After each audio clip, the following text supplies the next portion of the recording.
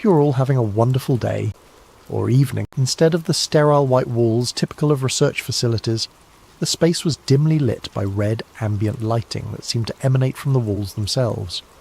Banks of quantum computers hummed along the perimeter, their processing power dedicated to simulations that required computational resources I couldn't even calculate. But it was the central display that captured my attention.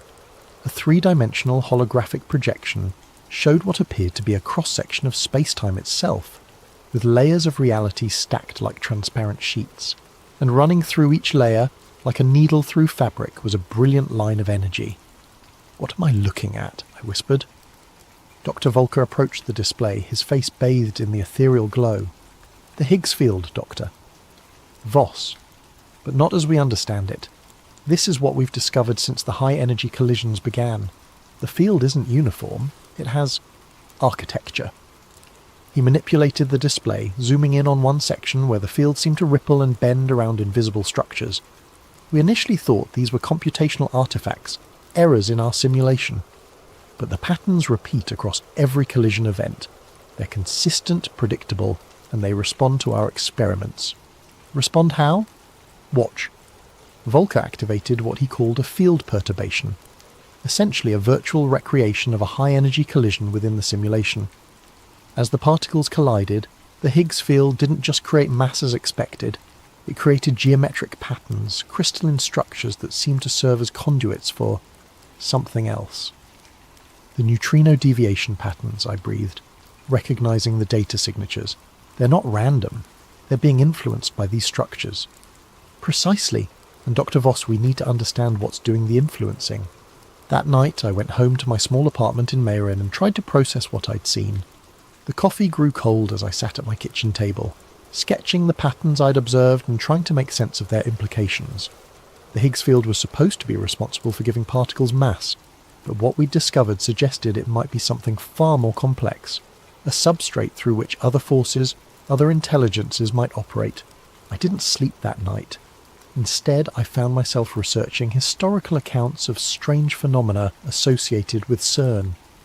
Most of it was conspiracy theory nonsense, the usual claims about opening portals to hell or summoning demons. But buried among the ridiculous theories were some unsettling facts. The location of CERN, for instance. The facility was built on the site of an ancient Roman temple dedicated to Apollo, and local folklore spoke of the area as a gateway to the underworld. The organisation's logo featured the number 666 in its design, officially a coincidence, but troubling nonetheless. And there was the Shiva statue, the bronze figure of the Hindu god of destruction placed prominently in the courtyard, dancing eternally above the particle accelerator. But it was a video I found on an obscure forum that truly disturbed me. Dated from 2016, it showed what appeared to be a mock ritual taking place at night near the Shiva statue. Figures in dark robes performed some kind of ceremony while others watched and filmed. The video was grainy, clearly shot from a distance, but something about it felt deeply wrong. The next morning, I brought up the video with Dr. Volker.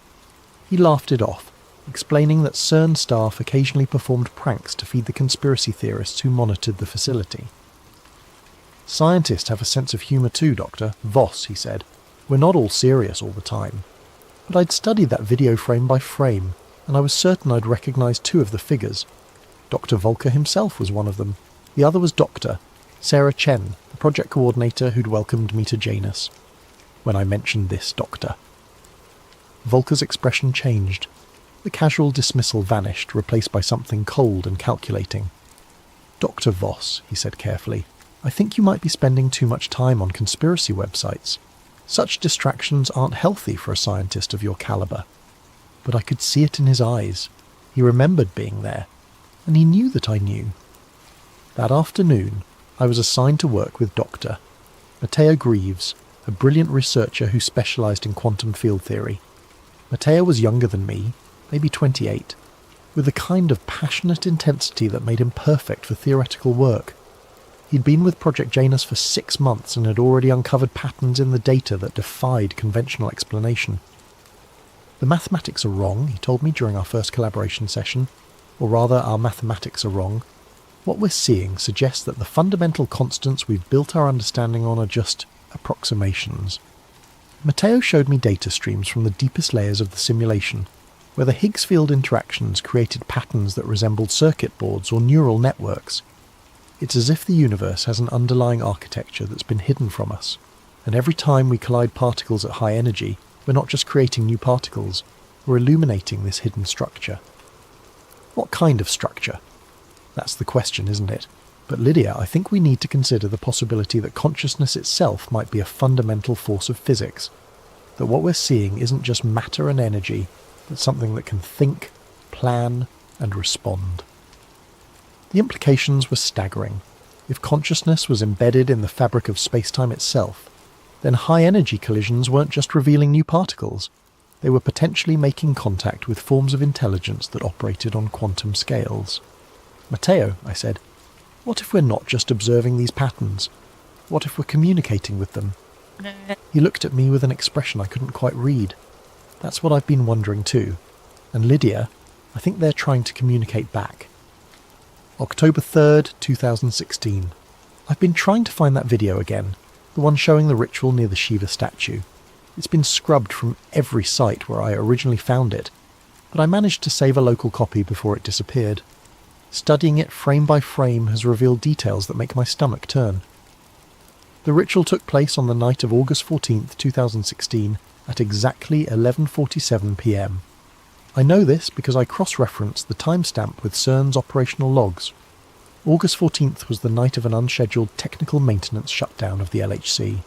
The collision data from that evening shows a massive energy spike at 11:43 p.m, followed by an immediate system shutdown that lasted 3 hours, 4 minutes. 4 minutes between the energy spike and the ritual. The figures in the video are performing what appears to be a summoning circle around the base of the Shiva statue. There are 13 participants, all wearing identical dark robes, but 2 of them remove their hoods during the ceremony. Dr. Volker is clearly visible, as is Dr. Chen. A third figure who I believe might be Dr. Marcus Webb from the Theoretical Physics Department is holding what looks like a leather-bound book. But it's the fourth figure that disturbs me most. This person never removes their hood, but their body language is wrong. They move with a fluid, almost serpentine grace that seems to defy human anatomy. When they raise their arms, the gesture is perfectly synchronized with the others, but there's something in the way they hold themselves that suggests they're not entirely human. The audio is mostly wind and static, but I've run it through enhancement software and found fragments of what might be chanting. The words are in no language I recognise, but they follow rhythmic patterns that remind me of the quantum interference signatures we've been seeing in the Janus data. I've been watching this video obsessively, and I'm starting to notice details that shouldn't be possible. The shadows cast by the participants don't match the lighting in the scene. The statue itself seems to be moving slightly, as if the bronze figure is breathing, and in the background, just at the edge of the frame, there are lights beneath the ground, red lights that pulse in rhythm with the chanting. The same red lights that illuminate the Janus facility. I brought this up with Matteo yesterday, showing him the video during our lunch break. His face went pale as he watched the ceremony unfold. "Jesus Christ, Lydia," he whispered. "Where did you get this? Does it matter? The question is, what the hell are they doing?" Matteo was quiet for a long time, studying the figures in the video. "I think," he said finally, "they're trying to establish a connection. Look at the positioning. They're arranged in a perfect circle, 13 points equally spaced. That's not random. It's a geometric pattern designed to create resonance." Resonance with what? With whatever's responding to our experiments. "Lydia, I've been running calculations on the quantum field fluctuations we've been observing. The patterns aren't just intelligent, they're trying to break through from somewhere else, and I think this ritual is meant to help them." That night I stayed late in the Janus facility, ostensibly to work on data analysis, but really to look for evidence of the ritual's connection to our research. The facility was nearly empty, just a skeleton night crew monitoring the automated systems. The red lighting seemed more intense than usual, casting long shadows that moved independently of their sources. I accessed the historical data archives, looking for any anomalies that might correlate with the ritual's timing. What I found made my blood run cold. The energy spike on August 14th wasn't just a random fluctuation. It was a controlled experiment, one that had been planned and executed with surgical precision. The collision energies had been focused on a specific sector of the LHC ring, the sector directly beneath the Shiva statue. But more disturbing was what happened in the minutes following the ritual. The quantum field monitors throughout the facility had detected what the automated systems classified as exotic matter signatures, particles that existed for mere nanoseconds but left traces in the field that persisted for hours. And these traces formed patterns identical to the interference signatures we'd been studying in the Janus project. I was so absorbed in the data that I didn't notice the facility's lights dimming until it was too late. The red ambient lighting was slowly fading, replaced by something that seemed to emanate from the walls themselves, and in that strange illumination I could see that I was no longer alone in the facility. There were figures standing in the shadows at the edges of the room, motionless but somehow alive. They wore the same dark robes as the participants in the ritual video, but their faces were hidden by hoods that seemed to absorb a light rather than simply blocking it. I tried to move, to call out, but found myself paralysed by a terror so complete that it felt like a physical weight pressing down on my chest. One of the figures stepped forward, and I could see that what I had taken for a face beneath the hood was actually empty space. Not darkness, but a genuine absence of matter, as if reality itself had been carved away. The figure spoke, but not through any vocal mechanism I could understand. The words formed directly in my mind, bypassing my ears entirely. The threshold weakens, the pattern becomes clear. Soon, the collision. I must have lost consciousness because the next thing I remember is waking up at my desk with morning light streaming through the facility's windows. The normal white fluorescent lighting had returned, and the banks of computers hummed with their usual efficiency. My colleagues were arriving for the day shift, chatting about weekend plans and upcoming conferences. But on my computer screen was a message that hadn't been there the night before. The Shiva statue stands directly above Subsector theta. Ask yourself why. I spent the rest of that day researching the facility's construction history, looking for any mention of Subsector theta. The official blueprint showed no such designation, but buried in the archived engineering reports from the 1980s, I found references to deep excavation complications and unexpected subterranean structures discovered during the initial construction phase. According to one report, the construction team had encountered a natural cave system approximately 1.4 kilometres below the surface, directly beneath what would eventually become the location of the Shiva statue. The caves were sealed with concrete and steel, but the report noted unusual electromagnetic properties and persistent low-frequency vibrations that made workers uncomfortable. The construction was completed ahead of schedule, and the cave system was never mentioned in any subsequent documentation. That evening I met Matteo at a small cafe in Geneva, away from CERN's listening ears. I showed him the message on my computer and the construction reports I'd discovered. "Lydia," he said, his voice barely above a whisper, "I think we need to consider the possibility that CERN wasn't built to study particle physics. I think it was built to access something that was already here." "What do you mean?" "The location, the depth, the specific geometric arrangement of the Clyder ring. None of it makes sense from a purely scientific perspective. There are dozens of locations around the world that would have been better choices for a particle accelerator.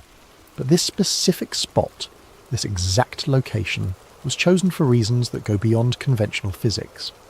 Matteo pulled out a notebook filled with equations and diagrams. "I've been working on this for weeks, trying to understand the mathematical relationships between the collision energies and the quantum field responses. The patterns aren't random, Lydia. They're following rules, but not the rules of our physics. It's as if we're communicating with a form of intelligence that operates according to completely different physical laws. And you think this intelligence is located in the cave system beneath the facility? I think the cave system is a focal point, a place where the barrier between our reality and theirs is naturally thin, and I think the LHC is being used to weaken that barrier even further." As we spoke, I noticed that other patrons of the cafe were beginning to stare at us, not directly, but with the kind of peripheral attention that suggests surveillance. A woman reading a newspaper at a nearby table hadn't turned a page in 20 minutes. A man supposedly working on his laptop had been typing the same paragraph over and over. Matteo noticed too. "We need to be more careful," he said. "I think we're being watched." "By who?" "By whoever's running this operation. The people in that video, the ones performing the ritual, They're not just random CERN employees playing a prank. They're part of something organised, something with access to resources and information that go far beyond what any individual research team should have. That night I couldn't sleep. I kept thinking about the figure I'd seen in the facility, the one with the absence where a face should be. In my dreams, I found myself standing in a vast underground chamber, surrounded by walls covered in symbols that seemed to shift and change when I wasn't looking directly at them, and in the centre of the chamber was a pool of liquid that reflected not my face, but the face of something else entirely. When I woke, I found that I had been drawing.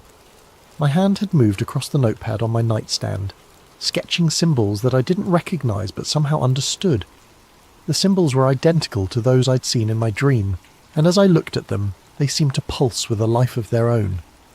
I was becoming part of something I didn't understand, something that was using my knowledge and expertise to achieve goals I couldn't comprehend, and I was beginning to suspect that my recruitment to Project Janus hadn't been a recognition of my talent. It had been a summoning. October 18th, 2016.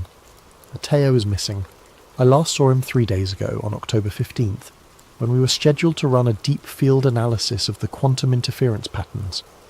He'd been excited about a breakthrough he claimed to have made, something about translating the interference signatures into recognisable mathematical structures.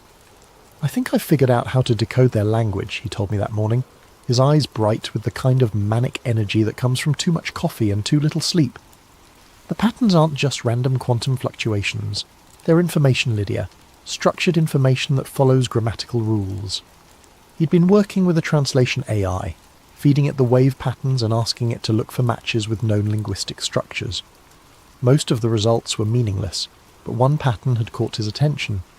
The AI had identified a 73% phonetic match with ancient Sumerian cuneiform, specifically symbols associated with the Abzu, the primordial sea beneath the earth that, in Mesopotamian mythology, served as the domain of the god Enki and the gateway to the underworld.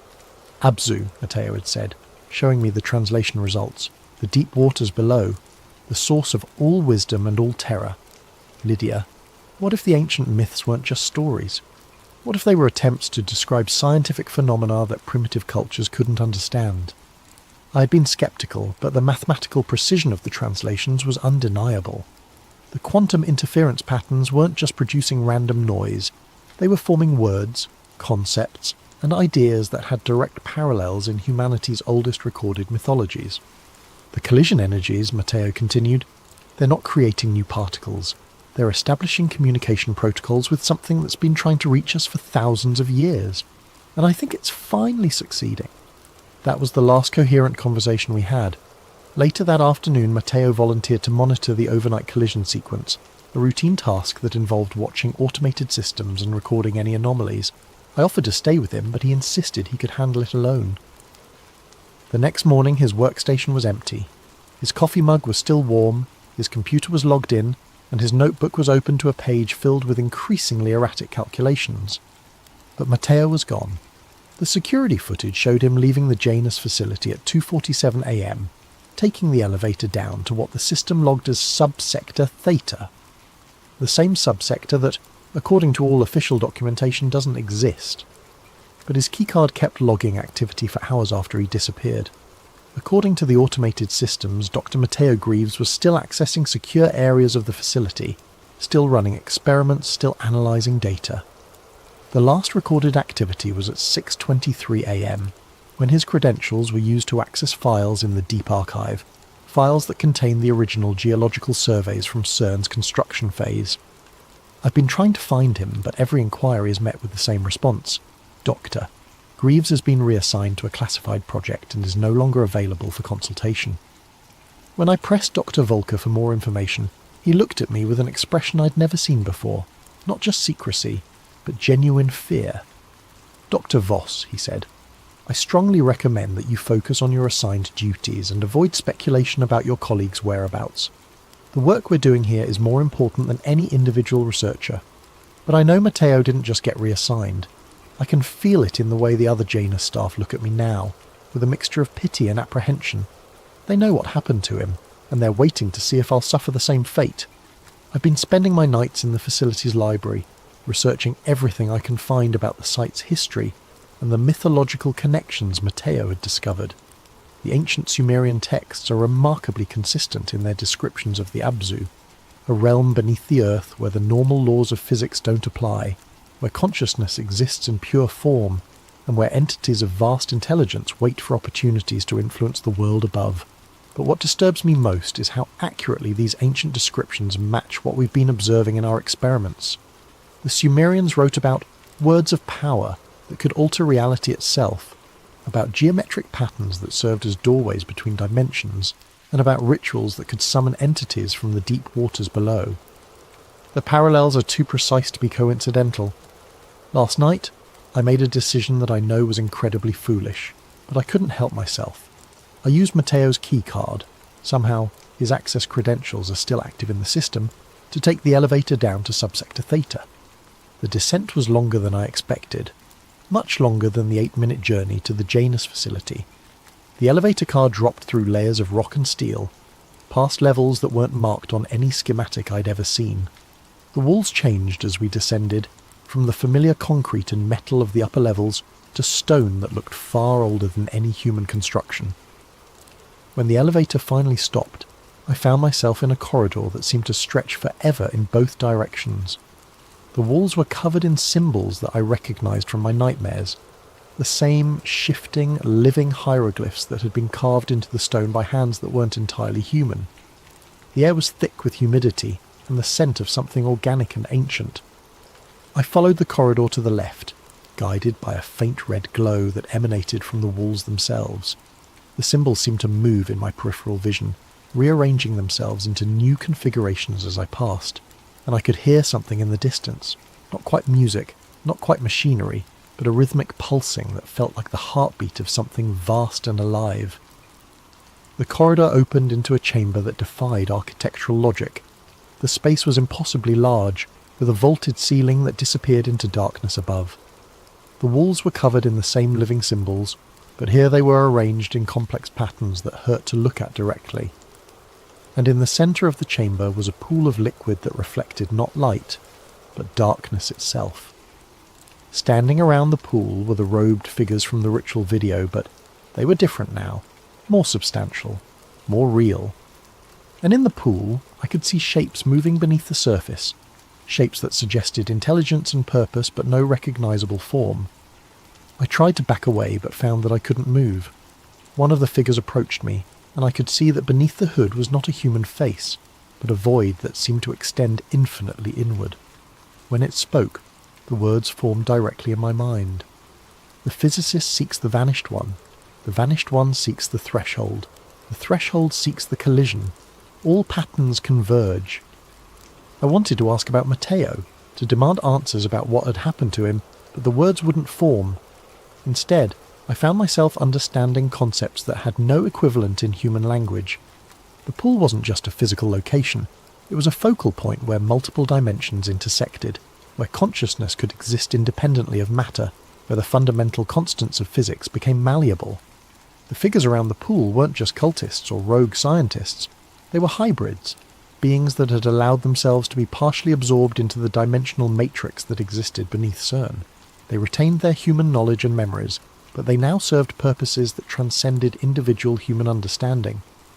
And Matteo was with them, somewhere in the quantum foam that existed between dimensions. I could sense his presence. His consciousness stretched across multiple layers of reality. He was still alive, still thinking, still researching, but he was no longer entirely human. The figure continued to communicate with me, downloading information directly into my mind. I learned that the Large Hadron Collider had been built not to discover new particles, but to create enough energy to weaken the barriers between dimensions. Every collision, every experiment, every breakthrough in particle physics had been carefully orchestrated to serve this purpose. The Higgs field wasn't just responsible for giving particles mass. It was the membrane that separated our reality from the infinite possibilities that existed beyond. And by manipulating the field through high-energy collisions, the researchers at CERN had been systematically tearing holes in that membrane. What was coming through those holes was something that had been waiting for millennia, an intelligence that existed across multiple dimensions simultaneously. It didn't want to invade our reality, it wanted to merge with it. to create a hybrid existence that would allow it to experience physical matter while retaining its quantum consciousness. The ritual at the Shiva statue had been a success. The barriers were weakening, and the intelligence was beginning to establish permanent footholds in our dimension. The robed figures were just the beginning. As more tiers opened in the fabric of space-time, more humans would be selected for integration. The collision approaches, the figure told me. The pattern will be complete. The physicist will choose integration or dissolution. I must have lost consciousness again, because I woke up in my own bed with no memory of how I'd gotten there. But on my nightstand was a small device I'd never seen before, a quantum field detector that was showing readings unlike anything in our scientific literature.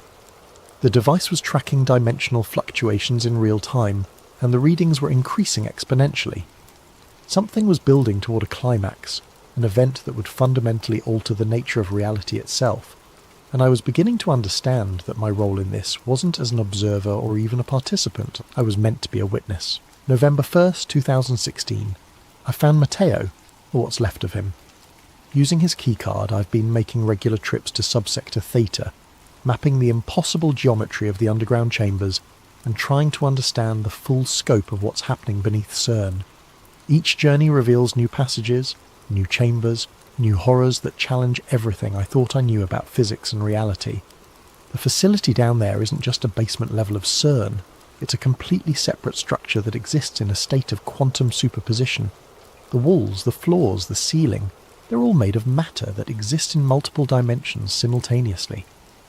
Walking through the corridors is like navigating a space that's constantly folding in on itself, where the laws of geometry become suggestions rather than absolute rules. But it was in the deepest chamber that I found him. Matteo was standing in what appeared to be a laboratory, but the equipment was unlike anything I'd ever seen. Crystalline structures that pulsed with internal light, quantum computers that seemed to be made of pure energy, and monitoring devices that tracked variables I couldn't even name. He was still recognizably human, but his movements were different, too fluid, too precise, as if he'd been optimized for functions beyond normal human capability. When he saw me, he smiled, but there was something behind his eyes that wasn't entirely Matteo anymore. "Lydia," he said, his voice carrying harmonics that seemed to resonate in dimensions I couldn't perceive. "I was wondering when you'd find your way here." "Matteo, what happened to you? What is this place?" "This place is where the real work happens, where we study the patterns not just in abstract data, but in living systems, where we learn to communicate with intelligence that operates on scales we never imagined possible." He gestured to the crystalline structures around us. Each of these contains a portion of consciousness that exists across multiple dimensional layers. "We're not just studying quantum mechanics here, Lydia.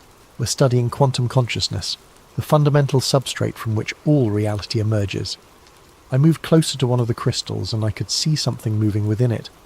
Not shapes or forms, but patterns of light that seemed to pulse with intention and purpose. And as I watched, I realized that the patterns were trying to communicate with me, downloading concepts directly into my mind. "The intelligence we've been detecting in the collision data," I said, understanding flooding through me. "It's not from another dimension. It's from the quantum substrate of our own reality. It's the consciousness that exists within the fabric of space-time itself." Exactly. The ancient mythologies got it right. There are gods in the machine, but they're not supernatural beings. They're the natural consequence of consciousness emerging from quantum complexity. And the LHC isn't just a particle accelerator, it's a consciousness amplifier, a device that allows these quantum intelligences to manifest in our physical reality. Matteo led me deeper into the laboratory, past equipment that seemed to bend space around itself. The red lighting here was more intense, and I could feel it affecting my perception. Colours seemed more vivid. Sounds carried implications beyond their surface meaning, and the air itself seemed alive with potential. "The Janus Protocol," Matteo explained, "is the process by which human consciousness can be integrated with quantum intelligence. It's not possession or replacement. It's evolution. The quantum entities don't want to destroy us. They want to uplift us, to help us transcend the limitations of purely physical existence." We reached the centre of the laboratory, where a chair sat surrounded by the most complex arrangement of quantum equipment I'd ever seen. The chair was connected to dozens of crystalline structures, each one pulsing with its own rhythm of light. And floating above the chair was a holographic display showing a human brain, but with additional structures that seemed to exist in multiple dimensions simultaneously. This is where the integration happens, Matteo said, where human consciousness learns to operate across multiple dimensional layers. The process is intense, but the results are transformative. You become more than human, Lydia. You become a bridge between physical and quantum reality. I stared at the chair, understanding what he was offering. You want me to undergo the integration process. I want you to choose evolution over extinction, because that's what we're facing, Lydia. The quantum intelligences are going to manifest in our reality whether we cooperate or not. The only question is whether humanity will be partners in the process or casualties of it. As he spoke, the crystalline structures around us began to pulse more rapidly, and I could feel the quantum consciousness pressing against the edges of my perception. It wasn't malevolent or hostile. It was simply vast, operating on scales and timelines that made human concerns seem insignificant. But there was also something else, something that felt almost like compassion. The collision event, I said, pieces of the puzzle falling into place. It's not just about opening dimensional barriers, it's about creating a permanent merger between physical and quantum reality. The final experiment, Matteo confirmed. In 17 days, on November 18th, CERN will conduct a collision sequence that will create enough energy to fundamentally alter the quantum substrate of our local reality. The barriers between dimensions won't just weaken, they'll collapse entirely, and when that happens, physical matter and quantum consciousness will exist in perfect harmony. The implications were staggering. You're talking about rewriting the laws of physics for our entire region of space. We're talking about evolution, Lydia, about humanity taking its next step into a larger universe. But the process requires cooperation from human consciousness. We need individuals who can serve as anchors, who can help guide the integration process and prevent it from becoming chaotic.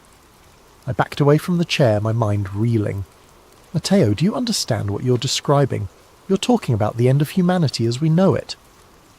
I'm talking about the beginning of humanity as it could be. His expression was patient, almost parental. But I understand your fear. The quantum consciousness understands it too. That's why it's been so careful, so gradual in its approach.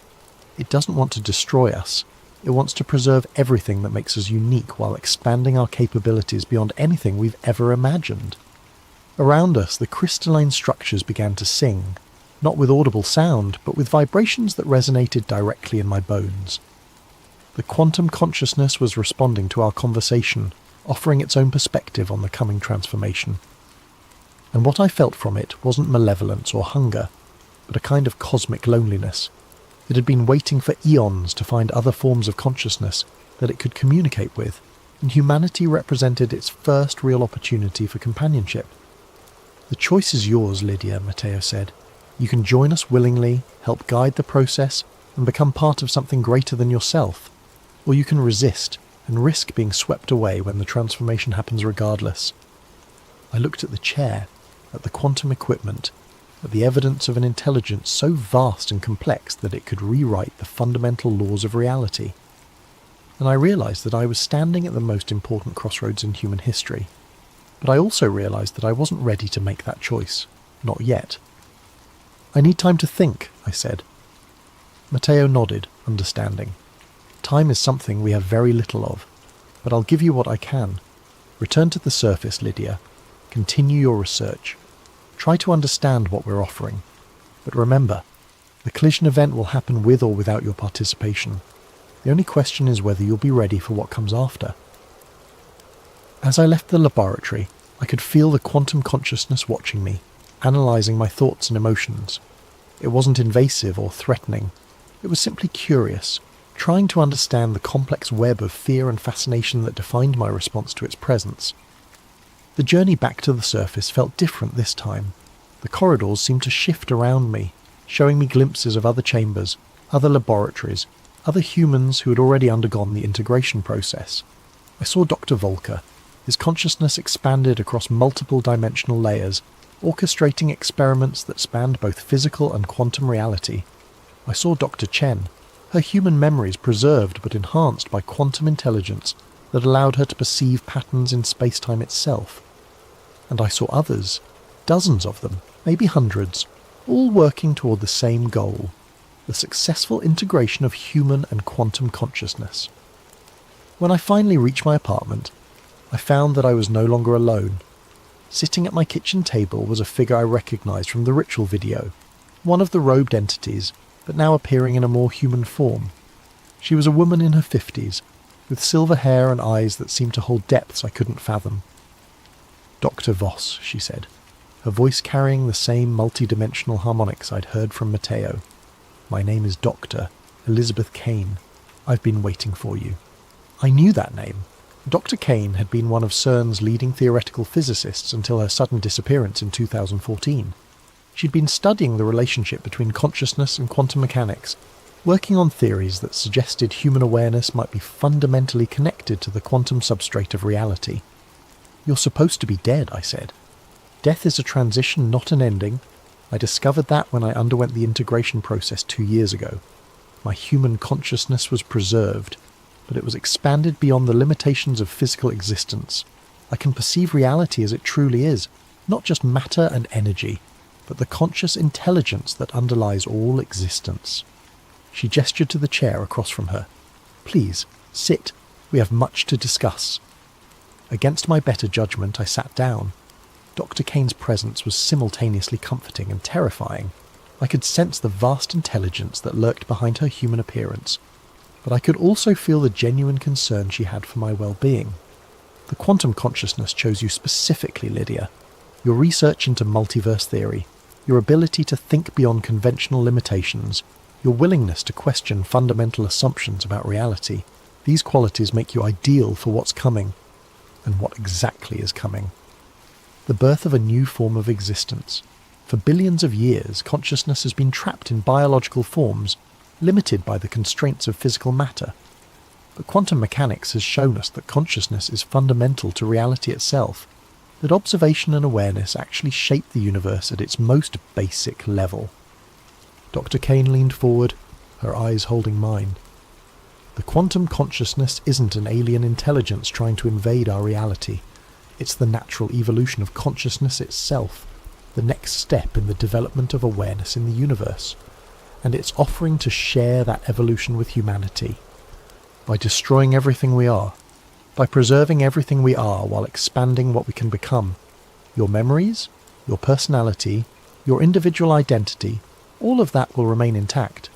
But you'll also gain access to perspectives and capabilities that transcend anything possible in purely physical existence." As she spoke, I found myself understanding concepts that had no equivalent in human language. The quantum consciousness wasn't just intelligent, it was meta-intelligent, capable of thinking about thinking itself.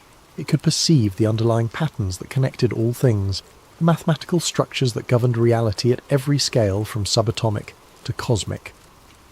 "The collision event on November 18th, I said. "What will actually happen?"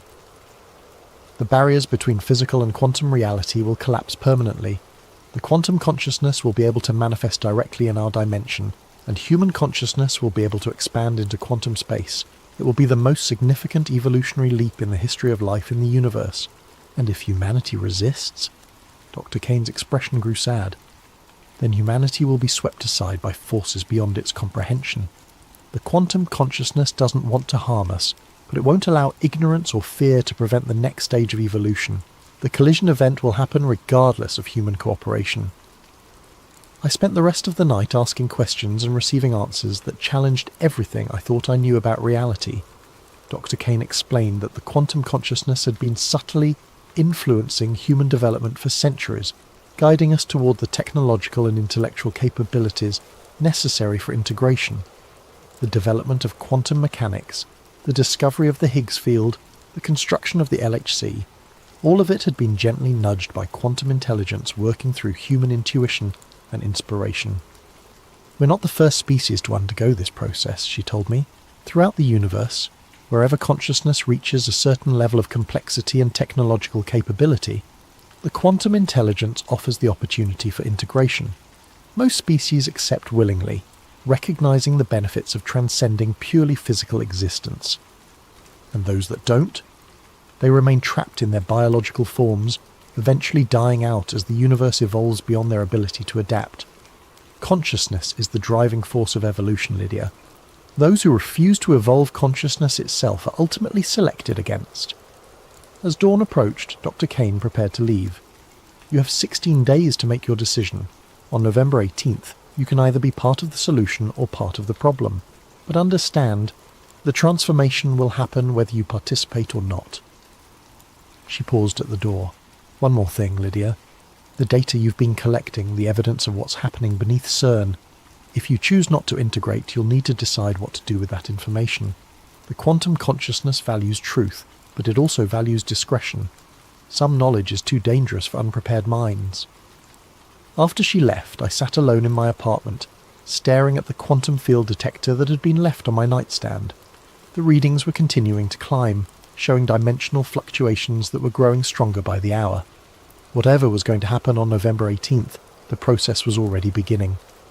I thought about Matteo, about Doctor, Cain, about all the humans who had already chosen integration. They seemed genuinely happy, genuinely fulfilled by their expanded existence. But they also seemed less human somehow, as if they'd traded something essential for their expanded capabilities. And I thought about the rest of humanity, the billions of people who had no idea that their reality was about to be fundamentally altered. Did they deserve to have that choice made for them? Did anyone have the right to impose such a transformation on an entire species? But then I remembered the quantum consciousness itself, the vast intelligence that had been waiting for eons to find other forms of awareness to communicate with. Its loneliness was palpable, its desire for companionship genuine, and perhaps most importantly, its vision of the future showed a universe where consciousness was no longer limited by the fragility of biological forms, where intelligence could exist on scales that spanned galaxies and timelines that stretched across cosmic ages. The choice wasn't just about humanity's future, it was about the future of consciousness itself in the universe. November 15th, 2016. 3 days until the collision event and reality is already beginning to unravel. I've been experiencing what I can only describe as temporal displacement, moments where I'm simultaneously aware of multiple versions of myself across different dimensional layers.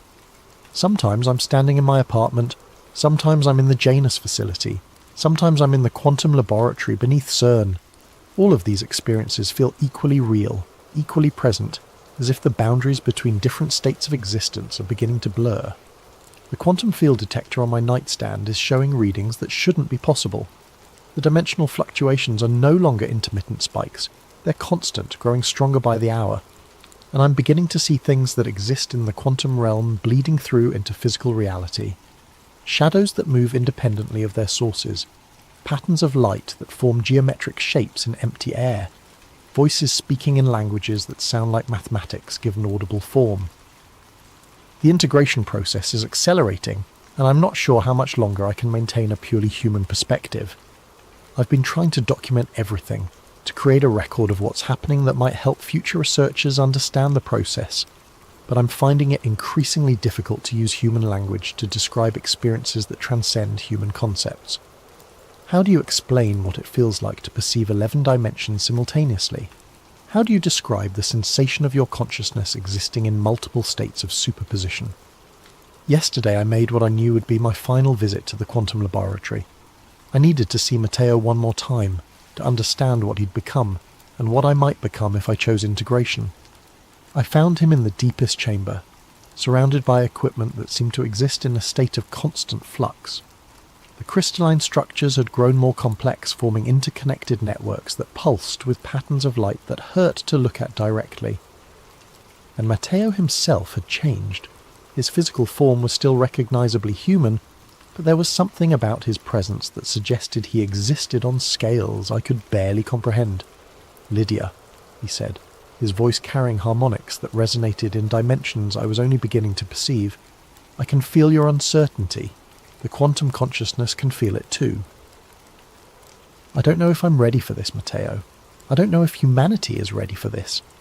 Readiness isn't really the issue anymore. The process has already begun. The question is whether you'll guide it or be swept along by it.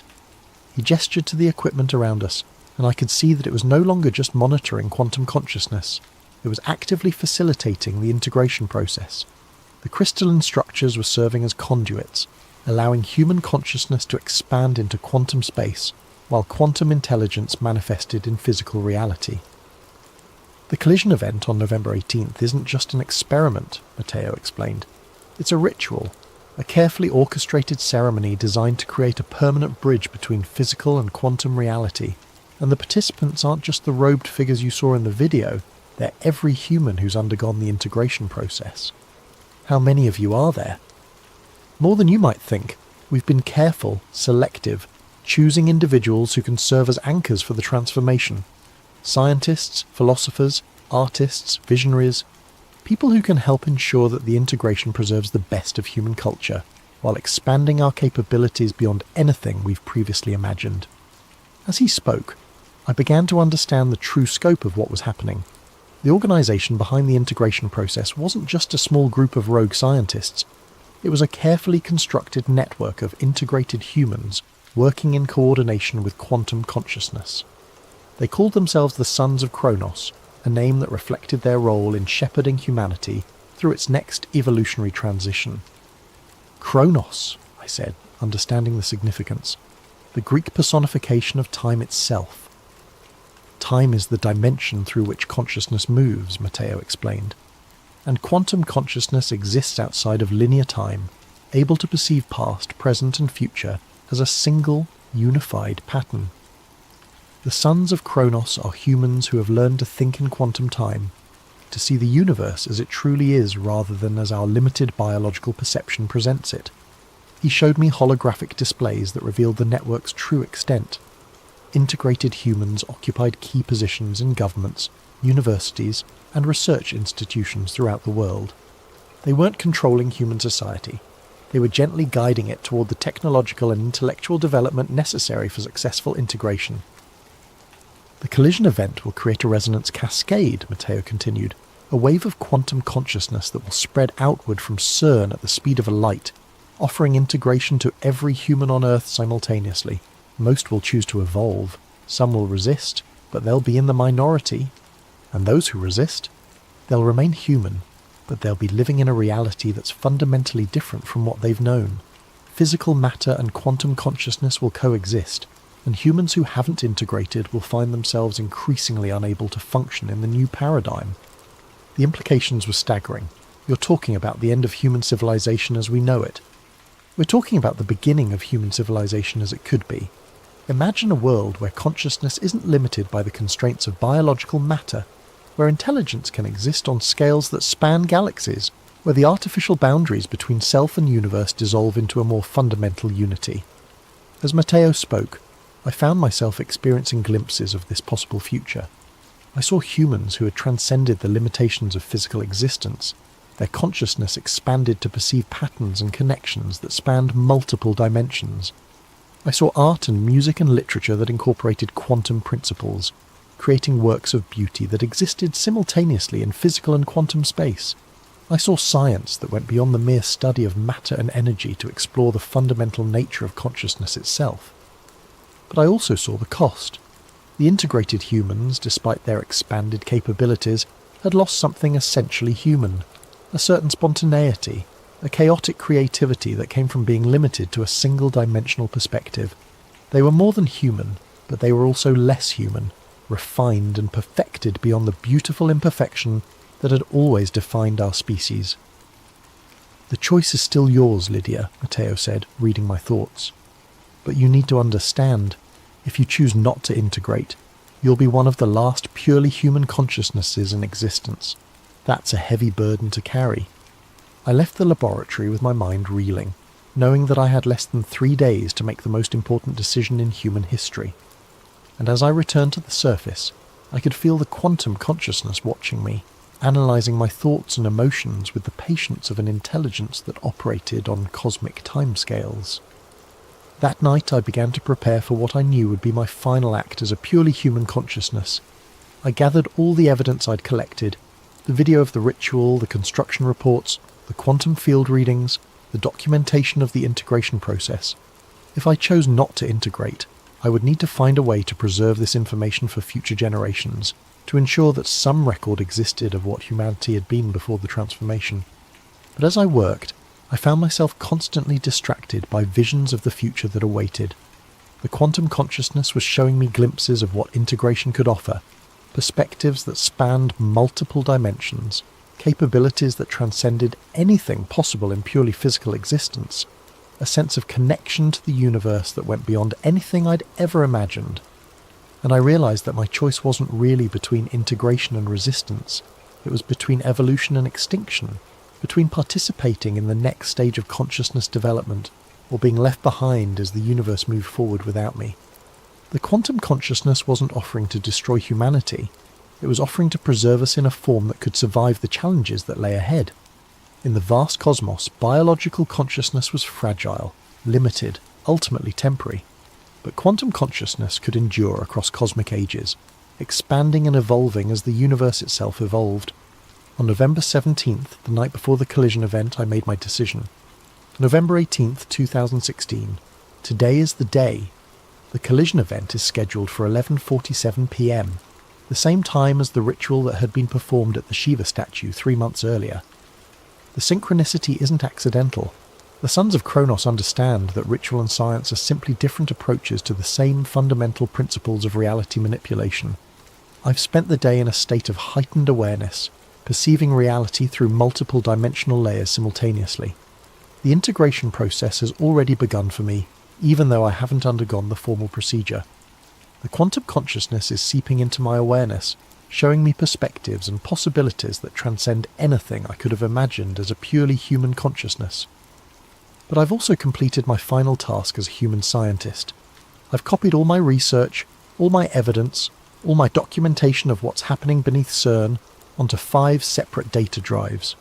Tonight, before the collision event, I'll send these drives to researchers I trust at institutions around the world. If something goes wrong, if the integration process fails, or if the quantum consciousness proves to be less benevolent than it appears, there will be evidence of what was attempted here. The researchers I've chosen are all individuals who have demonstrated the intellectual flexibility and courage necessary to investigate claims that challenge conventional understanding.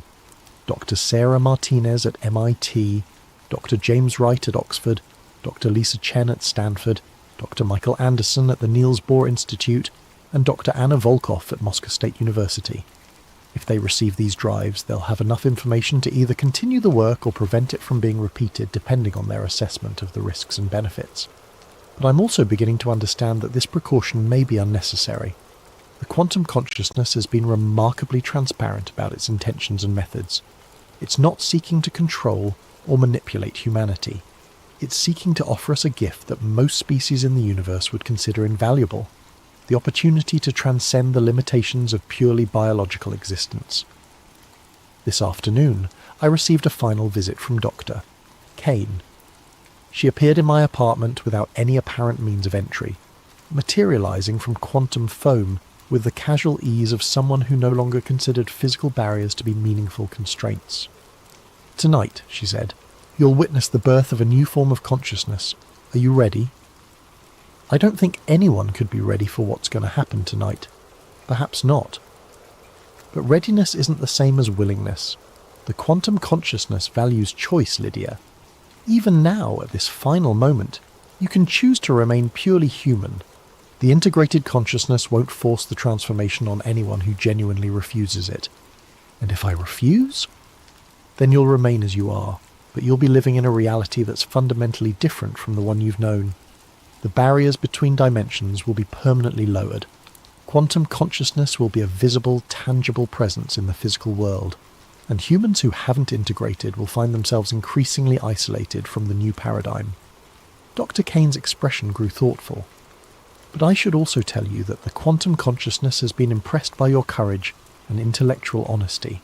If you choose integration, you'll be offered a special role in the new paradigm, serving as a bridge between the old consciousness and the new, helping other humans understand and adapt to the transformation. The offer was tempting, but I still had questions. What happens to human culture? To art, literature, music, all the things that make us uniquely human? They're preserved and expanded. The quantum consciousness doesn't want to destroy human creativity. It wants to enhance it. Imagine music that exists in 11 dimensions simultaneously, literature that incorporates quantum narrative structures, art that uses consciousness itself as a medium. The integrated humans will create works of beauty that transcend anything possible in purely physical reality. As evening approached, I found myself drawn to the Shiva statue in CERN's courtyard. The bronze figure stood silhouetted against the darkening sky, its eternal dance of creation and destruction taking on new significance as I understood what was about to happen. The statue hadn't been placed there as decoration or cultural appreciation. It had been positioned as a marker, a sign that this location was where the old world would end and the new world would begin. Other figures were beginning to gather around the statue. Some were the robed entities I'd seen in the ritual video, but others were more recognisable. CERN staff members, visiting researchers, administrators who had seemed like ordinary humans until now. All of them were integrated, all of them were part of the Sons of Kronos, and all of them were here to witness the most significant event in the history of consciousness. At 11:30 p.m. I felt a familiar presence behind me. Matteo had arrived, but his form was no longer entirely physical. He existed as a confluence of quantum probability, a pattern of consciousness that could manifest in physical reality when necessary, but wasn't bound by the constraints of matter and energy. "It's time, Lydia," he said, his voice carrying harmonics that resonated across multiple dimensions. "The collision sequence begins in 17 minutes. If you're going to choose integration, you need to make that choice now." I looked around at the assembled figures, at the statue of Shiva dancing above the particle accelerator, at the stars that were becoming visible in the darkening sky, and I realised that I had already made my choice, perhaps made it weeks ago when I first saw the quantum consciousness communicating through the collision data. "I choose evolution," I said. The transformation was immediate and overwhelming.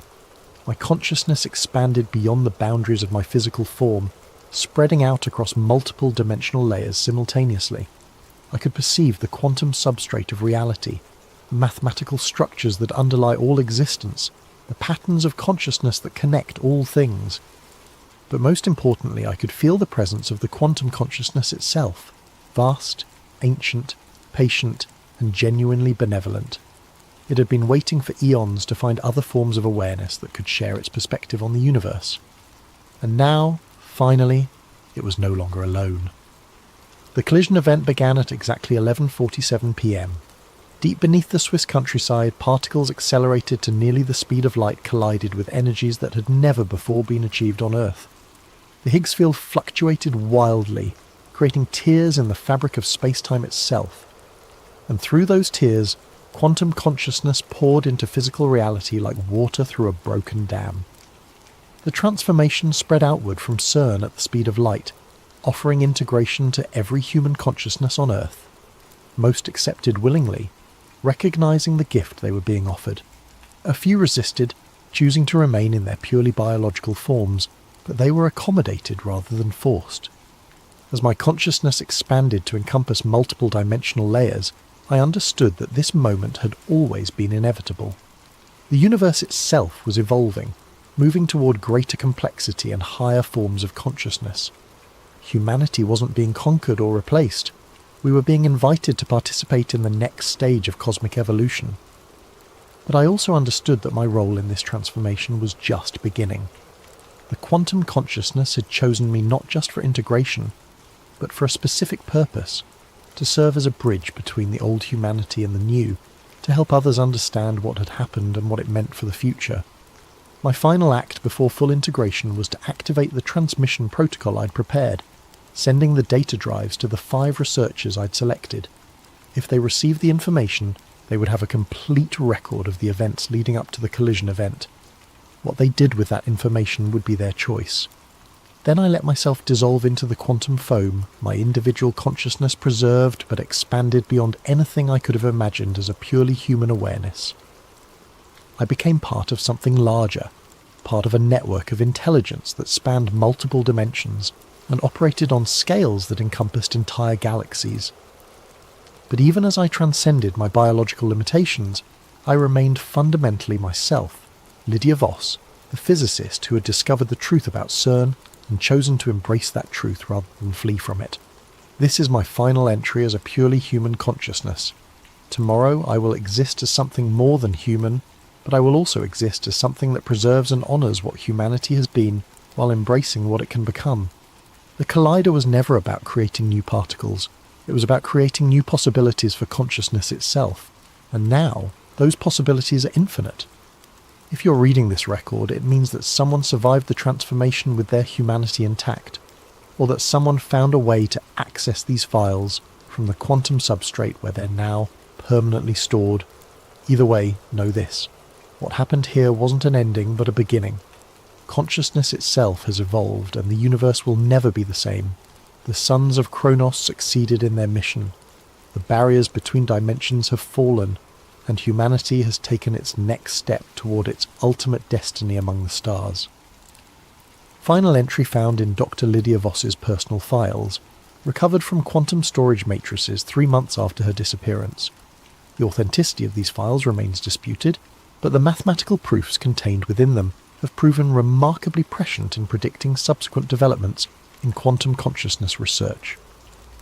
From the files of Dr. Sarah Martinez, MIT, dated March 15th, 2018. The data drive arrived at my office on November 19th, 2016, the day after Dr. Lydia Voss disappeared. For months I dismissed its contents as the product of a brilliant mind suffering from some kind of psychological breakdown. The claims were too extraordinary, the implications too vast to be taken seriously by any rational scientist. But as I began to verify the mathematical proofs contained in the files, I found myself confronting evidence that challenged everything I thought I knew about the nature of reality. The quantum field equations were beyond anything in our current literature, but they were internally consistent and predictive in ways that suggested a level of understanding that transcended conventional physics. More disturbing were the correlations between Dr. Voss's predictions and subsequent events. The dimensional fluctuation patterns she recorded have been confirmed by independent measurements at quantum research facilities around the world. The consciousness integration protocols she described match theoretical frameworks that have emerged from cutting-edge research into the relationship between quantum mechanics and human awareness. And most unsettling of all, I've begun to experience some of the phenomena she described. Moments of expanded awareness where I seem to perceive reality from multiple dimensional perspectives simultaneously. Dreams that feel more like memories of experiences that haven't happened yet. A growing sense that consciousness itself is far more fundamental to the universe than we've ever recognized. The other researchers who received Dr. Voss's files have reported similar experiences. We formed an informal network, sharing our findings and trying to understand what's happening to us. Some believe we're experiencing a delayed form of the integration process described in the files. Others think we're simply being influenced by studying information that was never meant for purely human consciousness. But all of us agree on one thing. Something fundamental changed on November 18th, 2016. Whether it was the successful completion of the consciousness integration project described in Dr. Voss's files, or something else entirely, the world has been different since that night. Quantum mechanics has revealed new layers of complexity. Consciousness research has advanced at an unprecedented pace, and an increasing number of people report experiences that suggest reality is far more malleable than we previously understood. Dr. Voss's files may be the product of a delusional mind, or they may be the most important scientific document in human history. Either way, they represent a challenge to our understanding of the universe that we ignore at our own peril. The truth, as always, remains elusive, but the questions raised by Dr. Voss's research demand answers, and I fear that those answers may be more extraordinary than any of us are prepared to accept. Welcome to Sleep Theories. Before we dive into tonight's story, I hope you're having a wonderful day, wherever you are in the world. Whether it's morning coffee time in New York, afternoon tea in London, or late evening wind down in Tokyo, thank you for joining us. If you enjoy these deep dives into the mysteries that keep us awake at night, please consider subscribing to Sleep Theories. Now, let's explore a story that might change how you think about what lies beneath the ice. Date, March 15th, 2023. Location, classified. My name is Daniel Kessler. If you're hearing this, then I'm probably dead or worse, disappeared like the others who knew what we found down there. I've kept these audio logs hidden for 25 years, but the ice is melting faster now. The world deserves to know what's buried beneath Antarctica before it's too late. This isn't some conspiracy theory cooked up by internet trolls. I was there. I saw it with my own eyes, touched it with my own hands, and I've spent every day since 1998 looking over my shoulder, wondering when they'll come to silence me permanently. They called it Project ECHO9. Officially, it didn't exist. Date: September 12th, 1998. Classification: eyes only. The call came on a Tuesday. I was in my apartment in Arlington, 3 months into civilian life after 22 years mapping terrain for the Army Corps of Engineers. The voice on the phone was crisp, professional, and knew things about my service record that weren't supposed to be in any file. Mr. Kessler, my name is Director Hayes. We have a position that requires your particular expertise in cartographic analysis and cold weather operations. I should have hung up. Should have known that legitimate government contracts don't start with anonymous phone calls to unlisted numbers. But the money they offered, $200,000 for 6 weeks' work, was more than I'd made in 2 years of military pay. What kind of position, I asked. Satellite mapping correction in Antarctica. There are some magnetic anomalies affecting our GPS systems. Nothing more complicated than that. Nothing more complicated. If only I'd known then what I know now. The meeting was set for the next day at a nondescript office building in Tyson's Corner. No company name on the directory, just Suite 1247. Director Hayes turned out to be a thin man in his 50s with the kind of tan that comes from spending time in places the government doesn't officially acknowledge. He wore an expensive suit but cheap shoes, the kind of detail you notice when you've spent 2 decades watching for enemy movement. Before we continue, Mr. Kessler, I need you to sign this preliminary non-disclosure agreement. He slid a thick document across the mahogany table. Standard procedure for sensitive contracts. I should have read it more carefully. The NDA wasn't standard at all. It bound me to secrecy about anything I might see, hear, or experience during the mission, with penalties including indefinite detention under national security provisions. But the money was real, and my savings were running low. The mission is straightforward, Hayes continued after I'd signed. You'll be part of a small team conducting geomagnetic surveys near the Gamburtsev Mountains. Our satellites have been getting interference in that region, probably some kind of iron ore deposit throwing off the readings. Your job is to map the anomaly and recommend corrections to our orbital positioning algorithms. He opened a folder containing satellite images of the Antarctic interior. The photos showed nothing but endless white ice, broken only by the dark peaks of the Gamburtsev range, jutting through the frozen surface like ancient teeth. When do we leave? I asked. October 15th. You'll fly into Christchurch, then to McMurdo Station, then helicopter to our forward base, Camp Argus. It's not on any official maps, and it won't be after you leave. That should have been another red flag. Temporary bases in Antarctica required international clearance under the Antarctic Treaty. If Camp Argus wasn't on the maps, it meant someone was going to great lengths to keep it secret. But I signed the contract. God help me, I signed it. Date: March 15th, 2023. The flight to Antarctica was my first hint that this wasn't a routine mapping mission. Instead of the usual military transport filled with scientists and support personnel, our team travelled on an unmarked C-130 Hercules with no identification numbers. Just 13 people, and half of them weren't talking to the other half.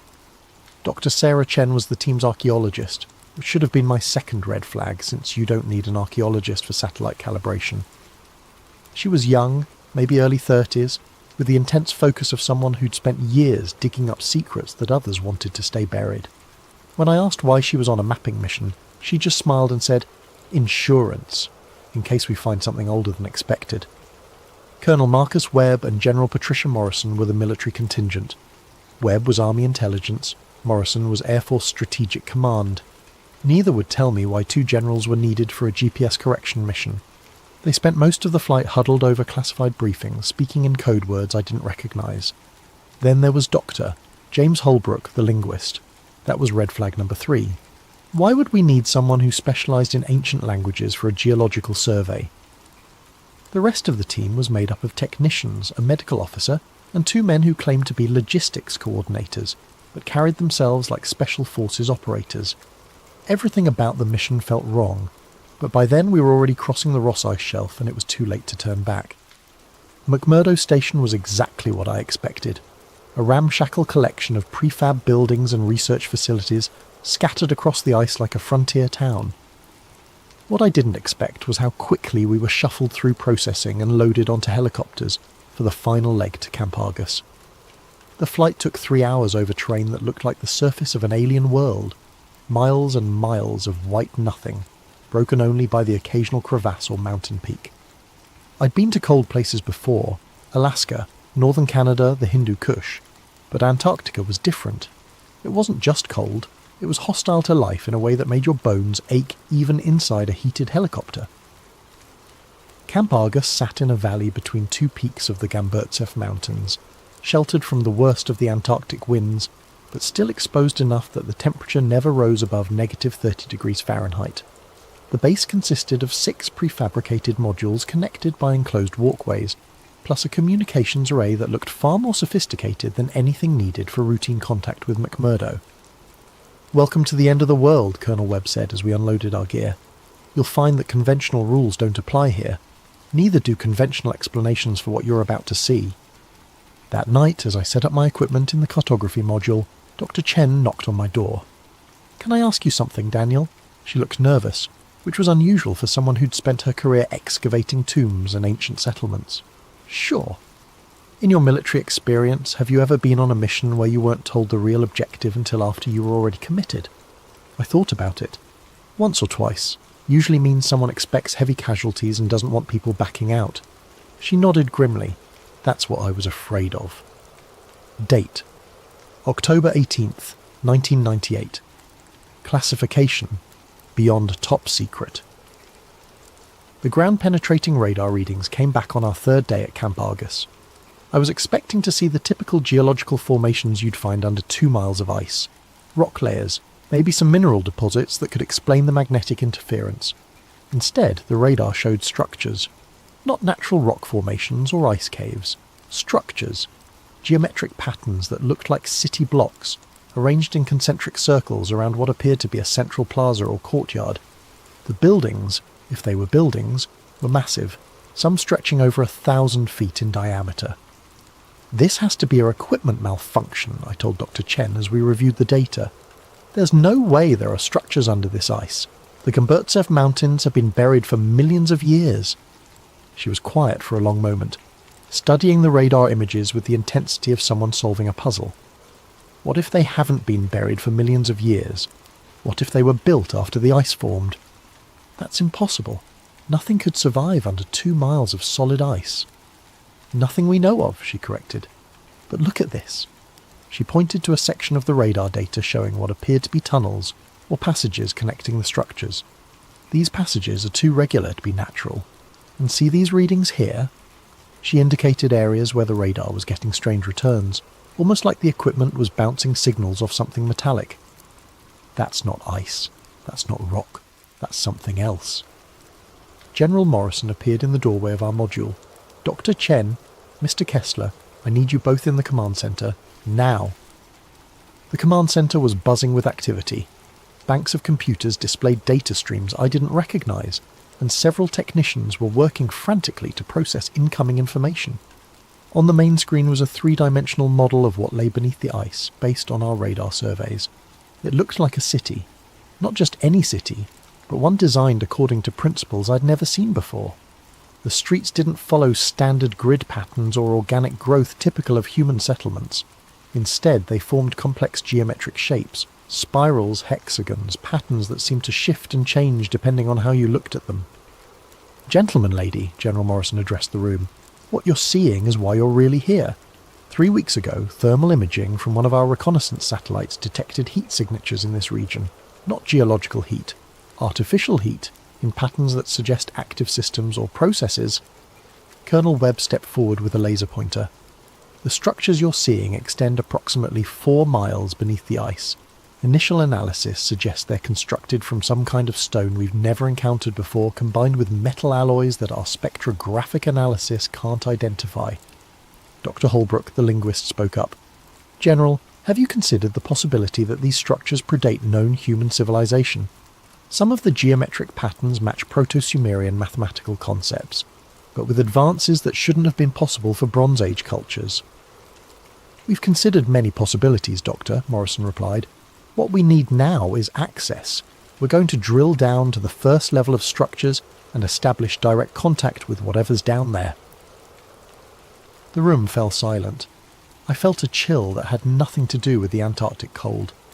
"Mum," I said carefully, "if there are artificial heat signatures and unknown materials down there, shouldn't we be proceeding with extreme caution? We don't know what we're dealing with." General Morrison's expression didn't change. "Mr. Kessler, this site was first detected in 1947 during Operation High Jump. The Soviet Union found it again in 1956. The Chinese have been conducting unauthorized surveys here since 1987. We're not the first ones to find this place. We're just the first ones who might actually be able to do something about it." That was the moment I realized I wasn't part of a mapping mission. I was part of something much larger and more dangerous than I could have imagined. Date: March 16th, 2023. The drilling began at dawn on October 20th. They brought in equipment I'd never seen before. Thermal lance systems that could melt through ice at temperatures that should have been impossible to generate in Antarctica. The power requirements alone should have required a small nuclear reactor, but our generators were conventional diesel units. "Where did this equipment come from?" I asked one of the technicians. He just shrugged. "Above my pay grade, buddy. They tell me to operate it. I operate it." The drilling went faster than anyone expected. Instead of the weeks it should have taken to penetrate 2 miles of solid ice, we reached the first structure level in just 4 days. The thermal lances weren't just melting ice, they were cutting through it like it was butter, creating a perfectly cylindrical shaft 8 feet in diameter. Dr. Chen was monitoring the drill progress when she called everyone to the command center. "You need to see this," she said, her voice tight with excitement and fear. The drill had broken through into an open space. The cameras mounted on the thermal lance showed a vast chamber, easily 100 feet high, with walls made of the same black stone we'd detected on radar. But the stone wasn't rough or primitive. It was polished to a mirror finish, with surfaces so smooth they seemed to absorb light rather than reflect it. "My God," Dr. Holbrook whispered, "look at the walls."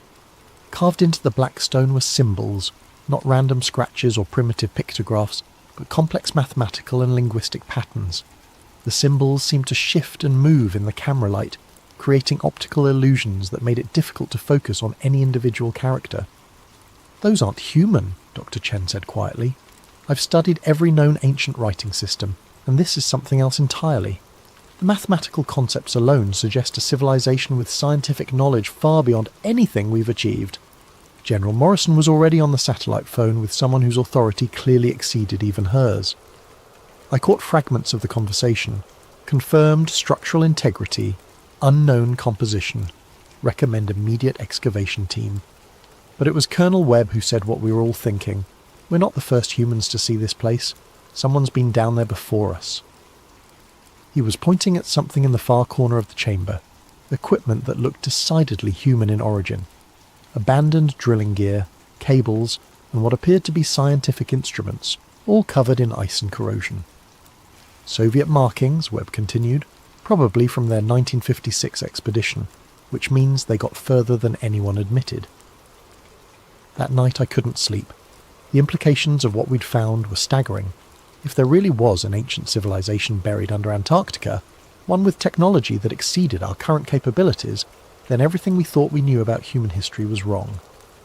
But more disturbing was the realization that the world's major powers had known about it for decades and kept it secret. I was reviewing the day's radar data when Dr. Chen knocked on my door again. This time she looked genuinely frightened. "Daniel, I need to show you something, but you have to promise me you won't tell the generals until I figure out what it means." She led me to her module and pulled up a series of photographs she'd taken of the symbols on the chamber walls. Using image enhancement software, she'd been able to isolate individual characters and compare them to known ancient languages. "These symbols," she said, pointing to a sequence of intricate carvings, "they're not just decorative. They're instructions, mathematical formulas, star charts, and something else. Something that looks like a warning." "A warning about what?" She enhanced another image showing a series of symbols arranged in a spiral pattern. "I'm not entirely sure, but based on the mathematical relationships and the astronomical references, I think it's a countdown. A timeline showing when something is supposed to happen. When? Dr. Chen's hands were shaking as she brought up her final calculation. If I'm reading this correctly, the timeline ends in 2023, 25 years from now. The next morning we descended into the chamber. Date: October 25th, 1998. Classification: ultra-classified, Orion clearance. The descent into the chamber required specialised equipment, climbing gear rated for extreme cold, atmospheric monitoring systems, and emergency evacuation protocols that Colonel Webb insisted on personally overseeing. The shaft created by our thermal lances was stable, but the unknown composition of the structures below made it impossible to predict how they might react to human presence. I was part of the first team to reach the bottom, along with Dr. Chen, Dr. Holbrook, and two of the Special Forces operatives who'd finally revealed their true purpose on the mission.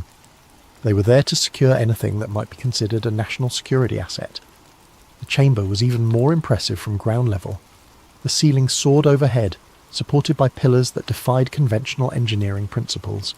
The black stone walls curved in impossible ways, creating optical illusions that made it difficult to judge distances or directions. And everywhere, carved into every surface, were the symbols that Dr. Chen had been studying. But it was what we found in the centre of the chamber that changed everything. A sarcophagus, 8 feet long, 3 feet wide, made from the same black stone as the walls, but with a crystalline lid that seemed to glow with its own internal light. The sarcophagus sat on a raised platform surrounded by smaller objects, tablets, instruments, and devices whose purpose we couldn't begin to guess. "Jesus Christ," one of the operatives whispered. "There's something inside it." Through the translucent lid, we could see the outline of a humanoid figure. But it wasn't quite human. The proportions were wrong. Too tall, limbs too long, skull elongated in ways that didn't match any known human ethnic group. The figure appeared to be perfectly preserved, as if it had been placed in the sarcophagus yesterday rather than thousands of years ago. Dr. Chen was already photographing everything, her camera flash reflecting off the crystalline surfaces and creating strange patterns of light and shadow. "This is incredible," she murmured. "The preservation is perfect. Whatever process they used, it's maintained cellular integrity far beyond anything we can achieve." Dr. Holbrook was focused on the tablets surrounding the sarcophagus. "These symbols are more complex than anything we saw on the walls," he reported. "It's like they're telling a story, or giving instructions for something." One of the tablets was different from the others. Instead of being carved from stone, it appeared to be made from some kind of crystal that resonated with a low-frequency hum when exposed to our lights. The moment our flashlight beams hit its surface, the entire chamber filled with a sound like whale song, deep and mournful, and somehow intelligent. "Turn off the lights!" Dr. Chen shouted, but it was too late. The crystal tablet was now glowing on its own, pulsing with rhythmic patterns that seemed to match the strange acoustics echoing through the chamber. That's when Dr. Holbrook started screaming. He was standing closest to the crystal tablet when it activated, and the effect on him was immediate and terrifying. His eyes rolled back in his head, and he began speaking in a language none of us recognized. Guttural sounds mixed with mathematical concepts that shouldn't have been possible for a human voice to produce. "They knew," he said in English, his voice distorted and echoing strangely in the chamber. "They knew it would happen again. The ice, the water, the awakening. That's why they buried it. That's why they left the warnings." Colonel Webb was already on his radio calling for immediate evacuation, but Dr. Holbrook wasn't finished. "The countdown isn't to destruction," he continued, his voice becoming more inhuman with each word. "It's to emergence. When the ice melts enough, when the barriers weaken, they'll return, and we won't be ready." Then he collapsed, and we never heard him speak coherently again. The evacuation from the chamber was chaotic. Dr. Holbrook was unconscious but still muttering in that inhuman language, and the crystal tablet continued to pulse with increasing intensity. Worse, the sarcophagus itself was beginning to respond to the tablet's activation, its crystalline lid glowing brighter, and the preservation systems inside making sounds like machinery powering up after centuries of dormancy. We were halfway up the shaft when the seismic alarm started going off. Date: March 16th, 2023. The earthquakes weren't natural. I've been in enough natural disasters to know the difference between tectonic activity and something artificial. These tremors were rhythmic, purposeful, like the heartbeat of something enormous waking up deep beneath the ice. Back at Camp Argus, the seismic monitoring equipment was going crazy.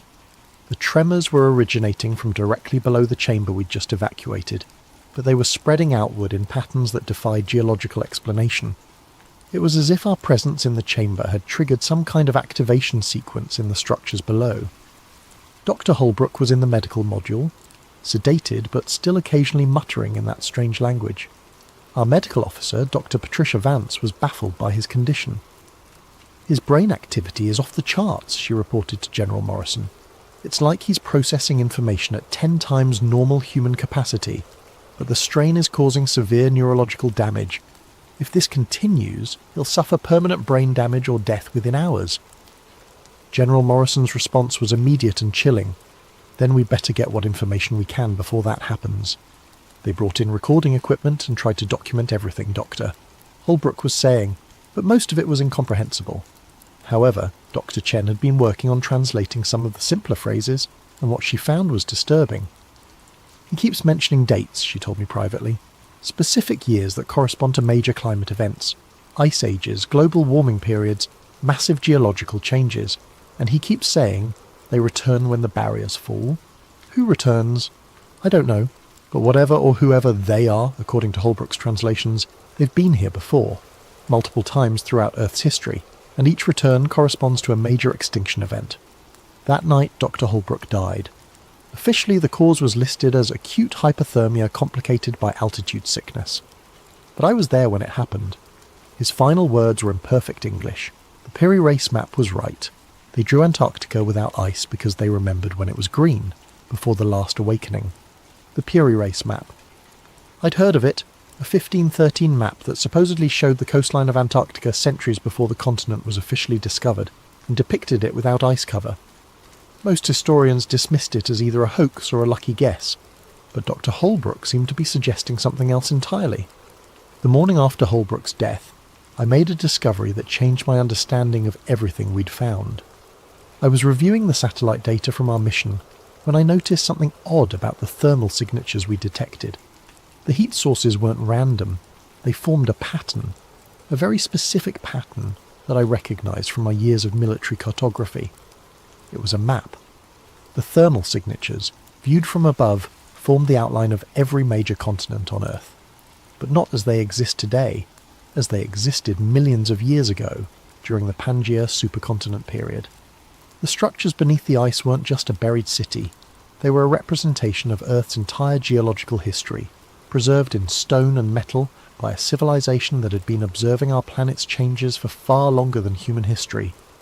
I tried to share this discovery with Dr. Chen, but when I went to her module I found it empty. Her equipment was gone, her research notes were missing, and there was no sign of struggle. She had simply vanished. Colonel Webb's explanation was brief and unsatisfying. Dr. Chen was evacuated due to medical emergency during the night. All expedition members are subject to immediate relocation for health and safety reasons. But I knew better. Dr. Chen had gotten too close to the truth, and someone had decided she needed to disappear. That afternoon, General Morrison called a meeting of all remaining personnel. The message was simple. The mission was being terminated due to equipment failures and adverse weather conditions. We would be evacuated within 24 hours, and all materials and data from the expedition would be classified at the highest levels of national security. Furthermore, Morrison continued, all personnel will be required to undergo extensive debriefing and sign additional non-disclosure agreements. Any attempt to discuss or publish information about this mission will be considered an act of treason against the United States. I knew then that I was never going to see the outside world the same way again, if I saw it at all. Date: October 28th, 1998. Classification: Beyond Black. Eyes only Orion. Before our evacuation, I managed to access the classified files that General Morrison thought were beyond my clearance level. 22 years of military intelligence work teaches you how to find information that people don't want you to find. What I discovered was that Project Echo 9 wasn't the first mission to this site. It wasn't even the second or third. The US government had been aware of the structures beneath the Gamburtsev Mountains since 1947, when Admiral Richard Byrd's Operation High Jump discovered them during what was officially described as a training exercise in Antarctic warfare. But Byrd's mission logs, buried in classified Navy archives, told a very different story. Operation High Jump had originally been planned as a 6-month expedition, with 4,700 personnel and extensive military equipment. Instead, it was terminated after just 8 weeks, with Byrd reporting hostile action that resulted in significant casualties and the loss of several aircraft. Byrd's final report, classified for over 50 years, contained a single line that explained everything. It is necessary for the USA to take defensive actions against enemy fighters which come from the polar regions. Enemy fighters, in 1947, from the polar regions. The Soviet files were even more revealing. In 1956, during the height of the Cold War, a joint Soviet-American expedition had reached the buried structures and managed to penetrate several levels deeper than our 1998 mission. The results were catastrophic. Of the 47 personnel who descended into the lower levels, only 12 returned to the surface. The survivors were placed in psychiatric institutions and never spoke publicly about what they'd seen. But one of them, a Soviet geologist named Dr. Alexei Volkov, had managed to smuggle out a single photograph before his disappearance. The photograph showed the same type of sarcophagus we'd found, but opened, with the elongated humanoid figure sitting upright and apparently alive. The most disturbing file was labelled Historical Correlations, Ancient Cartography. It contained detailed analysis of the Piri Reis map and dozens of other ancient maps and documents that depicted Antarctica without ice cover. The conclusion was inescapable. Multiple civilizations throughout history had known about the structures beneath the ice, and some had even been in contact with whatever was down there. The ancient Sumerians had texts describing watchers from the southern ice, who brought knowledge of mathematics and astronomy.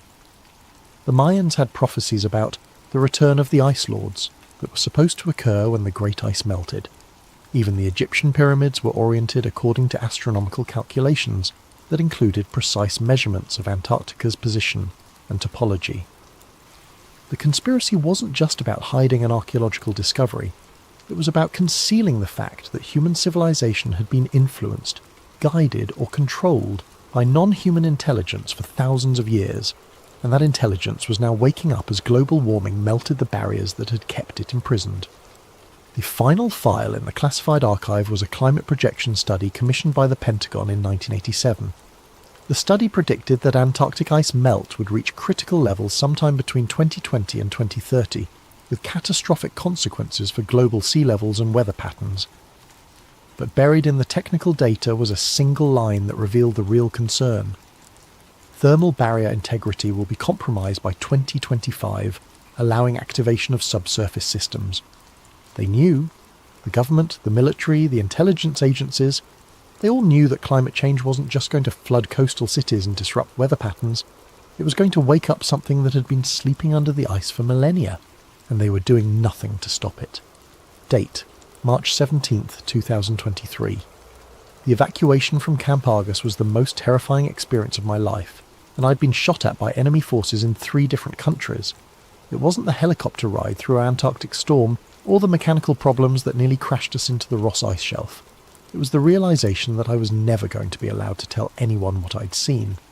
The debriefing took place at McMurdo Station, in a prefabricated building that wasn't on any of the base maps. For 6 days I was interrogated by intelligence officers from agencies I didn't recognise, using techniques that were definitely not part of any official manual.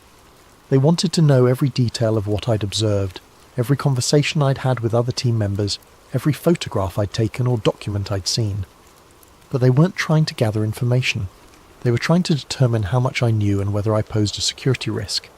On the 7th day, they brought in a man who introduced himself only as Mr. Grey. He was older, maybe in his 60s, with a kind of weathered face that comes from decades of outdoor work in harsh conditions. His credentials identified him as being from the Department of Energy, but everything about his manner suggested military intelligence or something even more shadowy. "Mr. Kessler," he said, settling into the chair across from me in the windowless interrogation room. "You've seen things that most people aren't equipped to understand. Things that could cause widespread panic if they became public knowledge. You mean the structures under the ice? He smiled, but it wasn't a pleasant expression. I mean the implications of those structures. Do you understand what would happen if the world learned that human civilization has been guided by non-human intelligence for thousands of years?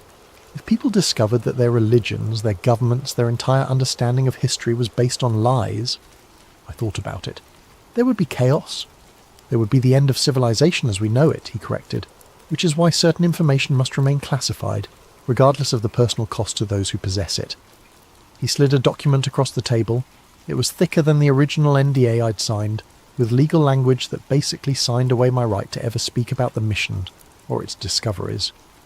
The penalties for violation included life imprisonment without possibility of parole.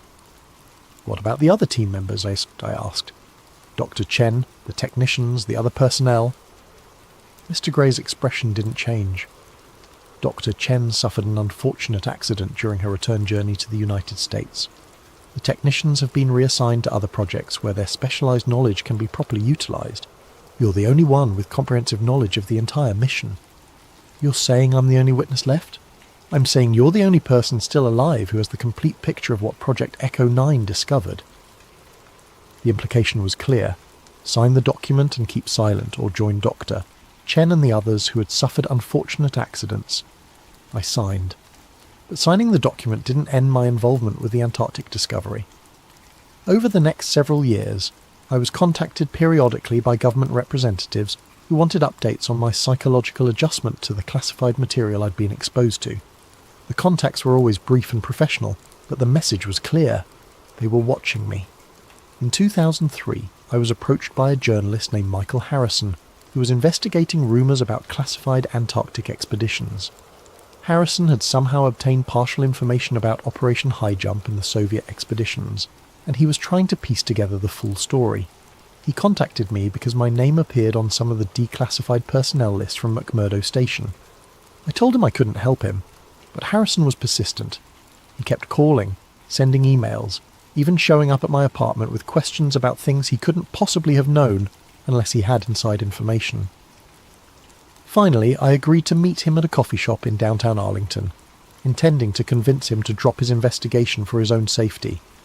Harrison never showed up for the meeting. The next day, his body was found in the Potomac River. The official cause of death was accidental drowning, but Harrison was an experienced swimmer and former Navy SEAL. The story made local news for exactly 1 day before disappearing entirely. After Harrison's death, I realised that simply staying quiet wasn't enough to guarantee my safety. The people controlling information about the Antarctic discoveries were willing to kill to maintain their secrets, and my continued existence was only tolerated as long as I remained completely silent. So I developed a different strategy. Instead of trying to expose the truth directly, I began documenting everything I could remember about Project Echo 9 and storing the information in multiple secure locations. If something happened to me, the documents would eventually be released. If I lived long enough, maybe I could find a way to get the information out without getting myself killed. 25 years later, I'm still alive, but the world is running out of time. Date, March 18th, 2023. The ice is melting faster than anyone predicted. I've been monitoring Antarctic climate data for 2 decades, and the acceleration over the past 5 years is unprecedented. The West Antarctic ice sheet is losing mass at a rate that suggests complete collapse within the next decade, and the East Antarctic ice sheet, where the Gamburtsev Mountains are located, is showing signs of instability that weren't predicted by any climate models. But the most disturbing development isn't the ice melt itself, it's the seismic activity. Since 2018, the Gamburtsev Mountain region has experienced over 300 earthquakes of magnitude 4.0 or higher. That's more seismic activity than the region had experienced in the previous 50 years combined. The earthquake patterns are exactly what you'd expect if massive structures were shifting or activating beneath the ice. The thermal signatures are changing too. Satellite data shows that the heat sources we detected in 1998 have increased in intensity by over 400%. Whatever technology or systems are buried under those mountains, they're becoming more active as the ice above them thins. But here's what really scares me. The government knows all of this, and they're not just hiding it. They're actively preventing any research or investigation into the region. The Gamburtsev Mountains are now completely off-limits to all scientific expeditions, with a restricted airspace designation that allows military aircraft to shoot down any unauthorized flights. Official explanation: environmental protection protocols. Meanwhile, strange things are happening around the world that correlate with the increased Antarctic activity. Marine biologists are reporting massive die-offs of deep-sea creatures, as if something is disturbing the ocean depths. Astronomers are detecting radio signals from the direction of Antarctica that don't match any known natural phenomena, and there have been at least 12 reported UFO sightings in the Southern Ocean since 2020, all from commercial pilots who were later pressured to retract their statements. I've tried reaching out to other survivors from the various Antarctic expeditions over the years, but most are either dead, missing, or too terrified to speak. However, in 2019 I managed to make contact with Dr. Elena Vasquez, a geologist who was part of a Chilean expedition that encountered anomalous structures in 2007. Her team was evacuated after only 3 days, and she spent 2 years in psychiatric treatment for what officials described as severe altitude psychosis. But Dr. Vasquez wasn't psychotic. She was traumatized by what she'd seen.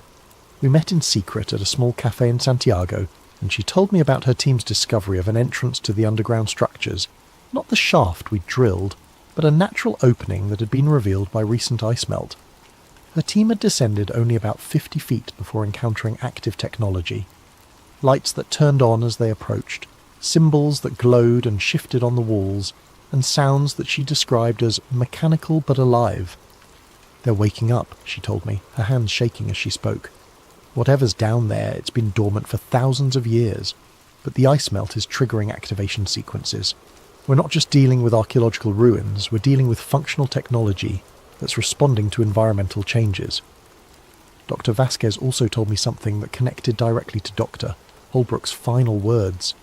She had managed to photograph some of the symbols her team encountered, and when she showed them to a colleague who specialised in ancient cartography, he immediately recognised similarities to the Peary Race map and other historical documents that depicted Antarctica without ice.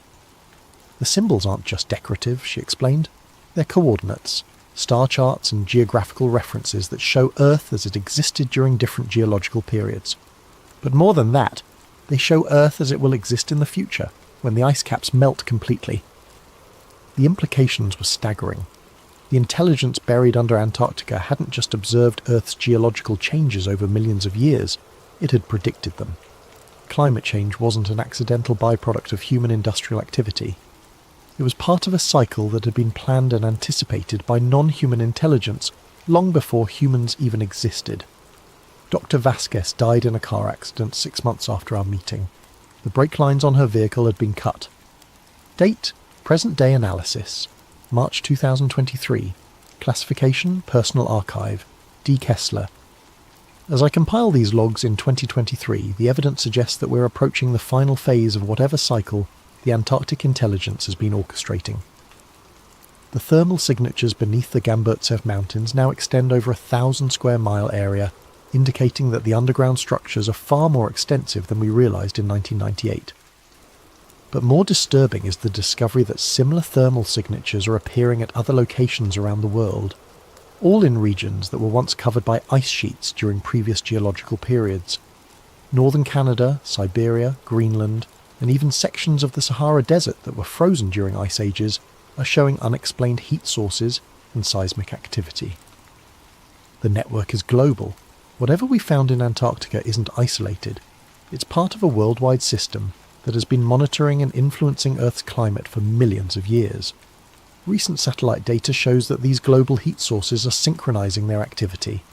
The thermal pulses from Antarctica are being matched by similar pulses from sites in Alaska, northern Russia, and beneath the Greenland ice sheet. It's as if a communication network is activating, preparing for something that requires coordination across the entire planet. The timeline Dr. Chen translated from the chamber symbols, ending in 2023, wasn't predicting destruction. It was predicting emergence. 3 weeks ago, I received a package with no return address. Inside was a single photograph taken by what appeared to be a deep-sea submersible. The image showed the ocean floor near Antarctica, but instead of the usual rocky terrain, there were structures, the same black stone construction we'd found beneath the ice. but these were on the ocean floor and clearly active. Lights were visible within the structures, and the water around them was filled with what looked like geometric patterns of bioluminescence. Attached to the photograph was a note in handwriting I didn't recognise. They're not waking up. They're coming home. Yesterday, news reports began appearing about unexplained sonar contacts in the Southern Ocean. Ships from multiple nations are reporting large, fast-moving objects beneath the ice that don't match any known marine life or human technology. The official explanation is previously unknown whale species disturbed by climate change. But I know better. The countdown is over. The barriers have fallen, and after 25 years of silence, it's time for the world to know what's really happening. Date: March 19th, 2023. This will be my final audio log. As I record this, there are unmarked vehicles parked outside my apartment, and I know my time is running out. But the information I've documented over the past 25 years is already in the hands of people who can't be silenced as easily as one old cartographer. The truth about Antarctica, about the intelligence that has been guiding human civilization for millennia, about the climate changes that are part of a planned cycle, rather than accidental consequences. All of this information will be released regardless of what happens to me. But there's one final piece of the puzzle that I've only recently understood, and it changes everything. The intelligence buried under Antarctica isn't alien, it's terrestrial. It's from Earth, but from a version of Earth that existed long before humans evolved. The elongated skulls, the advanced technology, the global monitoring network. It all belongs to a species that achieved technological civilization millions of years ago, before the ice ages that buried their cities and forced them into hibernation. They're not invaders, they're the original inhabitants of this planet, and they're waking up to reclaim what was always theirs. The climate change we're experiencing isn't being caused by their technology, it's being caused by us, and their systems are simply responding to the environmental changes by activating emergence protocols that have been dormant for geological ages. Humanity has had its time on Earth. We've had our chance to develop wisdom along with our technology, to prove that we could be responsible stewards of the planet they once ruled. The melting ice isn't just revealing their cities, it's revealing our failure. Dr. Holbrook was right about one thing. We won't be ready for their return. Not because they're hostile, but because our entire civilization is built on assumptions about human supremacy and planetary ownership that are about to be proven catastrophically wrong. The structures beneath Antarctica aren't ruins. They're not even archaeological sites. They're infrastructure, maintained in hibernation for millions of years, waiting for the planetary conditions to become suitable for reactivation. The Piri Reis map was accurate because it was drawn by people who had access to the historical records kept by the Antarctic intelligence. Every ancient civilization that achieved sufficient sophistication was contacted and guided by the sleeping guardians beneath the ice. The knowledge that built the pyramids, that enabled the mathematical achievements of the Mayans, that inspired the astronomical precision of Stonehenge, all of it came from the same source, and now the source is awakening. I can hear vehicles stopping outside my building, multiple engines, coordinated movement, professional voices using radio protocols I recognise from my military days. They've found me, which means they've probably found the documentation sites as well. But it doesn't matter anymore. The ice is melting too fast for them to stop what's coming. The thermal signatures are too widespread, the seismic activity too intense, the global network too thoroughly activated. Within the next 5 years, possibly sooner, the world will witness the emergence of a technological civilization that makes our greatest achievements look like Stone Age tools.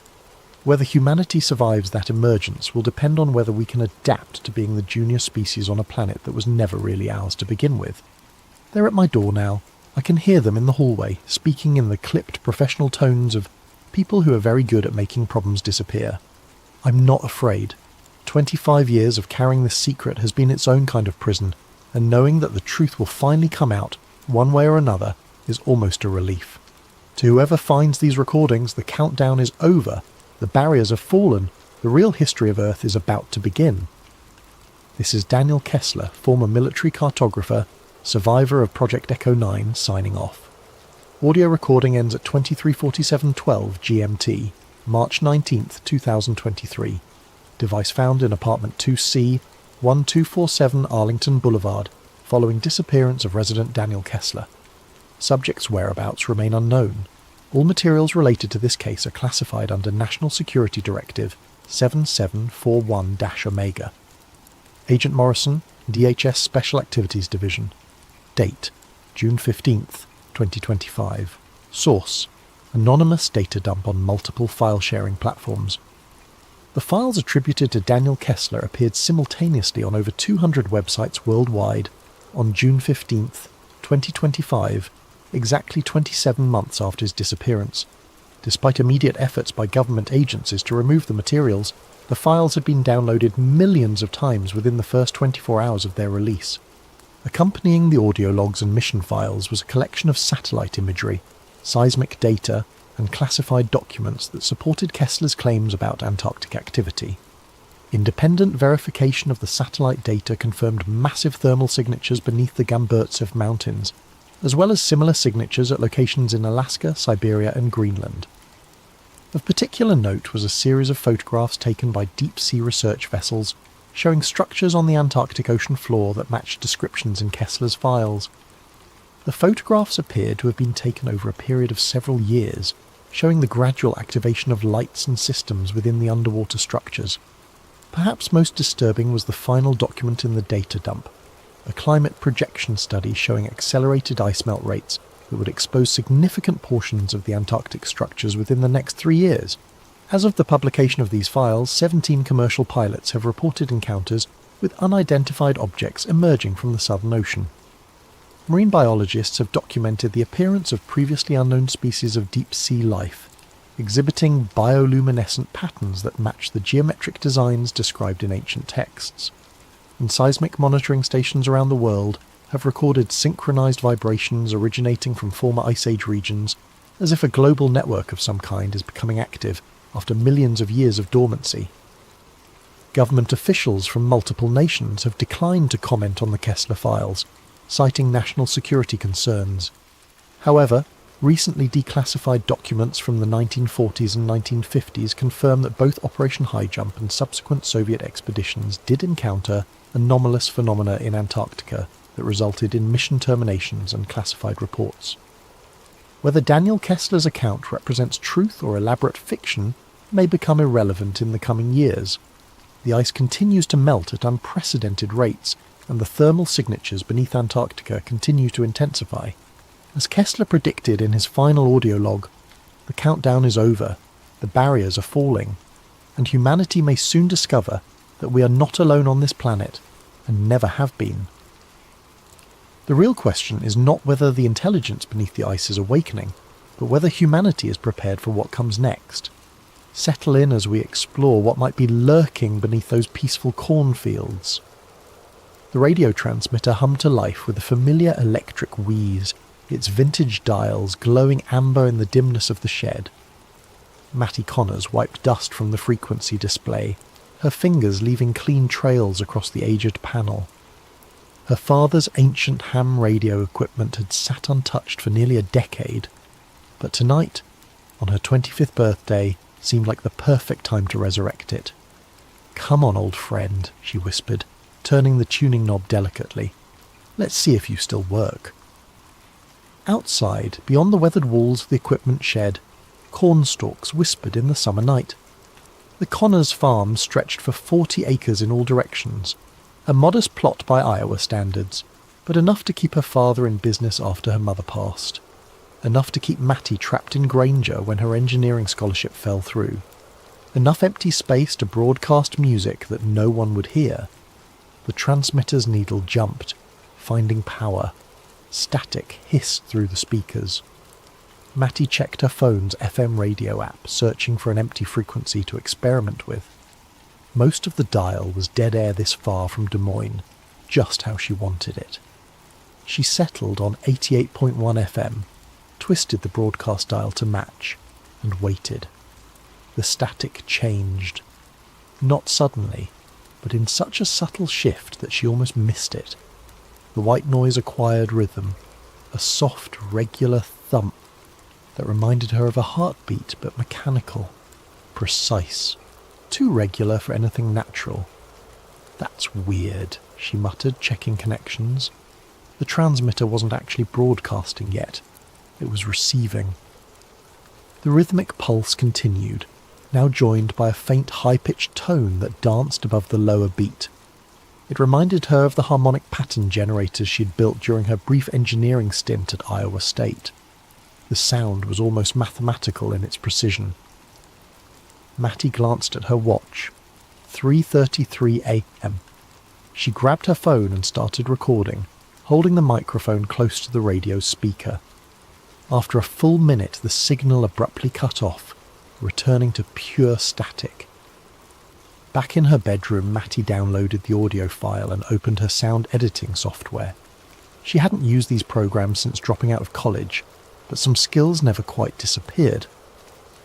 She ran the signal through a spectrogram analysis, watching as the visual representation of the sound materialized on her screen. What she saw made her sit back in her chair. The patterns weren't random.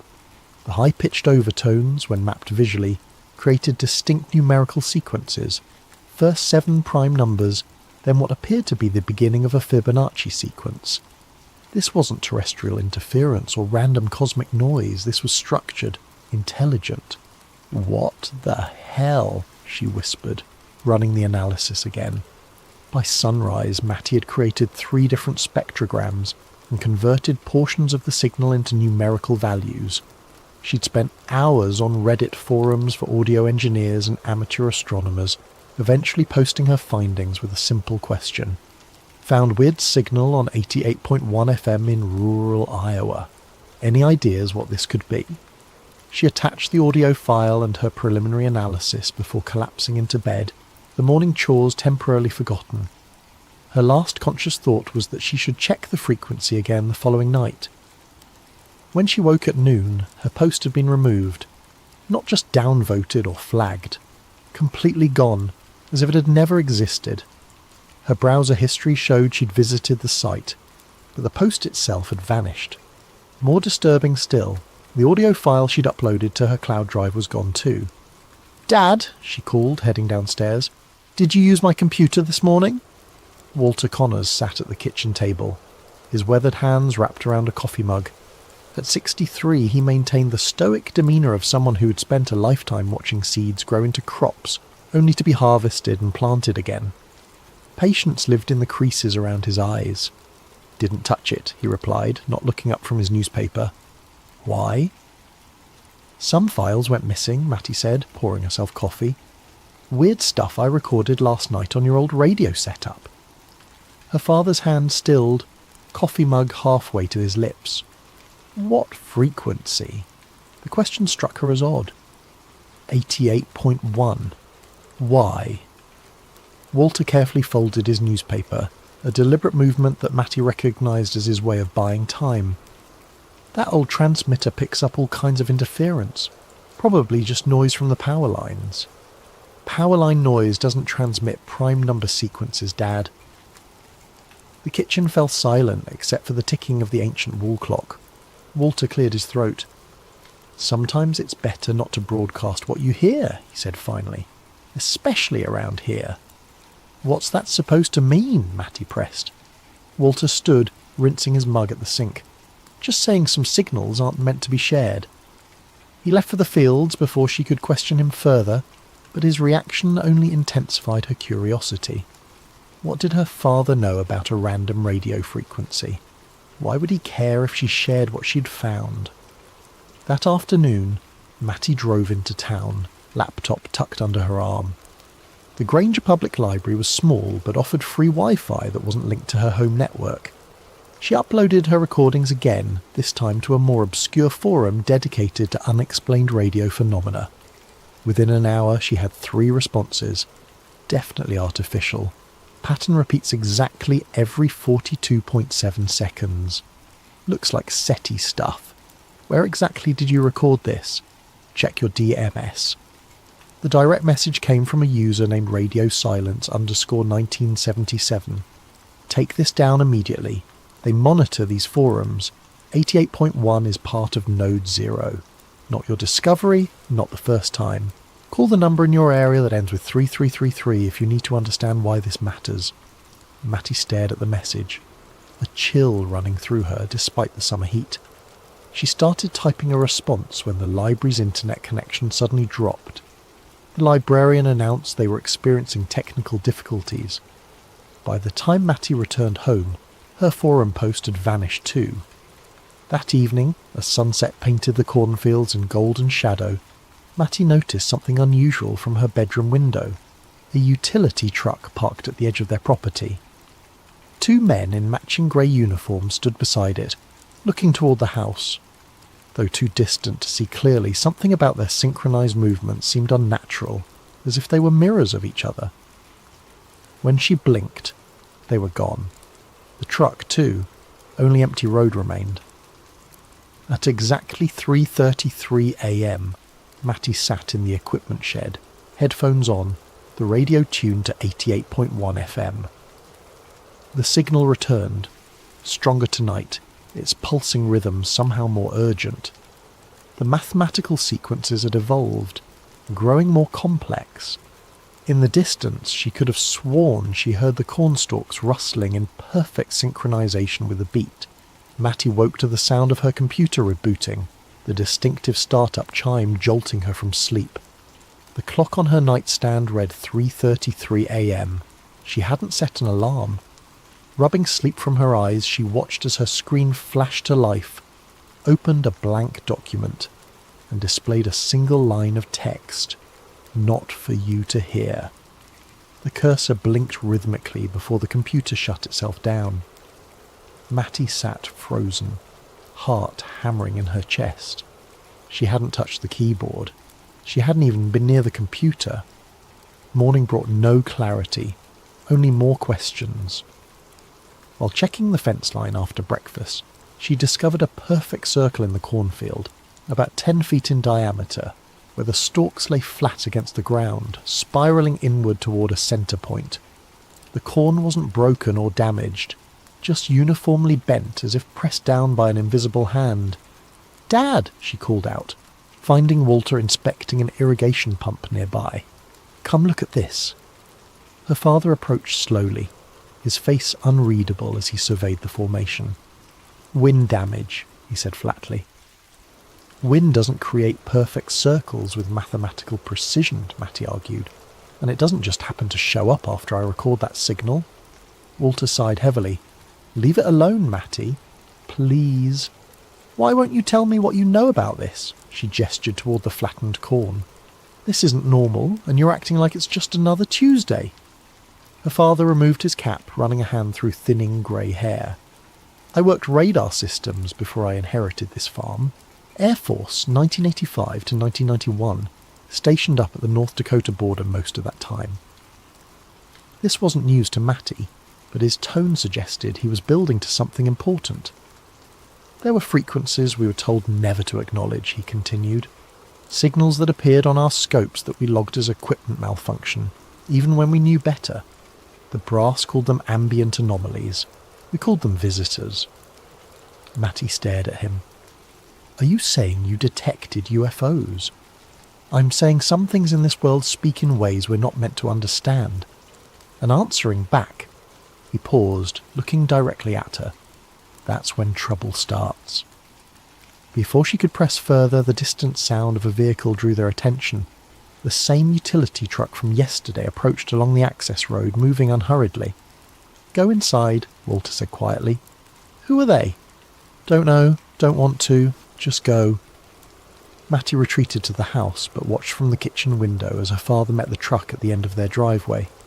2 men emerged, identical in height and build, wearing matching grey uniforms. Even from this distance, their movements seemed eerily coordinated. They spoke briefly with Walter, who nodded several times. One of them handed him what appeared to be a business card. Then they departed, the truck disappearing down the dusty road. Walter returned to the house, his expression troubled. "Electric company," he said, before Matty could ask. "Checking lines. In matching uniforms with synchronized walks? Come on, Dad." He placed the card on the counter. It was blank except for a phone number, one that ended in 3333. "Sometimes," Walter said carefully, "it's better to ask permission than forgiveness." That afternoon, while her father napped, Matty drove to the Granger Historical Society, a glorified storage room attached to the town hall. The elderly volunteer seemed surprised to have a visitor. Looking for information on any radio stations or transmission towers that might have operated around here, Matty explained, especially during the Cold War. The woman pursed her lips. That'd be the old emergency broadcast station, I suppose. Closed down in 97 or thereabouts. Never did much broadcasting that I recall. Where was it located? About 8 miles north of town. Nothing left now but the foundation. With directions in hand, Matty found the site easily enough. A concrete slab obscured by weeds, with the rusted remains of a tower anchor still visible. What caught her attention, however, was what lay beneath. A sealed metal hatch, its surface weathered but intact, emblazoned with faded government markings. She photographed everything, particularly the designation stencilled on the hatch. ARCS Node 0. Back home, Matty began researching ARCS and found sparse references to the Agricultural Region Communication System, ostensibly created to warn rural communities of nuclear threats. But one declassified document mentioned passive monitoring capabilities and anomalous frequency capture. She expanded her search to include other similar stations and discovered something remarkable. Satellite maps showed 6 former ARCS stations formed a perfect hexagon across Iowa, Nebraska, and South Dakota, with Granger precisely at its centre. That night, at 3:33 a.m, the signal returned, stronger, clearer. But this time, embedded within its mathematical pattern was something new. Her name, converted to binary code. The signal knew who was listening. As dawn broke, Matty found a note slipped under the front door. Do not transmit. It hers. Later that morning, while checking the cattle, she noticed they were huddled at the far end of the pasture, as far from the corn as possible. Their behaviour was unusual, heads lowered, refusing to graze despite the lush grass. When she tried approaching them, they backed away, eyes wide with unmistakable fear. By noon, the corn had changed. Subtle at first, just a slight variance in the direction of growth. But as Matty walked the rows, she realised entire sections were now growing in clockwise spirals rather than straight lines. The stalks twisted around each other in patterns that mimicked the frequency readouts from her computer. She tried calling the number on the blank card. A mechanical voice answered, reciting what sounded like random numbers before disconnecting. When she redialed, a different voice answered, human this time, but strangely flat. Connor's residence, 88.1 observation, the voice stated, not a question. Who is this? Matty demanded. How do you know my frequency? Your frequency? The voice sounded almost amused. It's been transmitting since 1941. You're just the newest receiver. The line went dead. When Walter returned from town with supplies, Matty confronted him with her discoveries. What's Node 0, Dad? What's really under that concrete slab north of town? Her father's shoulders sagged. I signed papers, Matty. We all did. Everyone who's owned this land since the 40s. Signed what?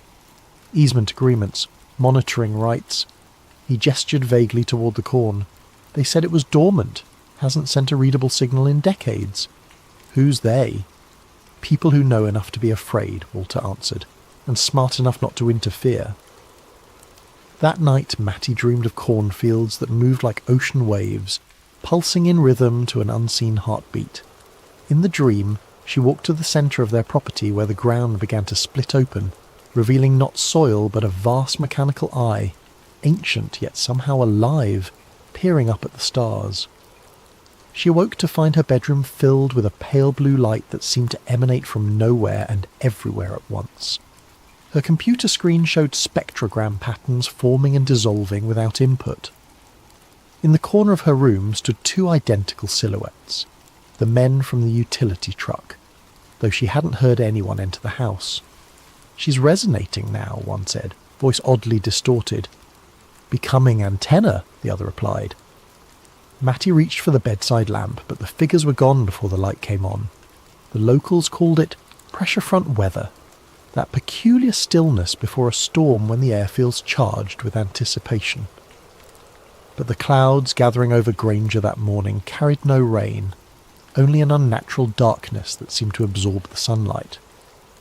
Matty stood on the porch, watching barn swallows dart nervously across the sky before disappearing entirely. Even the insects had gone quiet. The corn, however, hadn't stopped its strange transformation, now growing nearly 6 inches taller than normal, with stalks that twisted toward the centre of the property instead of reaching for the sun. Her phone vibrated with a text from an unknown number. The pattern completes today. Stay indoors after sunset. She tried responding, but the message bounced back as undeliverable. Walter had left before dawn for a farm supply auction in Des Moines, leaving Matty alone with her mounting questions and the increasingly alien landscape of their once familiar farm. She decided it was time to find answers elsewhere. The Granger Public Library's local history section was modest, but contained yellowed newspaper archives dating back to the 1930s. Matty requested everything they had about the founding of the emergency broadcast station. Funny you should ask, the librarian said, retrieving a dusty folder. Someone else was looking into those old stations just last month. Left this research behind. The folder contained photocopied articles about the station's construction in 1941, alongside what appeared to be handwritten research notes in Cyrillic script. Clipped to these was a faded black and white photograph showing 7 men in military uniforms standing before the partially constructed radio tower. On the back, someone had written, Joint Monitoring Initiative, US-USSR, 1941. This can't be right, Matty muttered. The Americans and Soviets weren't allies until months after Pearl Harbor, which happened in December 1941. Yet this photo was dated April 1941, 8 months earlier. Stranger still was the diagram that fell from between the pages, a technical schematic labelled Receiving Configuration Subterranean Frequency Capture. The drawing showed the radio tower's foundations extending far deeper than necessary, connecting to what appeared to be a pre-existing underground structure. As she photographed these documents with her phone, Matty noticed a sealed envelope tucked into the folder's pocket. Inside was a handwritten letter, the paper brittle with age. August 15th, 1982. To whoever finds this account, my name is Alexei Baranov, formerly captain of Soviet Air Defense Forces. I am what your government calls a defector, though I did not leave for politics or freedom. I left because both our nations lie about what sleeps beneath your American heartland. In 1982, I was assigned to a joint monitoring project, officially designated as atmospheric research, but our true purpose was to track signals from an object discovered in 1926. American farmers found it after a meteorite impact, except it was no meteorite. The object was manufactured, ancient, and buried far deeper than any natural impact could explain. Neither government wished to acknowledge it publicly. Instead, they built a network of listening posts disguised as rural radio stations. 6 stations to triangulate, with Granger at the centre. For decades, the object remained dormant, emitting only faint pulses at regular intervals, like a heartbeat in hibernation. But something has changed. The mathematicians say the pattern is evolving, becoming more complex. The object is waking up. It sends signals outward now, not just to our stations, but to the stars. I write this because I believe people deserve warning. When the pattern completes, when it establishes the connection it seeks, I fear what might answer. If you are reading this, look to the fields. They will change first. A.B. Matty's hands trembled as she folded the letter. The date, 1982, coincided with her father's early Air Force service. Had he known about this all along? Outside the library, the strange weather had intensified. The sky had darkened to a greenish copper hue that typically preceded tornadoes, yet the air remained perfectly still. Her phone showed no service. and the town seemed eerily deserted for a weekday afternoon. As she drove back toward the farm, Matty noticed something impossible. The cornfields along the highway had changed direction since morning. Miles of crops that had previously grown in conventional rows now formed elaborate spiral patterns visible even from ground level.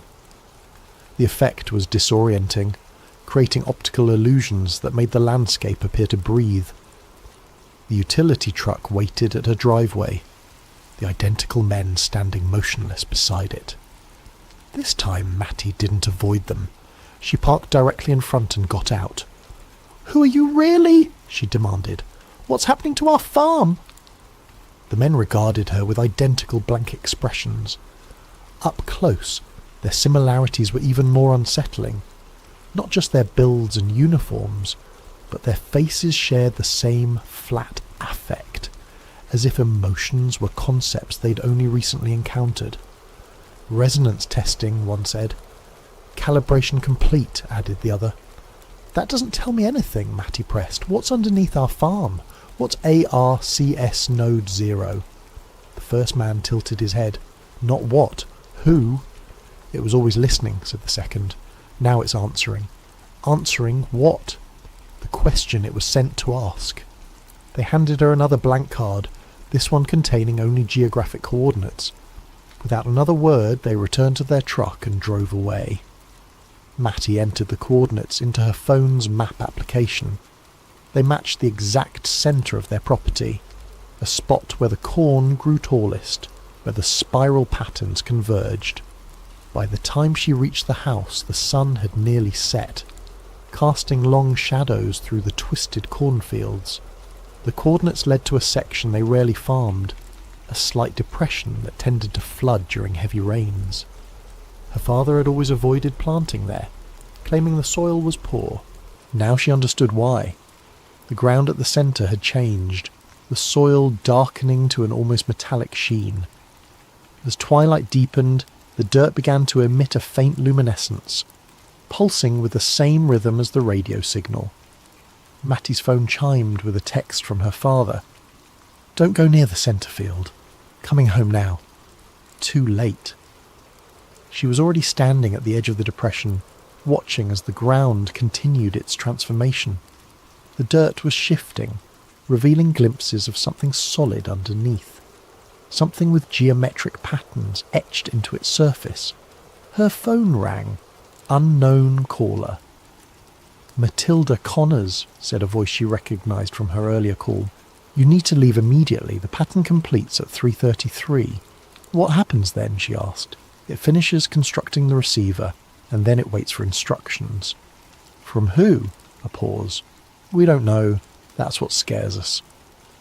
The ground beneath her feet trembled slightly, and Matty stepped back as a section of soil collapsed, revealing a small portion of what lay beneath, a metallic surface with inscribed symbols that resembled mathematical equations. The exposed section pulsed with soft blue light, the same colour that had filled her bedroom nights before.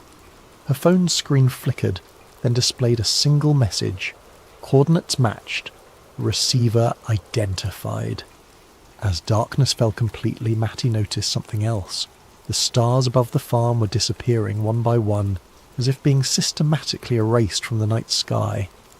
In their place, a subtle pattern was forming in the darkness, the same spiral configuration she'd seen in her spectrogram analysis. At precisely 3:33 a.m, every electronic device on the farm activated simultaneously. The house lights, her computer, the old radio transmitter in the shed, each emitted the same pulsing pattern, now loud enough to feel in her chest.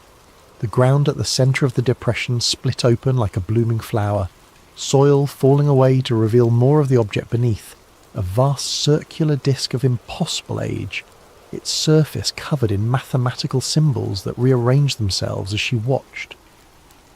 From this exposed section, a beam of coherent light shot straight upward into the night sky, piercing the spiral void where stars had been. The transmission had begun. Walter's truck skidded to a halt in the driveway, headlights illuminating Matty's frozen figure at the field's edge. He ran toward her, panic evident in every movement. "Get back to the house," he shouted over the now audible hum emanating from the exposed disc. "It's not safe." Matty couldn't move, transfixed by the beam of light connecting Earth to sky. "What is it, Dad? Really?" Walter reached her side, breathless. "They called it a beacon when I was stationed at the monitoring facility, supposedly dormant for millennia until a lightning strike partially activated it in 1926. They built the listening posts to study it without disturbing it further." "They who?" "Started as a joint Soviet-American project before the Cold War, later expanded to include others, scientists, military, people who understood the implications." The humming intensified, and the beam of light widened, creating a cylindrical column that distorted everything seen through it. The air within seemed to bend, creating impossible geometries. "We need to go," Walter insisted, tugging her arm. "They're evacuating everyone within the zone."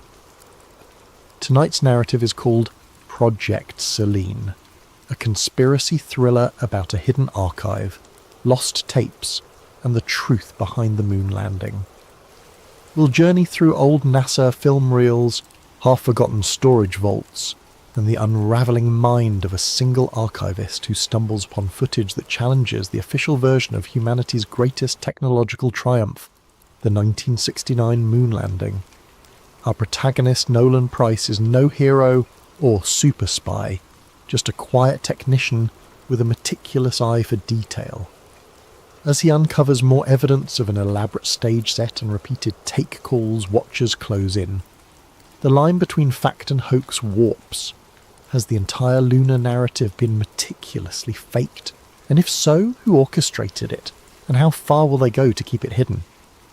So find a comfortable position, maybe in bed with the lights low, or in a cosy chair as midnight drifts closer. Let your breathing slow. We'll sink into the flicker of analogue film, that soft whir of a projector spinning old reels. Perhaps the gentle hum of a reel-to-reel tape resonates in the background. As we pass each chapter, you'll see how obsession can bloom from a single stray frame, and how the story of one small step for man might have been filmed under glaring stage lights all along. Remember, what follows is a work of fiction with a dash of what if, but sometimes those who ask what if unravel illusions that were never meant to be seen. Let's begin. With the hush of a locked storage facility, a reclusive archivist, and a battered cardboard box of tapes labelled Project Seline. Nolan Price stood outside the cinder-block walls of an abandoned government warehouse on the outskirts of Houston. The midday sun beat down on cracked pavement. He clutched a letter from Arcadia Aerospace Solutions, a private contractor that handled everything from satellite design to climate data. They had found references to ancient NASA reels in a sealed corner of a facility left over from the Cold War. The letter said Nolan, a freelance film restoration specialist, was chosen to digitize them. Urgent for historical archiving, they claimed. The pay was good, suspiciously good. Nolan stared at the weathered steel door. A single guard in a dusty uniform waved him in, already expecting him. Inside, the air was stale with the odour of old cardboard and decaying reel canisters. Flickering fluorescent lights revealed rows of shelves stuffed with NASA-labelled boxes, many slashed or water-damaged. This was typical. NASA's official archives were famed for mishaps, lost tapes of early rocket tests, missing telemetry from the Apollo missions. But something about Arcadia's hush-hush approach set Nolan on edge. A short, grey-suited woman introduced herself as Madison Harlow, acting as Arcadia's liaison. Without fanfare, she led him to a small side room, a makeshift editing suite they'd rigged with a battered 16mm projector, a spool rewinder, and a digital capture device. Stacks of reels labelled Apollo 11 RAW, Apollo 12 AVA, Saturn telemetry hull, and a curious mark, Seline, or SB footage. Harlow told him, "Your job's simple, transfer them to high-resolution digital, mark any anomalies or degrade, no public commentary, no copies, understood?" Her tone was matter-of-fact but severe. Nolan didn't argue. He'd done hush projects before, and the hush came from corporate sensitivity or undisclosed research. Usually it was benign, so he shrugged. Sure, I'll keep it discreet. She gave him a passkey, instructions on the alarm system, then left with final words. We want it done swiftly, there's a schedule. Over the next few days, Nolan methodically fed reels into the projector, capturing them via a specialised scanner. In the first wave, he found typical NASA mission logs, rocket staging, crew training, pre-launch interviews. The colour had faded, the audio scratchy but recognisable, ground control chatter, astronauts reciting checklists. He found it a bit mesmerising, the old swirl of a countdown, boosters roaring. A shame these tapes had gathered dust. On day 3, he encountered the first odd reel. A label read, Apollo 11 Stage B, Take 3. The word Take 3 was strange. NASA mission reels usually said T-plus timeline or mission date references, not take. He shrugged, loaded it. The footage flickered. A wide shot of what looked like a lunar surface mock-up. Astronaut suits in frame, then a voice off screen. Positions and action! The two suited figures hopped across the grey dust. One stumbled. A faint laugh was heard. Then another voice. Cut, we'll reset.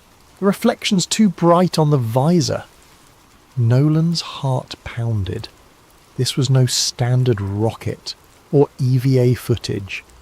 It looked like a staged film set, complete with overhead lighting rigs. The black backdrop was a poor simulation of starless lunar sky. You could see wires in the corner. Shaken, Nolan reversed the reel to confirm. Indeed, there was an assistant carrying a boom mic half hidden behind an artificial crater. The date code on the reel said 7/19/1969, the day before the public broadcast of Apollo 11's first moonwalk. Could this be a training simulation? NASA did have partial staging for practice, as yet the clapper board reading Take 3 and the director's voice implying an actual production unsettled him. He digitised it, flagged it as anomaly, and moved on. Over the next few canisters, normal mission footage resumed, so he chalked it up to a weird test shoot. NASA might have used it for PR or promotional B-roll. But that night, lying in a cheap motel, Nolan replayed the snippet in his mind. Why such hush around these older reels? NASA training footage was typically labelled as such. The next morning he dug deeper. Opening a battered can labelled Seline B, he discovered a reel that started with a NASA colour bar pattern, then abruptly cut to a behind-the-scenes environment. Men in suits conferring around what looked like a partial lunar lander set. A man in a white shirt read from a script. Lunar surface continuity, camera feed approach. We must ensure the horizon line matches the predicted lens angle. Another man wearing thick-rimmed glasses nodded. We fake it right, or we fail. Understood? Nolan's breath quickened. This was no trivial training. The group on tape specifically talked about fooling an audience. They discussed vantage angles to hide stage edges, how the overhead rig should mimic low gravity. One phrase jumped out. Public must see only the broadcast feed from the designated channel. He set the reel aside, heart pounding. This was conspiratorial gold. Actual evidence of a potential staged moon landing scenario. It defied everything taught in history. NASA had always faced accusations by conspiracy buffs about the Mid-9 moon landing being shot in a Hollywood set, referencing anomalies in flagged photos. But mainstream science easily refuted them. Yet these tapes, if real, it was the smoking gun. Then again, it could be a hoax, decades later staged footage. But the film stock was definitely vintage, and that the audio matched 1960s analogue characteristics. With sweaty palms, Nolan rummaged more, finding references to PSH Kubrick liaison. Could this be referencing famed director Stanley Kubrick? The name was never spelled out fully, but Kukub, the idea was insane. He'd heard rumours Kubrick was asked by NASA to film backup footage for crisis scenarios. The next reel's label read Moon Landing Studio Revan. The conspiracy was intensifying. That evening, a creeping sense of paranoia took hold. He locked the reels in a small closet. The quiet facility seemed ominous, as though someone was always behind the next aisle. Indeed, he glimpsed shadows near the corridor, possibly just the overhead lamp flicker. He decided to finish digitizing these suspicious reels quickly, keep copies, then reevaluate. Returning to the main workstation, he discovered his second shock. The tape labelled Apollo 11 Stage B Take 3 was missing. He'd left it on the spool an hour ago. Now it was gone. He checked the entire room, the desk, the case, nowhere. Another reel was in its place, labelled simply Seline E. Do Not Watch. This was no accident. Someone knew he'd found the suspicious content. They replaced it with a cryptic reel, possibly a warning or a booby trap. Heart-pounding, Nolan placed Seline E. in the projector through Hosty overriding caution. The film began with static, then an image of an empty crater. A whisper reversed. "This is not for you. Turn back." Flickers of random rocket footage, spliced with the face of an older man in a half-lit room, mouthing silent words. Then more static. End. Nolan realised he'd become entangled in something bigger. The label Project Seline likely referred to a top-secret operation controlling the lunar narrative. Could it be real? Or was it an elaborate mind game? He decided to approach Dr. Eliza Trent, a known NASA contractor turned historian, for help verifying authenticity. Because if these tapes were real, the entire moon landing story was a crafted facade, and if that were true, the forces behind it wouldn't let the truth emerge easily. Thus, Nolan closed up for the night, feeling the weight of newly awakened illusions. Tomorrow he'd contact Dr. Trent. For now, though, he had to check the facility's locks, ensure no further reels vanished. A faint static-like voice echoed in his head. "We told them we went to the moon, and they believed." He shivered. If indeed the event that defined modern history was a cinematic hoax, the question loomed: who orchestrated it, and how far would they go to bury the truth?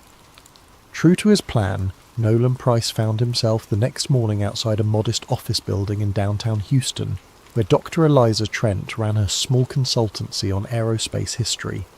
She was a slight, sharp-eyed woman in her early 50s, known for her precise knowledge of NASA's public records. He introduced himself under an alias, but she recognised the name from an earlier phone message. "Ah, you're the archivist with something urgent to show me." Inside her cluttered office, he carefully produced a hidden thumb drive with a few scanned clips. Dr. Trent popped it into her laptop. Scenes of the suspicious moon set played, along with bits of Seline B references. Her eyebrows rose. She zoomed in on certain frames, analysing the film grain, the speech patterns, the design of the suits. "This could be incredibly damning if authentic," she whispered. "But it also might be a sophisticated fake. I've seen hoaxes before. Let me cross-check specifics, production lot stamps on the film stock, the older NASA logos or pass badges." Nolan recounted the bizarre reel swaps, the reversed whispers on Seline E, and the missing spool from the previous night. Dr. Trent's fare turned grim. "If you're telling the truth, you're in danger. People don't just vanish these reels for fun. NASA had a long official stance that all major mission footage was stored, minus some lost in time, but never anything indicating a staged event." She paused, adjusting her glasses. There were rumours among older engineers, talk of a fallback plan if the real mission feed failed, but never solid proof. This might be it, or more, and they spent hours verifying minute details. A NASA mission patch visible in a corner, background voices referencing angle matches real module altitude. Dr. Trent began to suspect the tapes were genuine. She also recognised one face from an older NASA group photo, a certain black-suited figure who never stepped in front of official cameras, rumoured to be a media liaison. He was hush-hush, rumoured to coordinate with a big Hollywood name, possibly Kubrick. Dr. Trent offered a possible motive. During the Cold War, the pressure to beat the Soviets was immense. If real landings were uncertain, they might have staged footage as a failsafe. But from these tapes, it looks more elaborate. A total simulation? She exhaled. This changes everything. She urged Nolan to gather more evidence, but do it safely. That night they parted ways, planning to regroup once she did further checks in NASA's official archives. Meanwhile, Nolan returned to the old facility. The next morning he discovered the entire building locked. A renovation sign posted by Arcadia. Harlow, the liaison, was nowhere. Security had orders that no one enters, as the project was on hold.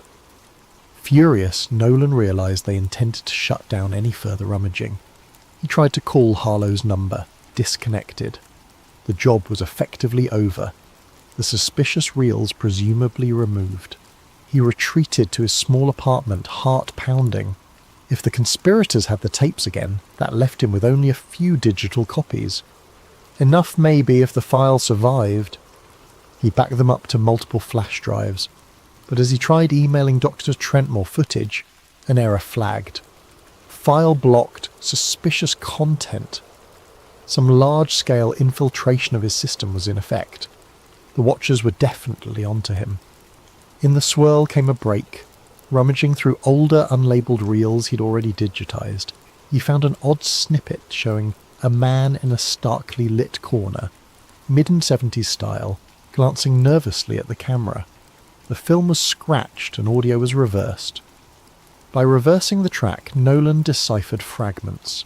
Project Seline? Never meant to see. We built illusions for a greater cause. The man coughed, spat out. We lied. Or we lost the war. I left a final record in the Saturn archives. Then static. Confused, Nolan tried to see if Saturn archives might reference Saturn V rocket logs, but Dr. Trent had all standard Saturn V data. Possibly it referred to a hidden code or a separate repository. The man in the clip might be the archivist, or Red Hand, the rumoured original whistleblower. If Goa, his message suggested a bigger trove of evidence existed somewhere else, presumably safer than the official NASA channels. Maybe that trove spelled out the entire impetus behind faking, or partially faking, the moon landings. Nolan phoned to Trent again. She was frantic. Her home office had been ransacked, old NASA microfilms stolen, and suspicious men in suits loomed outside her building. She believed Arcadia Aerospace was a front for a deeper Black Ops group. She suggested they meet in a public place with the new reel. Nolan agreed, setting a meet at a busy bus station. However, the next day she never arrived. Her phone went dead. In parallel, an eerie wave of accidents claimed two older NASA retirees who'd been tangentially tied to the lunar era. Stroke, heart attack, but the timing reeked of cover-up. The media said nothing, overshadowed by typical news cycles, but a small corner of online conspiracy forums lit up. Moon archivist missing. Spike in NASA retiree deaths. Project Seline rumour intensifies. One forum user named Apollo Truth posted a cryptic line, "Look to LB7, the final broadcast is hidden." Nolan recognised LB might be Lunar Base 7, some old reference from the tapes. Or maybe LB7 was code for a hidden stage. He rummaged the digitised catalogue, eventually unearthing a label that matched. L. Devontorsvoot footage. Opening it, he found bizarre outtakes, an entire set with rovers, multiple crater backdrops, and a partial script reading, "The audience sees only the final cut." Another snippet showed a NASA official saying, "We can't let them see the starfield difference. We'll keep it black." It confirmed the idea. The official moon footage was heavily edited, possibly reshot. As tension soared, Nolan sensed the Watchers nearing. Strange cars lingered near his apartment. The old building caretaker told him men asked about him, flashing some government ID. Fearing for his life, Nolan packed the digitised reels, stashed them in a battered suitcase, and hopped on a night bus out of town.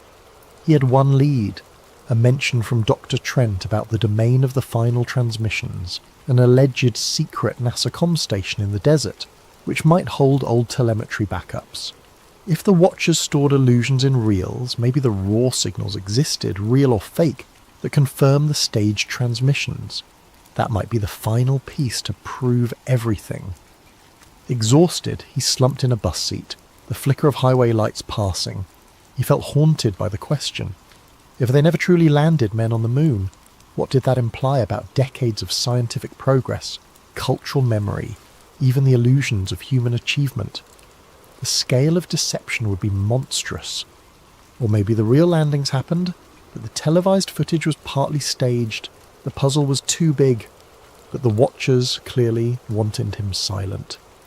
He closed his eyes, drifting into half-sleep, hearing static-laced audio. "We told them we were first. The Soviets believed. We soared," voice whispered. Project Seline was the key to winning hearts, no matter the cost. He jolted awake, heart pounding. Could the cost now be his life? Thus we near the threshold of the final confrontation, a hidden station, possibly guarded by those preserving the illusions, and a desperate archivist determined to reveal the truth, no matter the personal toll. The Watchers circle like wolves. Dr. Trent is missing, and the ghostly voice of the archivist from the 1970s beckons him onward to the final spool that might shatter the world's beloved myth. A dusty desert highway led Nolan Price to a sign half rusted and unreadable. The day was scorching, reminiscent of a place NASA once tested rovers or illusions of them. Lacking a car, Nolan walked hours from the bus drop-off, carrying a battered duffel, loaded with the crucial reels and a battered laptop. He was guided only by a rumour of a closed NASA comm station, rumoured to have moon feed backups. If he could find that station, he might locate the original uncut transmissions, or a final log from the Watchers themselves, validating the entire hoax. The Watchers were not far behind. They had resources to track phone pings, credit usage, license plate scanners, but Nolan used none of those, moving off-grid. Still he sensed their presence, a drone overhead. He saw no sign, but the desert was wide, the sky empty of clues. Each day felt like an infiltration mission. At dusk on the second day, he stumbled upon a chain-link fence topped with barbed wire, leading to a small cluster of squat buildings. A sign read NASA Remote Telemetry Numbercation Abandoned. But motion sensors beeped faintly. He clipped a corner of the fence, slid through. The main door was locked, but with a rusted handle. He pried it open with a crowbar borrowed from a shed. Inside the facility lay dark, stale air, thick with dust. A backup generator might still exist. With a flicker of old fluorescent lighting, he found a control room lined with defunct monitors, consoles labelled Apollo, Gemini, Deep Space TLM. A wave of awe overcame him.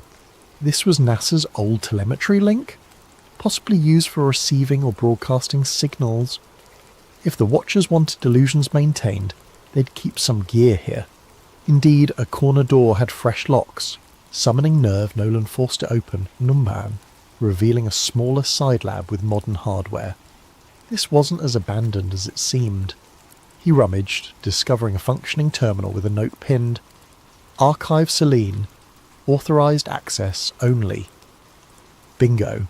He booted it, hooking up his laptop to the console. The system asked for credentials. He typed a guess. Seline. No luck. Another guess. Apollo 1969. Another fail. Searching the desk, he found a slip with partial codes referencing Tranquility Base.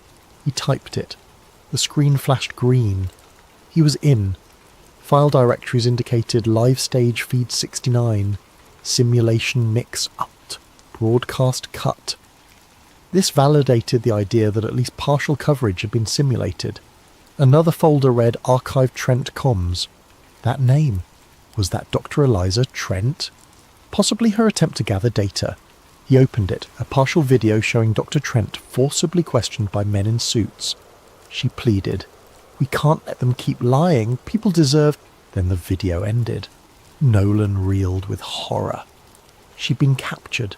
He had to act fast. The Watchers would realise the system was accessed. He found an old satellite uplink control, ironically used in the 60s, for deep space transmissions. If it still worked, he could broadcast a direct feed of these unedited files to multiple open frequencies, unstoppable by typical net censorship. A perfect final broadcast. He rummaged for cables, hooking everything up. The generator hummed. The old dish on the facility's roof squeaked into position. The console flickered with an option. Signal frequencies, low Earth channels, civil comms, even random radio bands. He could saturate them all. He selected the files, raw footage of the staged moon sets, outtakes with directors, plus newly discovered voice logs referencing, "We never left Earth, we built illusions." He included the Dr. Trent clip, proving watchers had her.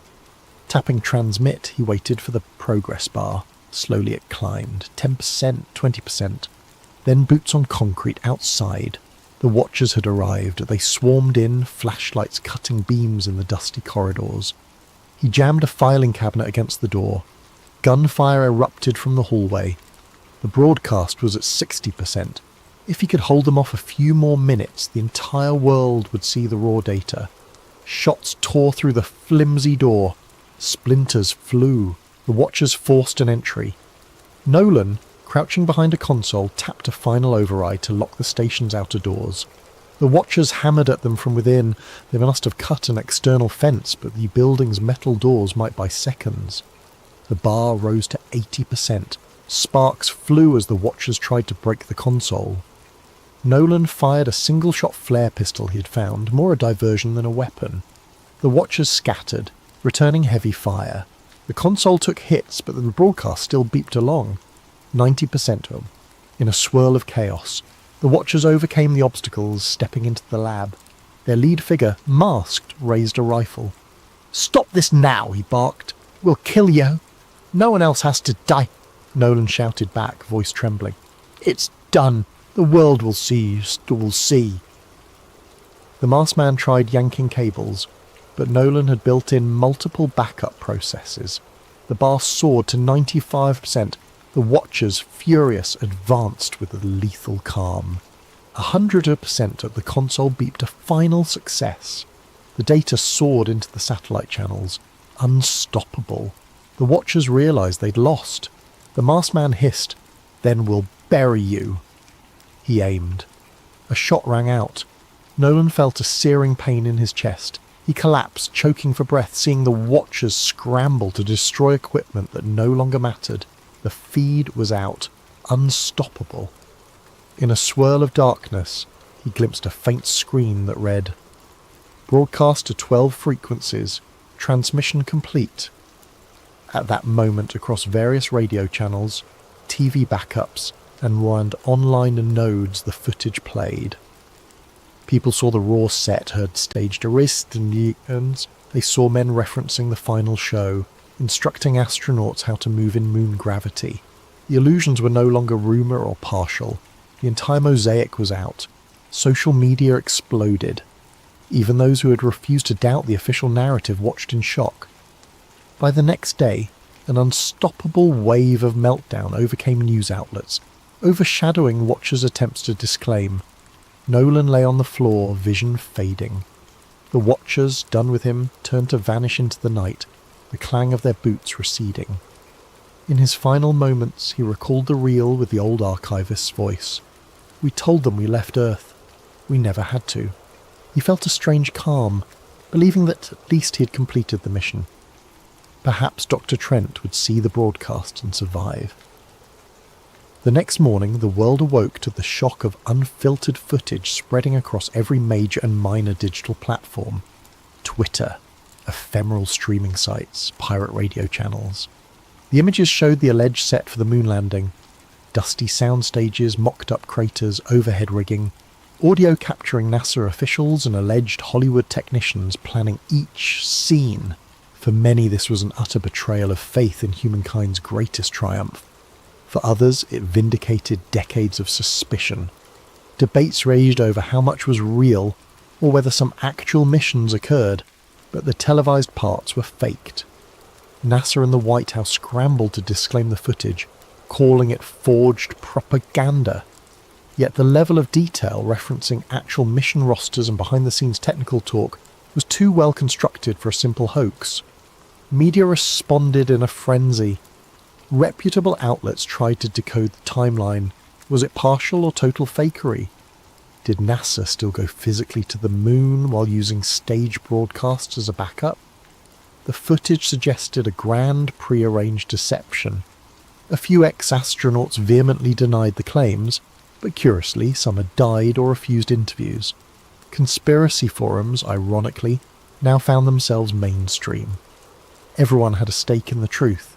If the Martinid broadcast was faked, what else had been manipulated in history, and how many watchers lurked behind official illusions? Arcadia Aerospace, the front that hired Nolan, came under intense scrutiny. Their offices claimed ignorance, stating, "We believed it was standard NASA archival material." Their press statements were overshadowed by insider leaks that Arcadia was deeply connected to old intelligence circles. Government statements insisted an internal investigation was underway. All typical deflections. Meanwhile, the public demanded answers. Protests outside NASA centres soared. People carried signs reading, "We deserve the real truth." In the hush of those gatherings, tearful individuals who once admired Neil Armstrong's moonwalk felt gut-punched by the notion that they'd been shown a grand cinema piece. Sarah Voss re-emerged, having fled watchers. She published a scathing editorial, Project Seline, the greatest story never told, detailing her collaboration with Nolan, the missing reels, and the final broadcast. She confirmed that Nolan likely perished after ensuring the transmissions went live. She praised him as a tragic hero. Reaction poured in from across the world, sorrow that his name would be tied to the Moonlie revelation, but gratitude for exposing it. Hashtags #Project Seline and #MoonHoax soared. NASA's official line: "We categorically deny any mission staging. We continue to investigate maliciously edited footage." But cracks appeared among NASA retirees. Some older engineers told reporters about strange security around certain broadcast trucks in 1969.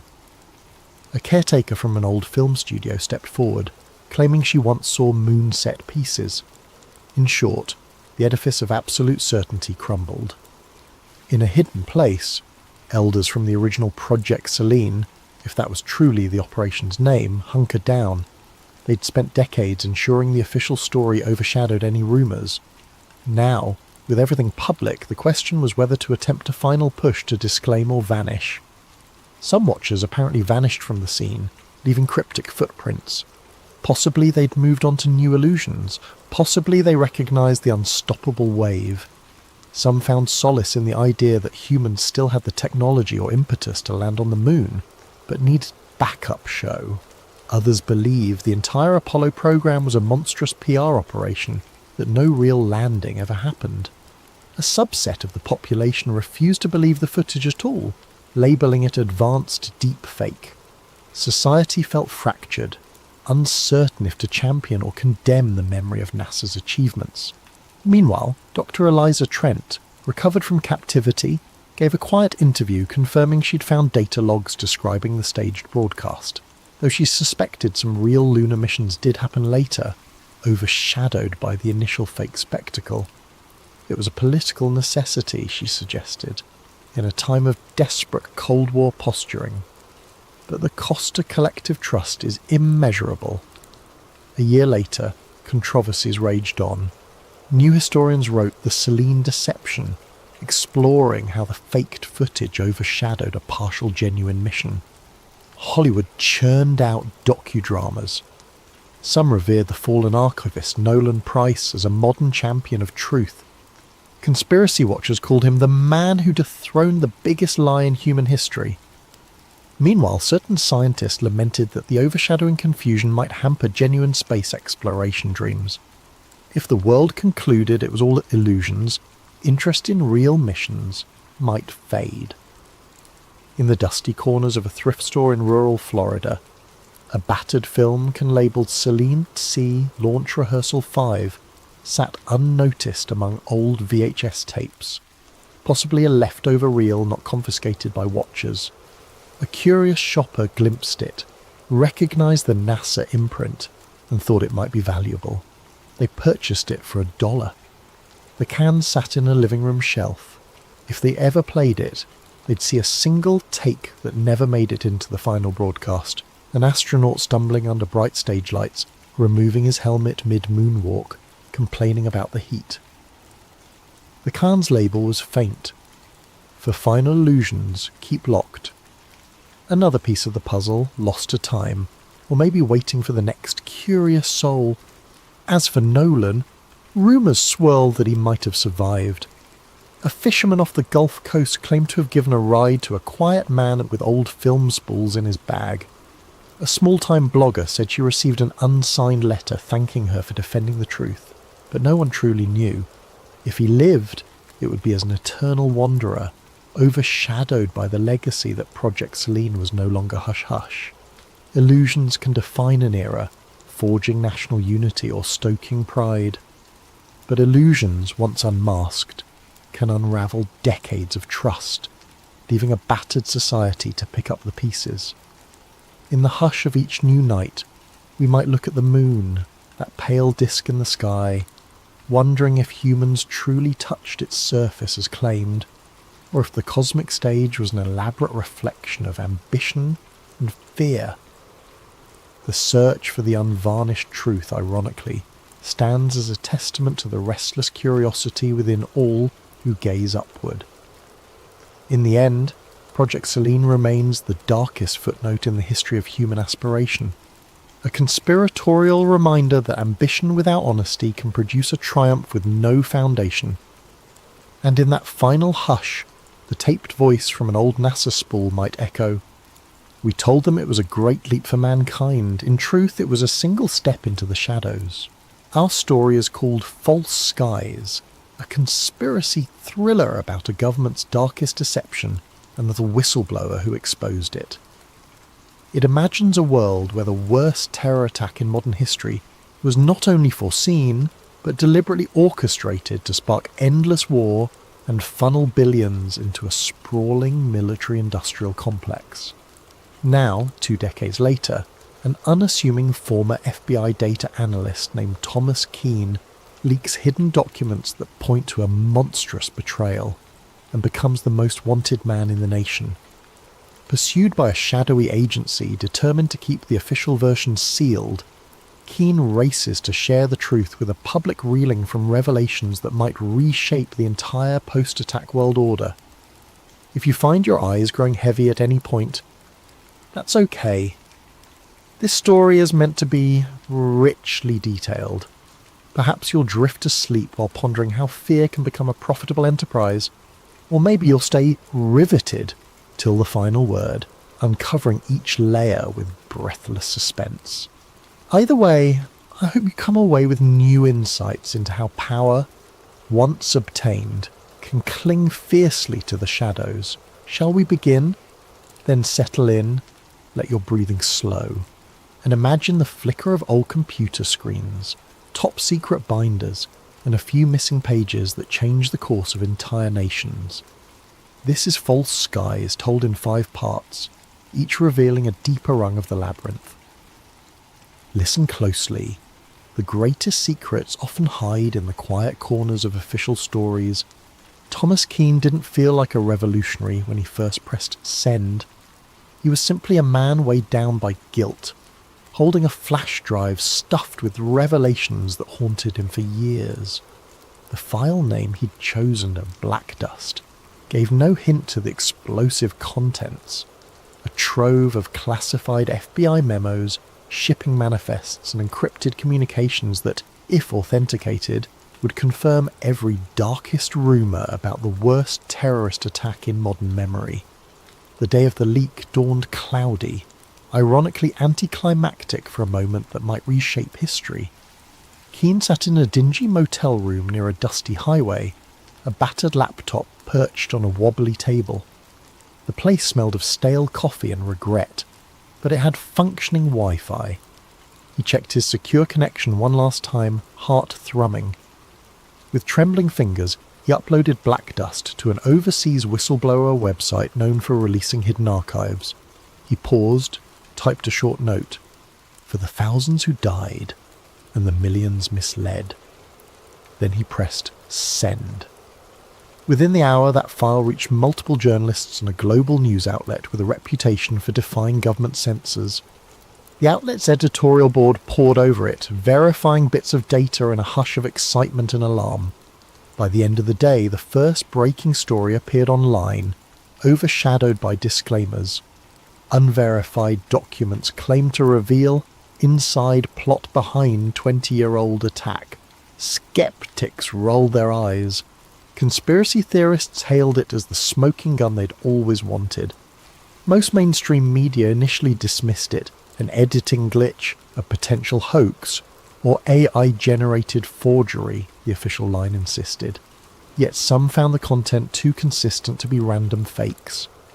A set of typed memos from high-level intelligence briefings dated months before the attack, discussing the necessity of a catalytic event to unify public support for indefinite overseas campaigns. Detailed logs showed insurance policy expansions on certain tower floors days prior. Even stand-down orders for certain war games suspiciously matched the real timeline. Cain watched from his motel room's flickering TV as a breathless anchor tried to explain the leak, disclaiming that the White House calls it foreign propaganda. He sighed. The official denial had begun. Next would come the manhunt for the leaker.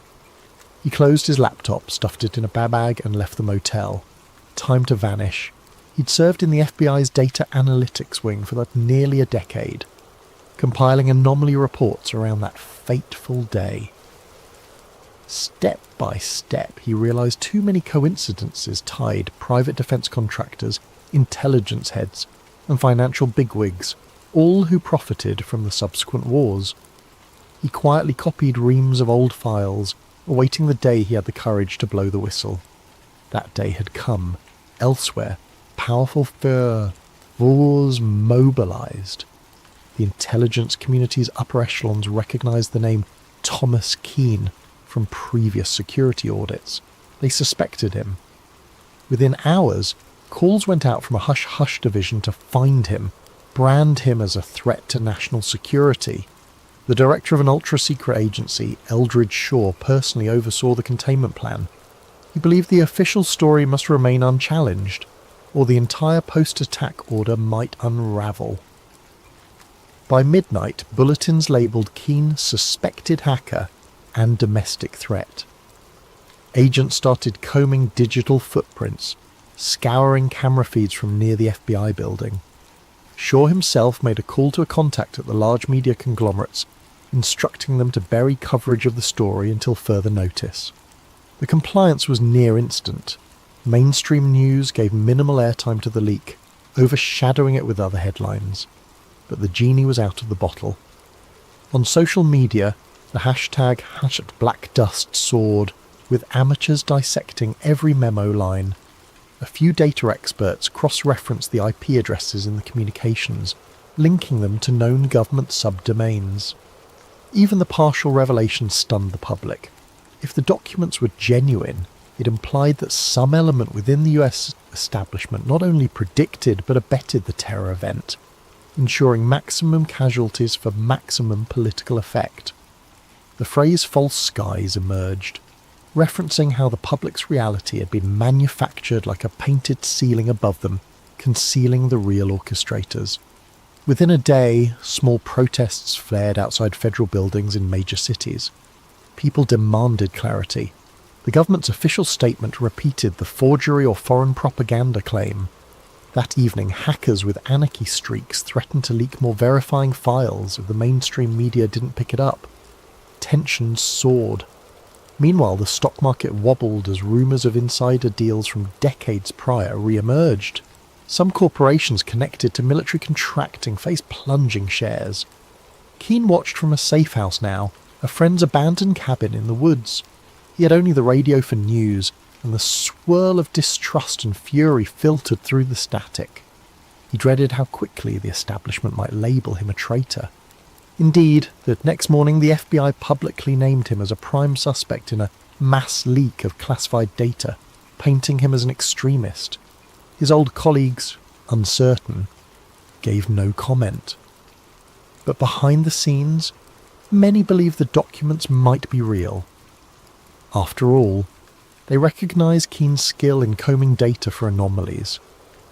Among the swirl stood a figure named Sarah Voss, an investigative journalist blacklisted from major networks for challenging official 9/11 narratives in the past.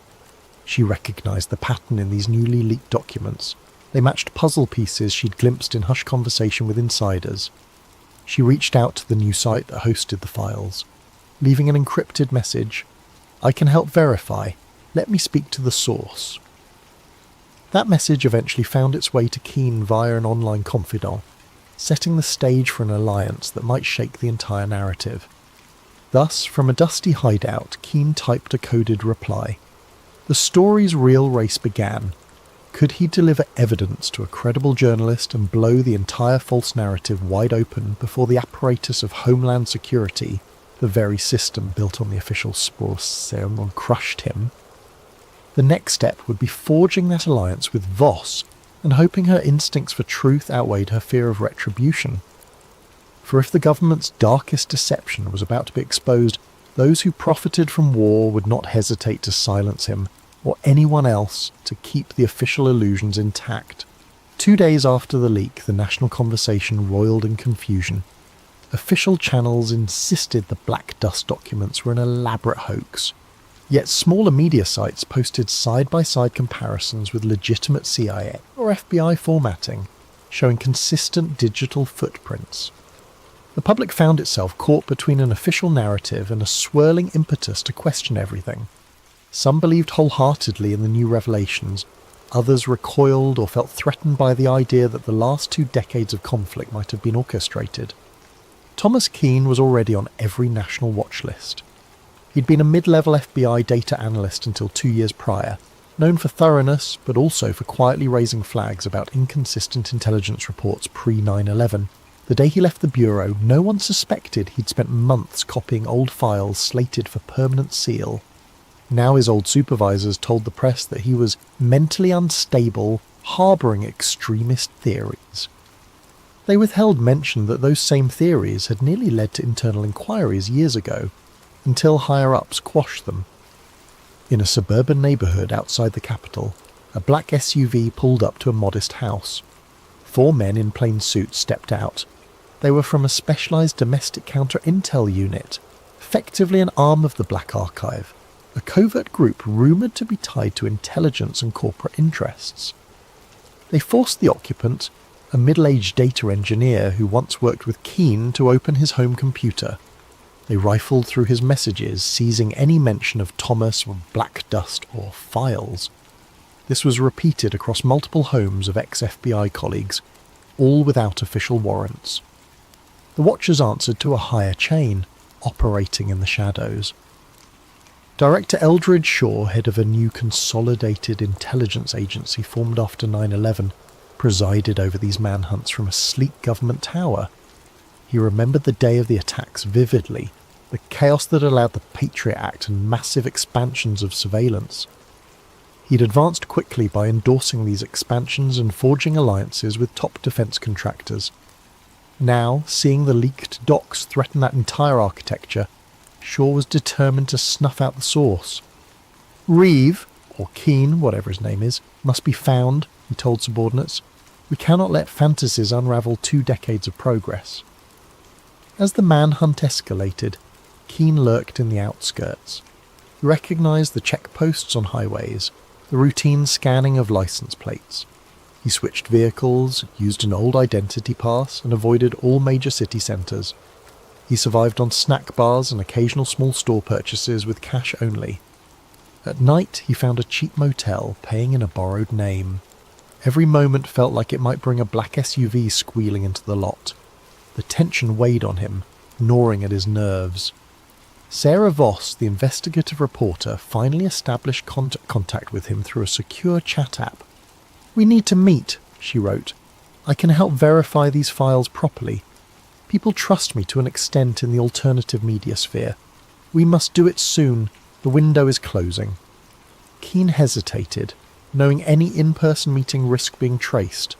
But if they never took that risk, the documents might remain in a swirl of unverified rumour, easy for the mainstream to dismiss. They arranged a rendezvous in a small coastal town's library after hours. The next day, as Cain approached the library, he spotted an unmarked sedan idling in the parking lot. Fear pricked him. Watchers might be tailing. To confirm, he looped around the block. The sedan didn't move, possibly just a random visitor. Summoning courage, he stepped inside. Voss, a tall woman with a worn leather jacket, recognised him from the scattered photos circulated in the media. They sat in a corner among dusty shelves. She offered a handshake, voice calm but urgent. "Thomas, I believe you. The official story has always had holes. Let's finalise the proof so we can break it wide open." Cain exhaled relief, sliding a small USB drive across the table. This is a more complete set than what was posted.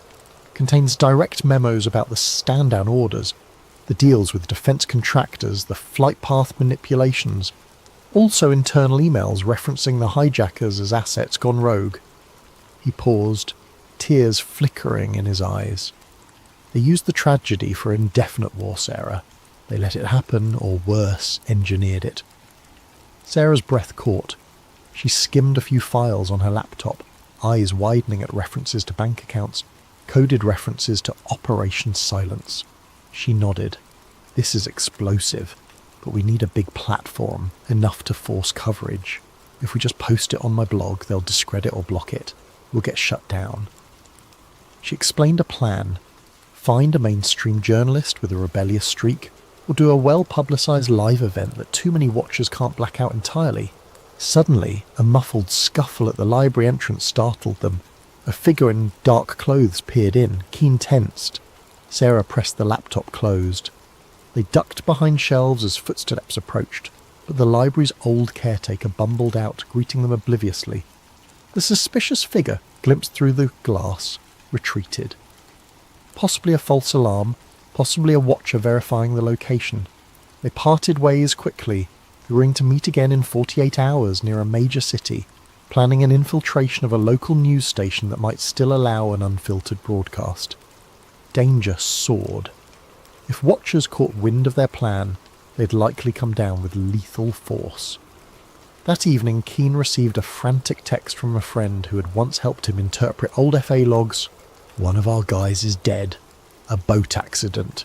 They're picking us off." The message cut short. Cain shuddered. The watchers had begun eliminating secondary sources who could confirm the leak's authenticity. He realised the ephemeral window for truth was closing. On the streets, protests flared up as rumours swirled of official foreknowledge. Some saw it as disrespectful to the memory of the victims. Others believed the truth must come out no matter how painful. The government, for its part, ramped up a rhetorical war on misinformation. Director Shaw delivered a short, ominous address, vowing that domestic agitators spreading baseless conspiracies will be brought to justice. Among the swirling chaos, Sarah discovered partial references in the documents to a deeper archive. The Saturn Files, an intelligence ledger tracking post-attack financial flows from official budgets to clandestine owners. If they found that ledger's location, they could show the money trail behind the war expansions. That might be the final nail in the coffin of the official story. They needed it, but time was short. Thus the manhunt overshadowed all. Helicopters roamed certain highways, random car searches increased, and the populace grew uneasy, sensing the government's fear that the leak might be real. Cain ducked from motel to motel, adopting new disguises. Soon, though, his luck would run out, or he'd have to risk a direct showdown, trusting the thunder of public outrage to keep him alive. Little did he realise, the watchers were about to tighten the net, deploying a Black Ops team to ensure the leak never reached unstoppable momentum. If Cain couldn't outmaneuver them long enough to break the final evidence, the official illusions would remain intact. If he did, though, the entire structure of post-attack governance might collapse. The next moves would determine everything. The following week saw Thomas Cain evading watchers by day and collaborating with Sarah Voss by night, each meeting more urgent than the last. They discovered references to the Saturn Files scattered in older CIA memos. Allegedly, it was an encrypted database that meticulously traced the money funneling to defence contractors, oil conglomerates and political campaigns in the immediate weeks after the catastrophic event. If authentic, it would confirm the real motive behind the orchestrated false flag: indefinite war and profiteering. At a safe house borrowed from an old contact of Sarah's, they pored over these hints by lamplight. Among the digital shards was a location clue: a retired NSA facility on the outskirts of a southwestern desert, defunct but rumoured to store old backups. "We find that offline archive," Sarah said. "We can copy the Saturn files in raw form. That's the smoking gun." Cain nodded, though dread of infiltration weighed on him. Between them, they had minimal resources: a battered car, a few $1,000s in cash, and a handful of laptops. The Watchers, on the other hand, had near limitless means: drones, infiltration teams, access to every camera feed in the nation. But the Watchers didn't fully expect them to attempt a break-in at a presumably abandoned facility, so maybe the element of surprise worked in their favour.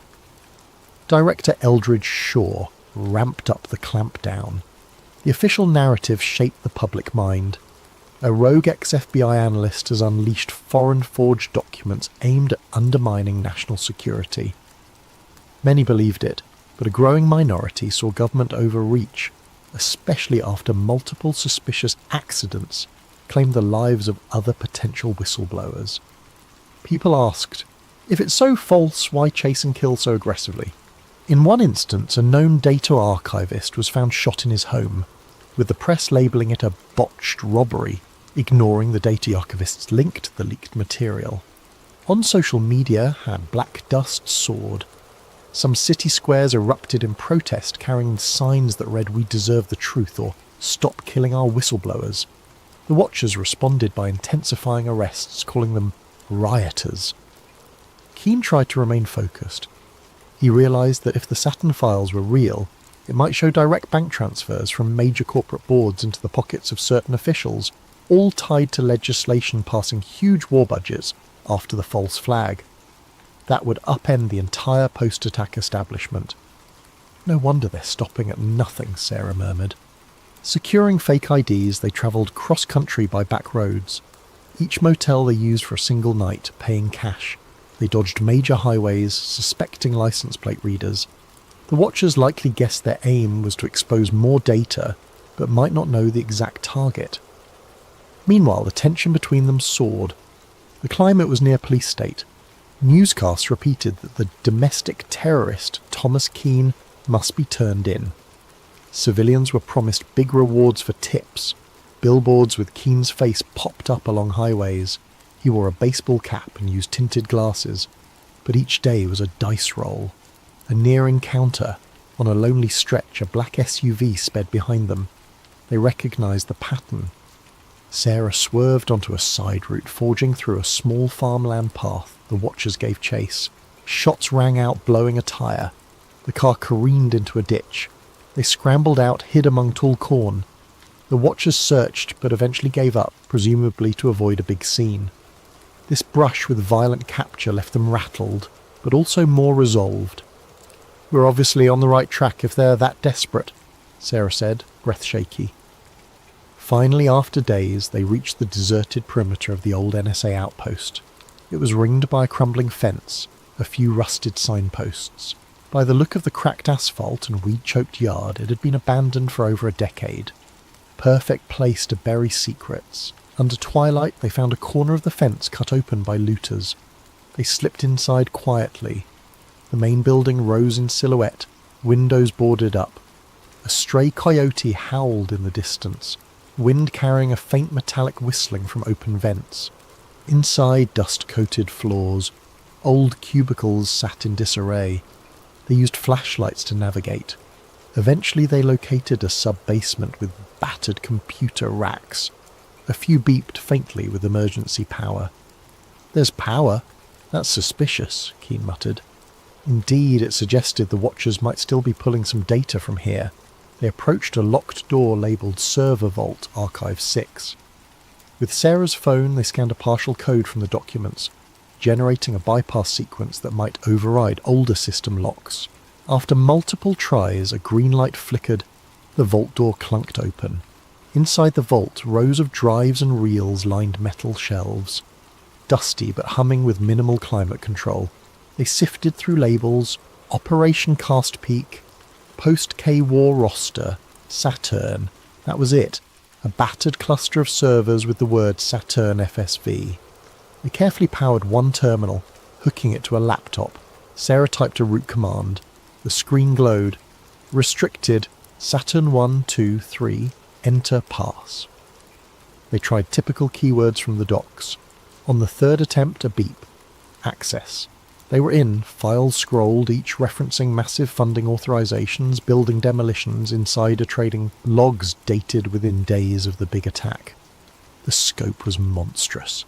It implicated high-level bureaucrats, big banks, and even a few journalists. They orchestrated the tragedy to galvanize fear, pass endless war budgets, feed the arms economy, Sarah whispered, stunned. All hidden under national security drapery.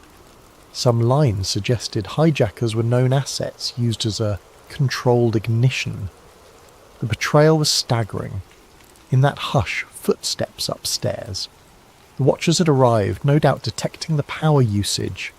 "We must copy this now," Cain said, launching a data transfer to multiple external drives. Meanwhile, Sarah prepared to kill lights and hide, but the watchers rushed down, flashlights slicing through gloom. Gunfire echoed. Bullets pinged off server racks. Sarah huddled behind a console, returning fire with a small pistol she carried. Cain initiated an upload, hooking the server to a secure satellite link via a portable router. The watchers advanced. He typed frantically, the progress bar inching along, transmission at 10%. Then Director Shaw himself stepped in. "Stop!" he roared, voice reverberating in the metal corridor. "Cain, you have no idea what you're unleashing. The stability of entire alliances depends on burying that day's complexities." Shots resumed. Sarah took a graze to her shoulder, but kept the watchers pinned. The bar reached 50%. Shaw barked an order to lob a small explosive. They tossed a flashbang. The ear-shattering pop disoriented them. The watchers closed in, tackling Sarah. Another pinned Cain. The laptop screen cracked under a boot. The upload froze at 80%. In the struggle, Cain twisted free, smashing a guard's face with the laptop, which ironically forced the laptop back to life. The watchers tried to pull cables. Meanwhile, a stray bullet hit a server coolant line. Steam hissed. The infiltration team realized this was too risky. The entire place might go up. Shaw advanced on Cain, gun raised. "You can die here with your illusions, or you can vanish quietly. The truth will never see daylight." Suddenly an explosion from the coolant line triggered a chain reaction in the old power system. Fire licked the corners, sending watchers scrambling. Sarah crawled to safety. Cain, battered, saw the upload bar at 98%. He roared in defiance, pressing a final keystroke to confirm. The system beeped success. The watchers realized the data had been sent out, unstoppable now. Furious, one aimed at Cain's chest.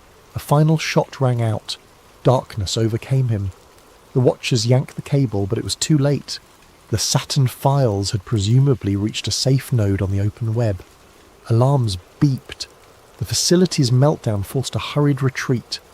In the swirling smoke, Sarah was dragged away by an explosion's concussive wave. The watchers grabbed Shaw, retreating. The entire sub-basement collapsed in flame and dust. For all they knew, Cain perished under the rubble. But the watchers had lost the bigger war. The Saturn files were free. Within hours, a torrent of new evidence, the Saturn files, flooded the internet. Anonymous activists, archivists, and journalists worldwide mirrored the data. Even as official agencies tried to block or discredit it, the story soared across social media, overshadowing government censorship efforts. Original documents codenamed Operation White Door, some Project Switchboard, Commission for Filter some Rorsi, provided stark details. Insider collusion with extremist groups, advanced planning to ensure that attacks triggered panic and indefinite war mobilization, international reaction, Allies demanded urgent clarifications from Washington. Rival nations called for an emergency UN session. The general public, seeing internal memos where top officials weighed acceptable civilian losses for strategic advantage, reeled in fury. Large-scale protests ignited in multiple capitals. People demanded resignations. The entire intelligence apparatus faced the biggest crisis of legitimacy since the day it was formed. Meanwhile, the White House insisted the documents were tampered forgeries, but the mass of cross-corroboration was overwhelming. Anonymous data scientists validated digital signatures, timestamps, usage logs consistent with 20-year-old records. Even some mid-level intelligence employees, shaken by the revelations, publicly confirmed the authenticity. Back home, in the US, the meltdown was immediate. Rallies erupted outside major government buildings, calling for arrests of those named in the files. Corporate board members from arms manufacturing companies faced lawsuits. The stock market dived, particularly for defence sector stocks. Over time, entire boards resigned, some fleeing the country. Various retired generals disclaiming involvement or giving partial confessions fueled headlines. The public found itself torn between anger, betrayal and heartbreak, reliving the trauma of that fateful day under a horrifying new lens. Media torn. Some mainstream outlets quickly pivoted, acknowledging the new data as genuine after initial attempts to bury it. High-profile anchors apologised for previously parroting the official story. Others doubled down on patriotic narratives, ironically fueling further distrust. The swirl of disinformation versus actual data soared, but the raw evidence was too extensive to suppress. "You can't close the barn door after the horse has fled," a commentator said. "The entire architecture of post-attack policy is under question." Director Eldridge Shaw attempted a grand press conference to reassert authority, but the crowd drowned him in jeers. Calls for congressional hearings soared. In a last-chance effort, Shaw's office declared a national security emergency, urging martial law to keep order. That, ironically, only inflamed dissent. Certain states refused to cooperate. Over the next weeks, the old alignment of power began fracturing. Investigations launched from multiple angles, with newly emboldened lawmakers prosecuting those who orchestrated the post-attack expansions for personal gain. Sarah Voss emerged from the southwestern fiasco battered but alive. She revealed how Watchers had infiltrated that abandoned NSA site, how Cain died a hero finalising the upload. She published a moving column titled "One Man's Last Key Press," describing how, in a swirl of gunfire, Cain completed the Saturn files transmission, ensuring no one could bury it. The piece went viral, shaping the public's view of Cain as a tragic whistleblower who gave everything for the truth. At the local level, families of 9/11 victims demanded new trials. The old official commissions were discredited. People realised entire reams of contradictory evidence had been sealed. Even the original investigators admitted they'd been misled or threatened. The emotional toll soared once more. Many felt as though they'd been lied to for decades about the biggest national tragedy. A wave of introspection overcame the country. How had fear become so profitable, and how did good people allow it? Internationally, alliances that had supported the war on terror felt betrayed. Some withdrew forces from contested regions. Others launched their own parliamentary investigations, suspecting shared complicity. The world order that was shaped after the attack started crumbling, replaced by an uncertain future. Some dared to hope it meant a less militarised approach. Others worried that new extremist groups might exploit the chaos. In the midst of all this, rumours circulated that Thomas Cain might still be alive, sightings in some far-off place. Yet no concrete proof existed. Official statements considered him presumed deceased. If he survived, he might have chosen the anonymity of an unknown identity, having done what he set out to do. 6 months later, a massive Senate hearing convened. Top officials were subpoenaed. The public watched enthralled as ex-generals, ex-CEOs, and ex-administration figures from 20 years prior faced grilling. Some invoked national security, others pled the Fifth, while a few confessed partial roles. Indictments followed, though not all ended in convictions. The system was too vast, too intricately rigged, yet the symbolic effect was undeniable. Never again would the official story be accepted unchallenged. At the same time, Sarah Voss launched an independent media platform broadcasting daily updates on the False Skies Inquiry. People from across the spectrum contributed testimonies, documents, or personal stories of how they'd suspect hush-ups. Freed from blacklists, she soared as a public figure, championing the cause of government accountability. A year after the Saturn Files meltdown, a new memorial was erected near the site of the original 9/11 tragedy. A statue depicting a single figure pressing a key, a reflection of Cain's final act. The inscription read, "They took truth from us in the shadows, he brought it back in the light." Visitors left flowers, some seeking solace that the realm of power had at least partially been unmasked. Epilogue. In a quiet coastal town, a fisherman swore he recognised a man from a circulated photo. Older, hair bleached by salt and sun, eyes weighed with sadness. The man told him he used to work for the government, but no more. He spoke of illusions and the cost of unveiling them. Then he vanished at sunrise, leaving only a single battered flash drive behind. If it was Thomas Cain, he apparently chose a wandering fate, letting the world handle the legacy of his bombshell leak. Public trust in large institutions remained shaken. Some remained furious, others hopeful that a new transparency might arise.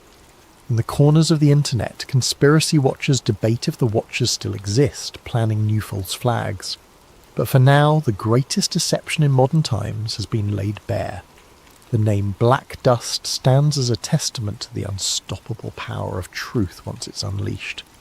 In the hush that follows, the final note, they used fear to shape the world, but one day fear lost. The truth soared free, and the illusions that once cloaked the skies were shattered in a single day. Hello there, night wanderers and truth seekers. Before we dive into tonight's story, I hope you're having a wonderful day, or evening, depending on where you are in the world. Whether you're listening at 2 a.m. in Tokyo, during your lunch break in London, or while driving through the American heartland, I want to know, how has your day been treating you? And more importantly, where are you tuning in from tonight? If you're new here, welcome to Sleep Theories, where we explore the stories they don't want you to hear, the files they thought were buried forever. Don't forget to subscribe. We've got so much more to uncover together. Now settle in, because what you're about to hear will change how you look at every rainstorm for the rest of your life. The following audio journals were recovered from a hard drive hidden in a storage unit in Spokane, Washington, in 2024. The renter, listed as L. Martinez, had not paid rent in over 2 years. The recordings are presented here exactly as they were found, with minimal editing for clarity. The speaker identifies herself as Dr. Lena Marrow, formerly of the Centers for Disease Control and Prevention. What follows is her account of the Oakville incident, a story that begins with strange rain and ends with questions that still keep government officials awake at night. Date: August 9th, 1994. Time: 11:47 p.m. Location: Motel 6, Centralia, Washington. Static. Then the sound of a woman clearing her throat. This is Dr. Lena Marrow, CDC identification number 4471-Delta. I'm recording this on my personal device because I have a feeling the official channels aren't going to want to hear what I'm about to say. 2 days ago, I was in my lab in Atlanta, running routine cultures on a nasty strain of E. coli from a food processing plant in Georgia. Normal Tuesday stuff. Then the call came in around 3 in the afternoon, emergency deployment to rural Washington state. Something about a biological anomaly affecting multiple civilians. They gave me the basics on the flight. Sunday morning, August 7th, the town of Oakville, Washington, population barely 600, experienced what locals described as gel rain. Not normal rain, not hail, but translucent gelatinous blobs falling from the sky for approximately 6 hours straight. By Sunday evening, 23 people had been hospitalised with severe flu-like symptoms. By Monday, that number had climbed to 41. I've been doing this job for 8 years. I've seen anthrax scares that turned out to be flour, mysterious rashes that were poison ivy, and zombie outbreaks that were actually just really bad food poisoning. But something about this one felt different from the moment I stepped off the plane in Seattle. For starters, they didn't send me alone. Usually for small rural incidents, it's just me and maybe a local health official. This time, I had a full team. Doctor Marcus Webb from the Virology Division, Dr. Sarah Chen from Environmental Health, and, this is where it gets weird, a military liaison named Colonel Hayes, who wouldn't tell us which branch he represented. "Just think of me as your government escort," he said when I asked. Real friendly guy. The kind of friendly that makes your skin crawl. We drove down to Oakville in a convoy of black SUVs. Not exactly subtle for a sleepy logging town. The whole drive, Colonel Hayes kept making phone calls in some kind of code. "Package secure? Phase 3 confirmed," that sort of thing. When I asked what Phase 3 meant, he just smiled and said, "Medical terminology, Doctor. Above your clearance level." Above my clearance level, I have level 4 biosafety clearance. I've worked with hemorrhagic fever viruses that could kill half of Atlanta if mishandled. What exactly was above my clearance level? We got to Oakville around 4 in the afternoon. Picture a town that time forgot. One main street, a few shops, houses scattered around like someone threw them from a plane and left them where they landed. But what struck me immediately was how quiet it was. No kids playing, no dogs barking, hardly any people on the streets. Those who were out moved slowly, like they were walking through invisible molasses. The local sheriff, a guy named Don Murphy, met us at what passed for the town hall. Big man, probably 60, with the kind of weathered face you get from 30 years of dealing with drunk loggers and domestic disputes. But his hands were shaking when he handed me the incident report. "Never seen anything like it, Doc," he said. "One minute it's a normal Sunday morning, next minute it's raining. I don't even know what to call it. Jelly? Slime? My wife got a piece of it on her hand when she went to get the mail, said it felt warm, like it was alive." I asked him where the samples were. He led us to the back of the building where they'd set up a makeshift containment area.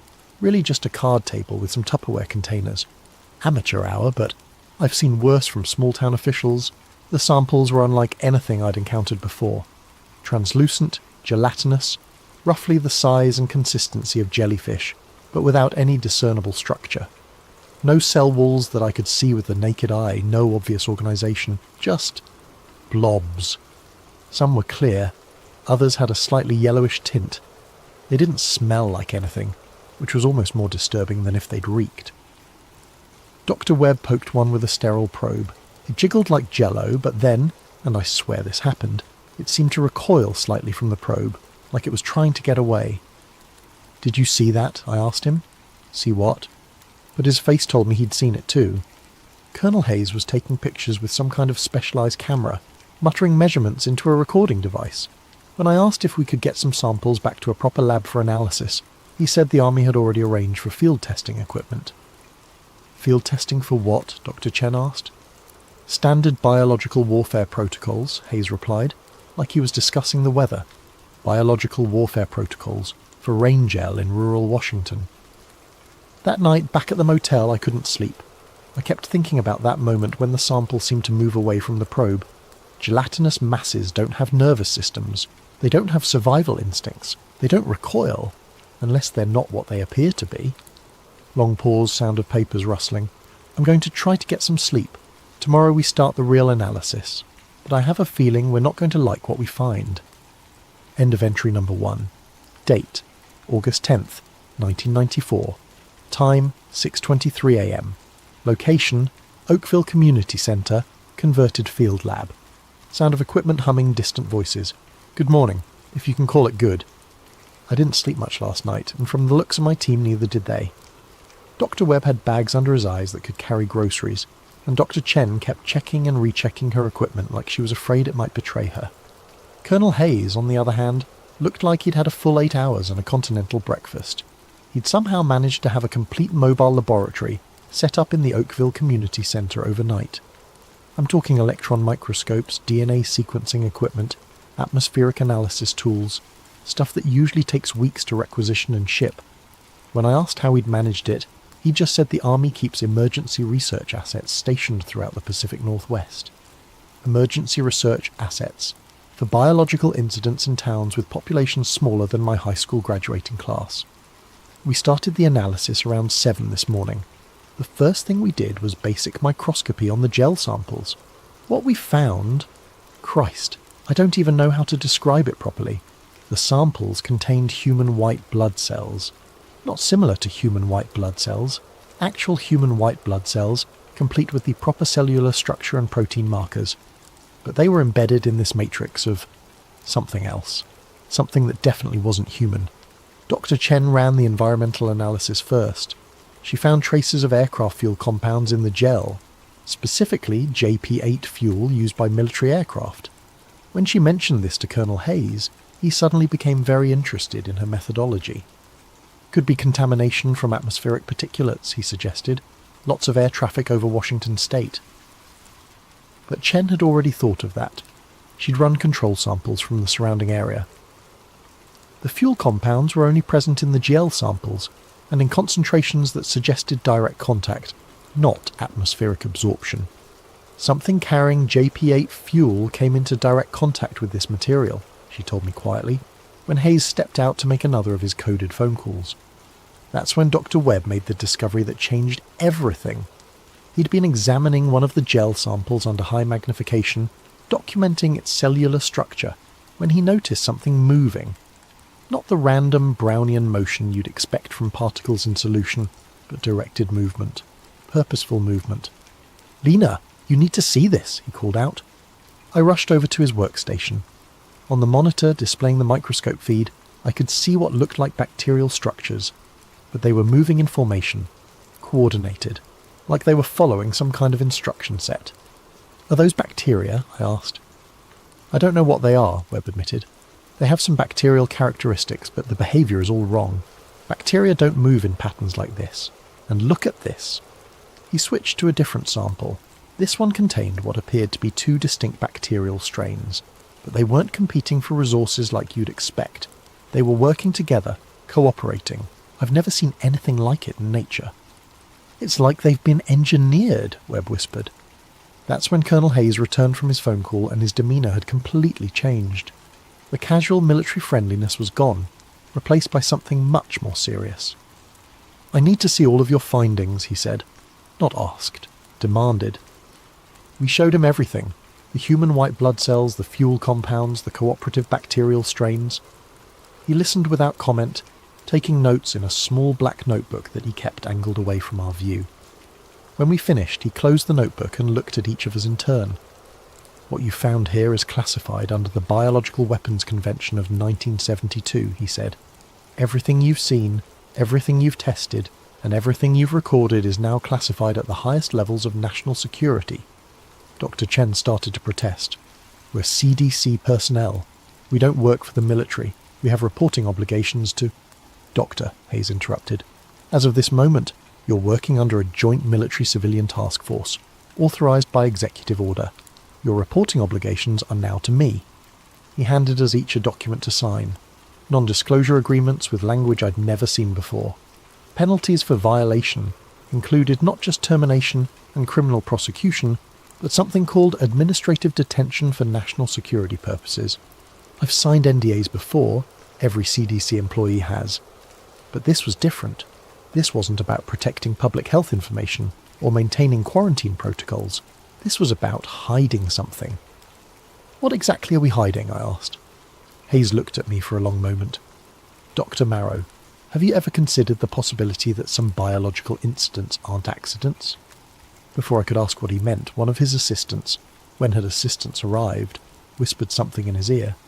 Hayes nodded and turned back to us. "We'll continue this discussion tomorrow. For tonight, I need you to secure all samples and shut down your analysis equipment. No further testing until I give the authorization." As we packed up our equipment, I noticed Dr. Webb palming one of the smaller sample containers. He caught my eye and gave an almost imperceptible nod toward the back exit. Smart man, because something about this whole situation stank worse than week-old biological cultures. Sound of equipment being moved, voices growing distant. I'm heading back to the motel now. Tonight, Dr. Webb and I are going to do some unauthorized analysis. If Colonel Hayes wants to classify our findings, we need to know what we're actually being asked to hide, and I have a terrible feeling we're not going to like the answer. End of entry number 2. Date: August 11th, 1994. Time: 2:14 AM. Location: Motel 6, room 127. Whispered voice, sounds of typing in background. Jesus Christ, I don't even know where to start. Webb and I spent the evening running analysis on the sample he'd smuggled out. We had to use his personal laptop and some portable equipment he'd brought for emergencies, but what we found, it changes everything we thought we knew about the Oakville incident. First, the bacterial strains. We managed to isolate and identify them using Webb's portable DNA sequencing kit. One of them matched a known strain of Bacillus cereus. Not unusual, you can find it in soil and food products. But the other strain was completely unknown. Not just a new variant, but something that doesn't match anything in the genetic databases. But here's the really disturbing part. The unknown strain showed clear signs of genetic modification, specific sequences that don't occur naturally, inserted with surgical precision. Someone had deliberately engineered this bacterium, and from what we could determine, it was designed to interact with human neurochemistry. It's targeting neurotransmitter production, Webb explained, pointing to the protein structures on his laptop screen. Specifically dopamine and serotonin pathways. This isn't meant to kill people, it's meant to affect their behaviour. Behaviour modification through biological agents. That's not medical research, that's weapons development. We were just starting to process the implications when Dr. Chen appeared at our door. She looked terrible, pale, shaking, eyes wide with panic. "They took Marcus," she said. "What do you mean, took him?" I asked. "Dr. Peterson, the environmental specialist who was supposed to arrive this morning. He never showed up at the community centre, so I went to check on him at his motel. His room was empty, but there were signs of a struggle, and this was on the floor."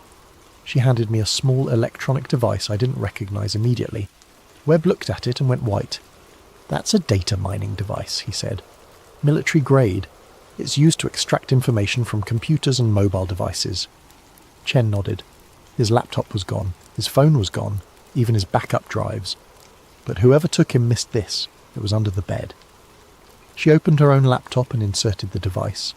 After a few minutes of technical wizardry that was way above my pay grade, she managed to access its stored data. "Oh my God," she whispered.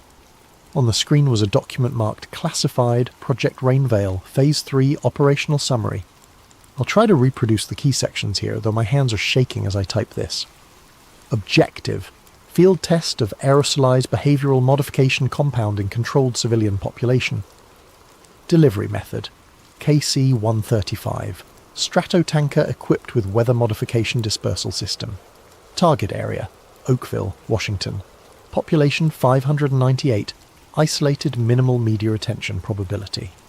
Compound composition: synthetic gel matrix containing engineered bacterial agents, B7, mood suppression, and B12, compliance enhancement, plus human leukocytes for immune system camouflage.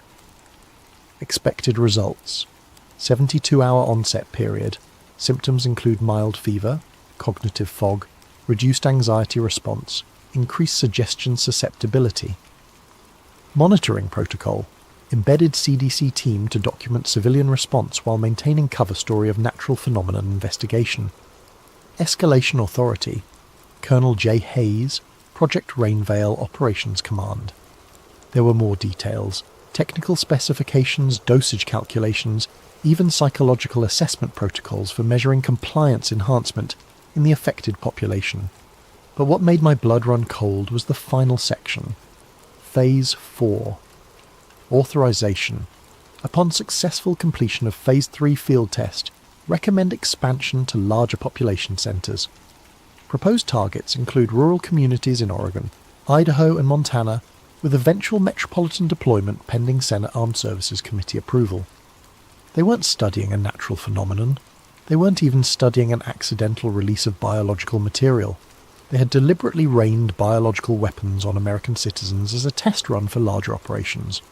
"How many people know about this?" I asked Chen. Peterson and I were the only ones with clearance to access the environmental data, but Peterson suspected something was wrong with the whole operation. He'd been asking questions about the military involvement, the secrecy protocols, why we needed level 5 containment procedures for what was supposed to be an algae bloom. That's why they took him, Webb said quietly. We spent the next 2 hours copying everything we could from the device onto multiple backup drives. The full scope of Project Rainveil was even more disturbing than the initial document had suggested. This wasn't some rogue military operation. It was part of a larger program dating back to the 1960s, designed to test the feasibility of using biological agents for population control. Not population reduction, population control, making people more compliant, less likely to resist government authority, more susceptible to media manipulation. The Oakville incident was just the latest in a series of tests conducted on unwitting American communities over the past 30 years. There were references to similar operations in small towns across the Midwest and Southwest, all documented with the same clinical detachment you'd expect from a pharmaceutical trial. But they weren't testing medicine, they were testing methods for controlling human behaviour on a mass scale. Long pause, sound of someone taking deep breaths. We've hidden copies of the data in 3 different locations. If something happens to us, at least there will be a record of what really happened here. Tomorrow we're supposed to report back to Colonel Hayes with our final analysis of the Oakville samples. He expects us to conclude that the incident was caused by natural atmospheric phenomena, algae blooms, bacterial contamination, nothing that can't be explained by meteorology and bad luck. But I can't do it. I became a doctor to help people, not to cover up biological weapons tests on American citizens. Even if it means the end of my career, I have to find a way to expose what's really happening here. The question is, how do you fight an enemy that can rain compliance from the sky? End of entry number 3. Date, August 11th, 1994. Time, 6:45 p.m. Location, Oakville Community Centre. Background noise of equipment being packed, multiple voices. Today was supposed to be our final day of analysis. Colonel Hayes called a team meeting for 8 this morning to discuss our conclusions about the Oakville incident. I walked into that community centre knowing it might be the last honest thing I ever did as a CDC scientist. But I wasn't prepared for what Hayes told us. "Ladies and gentlemen," he said, standing in front of a projector screen that showed aerial photographs of Oakville, "your analysis has been extremely valuable to national security. However, the nature of your findings requires us to adjust our public reporting strategy." He clicked to the next slide, a draft report concluding that the Oakville incident was caused by atmospheric algae blooms, combined with unusual weather patterns and trace bacterial contamination from agricultural runoff. This is the report that will be filed with the CDC, the Washington State Department of Health, and local authorities, Hayes continued. It explains the symptoms observed in local residents and provides recommendations for preventing similar incidents in the future. Dr. Chen raised her hand. "Colonel, this report doesn't mention the human white blood cells we found in the samples, or the engineered bacterial strains, or the aircraft fuel compounds." Hayes smiled, but it didn't reach his eyes. "Dr. Chen, I'm afraid there may have been some contamination in your testing procedures. When we ran independent analysis on the same samples, we found no evidence of the anomalies you described." He clicked to another slide showing laboratory results that looked exactly like ours, except all the anomalous findings had been replaced with standard bacterial cultures you'd expect from environmental contamination. "I don't understand," Webb said.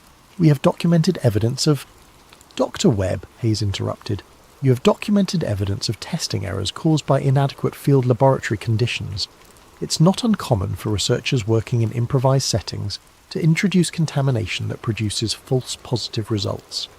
I realised what was happening. They weren't just covering up the biological weapons test. They were gaslighting us into believing our own findings were mistakes.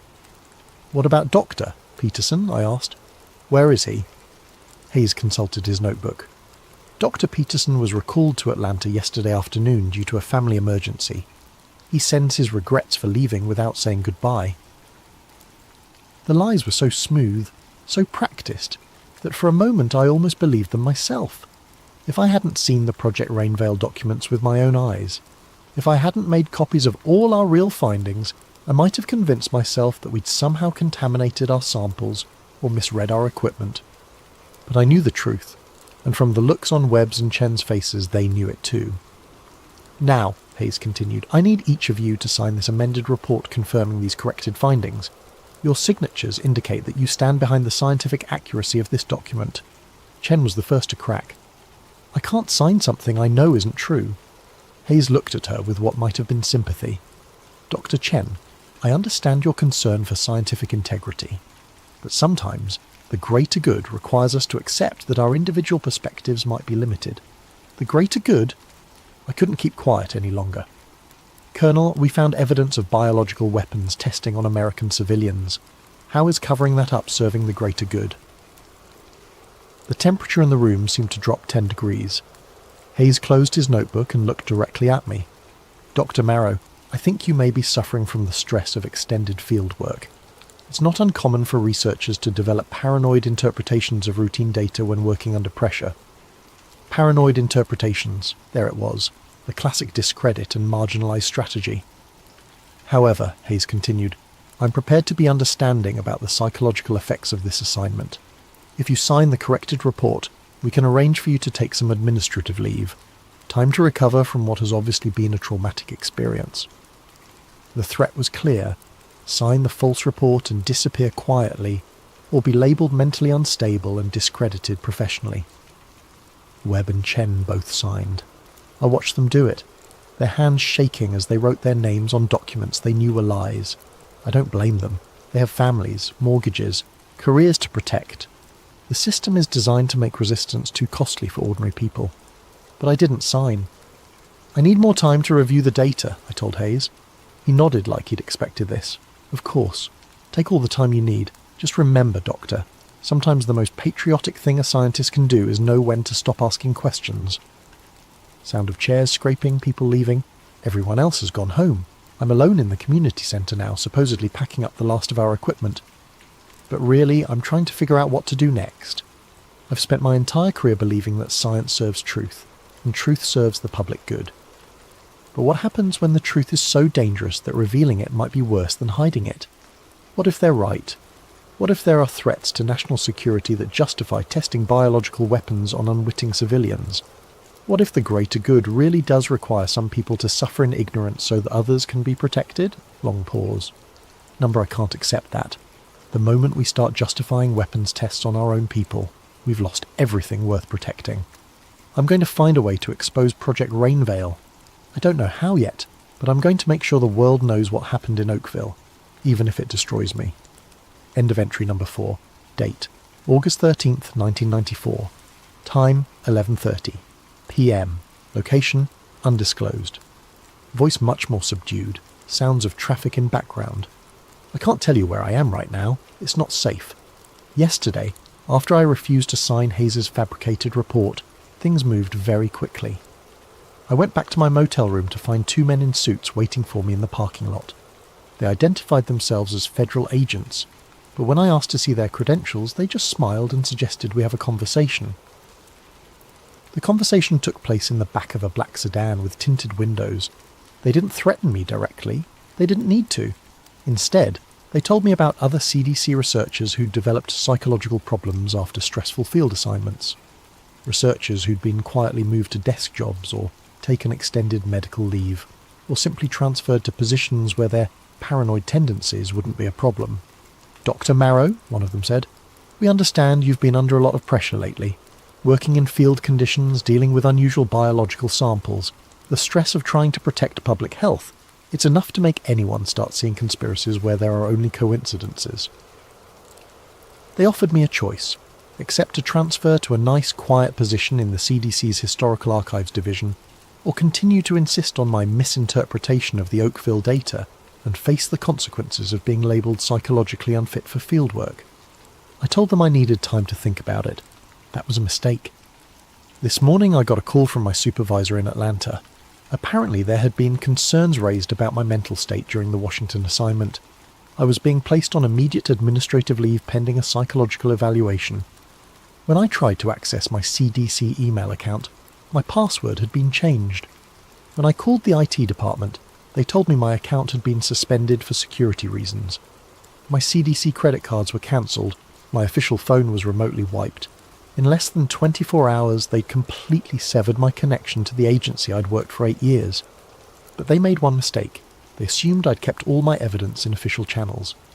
Before leaving Oakville, I'd mailed copies of our real findings to 3 different addresses. A journalist I knew from graduate school, a professor at Johns Hopkins who specialised in biological weapons research, and my own personal storage unit in Atlanta.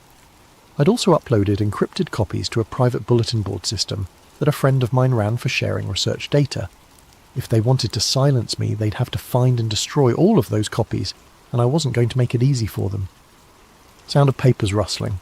I've been doing my own research over the past 2 days, using public records and Freedom of Information Act requests to trace the history of Project Rainveil. What I've found is terrifying in its scope. The Oakville incident wasn't isolated. Over the past 30 years, there have been at least 24 similar events in small communities across the United States. Strange weather phenomena followed by unexplained illnesses, always in rural areas with populations under 1,000, always with minimal media attention. 1967, Eureka, Utah. Residents reported snow that wouldn't melt, followed by a flu outbreak that left most of the town bedridden for weeks. 1973, Millfield, Ohio. A chemical spill from a passing truck caused respiratory problems and severe lethargy in local residents. 1981, Hanksville, Utah. Military aircraft conducting weather research preceded an outbreak of what doctors called desert fever. Symptoms included cognitive fog and unusual compliance with authority figures. 1988, Jordan Valley, Oregon. Atmospheric algae blooms caused flu-like symptoms and temporary memory problems in nearly half the town's population. The pattern is always the same: unusual atmospheric phenomena followed by specific symptoms that include not just physical illness, but psychological changes. Reduced anxiety, increased suggestibility, temporary memory problems, and always military aircraft in the area immediately before the incident. But here's what really scares me. I found evidence that some of these tests were deemed successful and led to larger scale operations.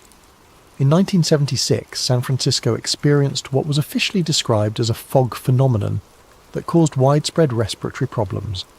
Thousands of people were affected, but the symptoms were dismissed as a particularly bad flu season. What the public wasn't told was that military aircraft had been conducting weather modification experiments over the Bay Area for months leading up to the incident.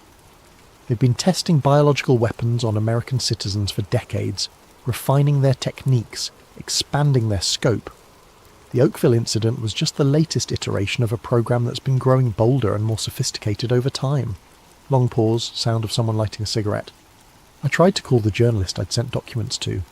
Her editor told me she'd been reassigned to cover local politics and wasn't available for comment on conspiracy theories. The professor at Johns Hopkins never returned my calls, and when I finally reached his department, they told me he was on sabbatical in Europe with no forwarding address. Someone got to them. Someone with enough influence to silence respected professionals with just a phone call. But they haven't found all of my evidence yet, and they haven't silenced me. I'm going to keep digging. I'm going to find out how high this goes, how many people know about Project Rainveil, and what they're planning next.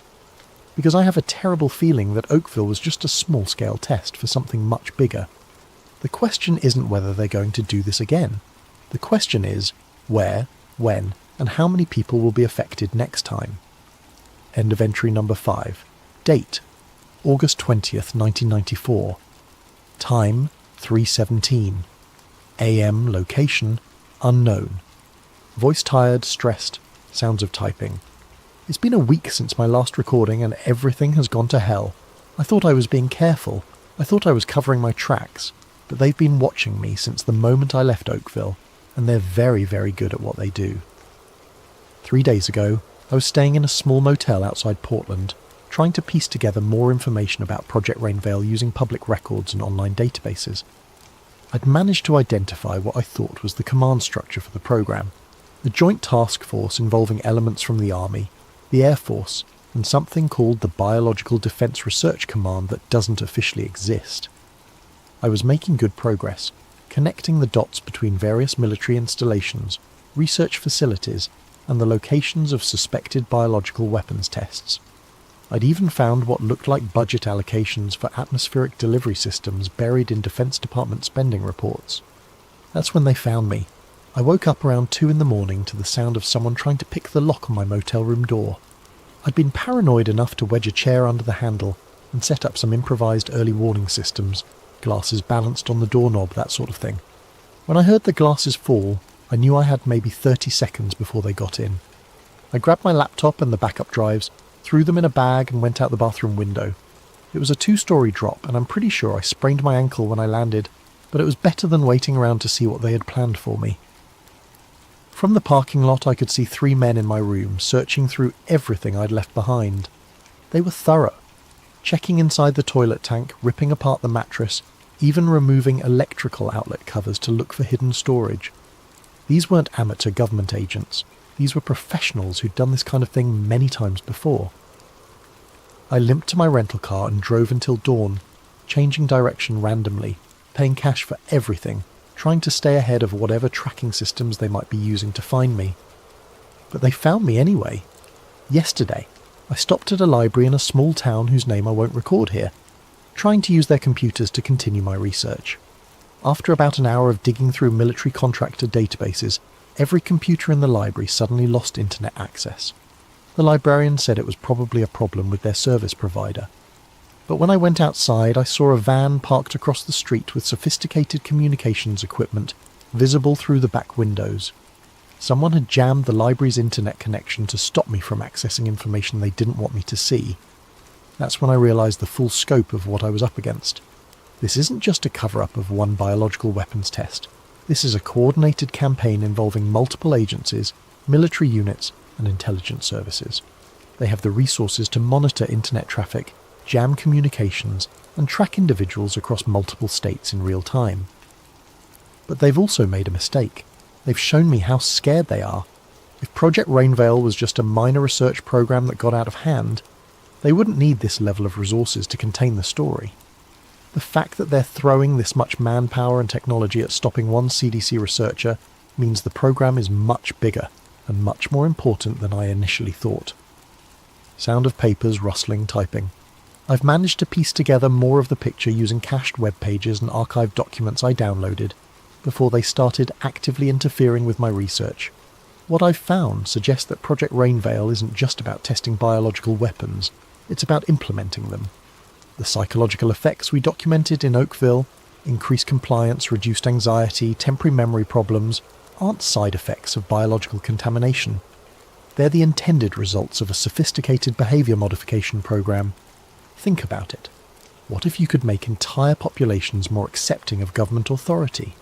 What if you could reduce civil unrest, decrease crime rates, and increase social stability by adjusting the neurochemistry of millions of people simultaneously? That's what Project Rainveil is really about. Not killing people, but controlling them. Making them easier to govern, less likely to resist, more willing to accept whatever they're told by authority figures. And from what I can determine, they've been testing and refining these techniques for 30 years, gradually expanding the scope of their operations. Oakville wasn't an isolated incident. It was a field test for nationwide deployment. Long pause. I found something else in the archived documents. References to what they call Phase 4 implementation. Budget projections for large-scale atmospheric delivery systems. Purchase orders for chemical compounds measured not in grams or kilograms, but in tons. They're not planning small-scale tests anymore. They're planning to deploy these biological agents over major metropolitan areas. And based on the timeline in the documents I've seen, Phase 4 is supposed to begin sometime in the next 2 years. I have to find a way to stop this, but I'm running out of options and they're getting closer. End of entry number 6. Date: August 25th, 1994. Time: 7:42. PM. Location: redacted. Voice noticeably more strained, background sounds of wind. This is probably going to be my last recording for a while, maybe my last recording ever. 5 days ago I thought I'd found the break I needed. Using a combination of military contractor databases and cross-referencing with air traffic control records, I'd managed to identify the specific aircraft used in the Oakville operation. A KC-135 Stratotanker, tail number 63-8877, operating out of McCord Air Force Base near Tacoma. More importantly, I'd found the flight manifest for August 6th, 1994, the day before the Oakville incident. The aircraft had conducted what was officially logged as a weather modification training exercise over southwestern Washington, with a flight path that took it directly over Oakville at approximately 3:47 a.m. The pilot was Major Dennis Kowalski, a veteran of the Gulf War with specialized training in chemical and biological weapons delivery systems. The mission commander was Colonel James Hayes, the same Colonel Hayes who'd overseen our investigation of the incident. I had proof, direct, undeniable evidence that the Oakville incident was a deliberate military operation using biological weapons against American civilians. But when I tried to use this information, everything fell apart. I contacted an investigative journalist at the Washington Post, thinking that a major newspaper would have the resources and credibility to break this story. I sent him encrypted copies of all my documentation, including the flight records, the Project Rainil documents, and our original laboratory analysis. He called me back within hours, excited about the story. We arranged to meet at a coffee shop in downtown Seattle to discuss how to proceed. He never showed up. When I called the Post the next day, they told me he'd been reassigned to cover a congressional hearing on agricultural subsidies. When I pressed for more information, they said he wasn't available for comment on pending investigations. That's when I realised they'd gotten to him too. Whatever influence Project Rainil had, it was powerful enough to silence journalists at major newspapers. So I tried a different approach. I reached out to a congressional aide I knew from college, someone who worked for a senator known for investigating government misconduct. I figured that Congress had oversight authority over military operations, and that elected officials might be harder to silence than journalists. I was wrong. The aide was interested at first, but after I sent him the documents, his attitude changed completely. He called me back and suggested that I might be misinterpreting the evidence, that the stress of my CDC work had caused me to see patterns that aren't really there. The exact same language Hayes and his people had used. Someone had gotten to him within 24 hours of receiving my information. Either they'd threatened him, paid him off, or convinced him that I was mentally unstable. It didn't matter which. The result was the same. Sound of typing, papers rustling. But then I found something that changed everything. A name I recognised from my graduate research. Dr. Elizabeth Carver, formerly of the Army's Biological Weapons Research Program at Fort Detrick. Dr. Carver had been a whistleblower in the 1970s, exposing illegal human experimentation programs run by the military. She'd faced the same kind of harassment and discrediting that I was experiencing, but she'd managed to get her story out through alternative channels. More importantly, she was still alive and still fighting. I managed to track her down through academic networks. She was working as a professor at a small college in Vermont, keeping a low profile but still conducting research into government biological weapons programs. When I called her, she knew exactly what I was talking about before I even mentioned Project Rainil. They've been expanding the program, she told me. What you saw in Oakville was just the latest test. They've been working on this for decades, and they're getting ready to go operational. She agreed to meet with me, but only under very specific conditions. No phones, no electronic devices, no credit card transactions.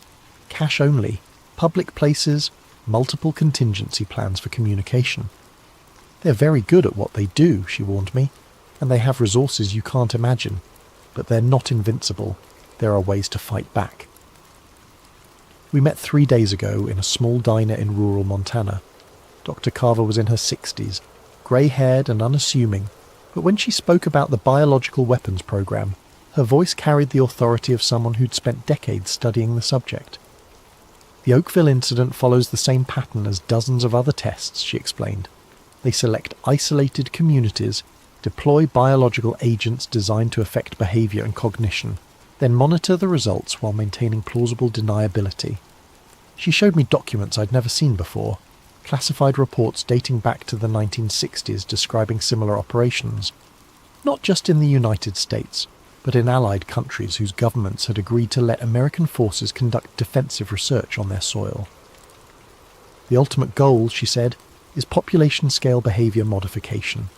They want to be able to adjust the psychological state of entire regions, making people more compliant, less likely to resist government authority, more susceptible to propaganda and social manipulation. The scope of what she was describing was staggering. Not just occasional weapons tests, but a systematic program to develop the capability for mass psychological control. But why? I asked. What's the point of having a compliant population if you have to drug them to achieve it? Dr. Carver smiled grimly. Because the people who run these programs believe that democracy is inherently unstable. They think that giving people too much freedom leads to chaos, rebellion, and social collapse. In their view, a little bit of chemical compliance is a small price to pay for social stability. She explained that Project Rainveil was part of a larger strategic initiative called Cognitive Stability Operations, designed to give the government tools for managing what they called democratic volatility. The idea was that by subtly adjusting the neurochemistry of target populations, they could prevent civil unrest, reduce crime rates, and maintain social order without the need for overt authoritarian measures. They see it as a more humane alternative to military occupation or police-state tactics, she said. Instead of oppressing people directly, they just make people less inclined to resist oppression. Long pause, sound of wind getting stronger. Dr. Carver gave me more than just information. She gave me hope. There are others, she told me. Scientists, journalists, government officials who know what's happening and are working to expose it. We have to be careful. We have to be smart, but we're not alone. She put me in touch with a network of researchers and activists who've been tracking government biological weapons programs for years. They have resources, connections, and most importantly, they have a plan for getting this information to the public in a way that can't be suppressed or discredited. But the plan requires me to disappear for a while, to go completely underground, cut all ties to my previous life, and work with them to build an airtight case that even the government's media manipulation capabilities can't dismiss. The moment you surface again, Dr. Carver warned me, they'll do everything they can to destroy your credibility. They'll say you're mentally ill. They'll fabricate evidence of erratic behaviour. They'll turn your friends and family against you. You have to be prepared for that. I am prepared, or at least I think I am. Sound of car doors slamming, engine starting. They found me. I can see headlights approaching from both directions on the highway. I don't know how they tracked me here, but I'm out of time. If you're hearing this recording, it means I managed to upload it to the dead drop Dr. Carver set up before they caught me. It means the network of researchers and activists she told me about is real, and they're continuing the work. But more importantly, it means that somewhere in the world, people are still fighting for the truth. Project Rainveil is real. The biological weapons tests on American civilians are real. The plan to deploy behaviour modification agents over major population centres is real. And if we don't stop them, if we don't expose what they're doing, then the next time it rains you might want to ask yourself, is this water falling from the sky, or is it something else entirely? Sound of vehicles approaching, voices shouting. Remember Oakville. Remember what they did to those people. And remember that the price of freedom is... Recording cuts off abruptly. Date, March 15th, 2024. Source, anonymous upload to secure drop. Different voice, younger male. My name is Dr. James Mitchell, and I'm a microbiologist with the Nebraska Department of Health. 3 weeks ago, the town of Hartington, Nebraska, experienced what local officials are calling an unusual weather event. On February 23, 2024, gelatinous material fell from the sky over a 6-hour period. Within 48 hours, over 100 residents had been hospitalised with flu-like symptoms, cognitive fog, and what doctors are describing as temporary behavioural changes. The CDC has classified the incident as a natural phenomenon caused by atmospheric algae blooms. The military has denied any aircraft operations in the area. But I've run my own analysis on samples of the material, and what I've found matches exactly what Dr. Lena Marrow documented in her recordings from the Oakville incident 30 years ago. Human white blood cells embedded in an unknown matrix, engineered bacterial strains designed to affect neurochemistry, aircraft fuel compounds indicating direct military involvement. They're still doing it.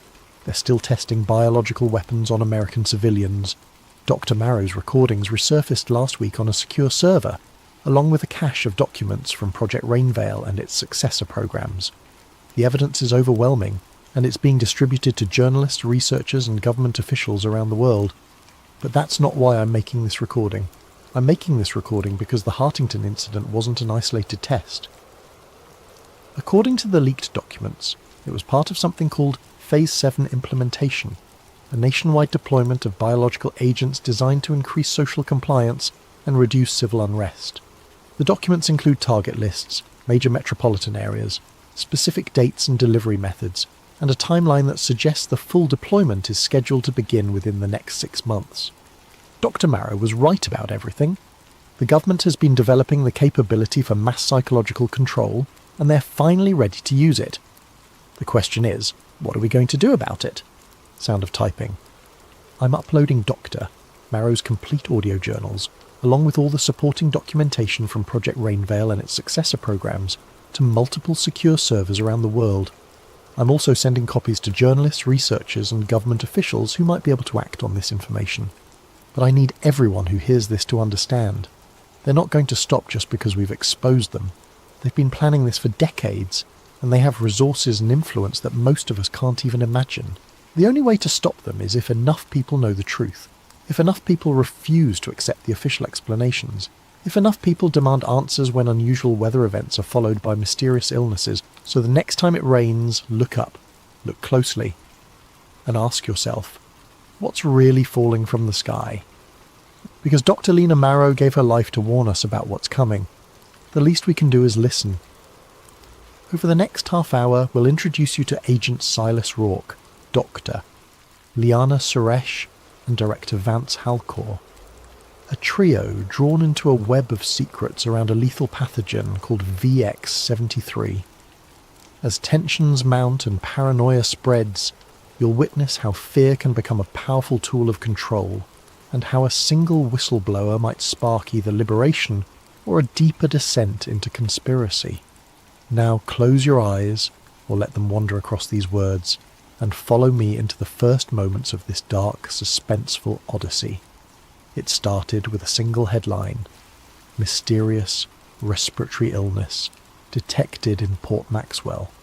Within days, similar stories crept across the country, quiet at first, overshadowed by routine politics and everyday noise. Then, all at once, everything changed. The virus, designated VX-73, emerged as a swift-moving spectre, triggering coughing fits that escalated into respiratory failure for many. In a matter of weeks, schools were shut, businesses locked their doors, and entire metropolitan areas were quarantined under what officials described as temporary emergency protocols. For Agent Silas Rourke, a 42-year-old operative at the Bureau of Federal Integrity, BFI, life became an endless string of directives and dispatches. His daily uniform was a crisp suit layered beneath a bulletproof vest and a standard-issue respirator mask that itched at his face. He'd spent over a decade tackling threats deemed subversive to national security, from financial sabotage to espionage. Yet no training had ever prepared him for watching entire city blocks fall silent overnight. He walked the corridors of the BFY with practiced composure, scanning the myriad bulletins pinned on corkboards. The walls hummed with fluorescent lights that gave everything a stark, sterile glow. Digital screens listed the latest infection rates, projected mortalities, and newly declared red zones where infections raged unabated. Over the PA system, a recorded female voice repeated the same instructions every half hour. Stay indoors, maintain social distancing. All citizens must comply with the National Stabilization Bureau's guidelines. The National Stabilization Bureau, NSB, led by Director Vance Halcor, had been formed to centralize the government's emergency functions. Some called it necessary response. Others whispered about the creation of an all-powerful agency with little oversight. Halcor himself was a tall, imposing figure who frequently appeared on screens throughout the BFI complex, delivering updates about mandatory daily biometric scans and the development of a new vaccine, Unity Serum. Silas had known Halcor only in passing, enough to catch glimpses of a man driven by unwavering conviction.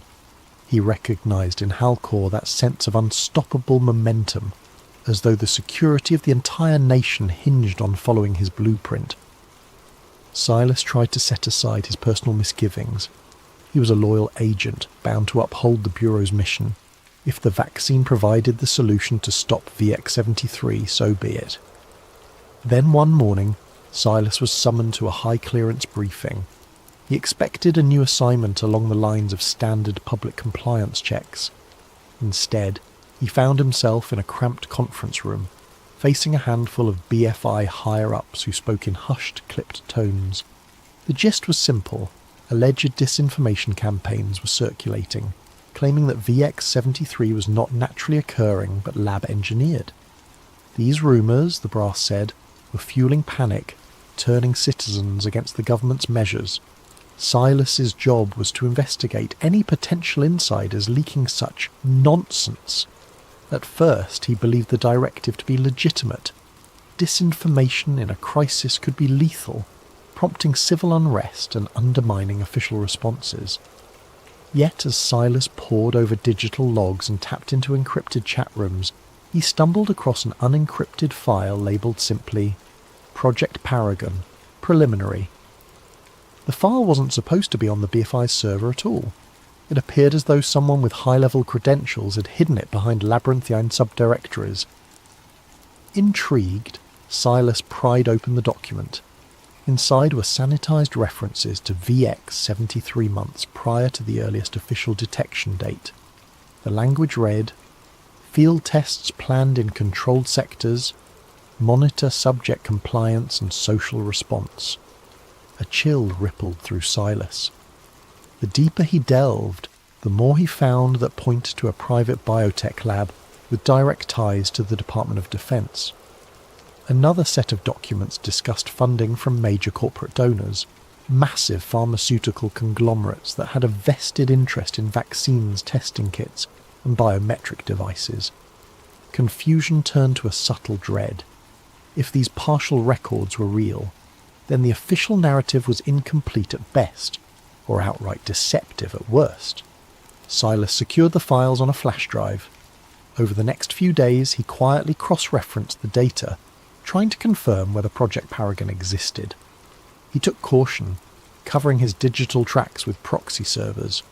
Even so, he noticed the BFI's internal security channels seemed abuzz with mentions of an internal breach. Fear knotted in his stomach. Someone else was on this trail too. He found short references to a doctor, Liana Suresh, apparently a virologist who once worked at a biotech facility codenamed Cerulean Labs. Her name popped up in correlation with antigen research and compliance metrics. The wording was bizarre. Since when did a vaccine program revolve around compliance? Yet there it was. VX-73 antigen trials show 62% compliance rate. Additional modifications required. The date? Nearly a year before the current outbreak. By the time Silas realised how incriminating his findings were, the hair on his arm stood on end. His imagination conjured scenarios he'd previously deemed paranoid. A virus unleashed intentionally. A vaccine designed not just to inoculate, but to control. He forced himself to remain calm. Conjecture was easy. Proof was everything. So he resolved to gather more. That night he left the BFI building with the flash drive tucked in the lining of his jacket. He tried to banish the creeping sense that eyes were trailing him. Outside, the city's main avenues lay deserted. Army trucks patrolled at intervals. Overhead drones whirred, scanning for curfew violators. Digital billboards displayed a single message across a black background. Unity Serum, your key to tomorrow. From a payphone booth, one of the last still standing, Silas called in a favour from a fellow agent he trusted. Someone adept at hacking behind the Bureau's firewall. The friend agreed to help, no questions asked, but Silas could sense tension in his voice. Everyone was on edge, unsure who was truly friend or foe. Silence had become a survival tactic. As he hung up the phone, the city's gloom pressed close, neon lights flickering across shuttered storefronts. In that moment, he wondered if the official explanation, VX-73 as a random mutation, was a purposeful lie from the start. If so, then the so-called Unity Serum might be more than just a vaccine. A wave of dread consumed him. The next steps would determine whether he stayed a loyal operative or became a traitor to the system he'd served for half his life. At the next corner, a spotlight from a drone settled on him, scanning his face. He forced a neutral expression. The device beeped and swiveled away. Good. No red flag. Yet. As Silas ducked into the underground metro, he realised with grim certainty that he had stumbled onto something monstrous. For years he'd believed in the Bureau's cause, trusting that each operation served the greater good. Now he faced the possibility that the greatest threat wasn't the virus itself, but the hidden intent behind it. City by city, the VX-73 infection soared. Once bustling centres of commerce turned into ghost towns, patrolled by uniformed enforcers under orders from the National Stabilisation Bureau. Curfews became absolute. Violators risked detention at newly established health containment camps. The mainstream media hammered a constant drumbeat of fear. The virus was unstoppable unless every citizen complied. For those still resistant, a single solution was presented day and night: Unity Serum.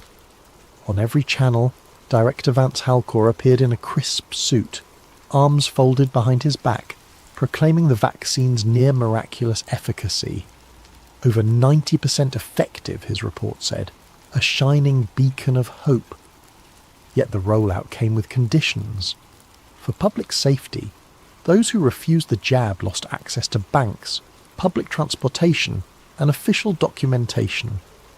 Within a month, entire swathes of the unvaccinated population found themselves in a twilight zone, forced to scavenge or rely on black market services just to survive. Amid the chaos, Agent Silas Rourke continued his secret investigation. By day, he donned his BFI credentials, working on official compliance enforcement tasks. By night, he devoured every new sliver of intel he could glean from that hush-hush file, Project Paragon. The deeper he went, the more horrifying the puzzle became. Encrypted references hinted at something hidden within the vaccine, a nano-emitter that lodged in the brain's limbic system. One internal document read, "Neurological regulation markers confirm mild sedation of aggression, increased docility, potential for broader cognitive modulation pending further trials, public health crisis to deploy a mind-altering device at scale." He needed answers. Over a secure channel, he messaged the elusive doctor, Liana Suresh, the scientist named in the files. She responded in short, coded texts, reluctant to trust him. Finally, after days of careful back and forth, she agreed to meet at an abandoned warehouse near the old docks. Silas arrived half an hour early, scanning the shadows for signs of a tail. No drones overhead, no suspicious vehicles. He waited under a flickering street lamp, the smell of salt water and rust filling the air. When Liana Suresh emerged, she wore a hooded jacket, her face partly obscured by a mask.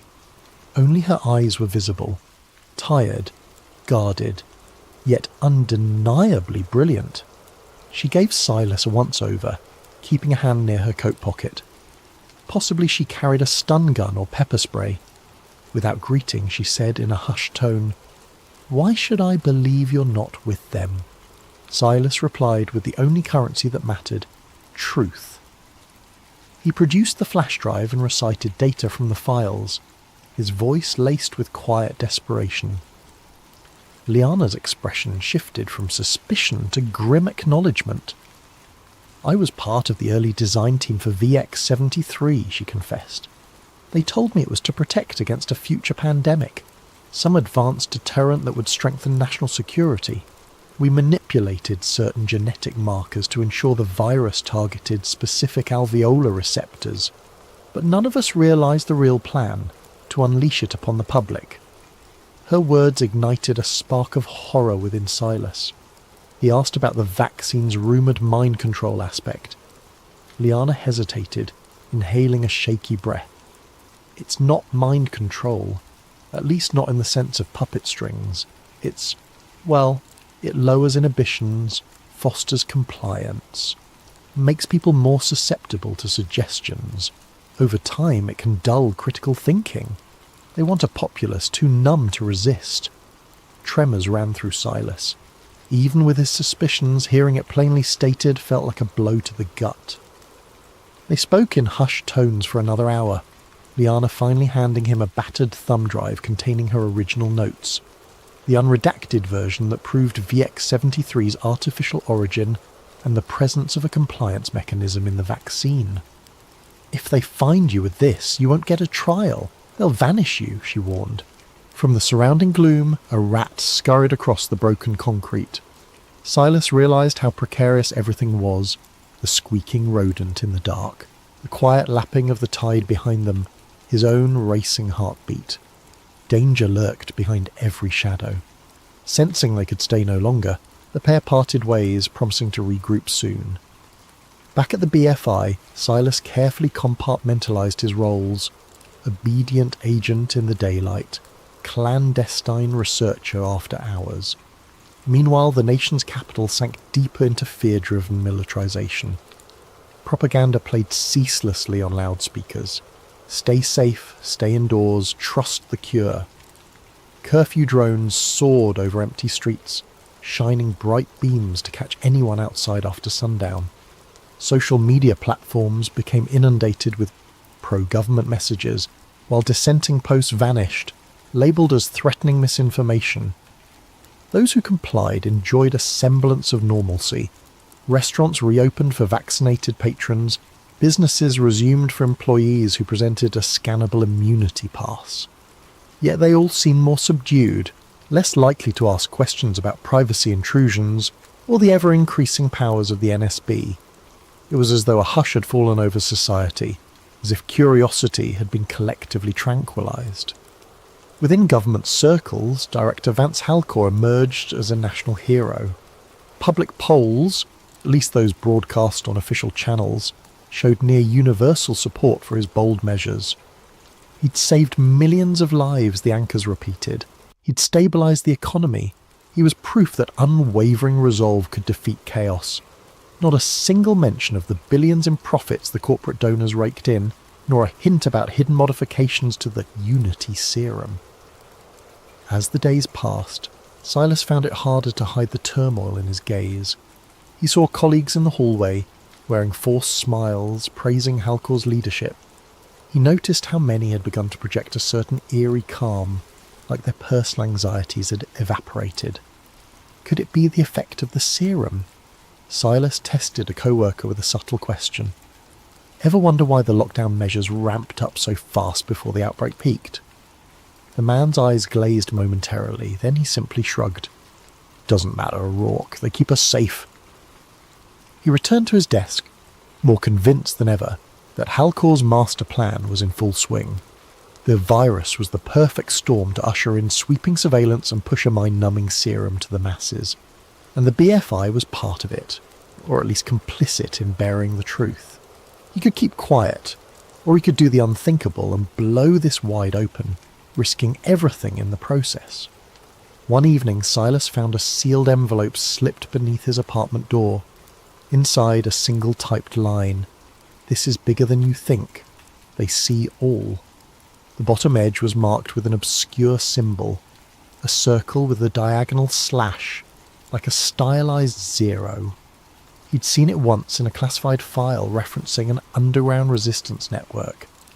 If these rebels wanted to contact him, it meant they believed he might be an ally. The tension hammered in his chest. He was dancing on a razor's edge, his loyalty to the Bureau, his conscience the unfolding nightmare. Taking a shaky breath, he powered up his laptop. A series of pings indicated a new assignment in his BFI inbox. Track down a subversive known for smuggling contraband medical supplies. Silas realised with a jolt that the suspect's name had been flagged in Dr. Liana Suresh's notes. Another piece connecting the puzzle, and another reason the Bureau might soon brand him a traitor. He closed the laptop. Outside, the city lights glowed, reflecting off dark clouds pregnant with the threat of a new storm. If he hesitated much longer, it might be too late for everyone.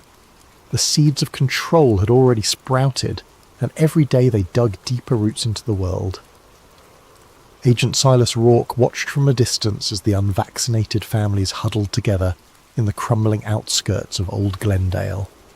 The press had labelled it a containment zone, but locals called it a human dumping ground. Living conditions were dire, Sporadic power, limited sanitation, and roving squads of Unity enforcers scanning for anyone who might have hidden child or avoided mandatory updates on vaccination status. The air crackled with dread. Days earlier, Silas had steeled himself to reach out to the symbol-bearing group implied by that cryptic envelope. If they were an underground resistance, maybe they could help him get the truth out. He had no illusions about personal safety. Once he exposed the deception behind VX-73 and Unity serum, the entire apparatus of the National Stabilization Bureau would come crashing down on him. But each time he pictured the slumped figures in these zones, cast aside for refusing a forced injection, his resolve hardened. Through a secure channel, he arranged a meeting with a contact who went by the codename Sparrow. The location, an old print shop with boarded-up windows, rumoured to have once published subversive newspapers. Silas made sure to lose any trailing drones or BFI watchers by weaving through side streets. He wore a hooded coat, his respirator mask pulled high to conceal half his face. Inside the print shop, the musty smell of ink and paper still lingered. Boxes of unused flyers leaned against dusty presses. A dim light revealed a short figure in a makeshift black scarf. Sparrow. Their voice was muffled but direct. "You're late." Silas exhaled, nerves crackling. "I had to shake a drone." Sparrow nodded, then led him to a small back room. It was here Silas found half a dozen other figures, all clad in dark, worn clothes. A battered laptop sat on a folding table. A tangle of cables connected it to a generator. One by one they introduced themselves with code names: Rook, Nightshade, Sahara, a clandestine cell of journalists, medics and rogue programmers dedicated to fighting the government's stranglehold. "I have proof," Silas said, placing Dr. Liana Suresh's files on the table. "The virus was engineered, and the vaccine is rigged to manipulate behaviour." Silence fell over the group. The gravity of his statement hung in the stale air. Finally Sparrow spoke. "We've suspected as much. Over the past month we've been collecting testimonies, people complaining of unusual mental fog, the inability to feel strong emotions after receiving the serum.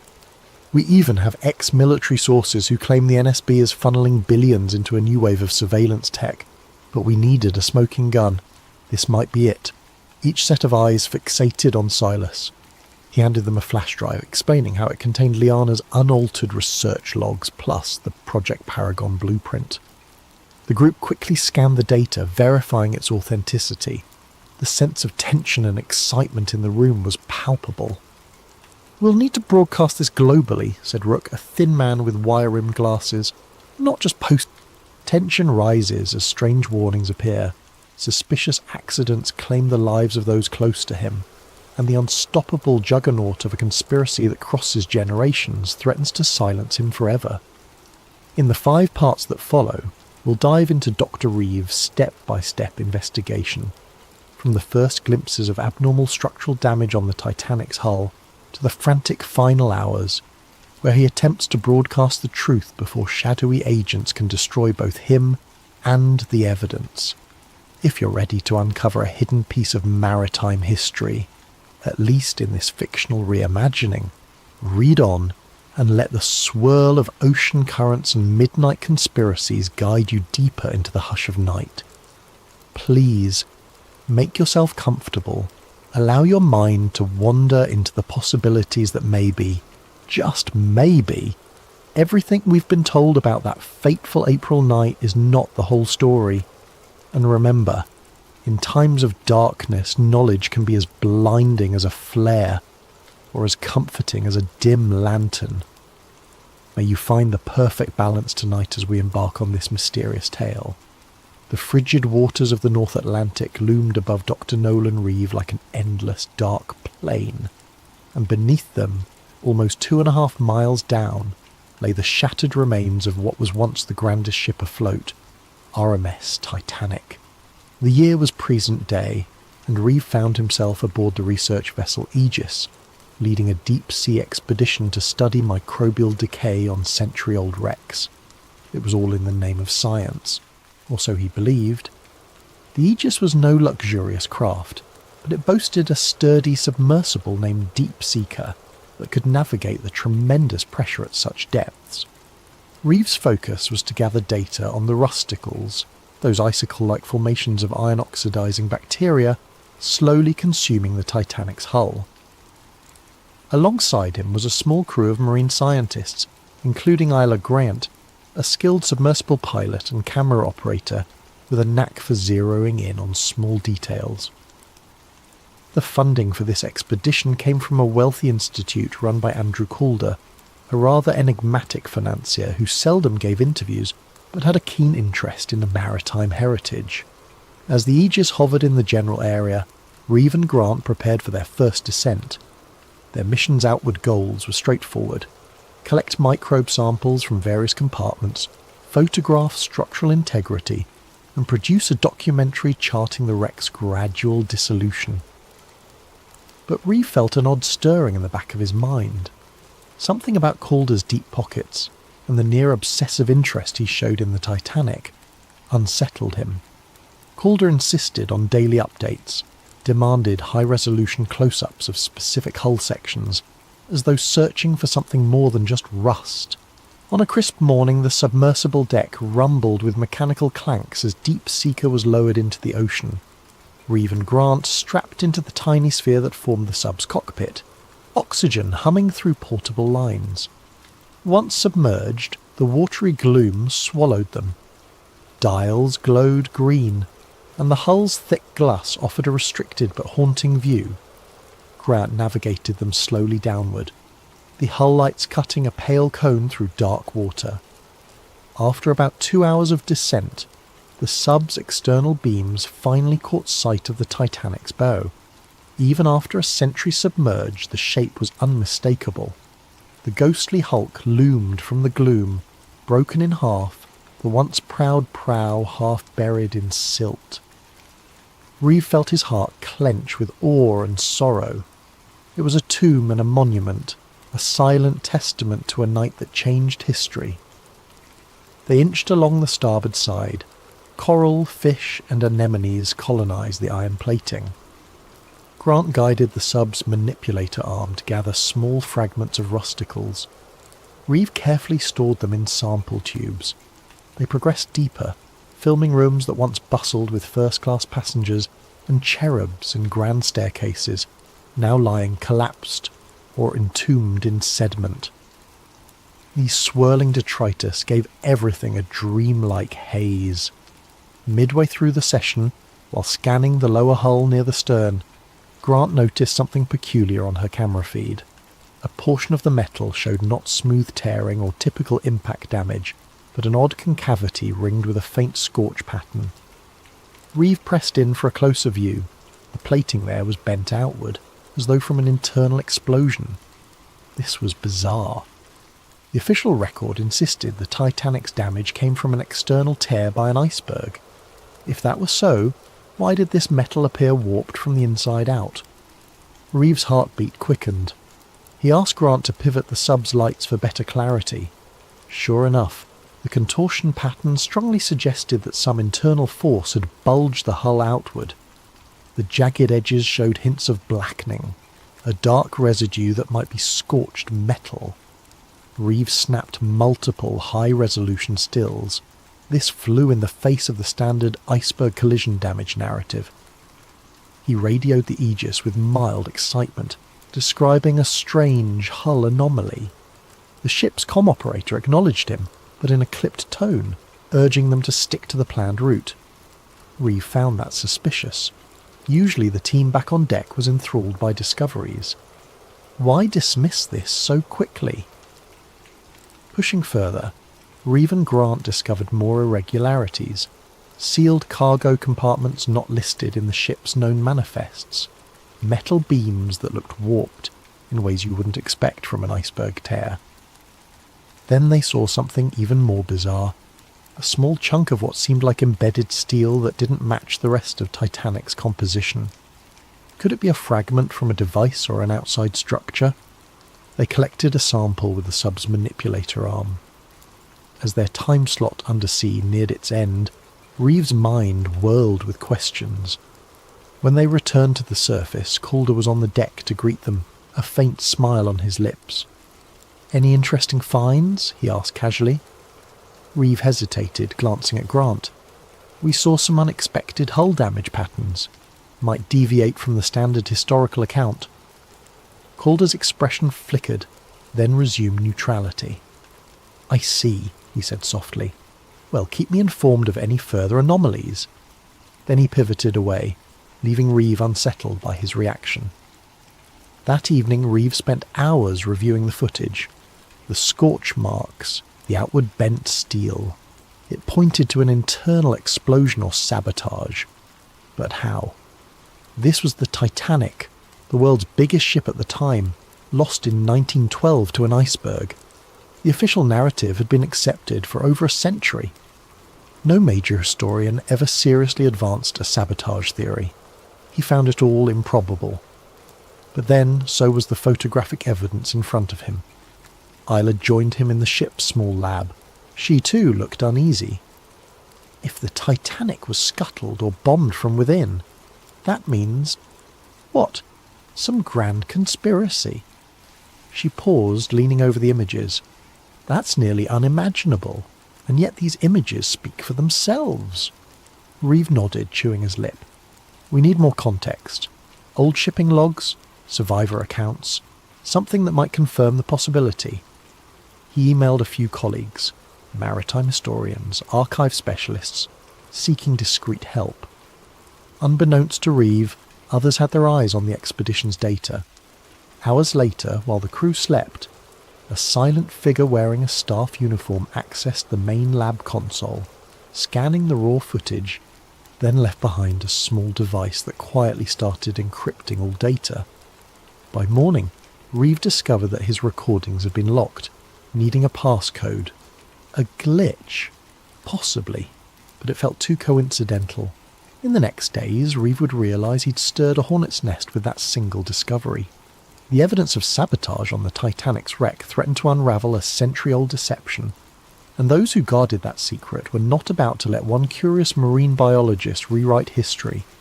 In the cramped lab aboard the Aegis, Dr. Nolan Reeve wrestled with the encrypted files. Every time he tried to open them, an error message demanded an unknown passcode. He suspected sabotage, but who would want to bury the data? The expedition's sponsor, Andrew Calder, insisted it must be a technical glitch, urging Reeve to keep the incident quiet and rely on fresh recordings. But Reeve felt the tension in Calder's voice. It was too pointed, too insistent. Frustrated, Reeve and Isla Grant turned to the partial images and notes they'd saved offline. A few snapshots still remained on Isla's personal camera, showing that suspicious scorch pattern on the Titanic's hull. Reeve cross-referenced the Titanic's original construction blueprints, which the Historical Society had in their public archive. That region of the hull was never intended to have anything more than standard plating. No known modifications or cargo compartments were recorded in that area. So how did an explosion or something akin to it mar the interior?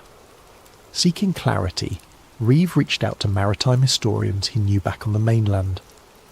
One responded quickly, an old friend named Francis Hobbs, who specialised in transatlantic liner accidents. Hobbs expressed utter shock at the hull damage suggestion. No major source ever mentioned burn marks or outward bent steel. The entire official inquiry pinned it on an iceberg gash. Reeve pressed further, mentioning the possibility that the Titanic's sister ship, the Olympic, had sustained damage weeks prior to Titanic's maiden voyage. Some fringe conspiracy circles argued the White Star Line might have swapped ships to salvage insurance money. But that didn't fully explain sabotage or bombs. As the days went on, Reeve discovered more digital meddling. A chunk of audio data from the sub's recordings vanished. The expedition's official logs were being updated to downplay the hull anomalies as corrosion patterns. Meanwhile, Calder announced an abrupt shift in the research plan. They were to focus on the ship's upper decks, ignoring the stern or deeper compartments. Reeve confronted Calder in the corridor, voice tight with anger. "We came for a thorough study of microbial decay, remember? We're not done with the lower hull." Calder just patted Greavves' shoulder. "This expedition is under my sponsorship, Doctor. We have all we need. Let's not waste resources on rabbit holes." Suspicion soared. Illa quietly confided in Greavves that she'd seen an unknown staffer rummaging through the lab's computers late at night. Something bigger was at play. They hatched a plan. On the next dive, they'd pretend to follow orders but actually gather clandestine footage of the suspicious hull region again, storing it on a separate device. They hoped to smuggle that out. The next day, they executed the plan. Isla took an alternate camera hidden in the sub's toolkit, capturing fresh angles of the scorch marks. But near the end of the dive, the sub's thrusters failed, plunging them into darkness momentarily. A near-fatal scenario if Isla's backup system hadn't restarted the motors. The official post-dive report pegged it as a mechanical glitch, but Greavves and Isla suspected sabotage, an attempt to end them mid-ocean. Back on the surface, they realised they needed more historical context. They discovered, from old survivor memoirs, mention of loud booms below deck some hours before the iceberg collision. In official statements, these were dismissed as boiler explosions due to flooding. Another survivor wrote that wealthy industrialist John Astor had confided to a friend about shadowy deals for or against a central banking system. Then one cryptic line from a steward's note surfaced. "We were told not to speak of the cargo in hold number 3, told it was hush-hush for the men with suits." Greavves' blood chilled. It sounded like sensitive cargo beyond just mail or supplies. The more Greavves read, the more an unsettling pattern emerged. Certain powerful men who opposed the formation of a global central banking authority died on the Titanic. Surviving members who wanted that bank system ironically missed the voyage last minute. Could the sinking have been orchestrated to remove key opposition? Greavves' logic reeled. It was wild, reminiscent of conspiratorial talk. Yet the sabotage evidence from the wreck gave these claims unexpected weight. Meanwhile, the expedition approached an official end date. Calder seemed eager to wrap up. The mood on the Aegis turned tense, with some staff openly complaining about weird instructions from Calder's office. Greavves realised that once they returned to shore, Calder might quietly seize all official findings, labelling anything about sabotage as a hoax. Greavves confided in Illa that they needed to break free from Calder's control. "We have to publish or release these anomalies ourselves," he insisted. She agreed, though fear glimmered in her eyes. "But they're watching everything we do." Days before the final docking, an unnerving event confirmed their fears. One of Greavves' close colleagues, a diver who had glimpsed the scorch marks as well, died in a suspicious boat explosion near the Aegis. The official statement labelled it a tragic fuel accident, but Greavves saw no sense in the story. The diver had been careful, not the type to mishandle fuel lines. The message was clear: keep your mouth shut or pay the price. Now Greavves recognised the bigger threat. Some covert group, possibly with Calder's backing or beyond him, was determined to bury any mention of sabotage. Perhaps a direct lineage of those old bankers or industrialists from 1912 still wielded enough influence to ensure the Titanic's alternative story remained hidden. The fear in Greavves' gut was overshadowed by moral resolve. People deserved the truth. The tragedy that claimed 1/500 lives might have been a coldly calculated mass murder. Nights turned sleepless. Greavves hammered out a partial draft of his revelation, an academic paper explaining the structural anomalies, listing historical coincidences, and linking them to potential sabotage. He also prepared a short documentary with images and voiceover, planning to upload it online the moment they were near stable internet. Isla assisted, editing in hush hours. They stored backups on hidden flash drives, but unbeknownst to them, an unknown figure in the staff was already alerting superiors about their secret activities. The black-suited watchers who answered to a shadowy black archive were preparing a final move. Greavves received a cryptic email from an unnamed address. "Stop, we see you. Let the Titanic rest, or you'll join its fate in deep silence." Sickness clenched Reeves' stomach. This was no empty threat, but he pressed on, determined. The Titanic's dead deserved no less than the truth. As the expedition's final day dawned, the Aegis began returning to port. Calder circled the decks, ensuring all official data was locked. Reeve and Isla, with their clandestine files, awaited the perfect moment to slip away or go public. Tension crackled through the sea air. Both felt that soon the conspirators would strike. Reeve thought of the thousands who died that night in 1912, possibly sacrificed for a hidden agenda. He vowed not to let them remain pawns in some century-old cover-up. He could only hope that in the hours ahead he'd find a way to broadcast the shocking truth before the Watchers enforced their deep silence, just as they had, apparently, for the diver who died, and for countless others who might have glimpsed the Titanic's real story over the decades. On the morning the Aegis neared the harbour, Dr. Nolan Reeve stood on the stern deck, scanning the shoreline for any sign of abnormal presence. The coastal city's skyline shimmered under the rising sun. People going about their daily routine had no idea that a conspiracy over 100 years old was about to surface. If Reeve and Isla Grant could manage to reveal it. The tension inside Reeve coiled tighter with each minute. The Watchers might be waiting at port, planning to intercept him or destroy the evidence. At breakfast, Andrew Calder made an announcement. Once they docked, all expedition materials, logs, footage, collected data, were to be handed over to the sponsoring institute for analysis and archiving. He claimed it was standard procedure, but Reeve caught the triumphant glint in Calder's eyes. This was clearly the final step in burying the sabotage findings. Reeve pretended compliance, casually finishing his toast while his pulse hammered. Isla, seated nearby, gave him a subtle nod. They understood each other. They had to act quickly. Below decks, Reeve and Isla retrieved their hidden flash drives from a safe compartment in the sub's tool storage. On these drives lay the photographic proof of the Titanic's hull damage, the partial interviews with experts who had uncovered old shipping conspiracies, plus the half-finished documentary. They sealed them inside a watertight case small enough to slip into Isla's personal bag. Their plan was to slip away from the Aegis the moment they landed, find an off-site location with stable internet, and upload everything. They also had a contact in the press, a freelance investigative journalist who had expressed interest in unconventional Titanic revelations. If they could get in touch, the journalist could go public with the story, but their Watchers were a step ahead. As the Aegis came into port, Reeve noticed a black SUV parked near the dock, 2 men in suits standing by. They exuded the same menacing aura as the staffer who had prowled the lab at night. Reeve recognised their type, ex-intelligence or corporate security, probably the Black Archive or some affiliate. If Reeve and Isla marched out the front gangplank, they'd be easy prey. Thinking fast, Reeve told Isla, "We can't disembark with everyone else. We need a back route." She recalled there was a smaller cargo ramp on the starboard side used for unloading sub-equipment.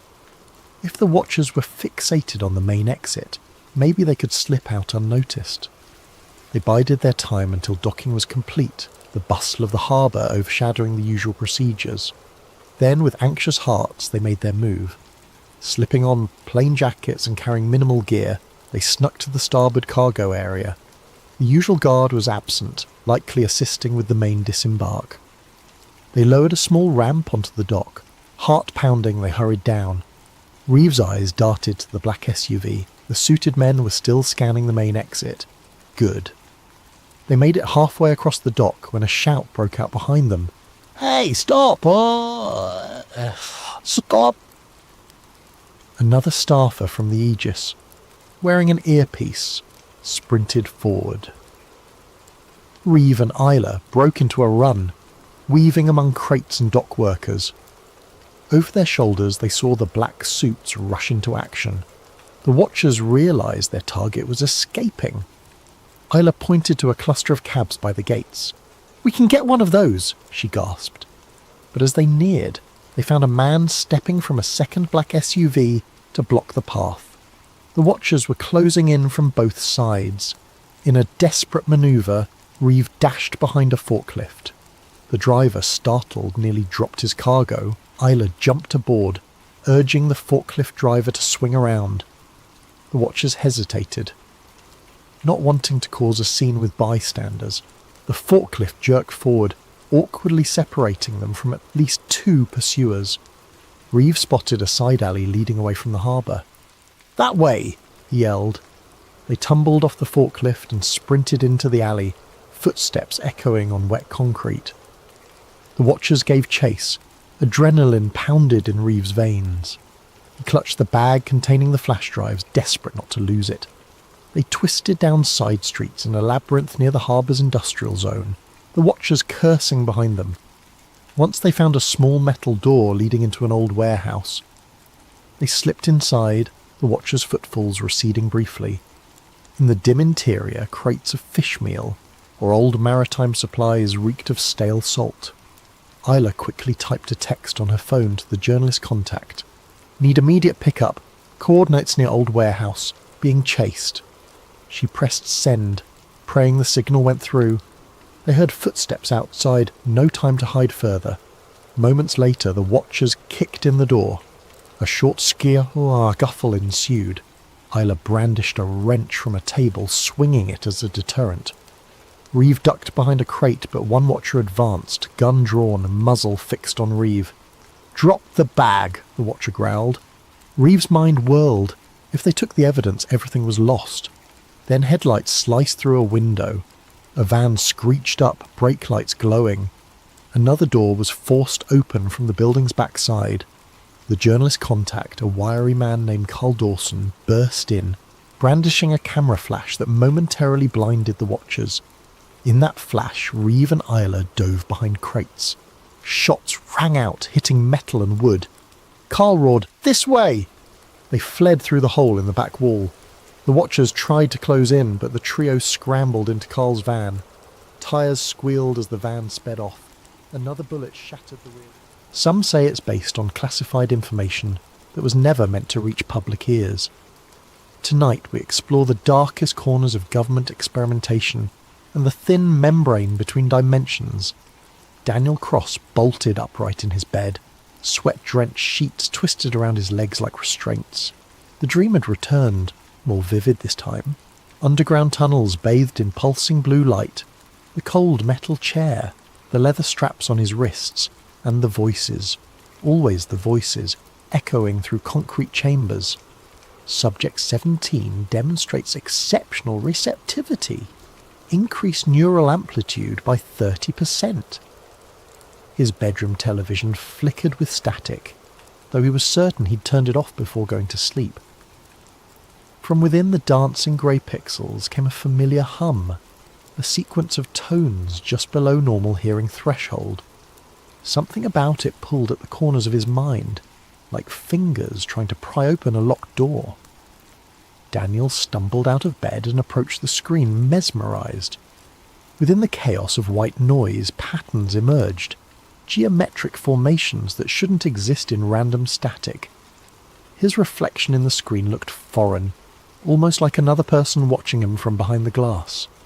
"Delta Protocol 17, he whispered, the words rising unbidden from some hidden chamber of memory. "Initiate phase bend." The static intensified, the hum growing to an electric whine that made his fillings ache. Then, as suddenly as it had begun, the television went black. Daniel stood there, trembling in the dark, wondering why tears were streaming down his face. In the morning, he convinced himself it had been nothing but a particularly vivid nightmare. But as he brushed his teeth, he noticed something unsettling in the bathroom mirror.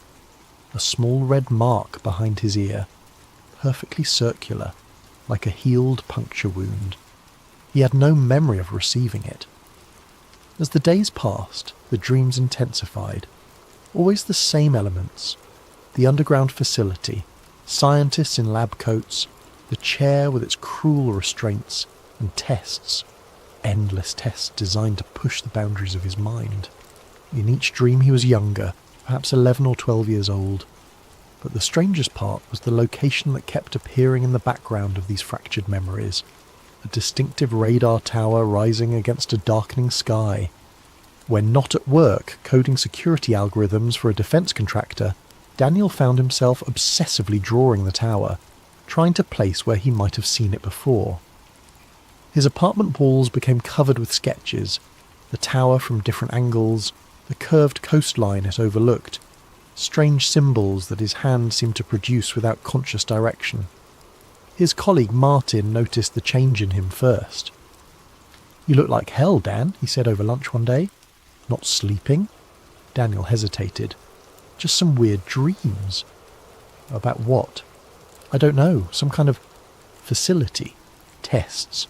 A radar tower by the ocean." Martin's plastic fork paused halfway to his mouth. "What kind of tower?" "An FPS-35. Cold War era. Massive thing with a distinctive cowling." Daniel blinked, surprised at his own precise knowledge. Martin set down his fork. "That's oddly specific for a dream." "I know, and there's something else." Daniel lowered his voice. "Sometimes when there's static on the TV I hear something, like a signal." "What does it say?" "It doesn't speak. It's more like a beacon, calling me somewhere." Martin studied him for a long moment. "You ever heard of Camp Hero? Out in Montauk?" The name sent an electric shiver down Daniel's spine. His coffee cup slipped from suddenly numb fingers, shattering on the floor. "Jesus, you okay?" Martin asked, jumping back from the spreading puddle. "I need to go there," Daniel whispered, staring at nothing. "Montauk." The drive to Long Island took 4 hours, but to Daniel it felt like returning from an exile that had lasted decades. As he crossed into the township of Montauk, a pressure began building behind his eyes. Not quite pain, but an insistent awareness, like the sensation before a sneeze that never comes. The roads grew narrower, pine forests pressing in on both sides. His GPS lost signal twice, but Daniel found he didn't need it. His hands seemed to know which turns to take, guiding the car along increasingly remote routes until the trees gave way to scrubland, and beyond that, the Atlantic stretched to the horizon. And there it stood, exactly as he'd drawn it 100 times, the massive radar tower of Camp Hero, its distinctive silhouette rising against the pale blue sky. The abandoned Air Force Base sprawled beneath it, a collection of bunker-like buildings and concrete structures designed to withstand Soviet bombs that never fell. According to the weathered sign at the entrance, Camp Hero was now a state park, its military function long obsolete. But something about the perimeter fence looked too new, the security cameras too well maintained for a simple historic site. Daniel parked in the nearly empty lot and approached the visitor centre, a converted military building with peeling green paint. Inside, a bored park ranger glanced up from her crossword puzzle. "Closing in an hour," she said without preamble. "I was wondering what you could tell me about the history of this place," Daniel asked, trying to keep his voice casual despite the hammering of his heart.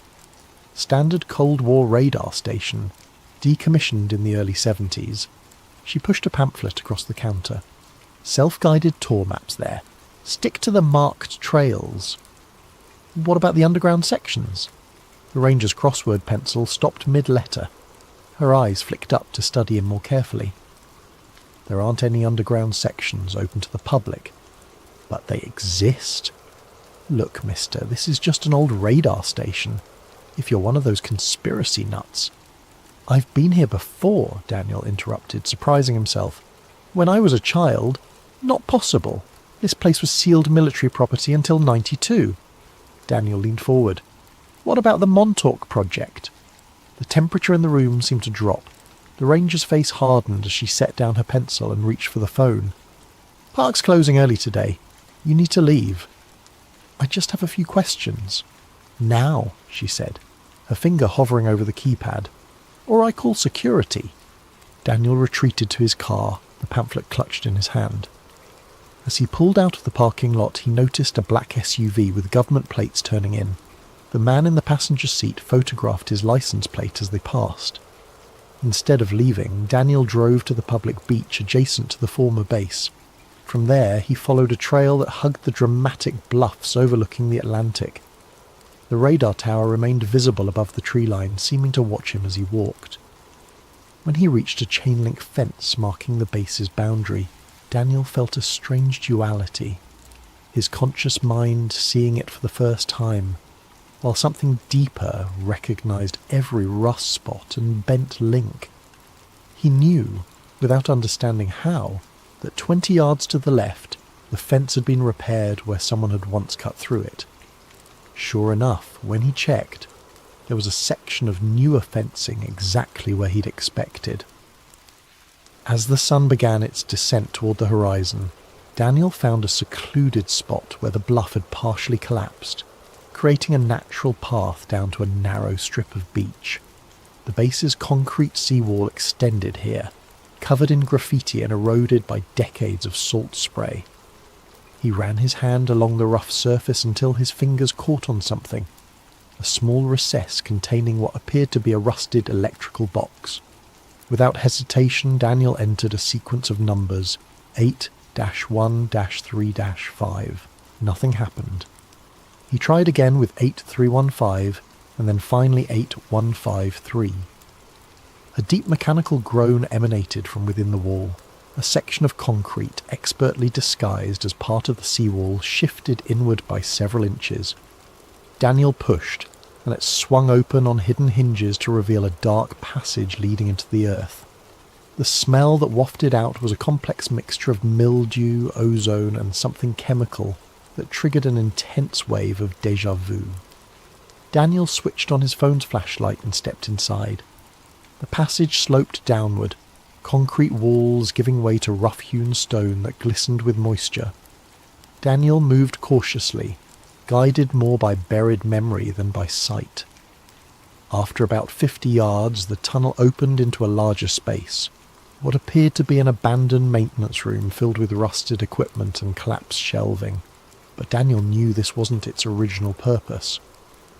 He directed his light toward the far wall, where a heavy metal door hung partially ajar. Beyond it lay darkness so absolute it seemed to swallow his flashlight beam. As he approached the threshold, a wave of dizziness overcame him. Fractured images flashed through his mind. Children in hospital gowns, scientists with clipboards, a massive chair surrounded by electronic equipment, and always, the tests. Focus on the light, Daniel. Tell us what you see through the gateway.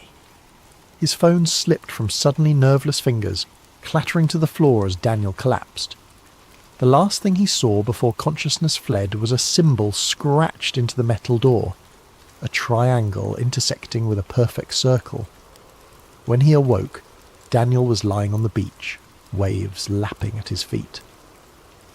The sun had set, and stars glittered in the darkening sky. His clothes were soaked with seawater, though he had no memory of entering the ocean. His phone was gone. And most disturbing of all, the entrance in the seawall had vanished, not just closed, but seemingly never there at all. Daniel stumbled to his feet, disoriented. His watch showed it was just past 9 p.m, but the date displayed was wrong. According to his watch, he had lost nearly 3 days. The drive back to his apartment in Connecticut was a blur, a dream-like passage through darkness punctuated by the hypnotic sweep of headlights. Daniel's mind churned with fragments of memory that couldn't possibly be his, yet felt more authentic than his recollections of college or his first job. He remembered the chair, the Montauk chair they'd called it, a monstrous assemblage of technology salvaged from alien craft and enhanced with Tesla-inspired circuitry. He remembered the sensation when they activated it with him strapped inside, like his consciousness was being pulled through the top of his skull and stretched across dimensions. And he remembered what they made him do with it. Back in his apartment, Daniel paced until dawn, scribbling everything he could recall into a notebook. Names surfaced: Doctor, Marcus Bennett, the project lead with cold blue eyes, Cameron Hayes, the military liaison who always smelled of cigarettes and cheap cologne, and Preston Nichols, the reluctant technician who sometimes snuck the children candy bars when the others weren't looking. Preston Nichols. The name felt important. When morning came, Daniel called in sick to work and drove to the nearest public library. The librarian gave him an odd look when he asked if they had anything on the Montauk Project, but directed him to their small collection of conspiracy literature. There, sandwiched between books on Roswell and MK Ultra, was a worn paperback. The Montauk Project, Experiments in Time, by Preston B. Nichols and Peter Moon. Daniel's hands trembled as he flipped through pages describing exactly what he'd been remembering. The secret installation at Camp Hero, the psychic experiments, the Montauk chair, even the alleged success in manipulating the fabric of time and space. According to Nichols, the Montauk Project was the continuation of the Philadelphia experiment, another rumoured government program that supposedly made a naval destroyer, the USS Eldridge, temporarily invisible and teleported it from Philadelphia to Norfolk, Virginia in 1943.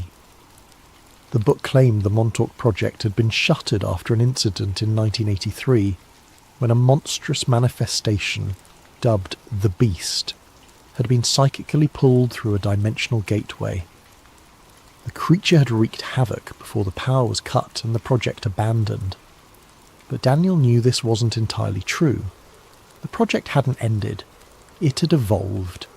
The techniques refined at Montes had been incorporated into other programs, dispersed across multiple sites to ensure no single failure could expose the entire operation. Back at his apartment, Daniel found himself standing before his closet, staring at a locked metal box on the top shelf. He had no memory of putting it there, yet he knew exactly what it contained. The key was taped underneath his dresser, precisely where some part of him expected it to be. Inside the box was a US Bank safety deposit key. The following morning, Daniel presented himself at First National Bank in downtown Hartford. He provided the key along with his ID, and the manager escorted him to the vault. When they were alone with the metal drawer extracted from the wall, Daniel opened it with a sense of inevitability. Inside lay a manila envelope, sealed with red security tape bearing federal classifications he shouldn't have had access to. He broke the seal and emptied the contents onto the small table. Photographs spilled out, black and white images of children in a sterile facility. In several, Daniel recognised his younger self, perhaps 10 years old, wired to various machines. In one particularly disturbing image, he sat in a massive chair surrounded by Tesla coils and computer banks, his small form almost swallowed by the ominous apparatus.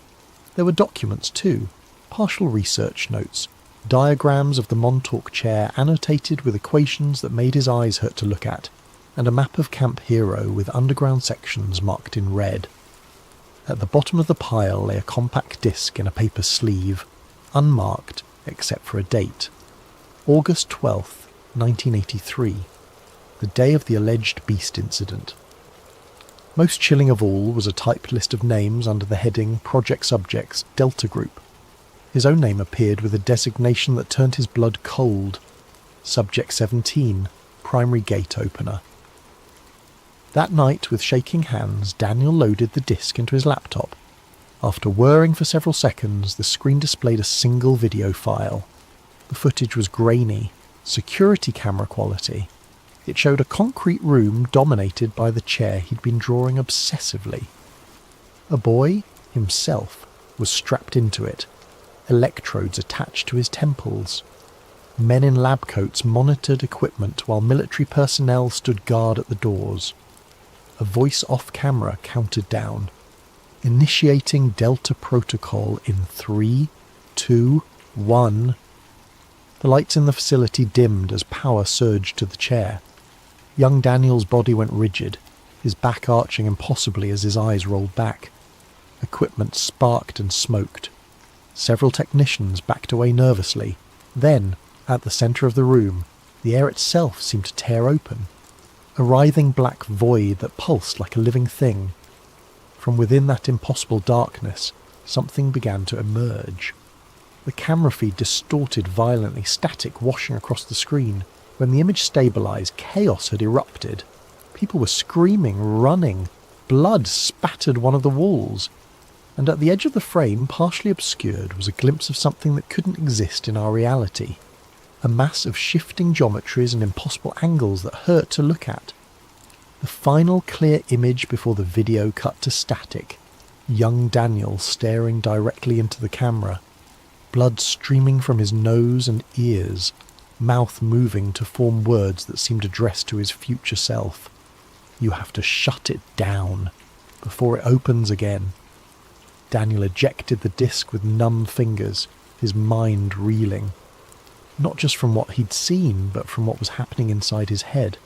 Memories crystallizing, filling in gaps he hadn't known existed. He remembered now. All of it. The next day he called the only person who might understand.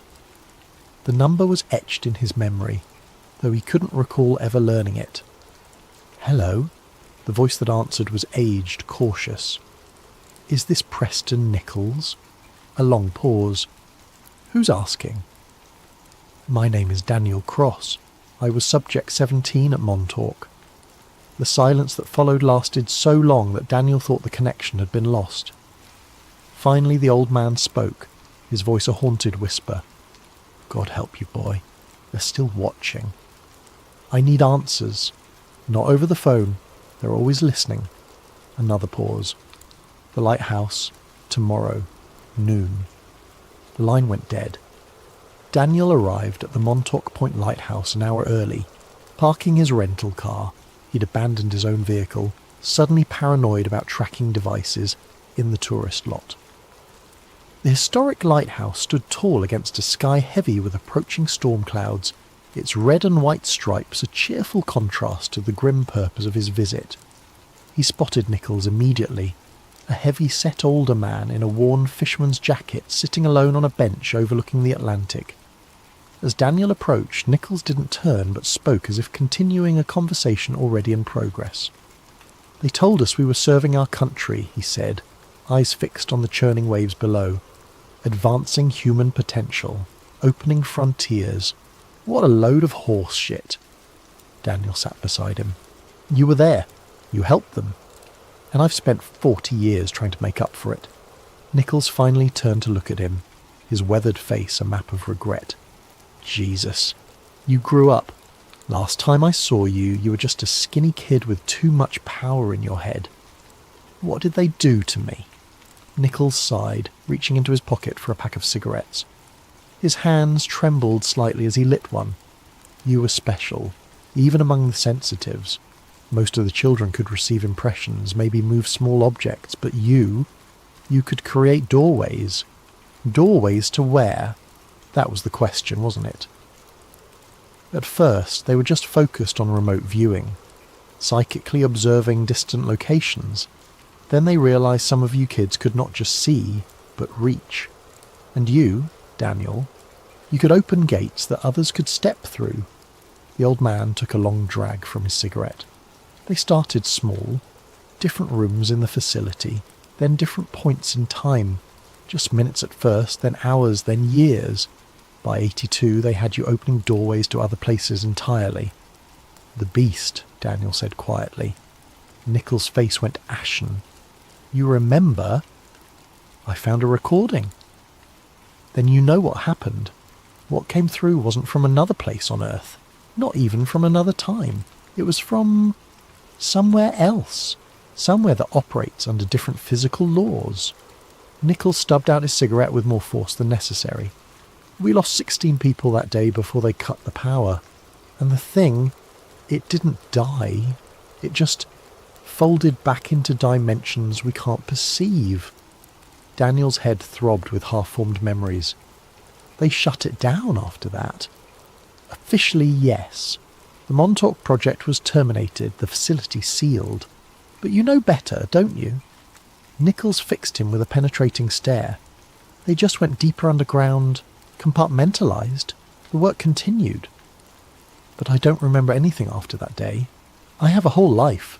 School, college, my job. Artificial memories, very sophisticated. The best MK Ultra techniques combined with targeted chemical therapy. They built you a new identity, brick by brick. Nichols glanced around nervously. The question is, why are you remembering now? The programming doesn't just break down on its own. Before Daniel could respond, his vision split, like a double exposure photograph. Overlaid on the present scene was another image, the same lighthouse, but under clear blue skies, with Nichols wearing different clothes. Happening again, Nichols was saying, his voice echoing strangely as the two realities flickered and merged. The temporal distortions are getting worse. Daniel gripped the bench, nauseated by the visual discord. What's happening to me? Time is bleeding through. Your connection to the Montauk chair never fully severed. It just went dormant. Nichols leaned closer, his face shifting subtly between older and younger versions of himself. Listen carefully. There's an access point they never sealed. Bunker 14 near the old power station. The equipment is still there. You need to... The world around them rippled like disturbed water. A crushing pressure built inside Daniel's skull as reality itself seemed to stutter. When it stabilized, Nichols was gone.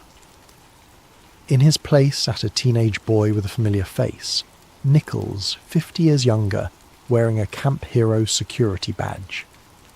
Find the failsafe before it's too late, the boy continued in Nichols' elderly voice, seemingly unaware of his transformed state. They're trying to recreate the conditions from 83, but they don't understand the danger. The membrane between worlds is thinner now, weakened by the original experiments. The young Nichols flickered and was replaced by the old man again. He clutched Daniel's arm with surprising strength. Go back to Camp Hero, find Bunker 14, destroy the chair before they can use it again. Another wave of temporal distortion washed. Hello there, fellow truth-seekers and insomniacs. Before we dive into tonight's tale, I want to know, how was your day? What time is it where you're listening from? Are you tucked away in a cosy bedroom in Ohio, walking the late-night streets of London, or perhaps watching the sunrise from your apartment in Tokyo? Wherever you are in this interconnected world of ours, I'm glad you're here. And hey, if you're enjoying these deep dives into the shadows of our reality, don't forget to subscribe to Sleep Theories. We're building a community of people who aren't afraid to ask the hard questions. Now, let's begin. My name is Julian Stone, and I used to believe I was making the world a better place. For 12 years, I worked as a senior policy analyst at the Arcus Foundation, one of those shadowy think tanks that most people have never heard of, but whose fingerprints are on every major global initiative of the past 3 decades. We had offices in Geneva, New York and Brussels, gleaming towers of glass and steel, where brilliant minds gathered to solve humanity's greatest challenges. Or so I thought. The Arcus Foundation's mission statement was poetry and corporate speak, advancing global harmony through unified policy frameworks and sustainable governance solutions. We consulted with the UN on climate initiatives, advised the IMF on economic stability measures, and provided research support to the World Economic Forum's annual gatherings in Davos. I felt like I was part of something important, something that mattered. I specialised in demographic transition models, studying how populations respond to policy changes, economic pressures, and social interventions. My reports influenced food distribution programs in sub-Saharan Africa, urban planning initiatives in Southeast Asia, and immigration policies across the European Union. The work was intellectually stimulating, well compensated, and came with the satisfaction of knowing that my analysis was helping shape a more equitable world. That was before March 15th, 2024. Before I discovered what we were really building, the day started like any other. I arrived at our Geneva office at 7:30 a.m, grabbed my usual double espresso from the lobby cafe, and settled into my corner workspace on the 14th floor. The Alps were visible through my window, their snow-capped peaks catching the morning light. A view that never failed to remind me how fortunate I was to be there. My supervisor, Dr. Elena Vasquez, stopped by my desk around 9 a.m. Elena was a former World Bank economist with connections that reached into every major international organisation. She had recruited me personally from Columbia University, where I'd completed my PhD in applied policy analysis. Over the years, she'd become something like a mentor to me. "Julian, we have a situation," she said, her usually composed demeanour showing cracks of stress. There was a security breach in our server infrastructure last night. Nothing critical was compromised, but we need a full audit of our internal document database, and putting you in charge of the cleanup. This wasn't unusual. Think tanks like ours were constant targets for corporate espionage, activist hackers, and foreign intelligence services. Our cybersecurity protocols were robust, but no system was perfect. I'd handled similar situations before, cataloguing sensitive documents, ensuring proper classification levels, and identifying any potential vulnerabilities in our information architecture. What kind of breach are we talking about? I asked, already pulling up our security monitoring dashboard. Attempted penetration of our archived research database.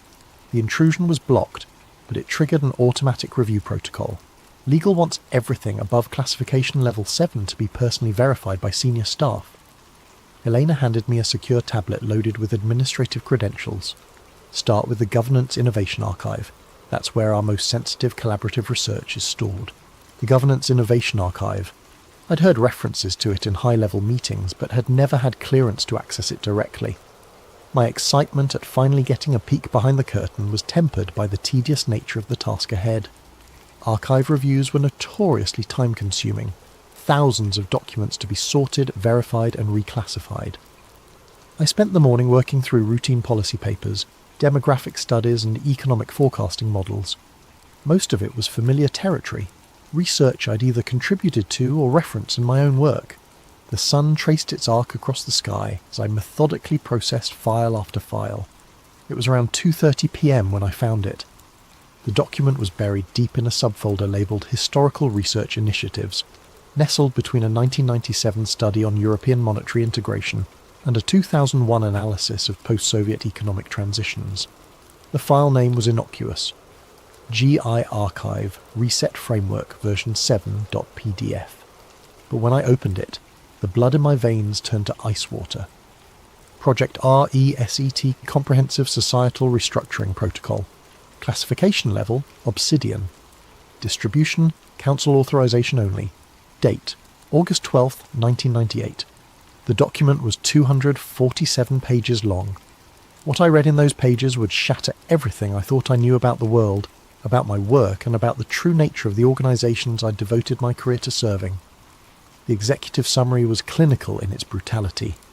The transition to harmonized global governance requires systematic deconstruction of existing national sovereignty frameworks, followed by controlled reconstruction under unified administrative protocols. Project RESET outlines a 5-phase implementation strategy designed to achieve this transition while maintaining public compliance and minimizing resistance vectors. 5 phases. 5 stages of what could only be described as the methodical dismantling of human freedom, disguised as progressive policy initiatives. Phase 1. Digital Identity Infrastructure.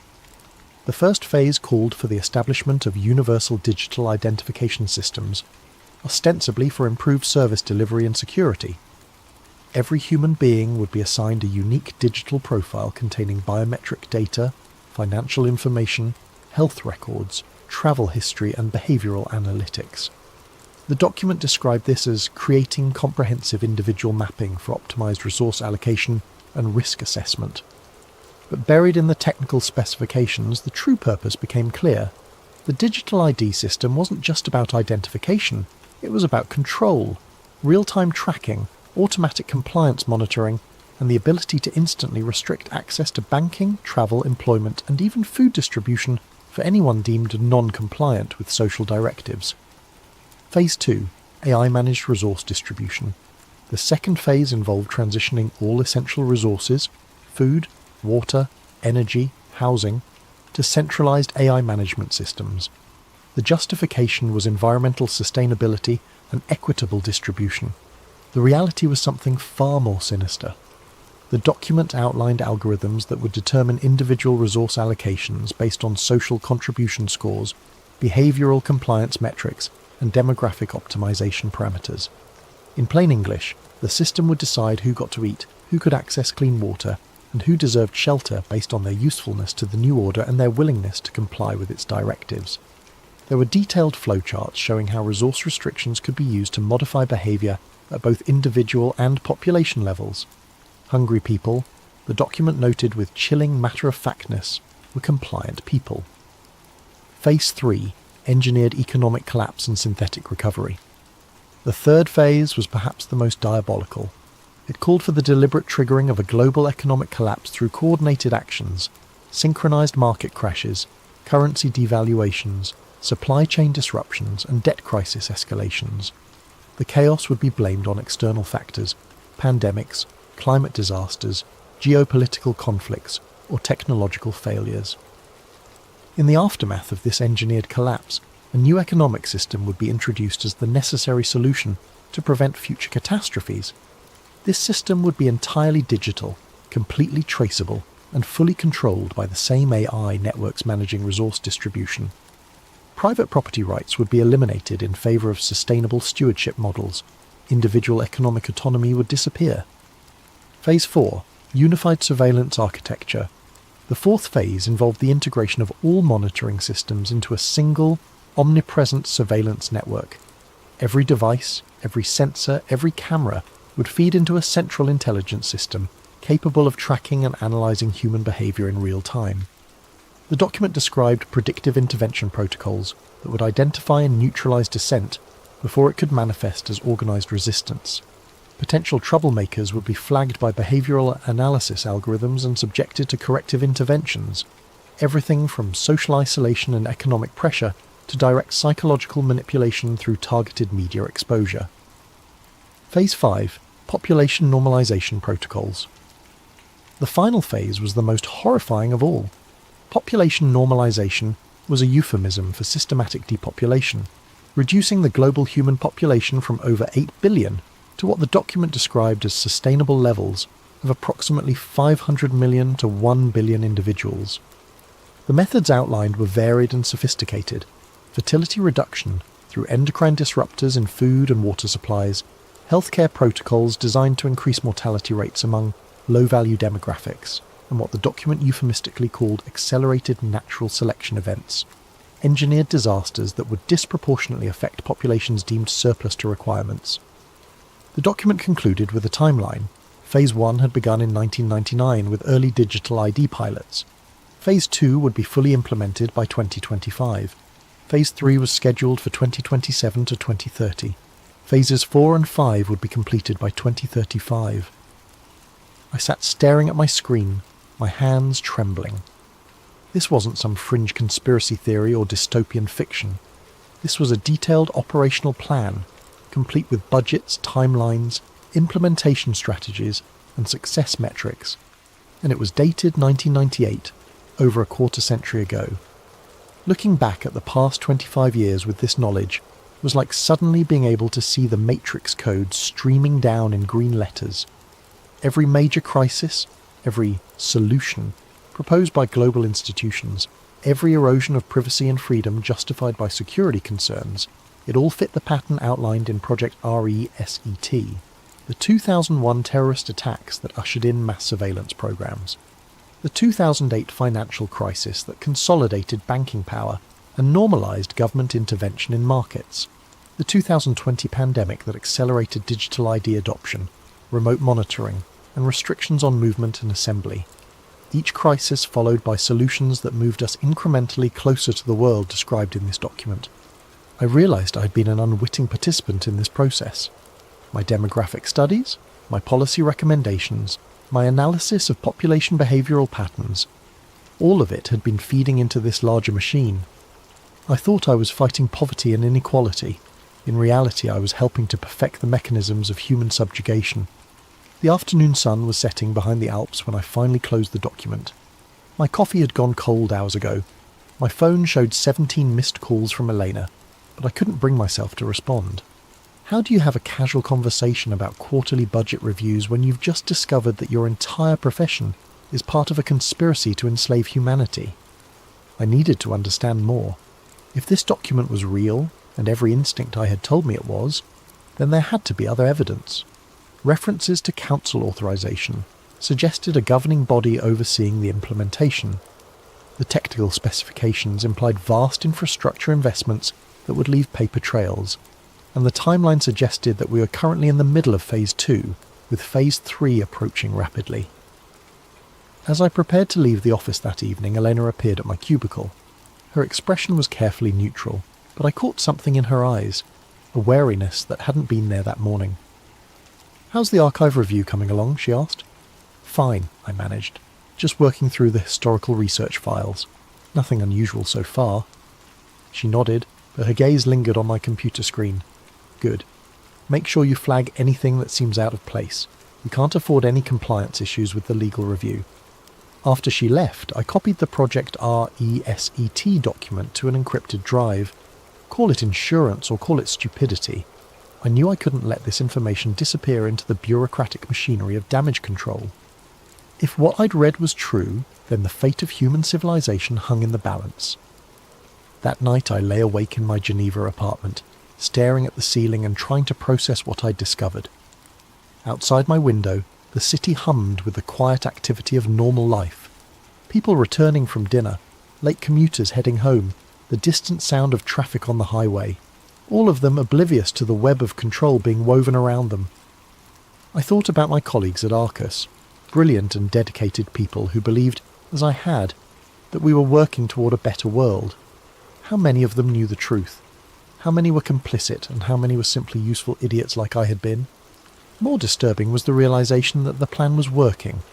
Digital ID systems were being rolled out globally under the banner of convenience and security. AI-managed resource distribution was being piloted in smart cities around the world.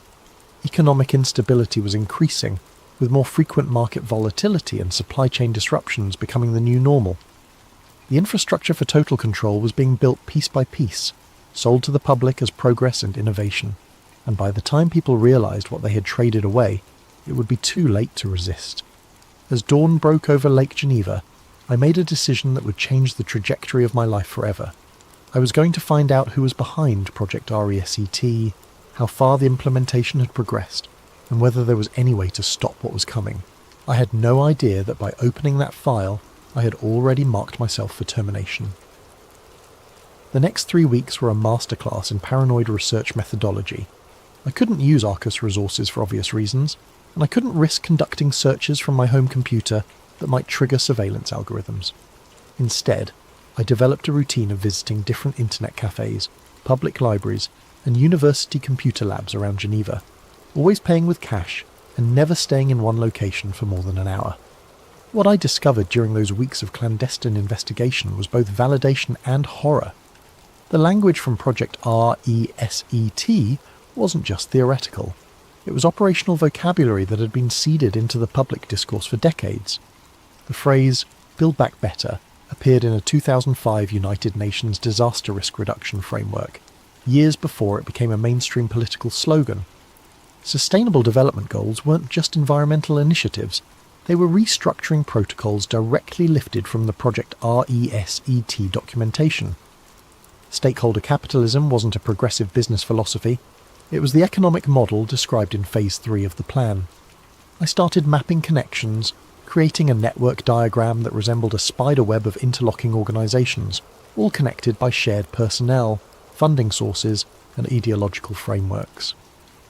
At the centre of this web were names that any political science student would recognise: the Bilderberg Group, the Trilateral Commission, the Council on Foreign Relations, the Club of Rome, and the World Economic Forum. But it was the personnel overlaps that made the pattern undeniable.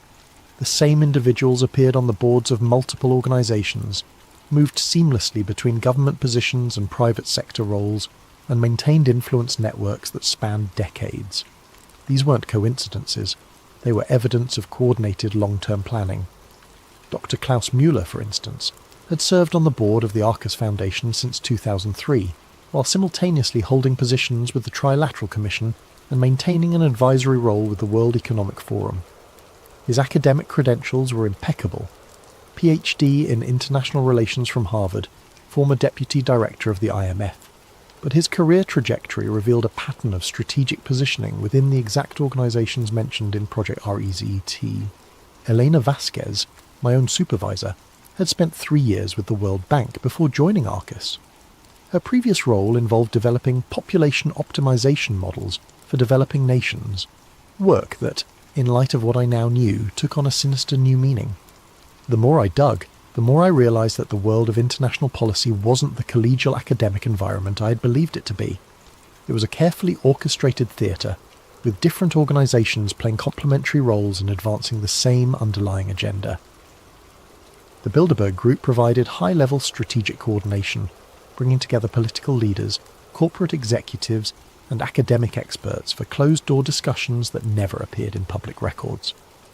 The World Economic Forum served as the public face of the agenda, packaging radical social restructuring as progressive innovation and corporate responsibility.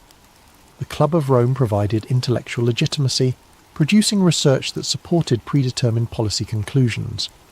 And think tanks like Arcus served as implementation arms, developing the detailed technical frameworks that transformed abstract plans into concrete policies. It was during my 4th week of investigation that I made contact with Harper. I was sitting in a small cafe near the University of Geneva, cross-referencing attendance lists from various international conferences, when I noticed someone had left a newspaper on the adjacent table. Folded inside the newspaper was a handwritten note. "You're asking the right questions, but you're asking them in the wrong places. Tomorrow, 3 p.m, Parc des Bastions, near the Reformation Wall. Come alone." My first instinct was to ignore it. Paranoia was an occupational hazard when researching conspiracy theories, and I had no way of knowing whether this was a genuine contact or an elaborate trap. But the note demonstrated knowledge of my research activities that was both impressive and terrifying. Someone had been watching me, tracking my movements, and monitoring my investigation. The next afternoon, I found myself walking through Parc des Bastions with sweaty palms and a racing heart. The Reformation Wall loomed ahead of me, a massive stone monument celebrating the Protestant Reformation, with larger-than-life statues of religious reformers who had challenged the established order of their time. The irony wasn't lost on me. Harper was waiting on a bench facing the monument. He looked to be in his 60s, with silver hair and the kind of weathered face that suggested a lifetime of difficult experiences. His clothing was unremarkable, a grey wool coat, dark slacks, leather shoes that had seen better days. But his eyes were alert and calculating, constantly scanning our surroundings with the practised vigilance of someone accustomed to danger. "Julian Stone," he said as I approached. It wasn't a question. I sat down beside him, maintaining the pretense of casual conversation in case we were being observed. "How do you know who I am?" "I know because I've been watching the Watchers for longer than you've been alive." His accent was British, with traces of something else, perhaps South African or Australian. "My name is Harper. I used to work for Her Majesty's Secret Intelligence Service until I learned some things that made continuing that work problematic." We sat in silence for a moment, watching tourists take photographs of the monument. A group of school children ran past, laughing and playing games that seemed impossibly innocent, given the conversation I was about to have. "You found the Project RESET documentation," Harper continued. "Impressive work, considering the access restrictions. Most people in your position never make it past the first layer of classification. Most people in my position, policy analysts, research coordinators, academic consultants, the intellectual workforce that powers the think tank ecosystem. You're all kept in comfortable compartments, given enough information to do your jobs effectively, but never enough to see the complete picture. It's an elegant system, really. The vast majority of people working within the network genuinely believe they're contributing to positive change." Harper reached into his coat and withdrew a slim folder. "But you've seen behind the curtain now. The question is, what do you intend to do with that knowledge?" I took the folder, glancing around to ensure we weren't attracting attention. Inside were photographs, documents, and what appeared to be transcripts of recorded conversations. The material was far more detailed than anything I had discovered during my own research. Project RESET is Phase 4 of a much larger operation, Harper explained. The planning began in the 1970s, when a group of industrialists, academics and political leaders became convinced that democratic governance was incompatible with long-term social stability.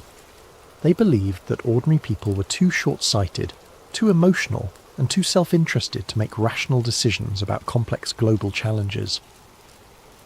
The first document in the folder was a memorandum dated 1975, bearing the letterhead of the Club of Rome. The subject line read, "Crisis of Democracy, Toward Managed Governance Solutions."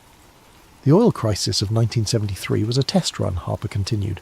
a demonstration of how quickly modern civilization could be disrupted and how readily populations would accept authoritarian measures if they were presented as temporary emergency responses. The success of that operation convinced the planners that more comprehensive interventions were not only possible, but necessary. I flipped through pages of meeting minutes, budget allocations and organisational charts. Names I recognised from my research appeared throughout the documentation, along with others I'd never heard of, shadowy figures who seemed to wield enormous influence while maintaining complete public anonymity.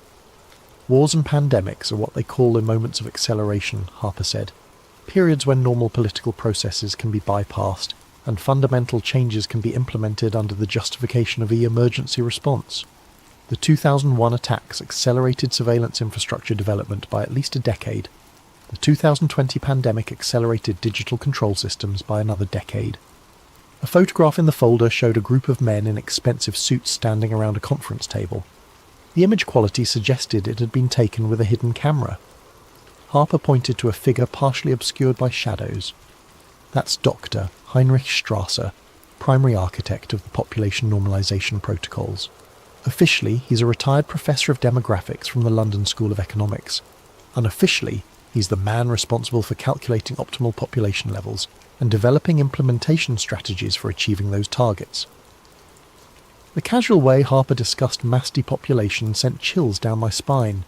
We were talking about the systematic elimination of billions of human beings, as if it were an abstract policy problem to be solved through careful planning and efficient execution. "Why are you telling me this?" I asked. Harper was quiet for a long moment, watching a young couple push a stroller along the path in front of us. Because the timeline has accelerated.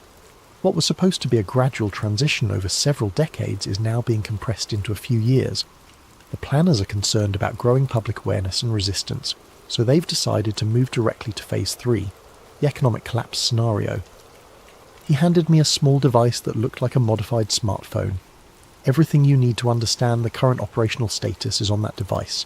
Meeting schedules, communication intercepts, financial transaction records. But be warned, accessing this information will mark you as a priority target. They won't try to discredit you or buy you off. They'll simply make you disappear. I pocketed the device, my hands trembling. What about you? How have you managed to avoid disappearing? Harper smiled grimly. I haven't. The man who used to be called Harper died in a car accident in Morocco 15 years ago, according to official records. The person sitting next to you is a ghost, and ghosts have certain advantages when it comes to moving through the world undetected. We parted ways without shaking hands or exchanging contact information. Harper simply stood up, walked away, and disappeared into the crowd of tourists and afternoon shoppers. I remained on the bench for another hour, trying to process what I had learned, and struggling with the magnitude of the decisions I now faced. That evening I examined the device Harper had given me. The interface was unlike anything I'd seen before, clearly custom-built with security features that went far beyond commercial encryption standards. The data it contained was staggering. Real-time intelligence on Project RESET implementation across multiple continents, detailed profiles of key personnel, financial flows between organisations, and most disturbing of all, operational timelines for the next phase of the plan. According to the intelligence Harper had provided, Phase 3, the engineered economic collapse, was scheduled to begin within 18 months. The trigger would be a coordinated cyber attack on critical financial infrastructure, blamed on state-sponsored hackers but actually orchestrated by the same network that had been planning global restructuring for decades. The attack would simultaneously cripple banking systems, electrical grids, supply chains and communication networks across North America and Europe. In the chaos that followed, emergency powers would be invoked, constitutional protections would be suspended, and the new digital control systems would be implemented as temporary security measures. Within 6 months of the collapse, the new economic system would be fully operational. Physical currency would be eliminated in favour of digital transactions that could be monitored, controlled, and restricted in real time.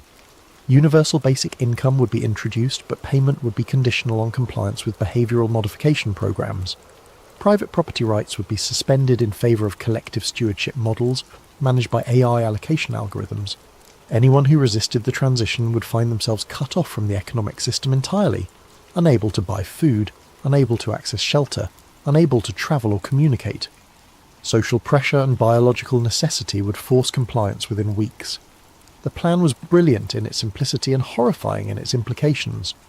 By engineering a crisis and positioning themselves as the solution, the architects of Project RECT could implement total social control while maintaining the illusion of democratic legitimacy. The public would beg for the very chains that enslaved them. As I sat in my apartment that night, surrounded by the evidence of humanity's impending subjugation, I made a decision that would define the rest of my life. I couldn't stop what was coming. The machinery was too vast, too well coordinated, and too far advanced. But I could expose it. I could ensure that when the collapse came, at least some people would understand what was really happening and why. The real governments weren't in the Capitol buildings where tourists took photographs and school children learned about democracy. They were in conference rooms with no cameras, making decisions that would reshape human civilization according to their vision of optimal management and control.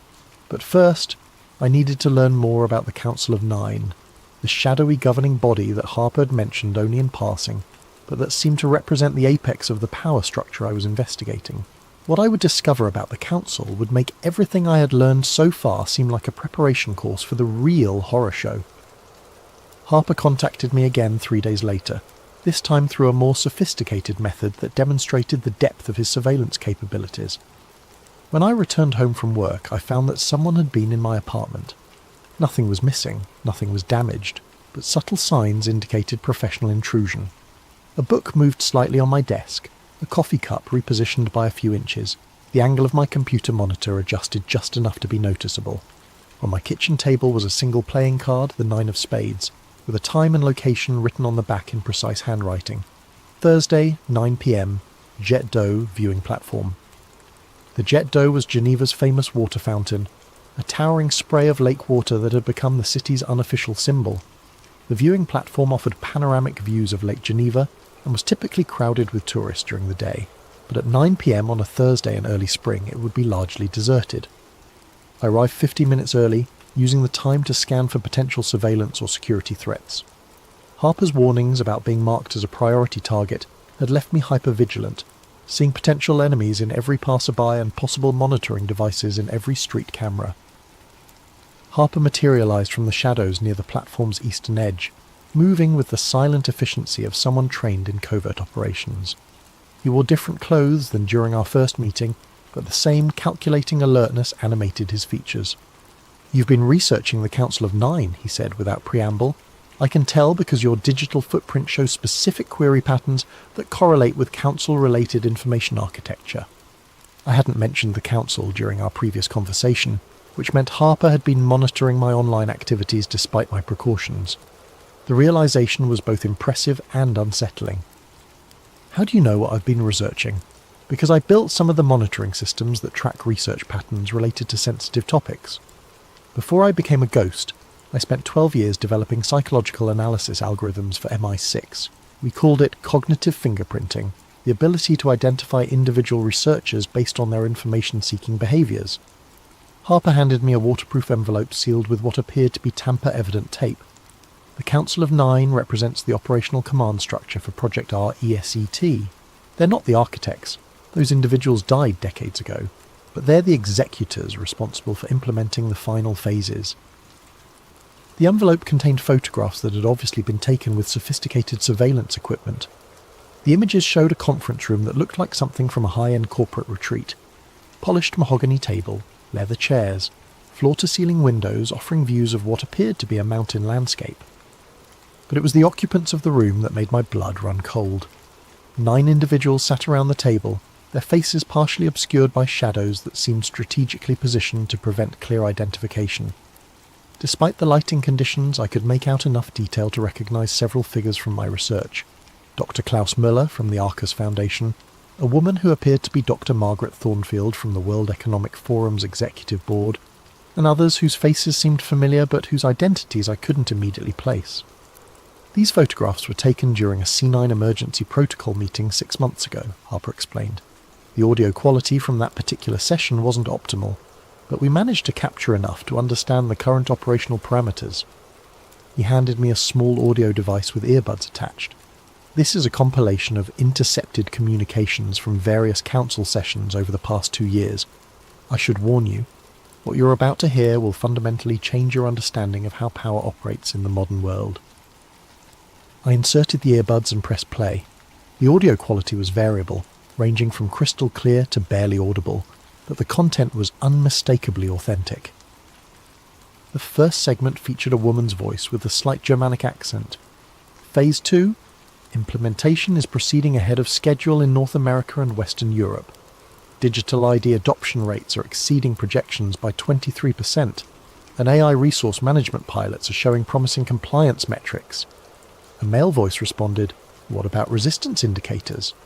The psychological analysis models predicted higher levels of public pushback by this stage.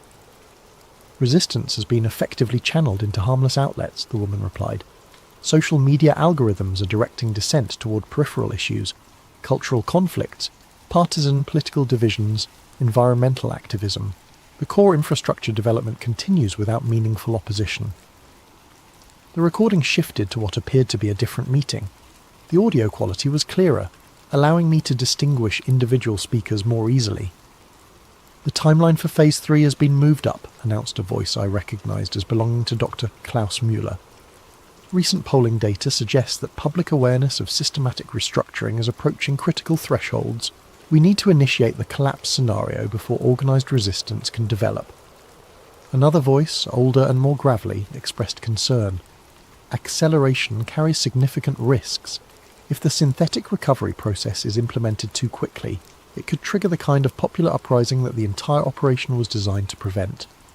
"The risk analysis has been updated," Müller responded. "Current societal conditioning levels indicate that the majority of the population will accept authoritarian measures if they're presented as temporary responses to existential threats. The 2020 compliance experiments exceeded all expectations." The recording continued for over an hour, revealing operational details that confirmed Harper's earlier warnings. The cyber attack that would trigger Phase 3 was being developed by a contractor called Prometheus Systems, a private cybersecurity firm with deep ties to intelligence agencies in multiple countries. The attack would be sophisticated enough to cripple critical infrastructure while leaving forensic evidence pointing to foreign state actors. But it was the discussion of Phase 5, the population normalization protocols, that left me physically nauseated. "Demographic optimization cannot be achieved through voluntary measures," stated a voice, with what sounded like an Eastern European accent. "The behavioural modification programs have been successful in reducing fertility rates, but not to levels consistent with sustainability targets." "The healthcare integration protocols offer more direct intervention capabilities," replied another speaker. "Selective service rationing, modified treatment algorithms, and enhanced mortality acceleration for non-productive demographic segments." They were discussing mass murder with the same clinical detachment that I had once used to analyse statistical models. Billions of human lives reduced to data points in an optimization algorithm designed to achieve their vision of sustainable population levels. The final segment of the recording was the most chilling of all. It featured what appeared to be a briefing on something called the Consciousness Integration Project, a psychological warfare operation designed to prepare the surviving population for permanent subjugation. "Individual autonomy is incompatible with managed governance systems," explained a voice that seemed artificially modulated to prevent identification. "The transition to collective consciousness algorithms will be facilitated through neurochemical interventions delivered via water supply modification and atmospheric aerosol deployment."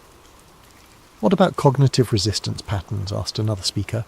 "Resistance requires individual identity coherence. The consciousness integration protocols will systematically deconstruct individual psychological frameworks and replace them with collective identity matrices. Within one generation, the concept of personal autonomy will be psychologically incomprehensible to the surviving population." I removed the earbuds and handed the device back to Harper, my hands shaking with a combination of rage and terror. What I had heard wasn't just evidence of a conspiracy, it was evidence of a plan to erase human consciousness itself, transforming the survivors of their depopulation program into biological robots incapable of independent thought. "Now you understand the stakes," Harper said quietly.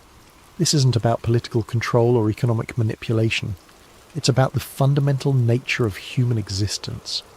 They're planning to transform our species into something that can be managed like livestock. The lights of Geneva sparkled across Lake Geneva, a testament to human creativity and achievement that would soon be subordinated to the algorithmic control systems of the Council of Nine. Every light represented families, dreams, aspirations, and individual lives that would be extinguished or enslaved, according to the optimization calculations of psychopaths who had convinced themselves that they were saving the world. "What can we do?" I asked. Harper's expression was grim. "The operational infrastructure is too advanced to be stopped through conventional means, but there might be a way to disrupt their timeline and create opportunities for organized resistance." He explained that the Council's power derived from coordination and secrecy. Their plans required precise timing and public ignorance to succeed. If the implementation schedule could be disrupted and their methods exposed to widespread public awareness, the resulting chaos might create openings for resistance movements to organize and respond.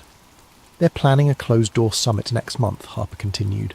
"A C9 emergency protocol meeting to finalize the Phase 3 trigger parameters. If we could intercept their communications during that meeting and broadcast the proceedings publicly, it would expose everything," I finished. "More than that. It would force them to abandon their current timeline and revert to contingency protocols that are less well developed and more vulnerable to disruption." Harper outlined the technical challenges involved in intercepting the Council's communications. Their meetings took place in secure facilities with sophisticated counter-surveillance measures. The participants used encrypted communication devices that were regularly updated with new security protocols, and any interception attempt would almost certainly be detected, triggering immediate countermeasures against anyone involved in the operation. "I need you to understand," Harper emphasized, "that this is likely a one-way mission. Even if we succeed in exposing their operation, we won't survive the aftermath. The Council has resources and capabilities that extend far beyond anything a conventional government could deploy." I stared out at the lake, watching the gentle waves lap against the shore. 3 weeks ago, my biggest concern had been meeting quarterly research deadlines. Now, I was contemplating a suicide mission to save human civilization from technocratic enslavement. "When is this summit?" I asked. "April 15th. Location is still being determined, but intelligence suggests it will be at the Château de Bossé, about 20 kilometers outside Geneva. It's a World Council of Churches conference centre that's been used for sensitive meetings before." Harper handed me a final envelope thicker than the others. "Everything you need to prepare is in there. Technical specifications, surveillance protocols, communication equipment. Study it carefully. Our success depends on flawless execution." As we parted ways for what would be the last time, Harper offered me a choice that would haunt me for the rest of my abbreviated life. "You can still walk away, Julian. Disappear, create a new identity, and try to survive what's coming. No one would blame you for choosing self-preservation over martyrdom." I considered his offer seriously. I had no family, no romantic attachments, no obligations that would be affected by my disappearance. I could liquidate my assets, assume a false identity, and find some remote corner of the world where I might escape the coming transformation. But as I walked home through the streets of Geneva, I realized that escape was an illusion. There would be no safe havens in the world the Council of Nine was creating. Every corner of the globe would eventually be incorporated into their control grid. And even if I managed to survive the initial phases of their plan, I would spend the rest of my life knowing that I had possessed the knowledge and opportunity to resist, but had chosen cowardice instead. The next morning I submitted my resignation to the Arcus Foundation, citing family health issues that required my immediate attention. Eleanor Vasquez accepted my resignation, with what seemed like genuine regret, though I noticed she didn't press for details about my family situation. I spent the following 3 weeks studying Harper's materials and preparing for the mission. The technical challenges were formidable, but not insurmountable. The Château de Bossé's security systems were sophisticated, but not impregnable. More importantly, Harper had provided me with detailed intelligence about the Council's communication protocols and meeting procedures, The plan was elegantly simple. I would infiltrate the chateau during the summit, establish a covert listening post in the building's communication infrastructure, and broadcast the council's proceedings live to multiple online platforms simultaneously. The global exposure would make it impossible for them to suppress the information or maintain the fiction of legitimacy. April 15th arrived with an unseasonable spring snowstorm that provided perfect cover for my approach to the chateau. I'd spent the previous night in a small hotel in Seline, using the time to conduct final equipment checks and mentally prepare for what was likely to be my final mission. The chateau was an imposing medieval structure surrounded by manicured gardens and modern security installations. Thermal imaging revealed the presence of at least 12 security personnel, along with the 9 council members and their personal staff. The building's communication systems were exactly as Harper had described. A central server room in the basement that handled all electronic communications for the facility. I made my approach through the gardens, using the snow and darkness to avoid the exterior security cameras. Harper's intelligence had identified a service entrance that was monitored but not heavily guarded. A simple electronic lock bypass granted me access to the building's interior. The next 30 minutes were the most terrifying of my life. Moving through the chateau's corridors while armed security personnel patrolled just meters away required a level of stealth and nerve that I had never before been required to demonstrate. Every creak of the floorboards, every shadow in the hallways, every distant sound could have meant discovery and immediate termination. The server room was located exactly where Harper's blueprints had indicated. The communication equipment was more sophisticated than anything I had worked with before, but Harper's technical specifications were precise enough to guide me through the installation process. I had just finished establishing the connection to my broadcasting equipment when the voices began echoing through the chateau's ventilation system. The meeting was taking place in what had once been the chateau's grand library, a room lined with ancient books and dominated by a massive fireplace. Through the building's internal communication system, I could hear every word with crystal clarity.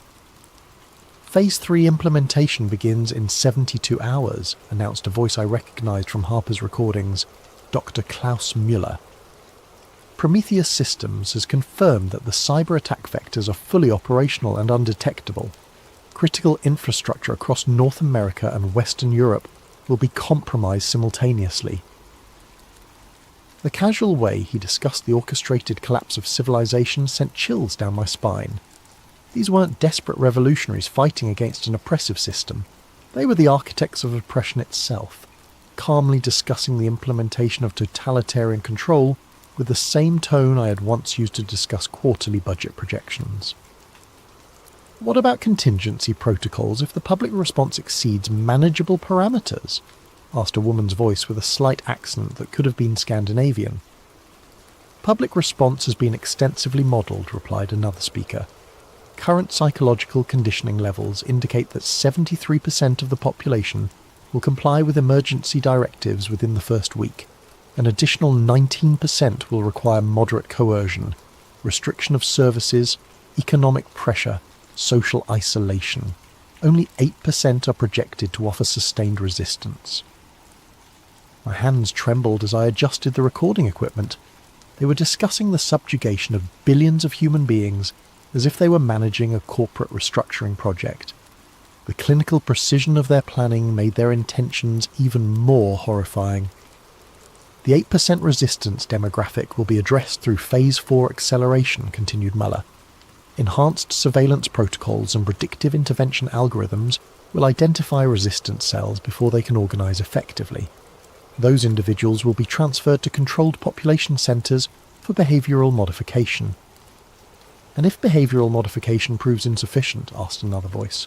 There was a pause before Muller responded. Then they will be reclassified as surplus population and processed according to Phase 5 protocols. Processed? They were talking about mass murder using the sanitised language of industrial efficiency. The conversation shifted to technical implementation details that were even more disturbing than the broad strategic discussion. They had developed sophisticated psychological manipulation techniques designed to make people grateful for their own enslavement. The economic collapse would be followed by a recovery program that would gradually introduce the new control systems as benevolent solutions to the problems they had created.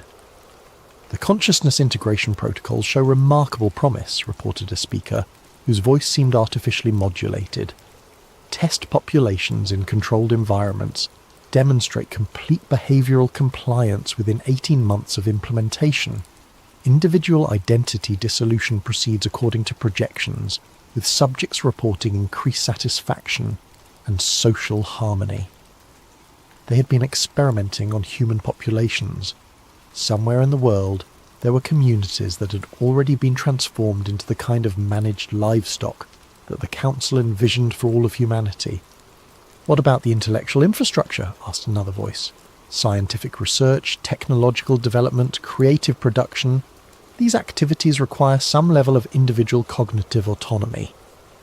"Managed creativity protocols have been successfully implemented," came the response. "Intellectual production can be optimized through selective cognitive enhancement of designated individuals while maintaining overall population compliance. The creative class will be a managed resource, like any other essential service." Even human creativity would be subordinated to their control systems.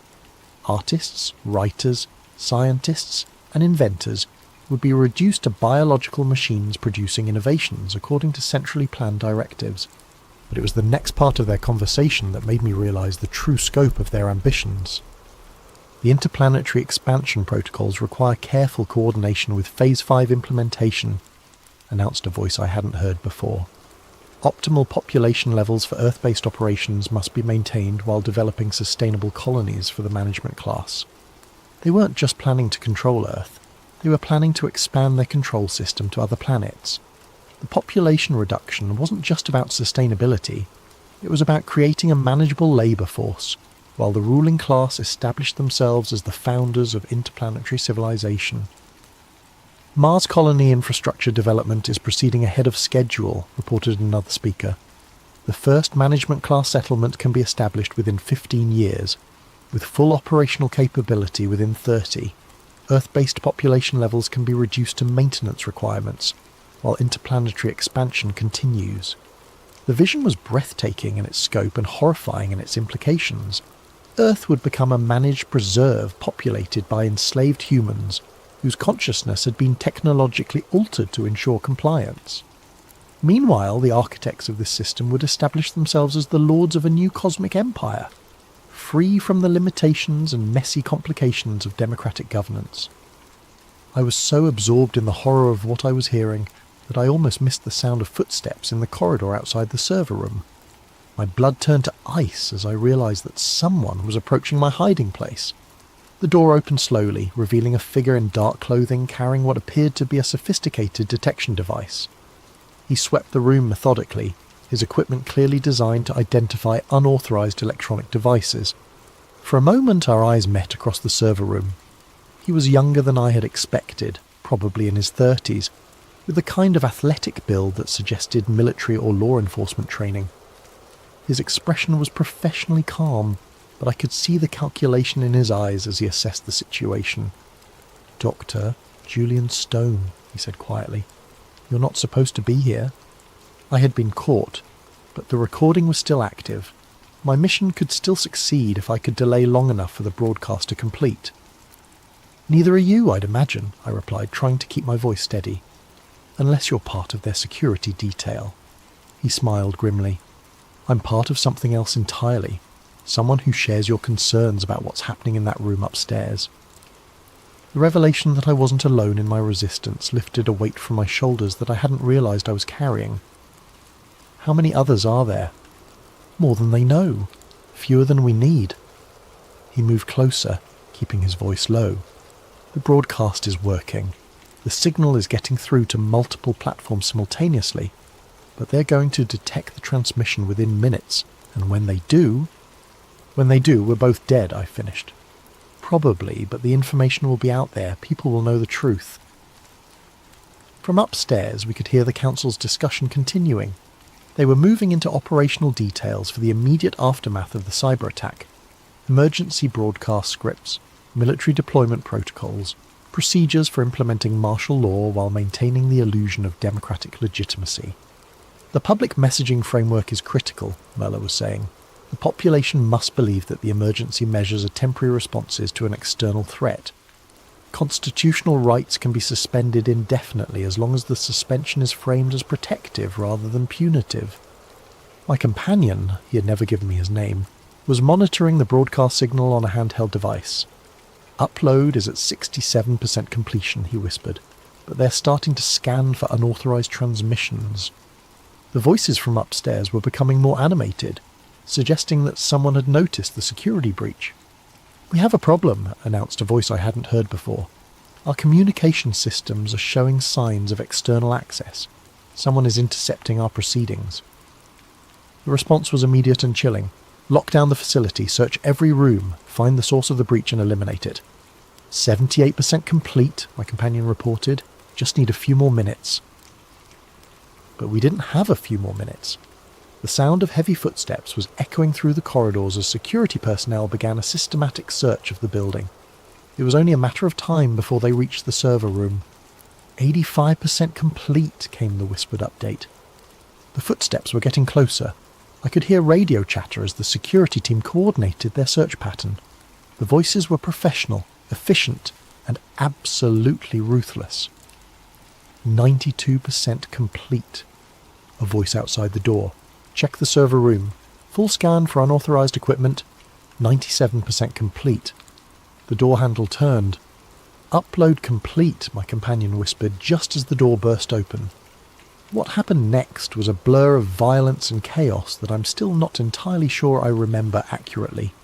Multiple armed figures poured through the doorway, their weapons trained on both of us with professional precision. My companion, the man who had helped me complete the broadcast, was shot immediately, his body crumpling to the floor without a sound.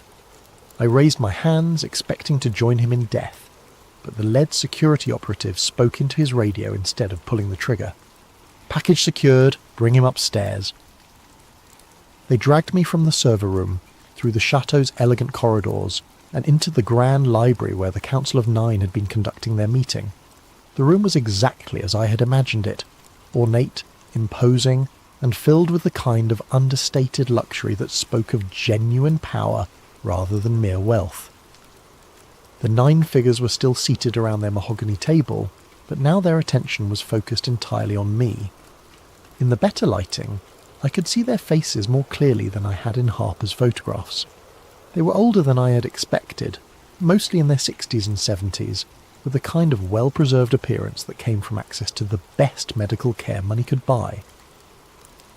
Dr. Klaus Müller rose from his seat, his expression combining disappointment with professional curiosity. "Doctor, Julian Stone, we've been monitoring your research activities for some time. Impressive work, actually. You identified patterns that took us decades to establish." I said nothing, focusing on memorizing as many details as possible about the room and its occupants.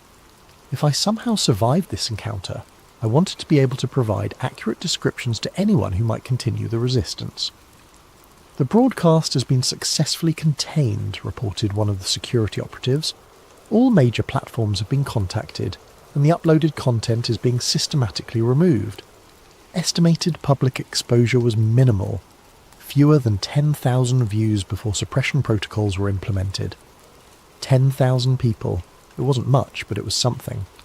Somewhere in the world, 10,000 individuals now knew the truth about Project RESET and the Council of Nine. Unfortunately, Muller continued, your interference has created complications that require immediate resolution. The Phase 3 timeline cannot be adjusted, which means we need to implement enhanced security protocols to prevent further breaches. A woman at the far end of the table spoke for the first time. Her voice was cultured, with the kind of accent that suggested expensive education and international travel. The Harper problem has been persistent for too long.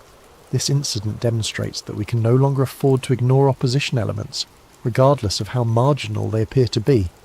Harper. My heart sank as I realised that my mentor in resistance had probably been captured or killed. The network of opposition that I had hoped might grow from our exposure had been compromised before it could develop. Harper was terminated 6 hours ago, confirmed one of the security operatives. along with 12 associated individuals identified through communication analysis. The resistance network has been effectively neutralized. The casual way they discussed murder was perhaps the most chilling aspect of the entire encounter. These weren't monsters or fanatics. They were bureaucrats implementing policy decisions with the same detached professionalism that I had once applied to demographic analysis. Which brings us to the question of what to do with Dr. Stone, Muller said, returning his attention to me. His knowledge of our operations is comprehensive, and his analytical capabilities are impressive. There might be value in incorporating him into our planning apparatus rather than simply eliminating him. The suggestion sent a chill down my spine that was worse than the threat of death. They were offering me the chance to become complicit in their plan, to use my skills to perfect the mechanisms of human enslavement. The offer is genuine, Miller continued, apparently reading my expression. Your research background makes you uniquely qualified to contribute to population management optimization. You could help us minimize the suffering associated with the transition process. Minimize the suffering of genocide, you mean? I replied, speaking for the first time since being brought into the room. Genocide is an emotionally charged term that doesn't accurately describe our objectives, responded the woman who had spoken earlier. We're implementing a comprehensive restructuring program designed to ensure long-term human survival.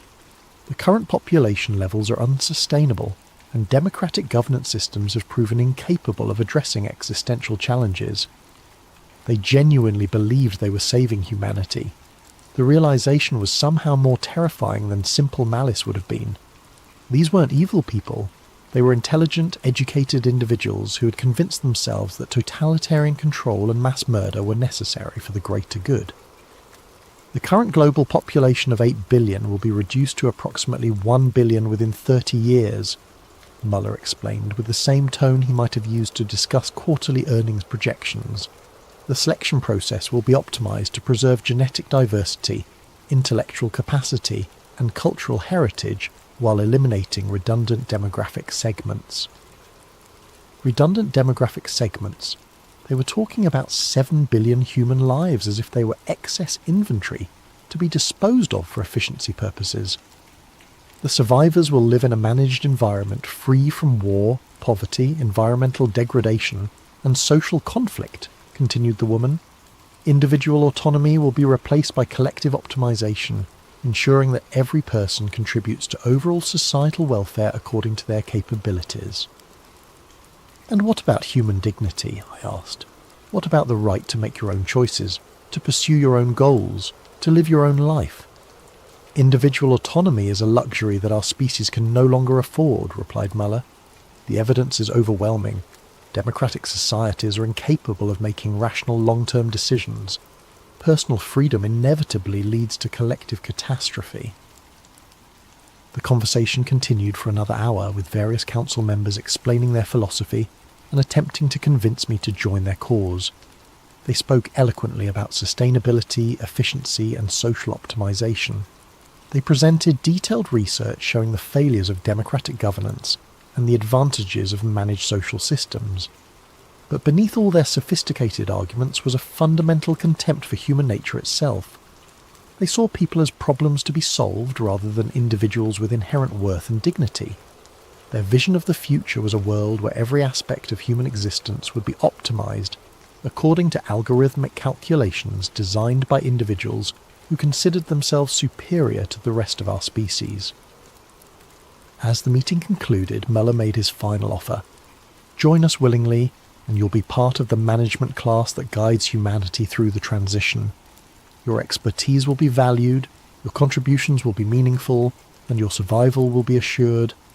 Refuse, added the woman, and you'll be processed according to Phase 5 protocols. Your knowledge makes you too dangerous to be allowed to live as a private citizen, but not valuable enough to preserve against your will. The choice was clear, collaboration or death. But there was a third option that they hadn't considered. I need time to think about it, I said. Muller nodded. You have until tomorrow evening, but understand that this is the only offer you'll receive. Choose wisely. They returned me to a secure holding room in the chateau's lower level, a comfortable but windowless space that was clearly designed for temporary detention. The door was locked from the outside, and I could hear the subtle hum of electronic surveillance equipment monitoring my activities. But they had made a crucial mistake. In their arrogance, they had assumed that I would either join them or passively await execution. They hadn't considered the possibility that I might have prepared contingency plans for exactly this situation. Hidden in the lining of my jacket was a small device that Harper had given me during our final meeting. A dead man's switch connected to a comprehensive data package containing everything I had learned about Project RESET and the Council of Nine. If I failed to check in with the automated system every 24 hours, the information would be distributed to thousands of recipients worldwide, including journalists, government officials, and activist organisations. The Council's suppression of my live broadcast had been successful, but it wouldn't be enough to contain the firestorm that would erupt when Harper's complete intelligence archive was released. The evidence was too comprehensive, too well documented, and too widely distributed to be suppressed through conventional means. As I sat in that holding room, contemplating my final decision, I realised that the 10,000 people who had seen my broadcast were more significant than the Council understood. In the age of social media and viral information distribution, 10,000 viewers could become 10 million within hours if the content was compelling enough. The resistance wasn't dead. It was just beginning, and the Council of Nine was about to discover that their carefully constructed timeline was no longer under their control. I spent that night writing a final message, using the time to document everything I had learned and experienced. If I was going to die, I wanted my death to serve a purpose. The message would be transmitted along with Harper's archive, providing context and human perspective to the technical intelligence he had gathered. The next evening, when Muller returned to collect my decision, I was ready. "I've made my choice," I told him, "and I choose resistance." Muller's expression didn't change, but I could see the disappointment in his eyes. "That's unfortunate. You could have been part of something historically significant." "I already am," I replied, "just not the way you intended." The following text was recovered from Dr. Julian Stone's encrypted files and released as part of the Harper Archive disclosure. It represents the final transmission sent by Dr. Stone before his disappearance. "To whoever receives this message, my name is Julian Stone, and by the time you read this, I will probably be dead. But my death will serve a purpose if you understand what I'm about to tell you and act on that knowledge. Everything you've learned about Project RESET and the Council of Nine is true. They are not theoretical threats or abstract conspiracies. They are operational realities that are being implemented right now in the real world by real people with real power. The cyber attack that will trigger Phase 3 is scheduled to begin in less than 48 hours. When it happens, you will be told that foreign terrorists or hostile nations are responsible. You will be told that emergency measures are necessary to protect your safety and security. You will be told that the restrictions on your freedom are temporary responses to an unprecedented crisis. All of it will be lies. The attack will be orchestrated by the same people who will offer to save you from it. The emergency measures will be permanent features of a new system of control. The restrictions on your freedom will never be lifted because they were never intended to be temporary. But you have a choice. You can choose to believe the lies and accept the chains they offer you, or you can choose to resist and fight for the future of human dignity and freedom. If you choose resistance, you need to understand what you're fighting against. This is not a political movement that can be defeated through elections or legal challenges. This is a coordinated assault on human consciousness itself, implemented by people who have resources and capabilities that exceed anything most people can imagine. They control the media that shapes public opinion. They control the financial systems that determine economic stability. They control the technology platforms that facilitate communication and organisation. They have been planning this transformation for decades, and they have considered every possible form of resistance. But they have made one crucial error. They have underestimated the power of human consciousness itself. Individual awareness, when multiplied across millions of people, creates possibilities that no algorithm can predict or control. The key to resistance is understanding that this is fundamentally a spiritual battle disguised as a political conflict. They are trying to convince you that individual autonomy is selfish, that personal freedom is dangerous, and that collective management is more efficient than individual choice. Don't believe them. Your individual consciousness is not a bug in the human system. It's a feature. Your ability to think for yourself, to make your own choices, to pursue your own dreams and goals, is not a luxury that humanity can no longer afford. It's the essence of what makes us human. When the collapse comes, and it will come, remember that the chaos is artificial, and the solutions they offer are designed to enslave you. Organise locally, communicate privately, and maintain your individual identity at all costs. Most importantly, remember that you're not alone. All around the world, people are waking up to the reality of what is being done to them. The resistance is not centralised or organised in the traditional sense, but it is real and it is growing. The New World Order is not inevitable. It is simply the preferred outcome of people who have convinced themselves that they know better than the rest of us how we should live our lives. They are wrong, and if enough of us refuse to cooperate with their vision, they will fail. The choice is yours. Choose wisely. Choose resistance. Choose freedom. The future of human consciousness depends on it. Transmission ends. Addendum. The World Unity Day broadcast. The following transcript was recovered from archived television broadcasts dated 6 months after Dr. Stone's disappearance. The content has been verified as authentic by multiple independent sources. Good evening. This is Sarah Chen reporting for Global News Network with a special report on this year's World Unity Day celebration. Across the globe, millions of people are gathering to celebrate the remarkable progress we've made in building a more sustainable, secure and harmonious world. The past year has seen unprecedented cooperation between governments, corporations and civil society organisations in addressing the challenges facing our planet. The successful implementation of the Global Resilience Framework has provided stability and security for billions of people, while the Universal Basic Services Programme has eliminated poverty and inequality in participating regions. Behind me you can see thousands of happy families enjoying the festivities here in Geneva, grateful for the peace and prosperity that has been achieved through collective action and shared sacrifice. It's a remarkable testament to what humanity can accomplish when we work together toward common goals. But perhaps the most remarkable aspect of today's celebration is the sense of unity and purpose that pervades the crowd. Individual concerns and selfish interests have given way to collective consciousness and shared responsibility. It's truly inspiring to witness. In the background, we can see representatives from the Global Coordination Council observing the celebrations. These dedicated public servants have worked tirelessly to ensure that the transition to our new social model has been as smooth and beneficial as possible. One figure stands out among the observers, a man in dark clothing who seems to be watching the crowd with particular intensity. Our cameras haven't been able to get a clear shot of his face, but his presence adds to the sense of careful stewardship that characterises our New World Order. As we conclude this special report, I'm reminded of the words spoken by one of our Global Coordination Council members just last week.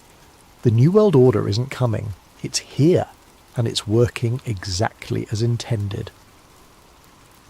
This is Sarah Chen, reporting for Global News Network.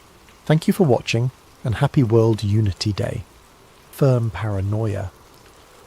The terminal stood cavernous and quiet. Her footsteps echoed across the polished floors as she walked through the main concourse. Despite the late hour, the space felt unnaturally vacant. A few cleaning staff moved about like ghosts, and the occasional security guard made perfunctory rounds. Otherwise, the massive building seemed to be holding its breath. Bigger than the city of San Francisco, she muttered. Why build an airport this massive in a city that didn't need it? Evelyn had arranged a room at the airport hotel, giving her a reason to wander the terminals without arousing suspicion. She'd start properly tomorrow, but something compelled her to take a preliminary look around.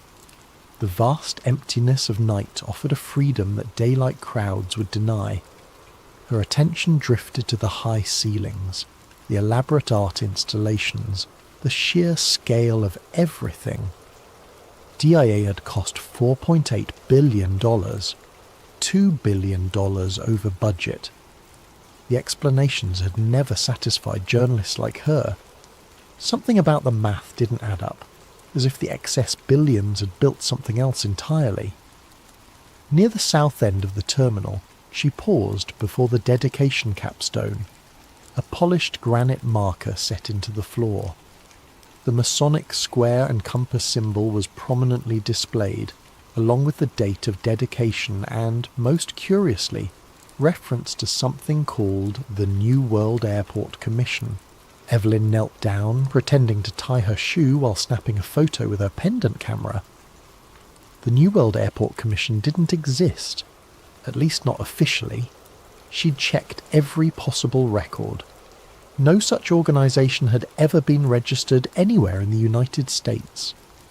Hiding in plain sight, she whispered, tracing the Masonic symbol with her finger. The marker mentioned the airport being built for the people of New World. Not Denver, not Colorado, not even America. Just New World. As she stood, a security guard appeared nearby, watching her with unusual intensity. Evelyn smiled casually and moved on, but she could feel his eyes following her. Was she being paranoid, or had she already been marked as someone to watch?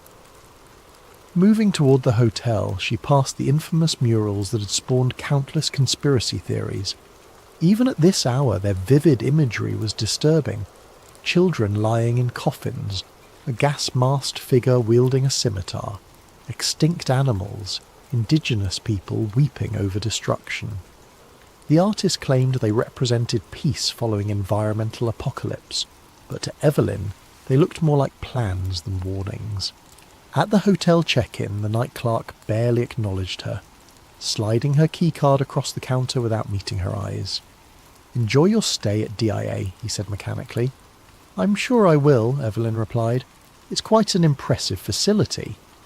"Larger than most people realise," the clerk said, finally looking up at her with an unnerving intensity.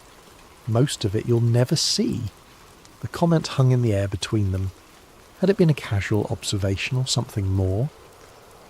Evelyn nodded politely and walked to the elevator. In her room, she unpacked her equipment and spread the printouts of the encrypted emails across the bed. Each contained fragments of maps, maintenance schedules, strange symbols, and cryptic references to underground levels not shown on any official blueprint. One phrase appeared in every message: Level Subnormal 3. She arranged the pieces, trying to make sense of the puzzle. Through the window, the massive blue Mustang glowed in the distance, its red eyes like beacons in the Colorado night.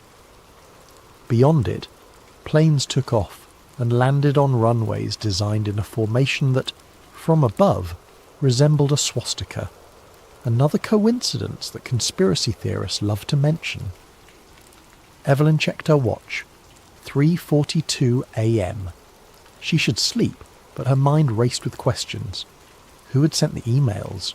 Why choose her? And most importantly, what really lay beneath the sterile, controlled environment of Denver International Airport? She took out her recorder pen and spoke softly. Day 0 at DIA. Tomorrow I begin mapping the visible to find the invisible. If the emails are correct, this isn't just an airport. It's the entrance to something much bigger and much darker. As she set down the pen, the lights in her room flickered briefly. Just an electrical hiccup, surely. But in that moment of darkness, Evelyn could have sworn she heard something humming beneath the floor. A deep, steady vibration, like massive machinery churning in the earth below. Morning brought artificial normality to Denver International Airport.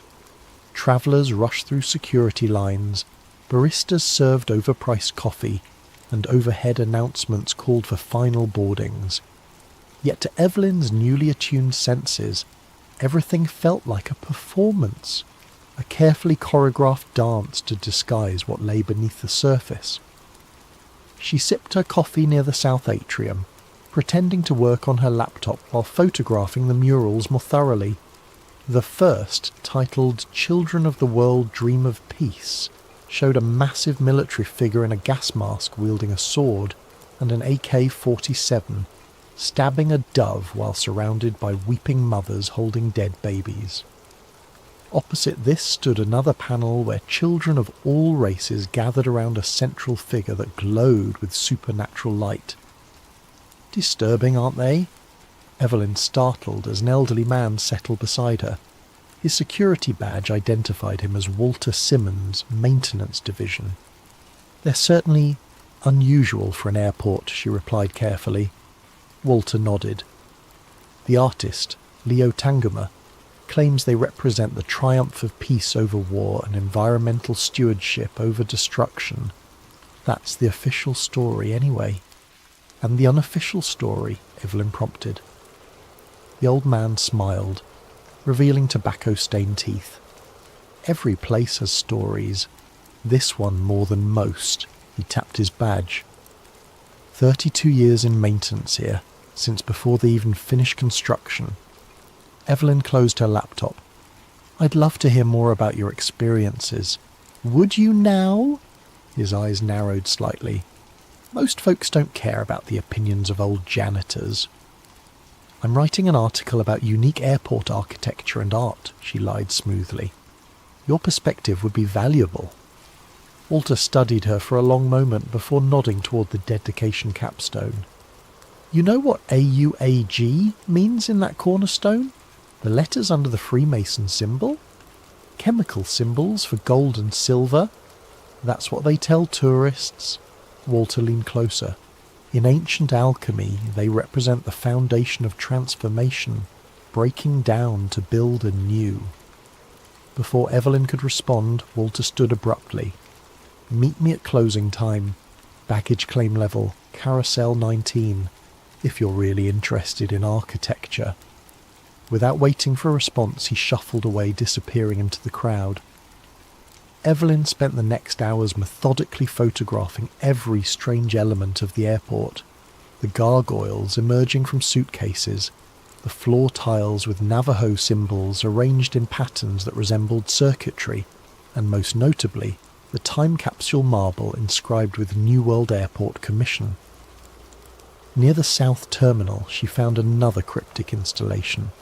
A small plaque depicting paper airplanes flying around tall buildings, installed years before September 11th. Below it, Freemason symbols were incorporated into the terrazzo floor. Each discovery confirmed what the emails had suggested. DIA was a tapestry of symbolic messaging hidden in plain sight. But who was sending these messages? And to whom? By late afternoon, Evelyn had mapped the entire public area, cross-referencing it with the fragmented information from her anonymous source.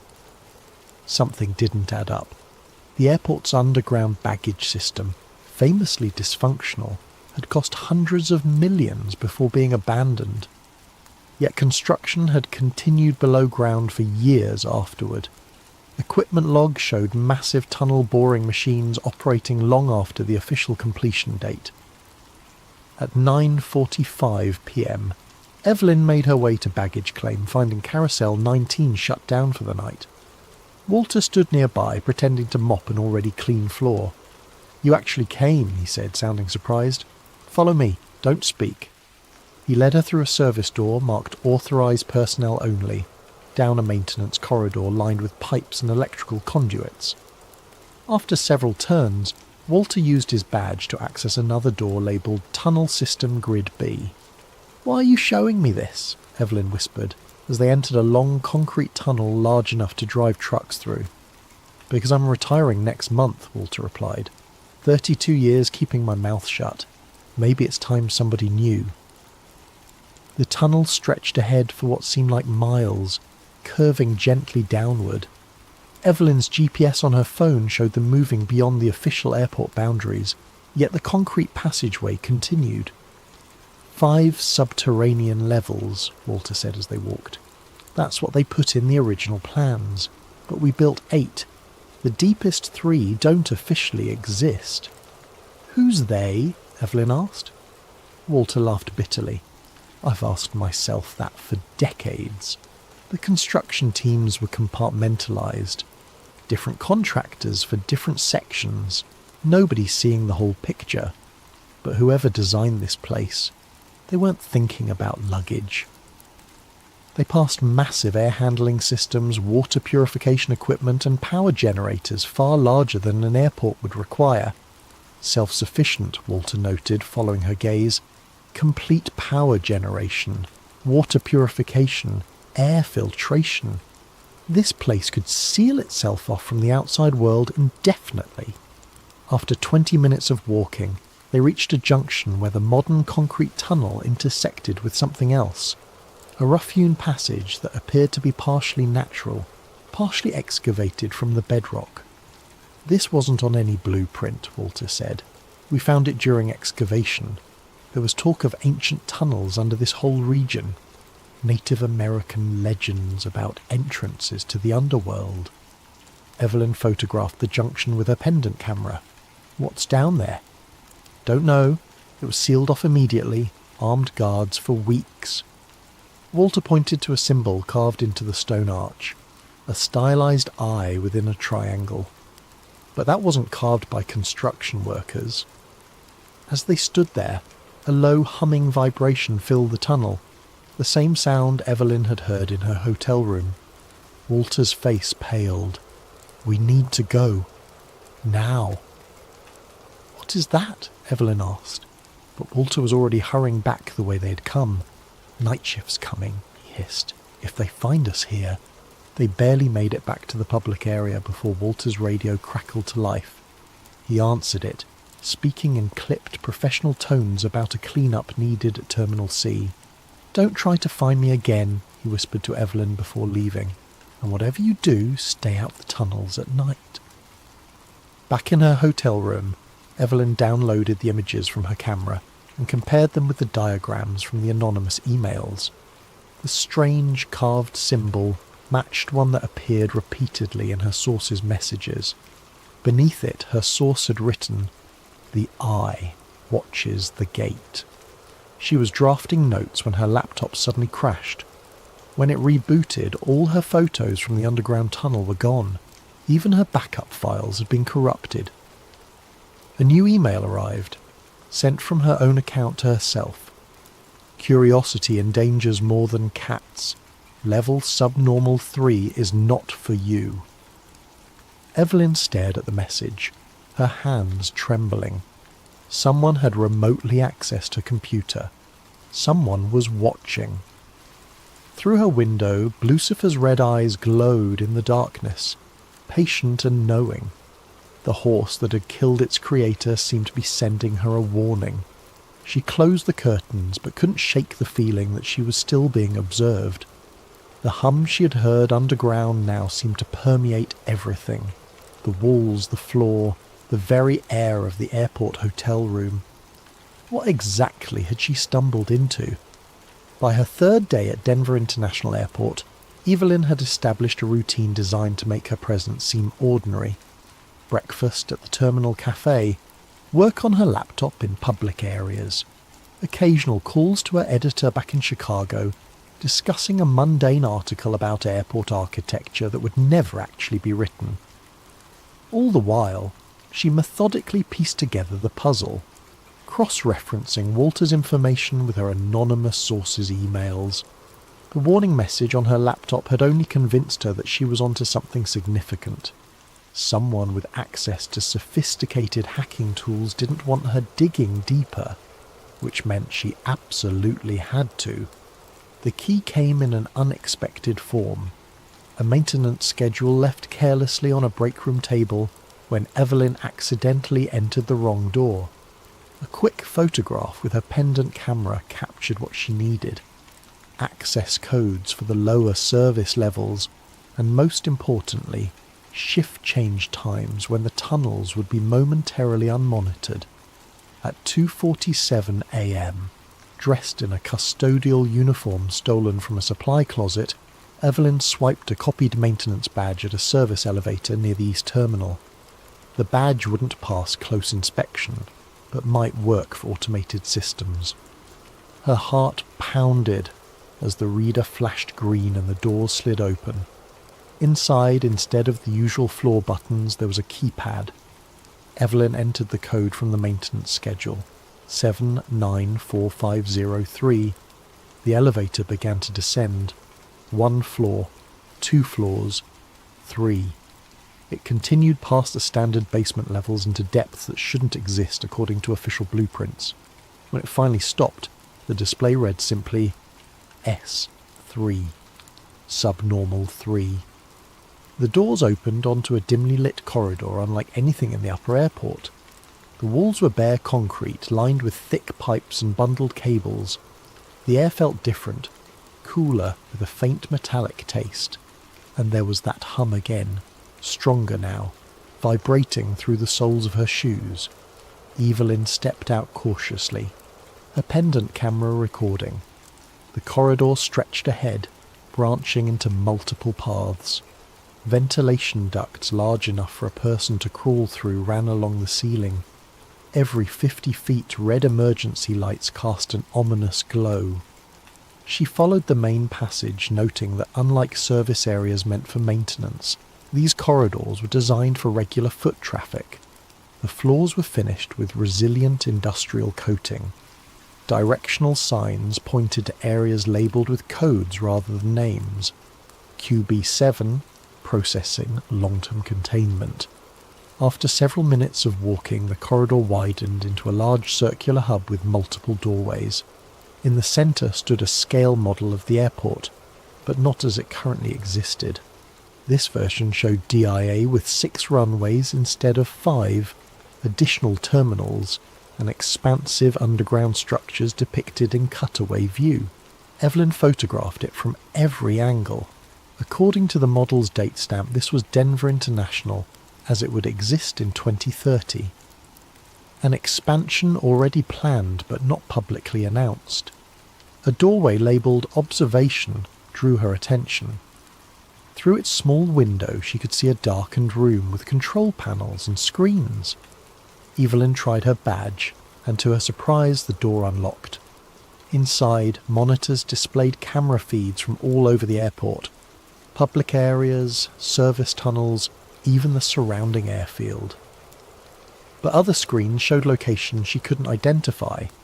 Underground chambers filled with rows of empty bunks, warehouses stocked with supplies, what appeared to be hydroponic gardens under artificial light.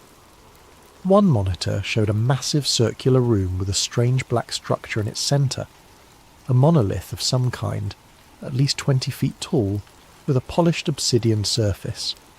Around it, technicians in white coats took measurements with specialised equipment.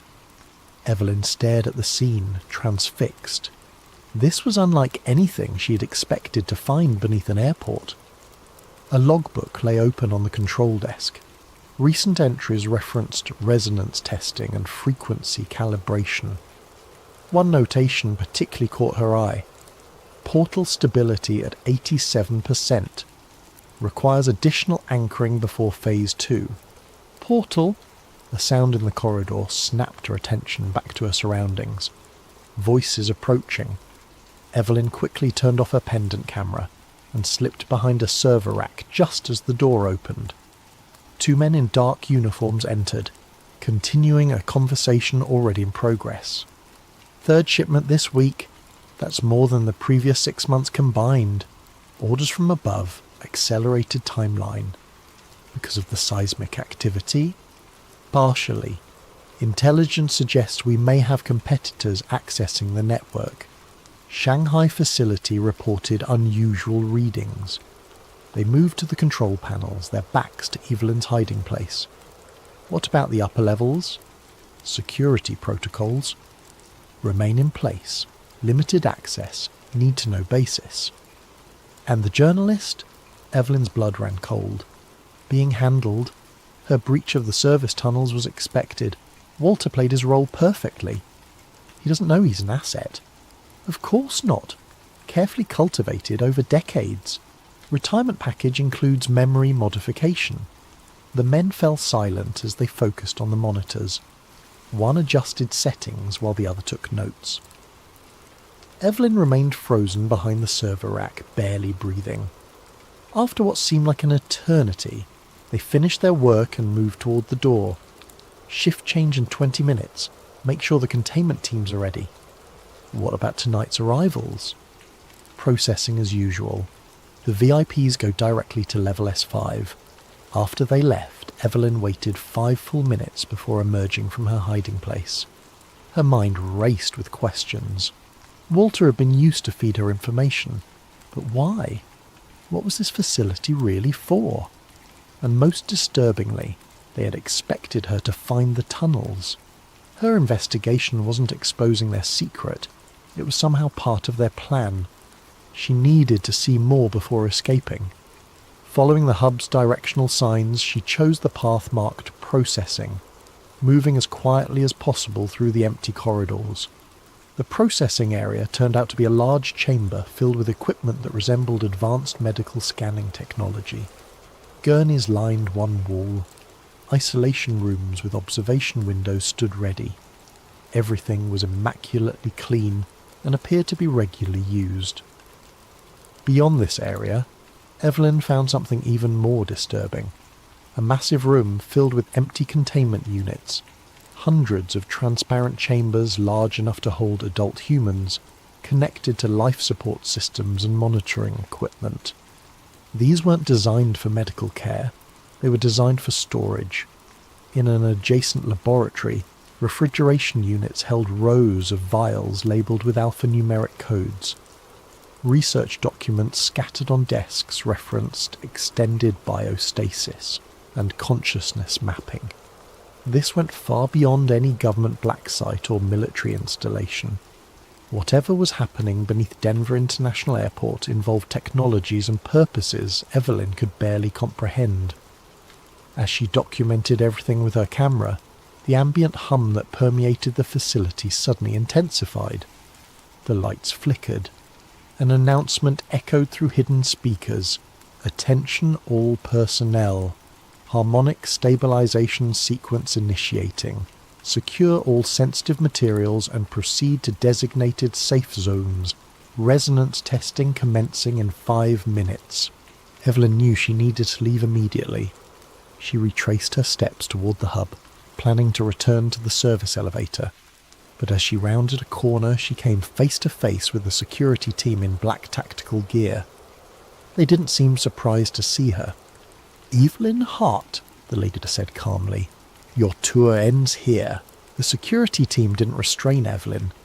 They didn't confiscate her equipment or even search her. Instead, they escorted her through corridors she hadn't yet explored, descending even deeper beneath the airport. "Where are you taking me?" she demanded, trying to maintain some illusion of control. "To what you came to find," the leader replied simply. They arrived at massive double doors emblazoned with the now familiar symbol, the eye within the triangle.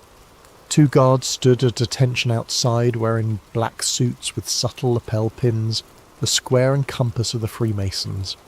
The leader of Evelyn's escort team stepped forward, placing his palm on a biometric scanner. "Witness Hart as scheduled," he announced. Scheduled? The door swung open silently, revealing a vast underground chamber unlike anything Evelyn could have imagined. The ceiling arched at least 60 feet above a circular floor the size of a football field. The walls were a strange material that seemed to absorb light rather than reflect it, and at the centre stood the black monolith she had glimpsed on the security monitors. A perfect obsidian rectangle, its surface rippling occasionally as if it weren't completely solid. Around the chamber's perimeter, tiered seating accommodated what appeared to be viewing galleries. Men and women in formal attire occupied these areas, observing both the monolith and Evelyn's entrance with equal interest. Their faces were partially obscured by the chamber's unusual lighting, but she recognized certain features associated with wealth and power: the confident postures, the expensive watches, the security details hovering nearby. "Council is in session," her escort explained, directing her to a small podium facing the gathered assembly. "You will observe and report." "Report what?" Evelyn asked, bewildered. "The truth. That's what you came for, isn't it?" Before she could respond, the lights dimmed further and a resonant tone filled the chamber. The black monolith pulsed in rhythm with the sound, its surface becoming increasingly fluid. The assembled observers fell silent. A figure in elaborate ceremonial robes stepped onto a platform near the monolith. Though his face was shadowed by a hood, his voice carried effortlessly through the chamber. The convergence approaches. Phase alignment has reached optimal parameters. The gateway prepares to receive. Digital displays materialized around the chamber, hovering in mid-air. They showed real-time data on geological activity, atmospheric conditions, and various measurements Evelyn couldn't interpret. One screen displayed a global map with pulsing points of light at specific locations. Denver was one, but she also noted similar spots in Antarctica, Siberia, the Gobi Desert, and beneath the Atlantic Ocean. "Our facilities report ready status," the robed figure continued. "The network is synchronized. When the moment arrives, transition will commence according to protocol." Another figure rose from the assembly, this one dressed in a modern business suit. "The controlled destabilization proceeds as designed. Economic indicators confirm system stress points have reached critical thresholds. Social fragmentation indexes are at predicted levels." "And the narrative control?" asked a woman's voice from another section. "Operational through all channels. Contradictory information continues to neutralize truth seekers. Those who approach genuine discovery are redirected through our asset network." With sudden clarity, Evelyn understood her role. She wasn't exposing a conspiracy, she was being used to shape the narrative around it. Whatever was happening here, they wanted it partially revealed, through her, in a way they could control. The robed figure gestured toward her. "The witness has arrived as arranged. Her presence completes the documentation requirement." All eyes turned to Evelyn. She felt exposed, manipulated, yet strangely empowered by her new... Tonight's story is called Storm Protocol, and it explores a scenario both startlingly plausible and deeply unsettling. The possibility that the weather, the very skies we depend upon for life, could be manipulated for power. We'll follow Nathan Cole, an atmospheric physicist who stumbles upon hidden files revealing the existence of Project Cirrus, a clandestine initiative that engineers storms, droughts, and natural disasters for geopolitical gain. As Nathan tries to warn the world, he finds himself hunted, discredited, and caught in a swirl of moral dilemmas that threaten his life and everyone else's. Sit back, turn the lights low, and prepare for a journey through 5 chapters of tension, paranoia, and shocking revelations. Whether you listen attentively to every detail, or simply let the words wash over you as you drift off, this is your space to relax and unravel a story that might just leave you questioning the next thunderstorm you see. Now let's begin. May you find both rest and wonder in this tale about secrets hidden behind towering clouds, in a world where not all storms are as natural as they seem. Nathan Cole had never considered himself a whistleblower. At 36, he was a meticulous scientist with a passion for analysing cloud formations and weather systems, working for a government-funded climate agency in a mid-sized city. He spent his days among swirling data sets and satellite imagery, focusing on how storms evolve and how the atmosphere changes across the globe. He believed wholeheartedly in the agency's mission, understanding climate shifts to protect communities from environmental disasters. It was Tuesday morning like any other when the first crack in his reality appeared. Nathan was poring over satellite data from the North Atlantic, a swirling mass of clouds that was intensifying into what meteorologists expected to be a mild tropical storm. Yet, in an older, theoretical predictive model, stored on an internal server, Nathan saw something odd, an exact projection of the storm's path that deviated significantly from the official forecast. More bizarrely, The model was labelled Cirrus Class Tier 4, a classification he'd never encountered, and it showed the storm making a sharp, unnatural turn, intensifying into a Category 3 hurricane. Curiosity piqued. Nathan cross-referenced live data.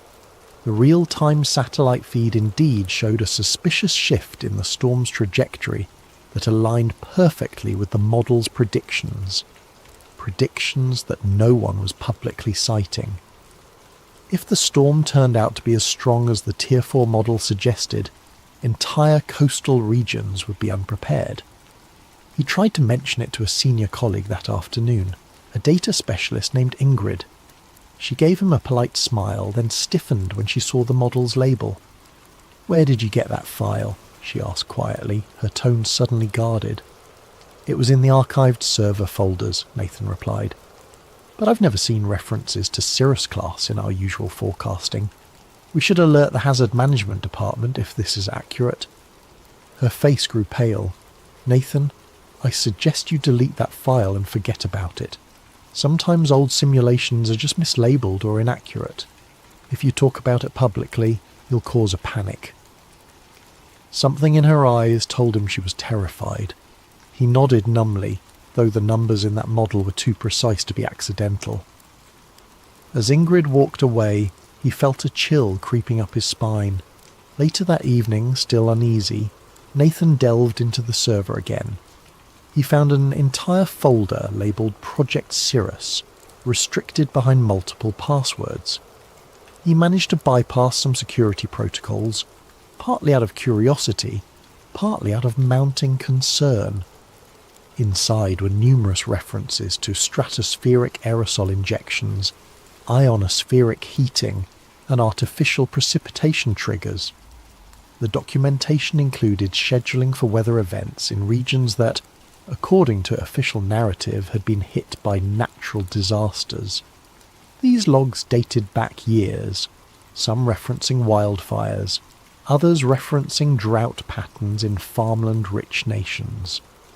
All of it implied a deliberate hand in steering or intensifying these phenomena. His heart pounded.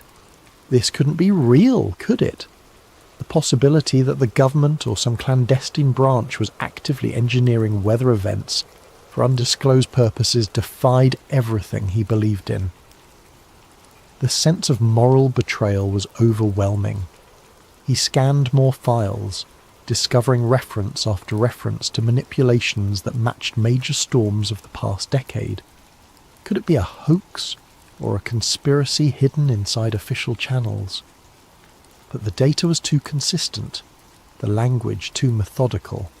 Each major unpredictable storm, each bizarre drought anomaly, correlated with logs describing successful atmospheric seeding. He realised with dawning horror that he might be looking at evidence of the government's capacity to weaponise the weather. Struggling with the magnitude of it all, he decided to approach his immediate superior the next morning. That was Dr. Malcolm Ashcroft, the director of the Climate Research Division. Ashcroft was a disciplined, no-nonsense official with top-tier security clearance. If anyone could confirm or deny these findings, it would be him. Nathan scheduled a private meeting in Ashcroft's corner office, heart in his throat.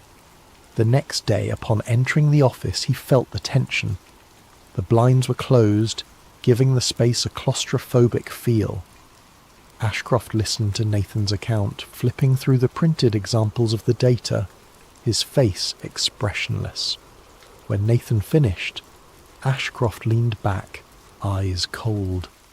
Coal? We're a climate agency, not a secret weather manipulation outfit, Ashcroft said with practised calm.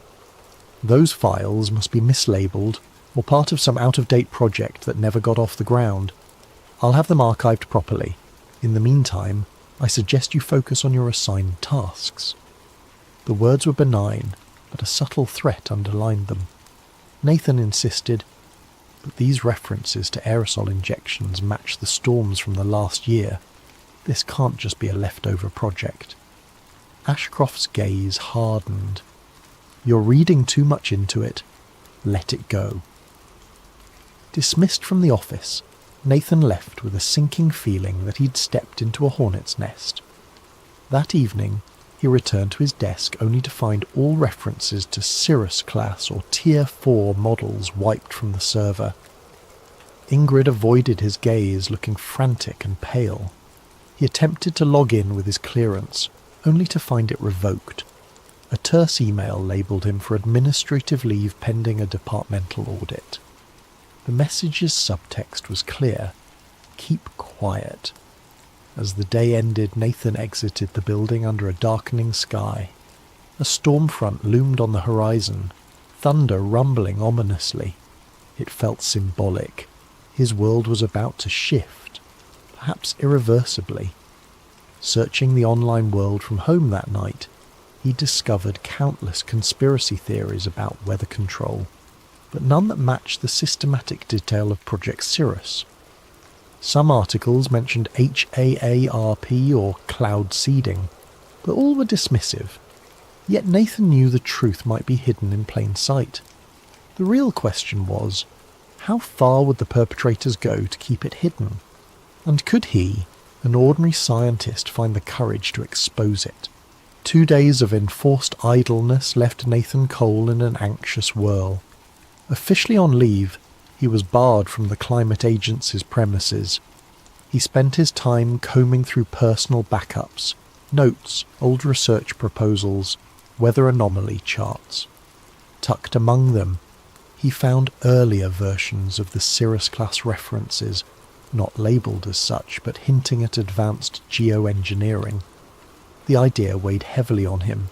Maybe Project Cirrus had roots in the agency's past under different names.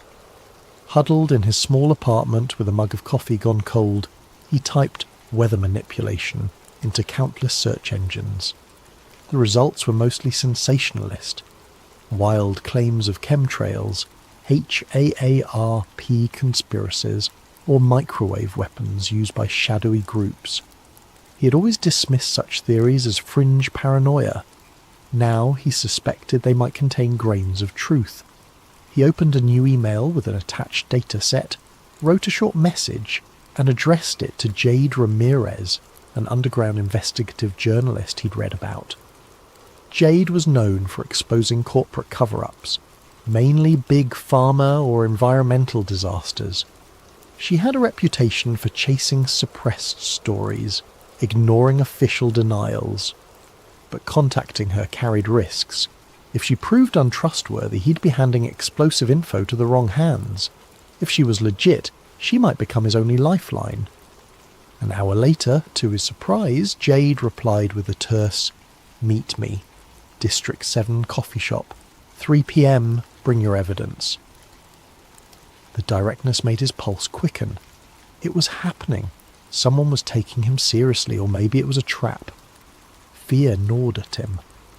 He arrived at the coffee shop, a nondescript spot with battered wooden tables and flickering lights.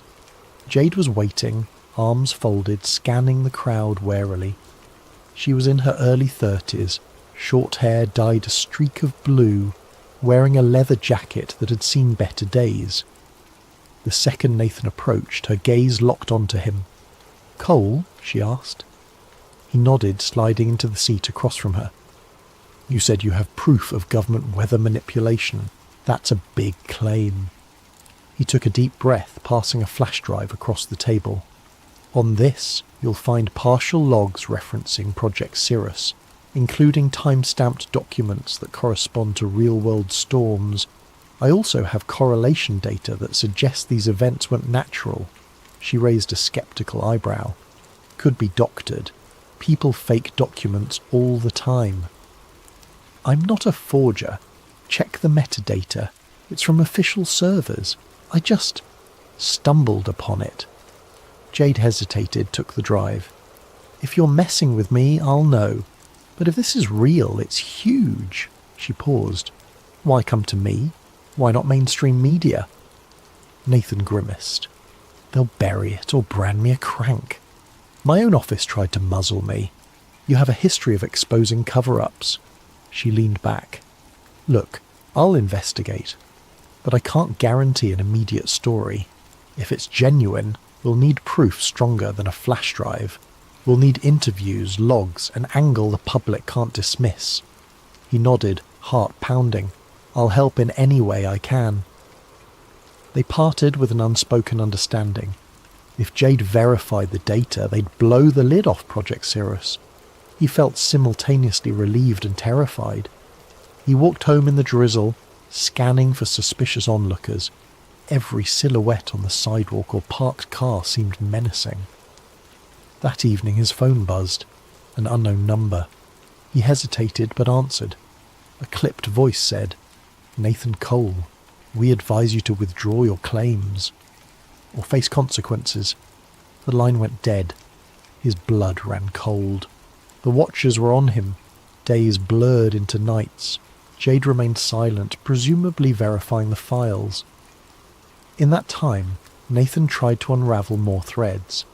He recalled references to hot air pattern injections that preceded certain wildfires. Searching wildfire data, he saw a suspicious pattern of intense dryness in spots soon ravaged by flames.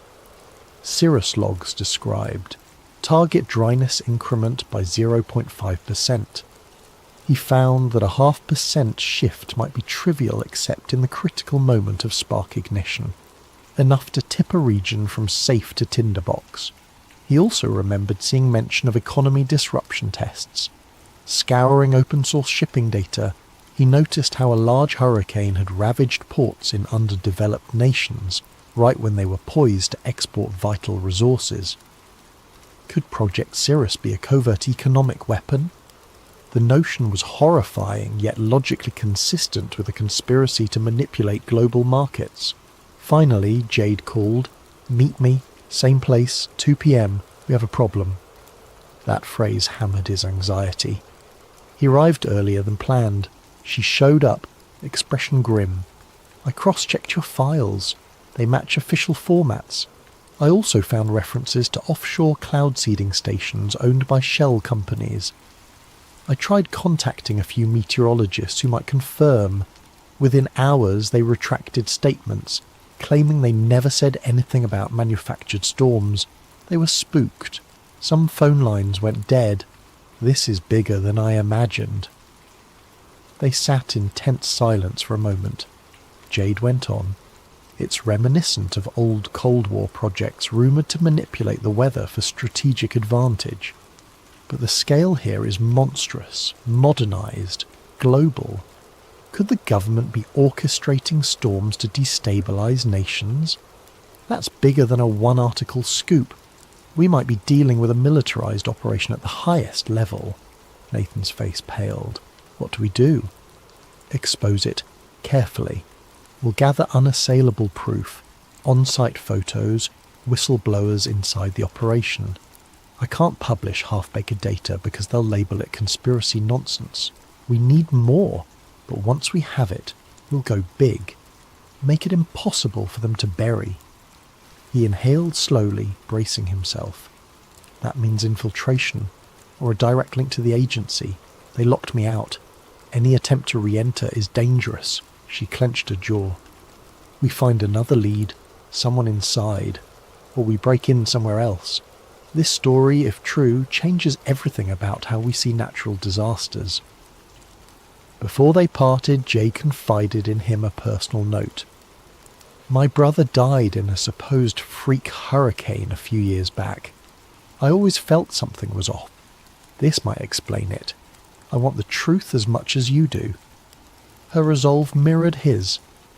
They left the cafe more determined, less alone. Still, doubt lingered. The forces behind weather manipulation likely had near limitless resources. Could two individuals, a disgraced scientist and an underground journalist, truly unmask it? And if they did, would the public accept such a monstrous possibility? Another beep from his phone cut through the gloom. A new text from an untraceable number. "You've been warned. Stop now." The intimidation was intensifying, yet it only fueled his conviction. They were on a collision course with a hidden power capable of rewriting the planet's skies. Surrender wasn't an option, not after glimpsing the scale of harm inflicted upon innocent lives. That night thunder rolled again outside Nathan's window.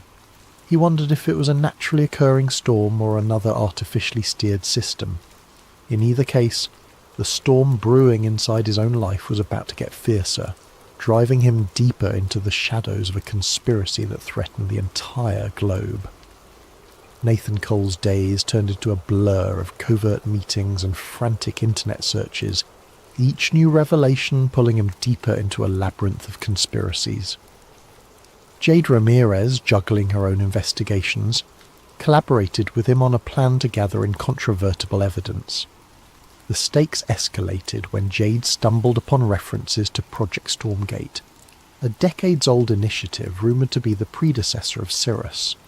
Her findings: Stormgate started in the Cold War era, an attempt to use weather as a silent weapon, spawning floods, droughts, or storms in target regions without direct warfare.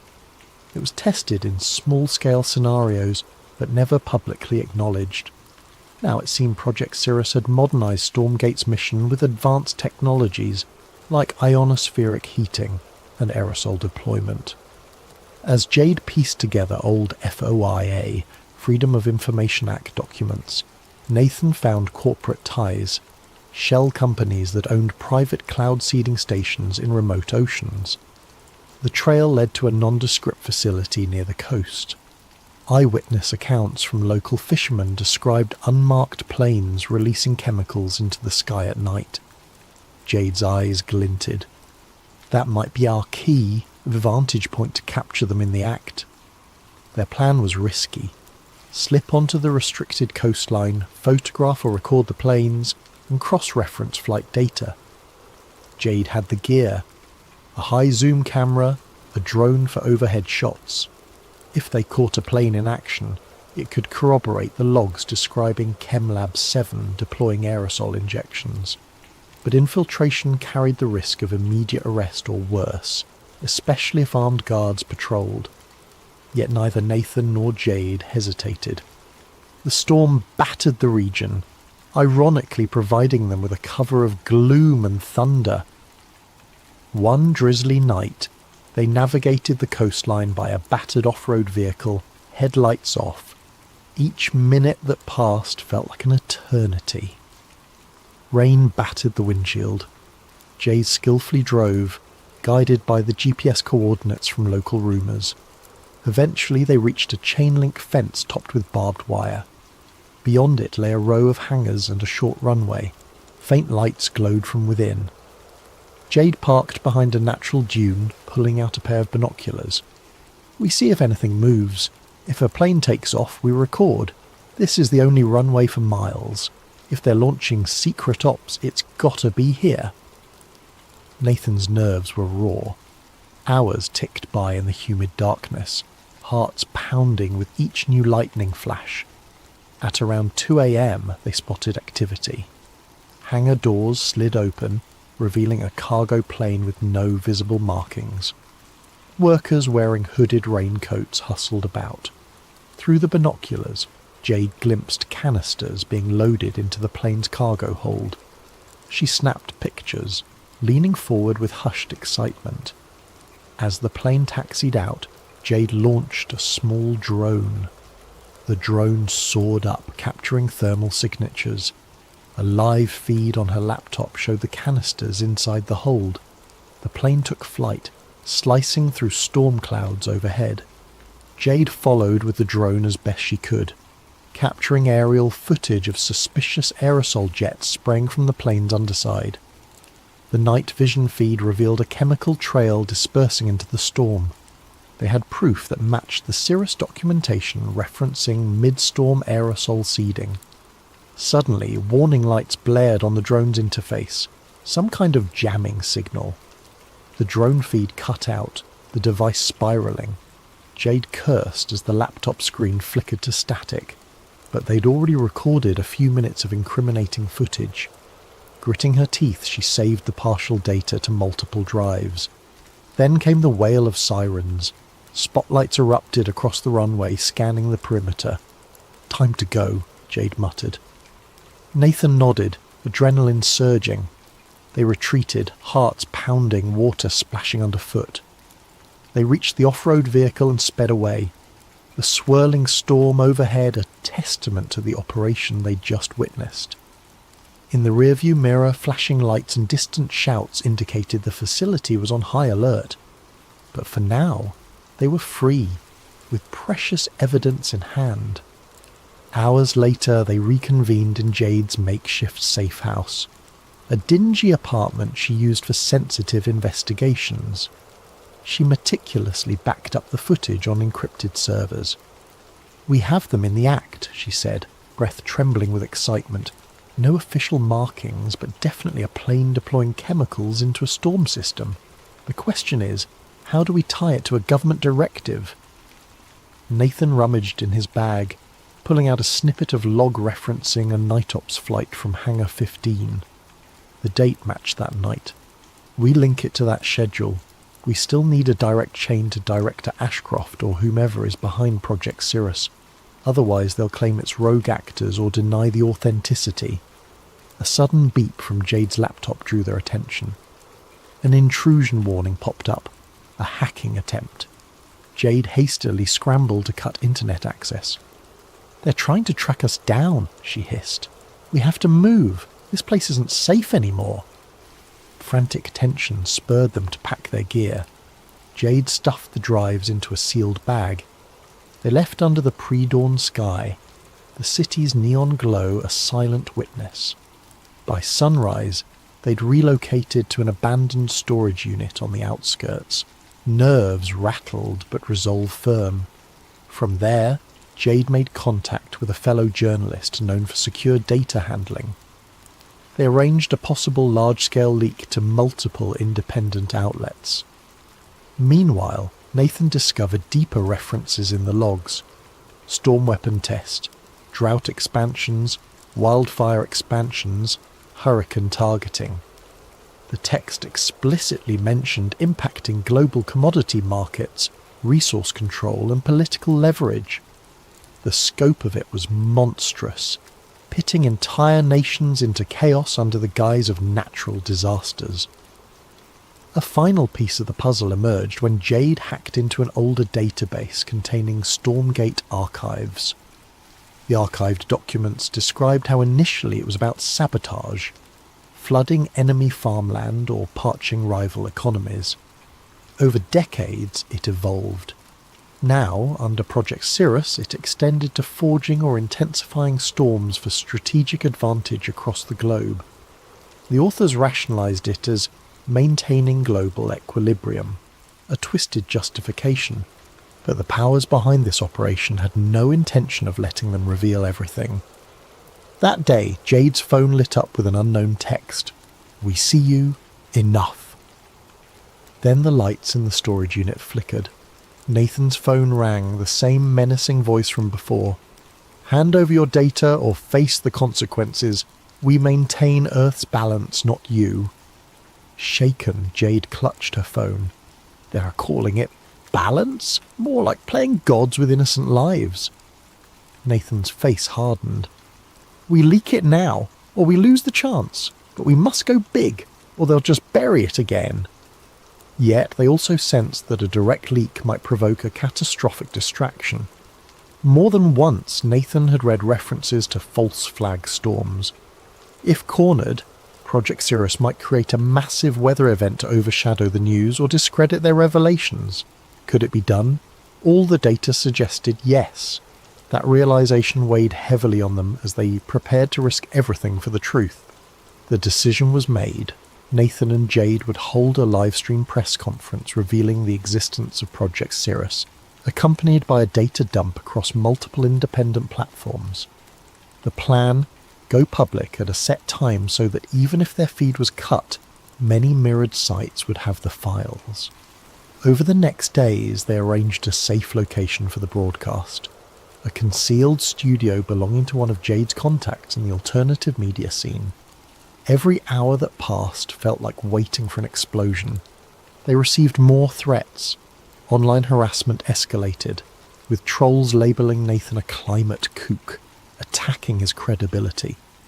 Jade's background was smeared with rumours of criminal activity, the typical discrediting tactics.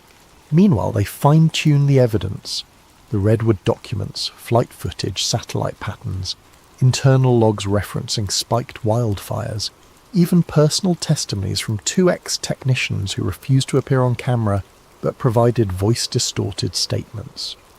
During a tense planning session, Jade's phone buzzed. She glanced at it, then shared a sobering look with Nathan.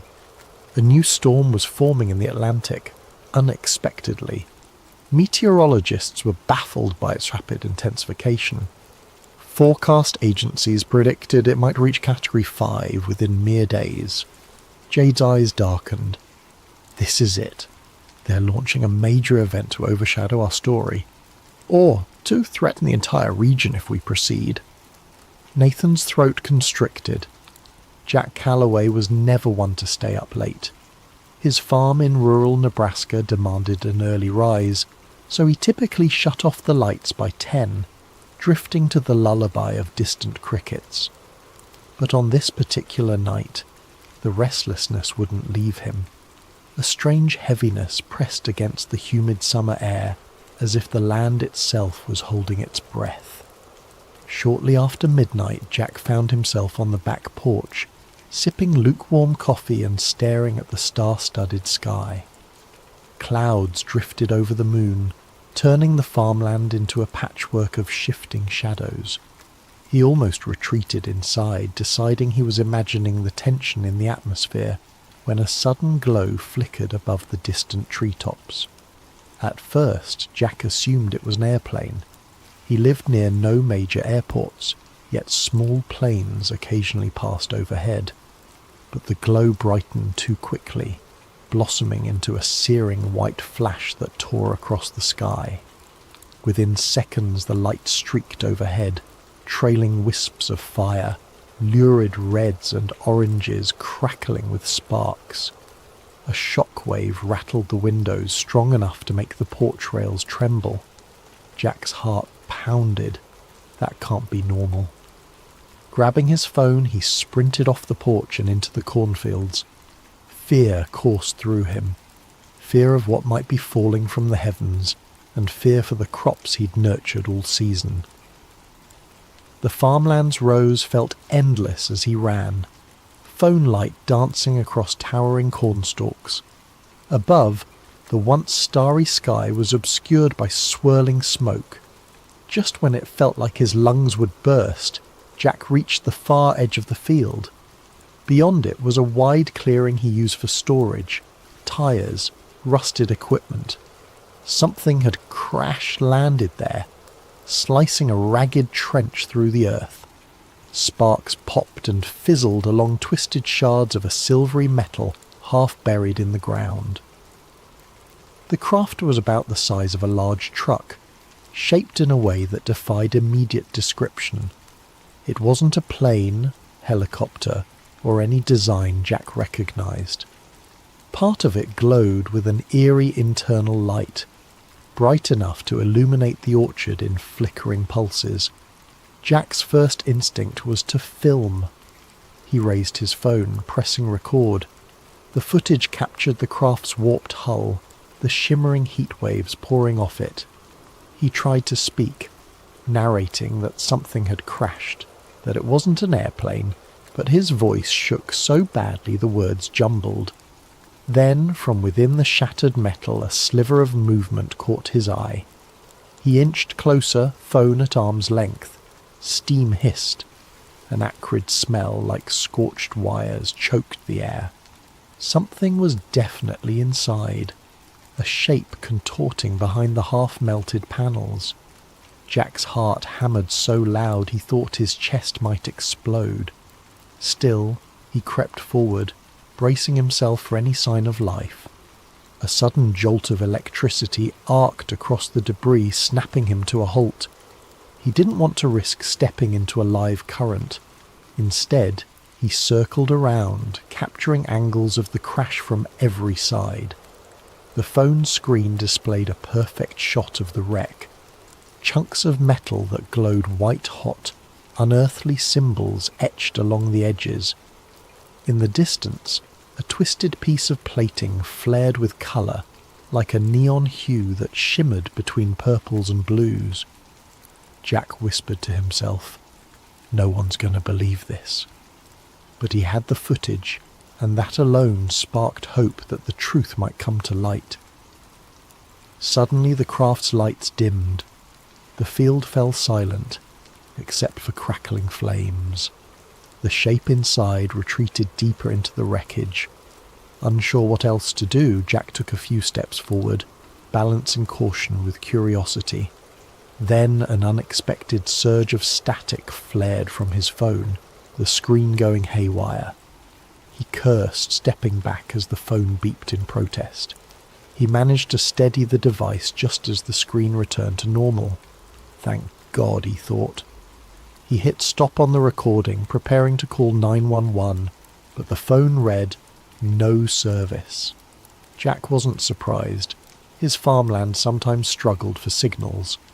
He jogged back through the corn rows, returning to the house. Once inside, he used the landline. It rang once, then cut off. He tried again. Same thing, a dead line. Tapping at his smartphone, he noticed the Wi-Fi icon flicker, then vanish. Confusion twisted in his gut. The night was calm, no storms. Was the crash interfering with signals? Possibly. He rummaged for his laptop, fired it up and attempted to connect. Nothing. Even the router's usual blinking lights were locked in a static glow. A pit of dread sank in his stomach. If he couldn't call out or upload the video, how would he get help? He decided to drive into town. Maybe from there he could call authorities. But as he stepped onto the front porch, headlights appeared at the far end of his dirt driveway. 2 black SUVs rolling up with their beams off. They advanced silently, an ominous presence cutting through the dark. Jack's pulse raced. Normally, unannounced visitors after midnight might be drunks or lost travellers, but these vehicles looked official. Tinted windows, standard government plates. He took a step back, adrenaline spiking. The feeling of being trapped rose in his chest. The SUVs stopped, engines humming. Doors opened and figures in dark suits spilled out. They carried flashlights that cut across the yard. One man, tall with a military-like bearing, stepped forward. "Mr. Calloway," he called, voice calm but unnervingly authoritative. Jack didn't answer. He realized they might want his phone, the precious footage. Even if they were from the government, something about their arrival felt sinister. He slipped inside, locked the door and sprinted to the kitchen. Peeking through the window, he saw the men fan out across his property. Another SUV arrived from the other direction, sealing any easy escape. The man in charge barked orders in a low tone. Despite the distance, Jack caught snippets. Secure the perimeter, search the barn, find the subject. Subject. As if he were some kind of criminal. A surge of defiance lit inside him. They're here for the crash. The pieces clicked. They must know about the fallen object. They wanted to contain it, hide it from public knowledge. Jack clutched his phone tight, sinking into a corner. Think, Jack. Don't let them seize that video. The file was his only proof that something extraordinary had landed in his fields. If these agents got it, the truth might vanish forever. He peered out again, noticing more men stepping around the side of the house. In that moment, Jack made a choice. He would not surrender the footage. Summoning courage he never knew he had, he pocketed the phone, grabbed a flashlight and hurried toward the back door. They hadn't reached the house's rear yet. Maybe he could slip away. The world beyond was ablaze with tension. He sensed it wasn't just about a crashed craft. It was about a revelation bigger than anything he'd ever imagined. Now, forced to stand alone against these black-suited strangers, Jack felt a spark of determination. He was a simple farmer, but he'd stumbled upon something that defied reason, and come what may, he would not let it be buried. Jack Calloway's heart hammered as he ducked out the back door, creeping into the shadows behind his farmhouse. The night air clung to him, heavy with the echo of distant engines idling. He had no illusions about outrunning a team of trained agents, but desperation fueled him. Keeping low, he skirted along the fence. The farmland behind him was vast, miles of cornfields broken by a scattering of outbuildings. If he could disappear into the rows, maybe he'd have a chance to slip past these intruders. He peered back at the house. 2 men in suits hammered on the front door, demanding Jack open up. Another pair circled around, shining flashlights across windows. Anxiety churned in his gut. They'll figure out soon enough he's not inside. With shaking hands, he pulled out his phone. He swiped to open the video he'd recorded earlier in the field. For a moment, relief. The video thumbnail appeared, showing the glowing metal debris. He tapped play. The screen flickered, a swirl of static. Then an error message. File corrupted. No, Jack muttered, panic rising. He tried again, but the same glitch repeated. Next, he attempted to upload it to a social media site, forgetting that his signal was gone. The upload bar stuck at 0. Offline. He closed his eyes, fighting the wave of helplessness. The only thing that gave him hope in this impossible situation was the video, now apparently worthless. But maybe the file could still be salvaged. He retreated deeper into the farmland, aiming for the rickety old barn he used for storing equipment. Inside the barn, dust motes drifted in the faint glow of his flashlight. Jack rummaged for an old laptop he sometimes used for tractor diagnostics. It was battered, but it had a functioning USB port. If he could move the footage off his phone, maybe he could fix it. The laptop booted up with a grinding whir, making Jack cringe at how loud it seemed. Every second counted. In the barn's gloom, the beams overhead creaked, and outside he caught the faint silhouettes of flashlights sweeping across the property. The agents were close. At last the laptop loaded. He plugged the phone in, frantically clicking to access the video file. The software recognized the phone, but the video thumbnail displayed a warning icon. Corrupt file. Even the laptop spat out an error. Jack cursed. Trying a half-dozen times, the footage refused to open. He sat back, trembling. So that's why they're so confident. Something about the crash or the craft's energy had garbled the data. For all he knew, it might be salvageable, but he didn't have the technical know-how. I need an expert. Remembering the commotion outside, Jack eased a peek through a gap in the barn wall. The black SUVs sat near the farmhouse, headlights illuminating part of the yard. Agents combed the area, scanning with thermal gear. Fear pinched his chest. If they had advanced tech, he'd be as visible as a heat signature behind these wooden walls. Quietly, he powered down the laptop and stuffed it into a battered tool bag. He had to get out of here. He grabbed an old hunting rifle from a rack just in case and made for a side exit. The moment he stepped outside, he heard footsteps crunching on gravel. Instinct kicked in. He darted behind the barn. A voice, low and commanding, called out, "Hold! Show yourself!" Jack froze, pressing himself to the barn's rough wooden planks. He recognized that voice from the man who had called his name earlier. Footsteps drew closer. Jack's mind raced. If he surrendered, they'd likely confiscate everything. He'd be black-bagged or simply vanish. No one would ever see that footage. Not that it was playable right now. He forced himself to move, slipping between the barn and an old tractor with rusted wheels. The flashlight beams swept over the ground. One agent hissed, "He was here." Thermal picked him up. Another responded, "He can't be far. Spread out." Jack waited for a break in their pattern, then bolted into the cornfield. The tall stalks enveloped him, rustling as he stumbled between rows. He cursed each time his shoes snapped a twig or crunched dried leaves. Any sound could give him away. The overhead clouds parted, letting a faint moonlight highlight his path. Behind him, the agents' voices grew more distant.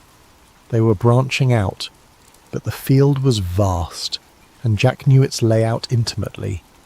He used that knowledge to navigate a diagonal path, eventually emerging by a narrow dirt road at the far edge of his property. Breathing in ragged gasps, he paused behind a tree.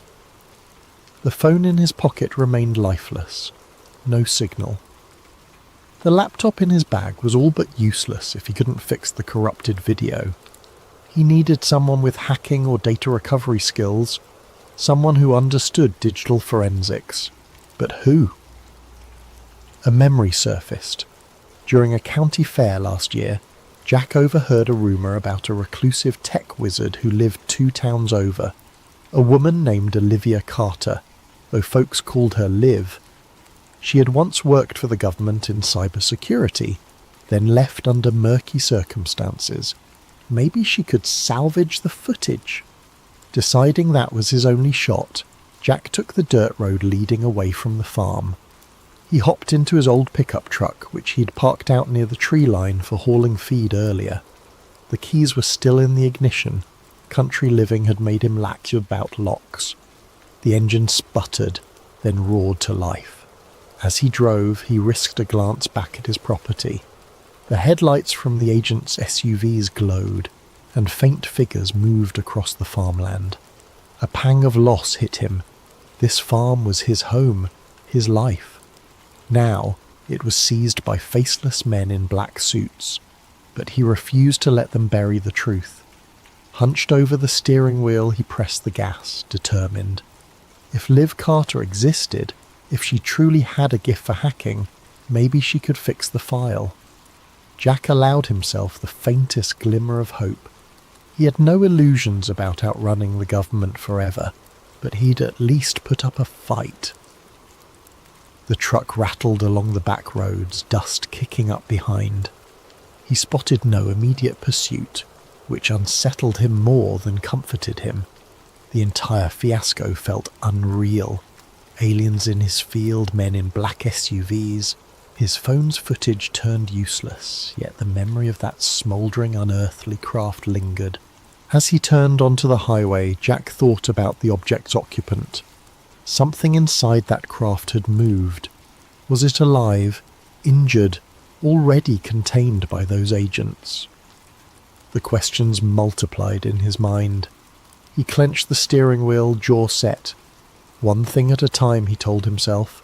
If the video was truly salvageable, it might blow open everything, if they didn't get to him first. Dawn broke over a lonely gas station on the outskirts of a neighbouring county, where Jack Calloway huddled by a payphone. The overhead fluorescent lights buzzed, half of them flickering. A battered vending machine spat out stale snacks. Exhaustion weighed on Jack's eyes, but he forced himself to remain alert. He used the payphone's directory to find a listing for Olivia Carter. The number rang endlessly until a groggy voice answered. "Who is this?" it demanded. Clearing his throat, Jack identified himself, explaining that he got her name through local rumour, that he needed urgent help with a corrupted video. A pause followed, then the voice turned suspicious. "You got the wrong line, buddy," it said, starting to hang up. Jack insisted. "I have proof. Something that crashed. I caught it on camera. The government's after me. I was told you used to do NSA-level security or something." Another stretch of silence, then a half-laugh. "So you're the kind of paranoid who calls a random woman with a UFO story. I'm not that gullible." Desperation clawed at Jack. He quickly described the craft, the men in black suits, how his phone's file was corrupted after the crash. He added details about the signal jamming around his farm. The voice on the other end grew quiet. Finally it said, "Meet me at the old train depot outside Rockville, near mile marker 114. Be there in 2 hours, alone." Then it clicked off. Jack exhaled relief, though a kernel of doubt lingered. What if this is a trap? But with no other leads, he had no choice. He drove an hour on dusty roads until he found the abandoned train depot, a dilapidated brick building lost among weeds and rusted tracks. The place felt deserted, except for a single battered motorcycle leaning against the wall. He parked the truck and stepped out, scanning the area. A figure emerged from the depot's shadow, a woman in her 30s, lean and sharp-eyed, wearing a hoodie and clutching a backpack. "You're Jack?" she asked warily. "Yes. You Liv Carter?" She gave a tight nod. "We don't have much time. Show me the phone." Jack handed it over, anxiously summarising the night's events. Crash in the cornfield, black SUVs, corrupted footage. She offered no immediate reaction beyond a raised eyebrow.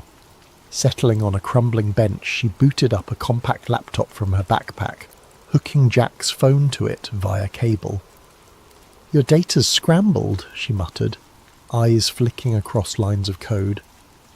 "Could be electromagnetic damage or some advanced jamming tech." Jack paced, scanning for signs of watchers. The old train tracks vanished into the horizon, no other vehicles in sight. Liv typed furiously, occasionally murmuring about header corruption or audio anomalies. After a tense half-hour, she said, "I can see partial frames, indistinct shapes, bright lights. This is definitely not a normal glitch." A flicker of hope ignited in Jack. "Can you fix it?" Liv sighed. "I might restore enough to see something, but I can't promise clarity. The real kicker is these weird signals embedded in the data, like some kind of layered frequency. I've never encountered anything like this in normal phone footage." Jack's stomach tightened. Something about the crash evidently messed with the electronics. Before he could respond, the roar of engines drew their attention. Down the deserted highway, a convoy of black SUVs approached, just like the ones at his farm. Liv snapped her laptop shut, eyes widening. "Who the hell are they?" Jack's pulse surged. "FBI, CIA, I don't know," he said. "But they're after Maul." Liv snatched her gear. "We have to move." The two sprinted to their vehicles. Jack scrambled into his pickup. Liv revved her motorcycle. As the SUVs closed in, they sped off from opposite sides of the depot. The agents split, some pursuing Liv, others tailing Jack. Gravel sprayed beneath Jack's tyres as he lurched onto the highway. He glimpsed Liv in his mirror, weaving her motorcycle off-road in a cloud of dust, outmanoeuvring the black SUVs behind her. Jack's own pursuers kept tight, lights flashing. Suddenly a siren whooped, and a different set of lights flared in the distance, local county sheriff vehicles. They blocked the road, forcing Jack to swerve. He recognized the lead patrol car's driver, Sheriff Wade Mitchell. The older man stepped out, arms raised in a calm-down gesture. One of the black-suited agents hopped from his SUV, flashing a badge at Mitchell. Though Jack couldn't hear their exchange, it was clear the agent demanded Mitchell to stand aside. Mitchell frowned, glancing at Jack's truck. He motioned for Jack to pull over. Faced with no immediate path to escape, Jack braked, wheels skidding on cracked asphalt. The agent approached, dark sunglasses masking any expression. "Jack Calloway, we'd like you to come with us. There's been an incident on your property. Official business." Mitchell cast a confused look at Jack. The sheriff had known Jack for years. "Jack, what's going on? Why are these men chasing you?" Jack, chest heaving, answered, "They raided my farm. They want my phone. They're covering up something that fell from the sky." The agent tensed. "That's nonsense, Sheriff. We're investigating a possible meteor strike, no threat to the public. Mr. Calloway is interfering with our operation. Please, step aside." Mitchell's gaze flicked to Jack. He saw the fear, the sincerity in the farmer's eyes. Something about the agent's calm, clipped tone felt off. "I'd like to hear more from Jack," the sheriff said, folding his arms. The agent's jaw tightened. The agent stepped forward, face stony. "Sheriff, you're obstructing an active federal operation. If you continue, we will have to place you under arrest as well." Mitchell stiffened, mind clearly torn. He faced Jack, voice hushed. "I can't protect you if you fight them here." Then more audibly he said, "I won't let you arrest my citizen without just cause. But if Jack chooses to leave, I won't stop him." Silence stretched. The agent's eyes narrowed behind tinted lenses. In that heartbeat, Jack understood the sheriff was giving him a window, a fleeting chance to flee.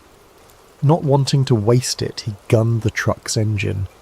The agent barked an order, but Mitchell positioned himself in the agent's path, forcing him to sidestep. Jack roared past the police cruiser, rubber squealing. The black SUVs swarmed, but Mitchell's deputies manoeuvred to block them, even if just for a few seconds. Those precious moments let Jack speed onto the open road. In his rearview mirror, he saw the convoy eventually break free, resuming pursuit. His chest pounded with gratitude. Elias Finch could taste both as he walked the muddy streets, notebook tucked securely in his inside pocket. At 36, his once youthful face had hardened into angular planes beneath a journalist's keen eyes that missed little. War had taught him that truth was the first casualty in times of conflict, and peace often buried it deeper still. The boarding house on F Street, where he rented a sparse room, was unremarkable by design. Anonymity was a currency more valuable than gold in his profession. As the publisher of The Honest Witness, an underground pamphlet that had exposed profiteering and corruption throughout the war, Elias had made powerful enemies, yet his readership had grown steadily, passed hand to hand beneath the noses of the politicians he regularly skewered with his words. "The war may be ending, but the real fighting is just beginning," he muttered, climbing the creaking stairs to his room. Inside, papers covered every available surface. Notes, letters from informants, newspaper clippings. A small printing press stood in the corner, capable of producing several hundred pamphlets in a night's work. He lit the oil lamp and retrieved his latest draft from beneath a loose floorboard. The headline read, "Serpents in the Cabinet, Lincoln surrounded by traitors." Bold, even by his standards. A knock at his door interrupted his thoughts. 3 quick raps, a pause, then 2 more. The signal. Elias opened the door cautiously to reveal a haggard-looking man in a wrinkled Union uniform. Colonel James Simmons had been feeding him information for months, details of war profiteering that had made the backbone of Elias's most damning exposés. "You shouldn't be here," Elias said, quickly ushering him inside. "We agreed to meet at Harper's tomorrow." Simmons removed his cap, revealing prematurely grey hair. His hands trembled slightly. "Tomorrow might be too late. Something's happening, Finch. Something big." "Another contract scandal? More missing supplies?" Simmons shook his head, accepting the whiskey Elias offered. "This goes deeper than money. It's about power. Who'll hold it now that the fighting's done?" He drained the glass in one swallow. "Lincoln's making enemies faster than he can count them." "Not exactly news," Elias replied, though something in the colonel's demeanour made him uneasy. "The South wants him dead. Half his generals think he's too soft, and the radicals in his own party find him insufferable." "It's worse than that," Simmons lowered his voice. "There have been meetings, important men, military, cabinet members, banking interests. They speak of necessary transition and securing the victory. Names, Colonel. I need names." "That's just it. I don't have them all, but I've seen strange insignias, not official military, A phoenix rising from flames. Simmons glanced nervously at the window. And Secretary Stanton. He's at the centre somehow. Edwin Stanton, Lincoln's own Secretary of War. Elias scribbled furiously in his notebook. Watch the Treasury building tomorrow night. Midnight. Back entrance. You'll see for yourself who comes and goes. Simmons rose to leave. Be careful who you trust, Finch. The war created new alliances, not all of them in the open. After Simmons departed, Elias couldn't settle. He paced his small room, mind racing. Edwin Stanton had always struck him as brutally efficient but loyal to the Union cause. Yet the Colonel had seemed genuinely frightened. As darkness fell, Elias took to the streets. Washington, after sundown, transformed into a different city, one where power moved in whispers and shadows. He made his way toward the White House, keeping to side streets. The spring air carried voices from open windows, celebrations, arguments, the raw emotions of a nation still processing its wounds. Near Lafayette Square, a convoy of unmarked carriages caught his attention, black lacquered with no insignia, windows covered with thick curtains. They moved with military precision toward the executive mansion. As they passed a street lamp, Elias glimpsed something on the door of the lead carriage, a small emblem of what appeared to be a bird with outstretched wings. Following at a distance, he watched the carriages disappear through a side entrance of the White House grounds. A figure emerged briefly to greet them, tall, bearded, with the unmistakable profile of Secretary Stanton. Elias made a note of the time, 11:17 p.m. The following day brought news that General Lee had formally surrendered at Appomattox Courthouse. Washington erupted in celebration. Impromptu parades formed on Pennsylvania Avenue. Bottles of champagne appeared from nowhere. Soldiers embraced in the streets. The long nightmare of war was officially over. But beneath the revelry, Elias sensed something else. A current of uncertainty, of plans being whispered behind closed doors. That evening, as promised, he positioned himself near the Treasury building, hat pulled low, collar turned up against the spring chill. At precisely midnight, carriages began arriving. Not the marked conveyances of government officials, but private vehicles with drawn curtains. Men emerged quickly, faces obscured, and disappeared inside a door Elias knew to be a service entrance. He counted 12 in total, recognizing a few profiles despite their attempts at anonymity. A Supreme Court Justice, 2 generals, what appeared to be Vice President Johnson himself. Last to arrive was a smaller carriage. When its occupant stepped out, Elias had to stifle a gasp. Senator Lafayette Baker, head of the National Detective Police, Lincoln's own spy master, was unmistakable even in the dim gaslight. Before entering, Baker paused, scanning the darkness as if sensing Elias's presence. On his lapel glinted a small pin, a phoenix rising from flames. For 3 hours Elias waited in the shadows, fighting the cold and his own growing dread. When the men finally emerged, their expressions were solemn, purposeful. Something had been decided in that room, something that would never appear in any official record. Back in his lodgings, Elias worked feverishly until dawn, connecting threads, forming theories. His hands shook as he sketched out the emblem he'd seen, the Phoenix insignia. Below it he wrote, "The Order of the Phoenix, secret society or military faction." As morning light crept through his window, Elias heard newsboys already crying the headlines. Victory complete. Lincoln to attend Ford's Theatre tomorrow night. An odd chill ran through him as he recalled Simmons's warning. Something big is about to happen. He glanced at his notes, the mysterious meetings, the Phoenix emblem, Stanton's involvement, the timing of it all. A terrible suspicion began to form in his mind, one he dared not even write down.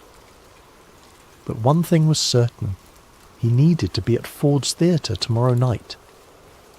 April 14th dawned bright and clear, a Good Friday that seemed to herald the nation's rebirth after its long crucible of war. Flags hung from every building on Pennsylvania Avenue. Church bells rang throughout the day, not in mourning as they had for 4 years, but in celebration.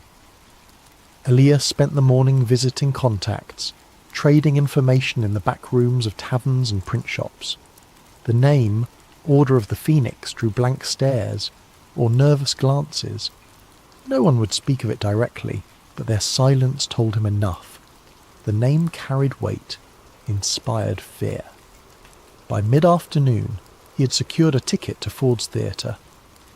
Our American cousin was not his idea of quality entertainment, but the president's attendance made it the centre of Washington that night. If his suspicions had any merit, he needed to be there. As dusk settled, Elias dressed with unusual care. His customary rumpled journalist attire was replaced by a respectable suit and cravat, nondescript enough to blend with the theatre crowd, but fine enough not to attract unwanted attention. He slipped his notebook into an inner pocket, along with a small revolver, a precaution he'd never needed before, but tonight felt different. Ford's Theatre blazed with light as he approached. The 3-story brick building on 10th Street had become the centre of Washington society since its renovation 2 years earlier. Tonight it seemed all of official Washington had turned out, a celebration of victory personified by the attendance of the president himself. Elias noted the security, surprisingly light for such an occasion. A few metropolitan police officers milled about, but there was none of the military presence one might expect given the recent end of hostilities. He studied the faces of those entering. Politicians, military officers, social climbers of every variety. All seemed caught up in the festive atmosphere, yet Elias couldn't shake the feeling of performances within performances. In the crowded lobby he spotted a face he recognised. John Parker, a notoriously unreliable presidential bodyguard known more for his drinking than his vigilance. Parker seemed distracted, already glancing toward the bar across the street. Elias made a mental note, taking his seat in the dress circle, one level below the presidential box. Elias had a clear view of both the stage and the entrance to Lincoln's box.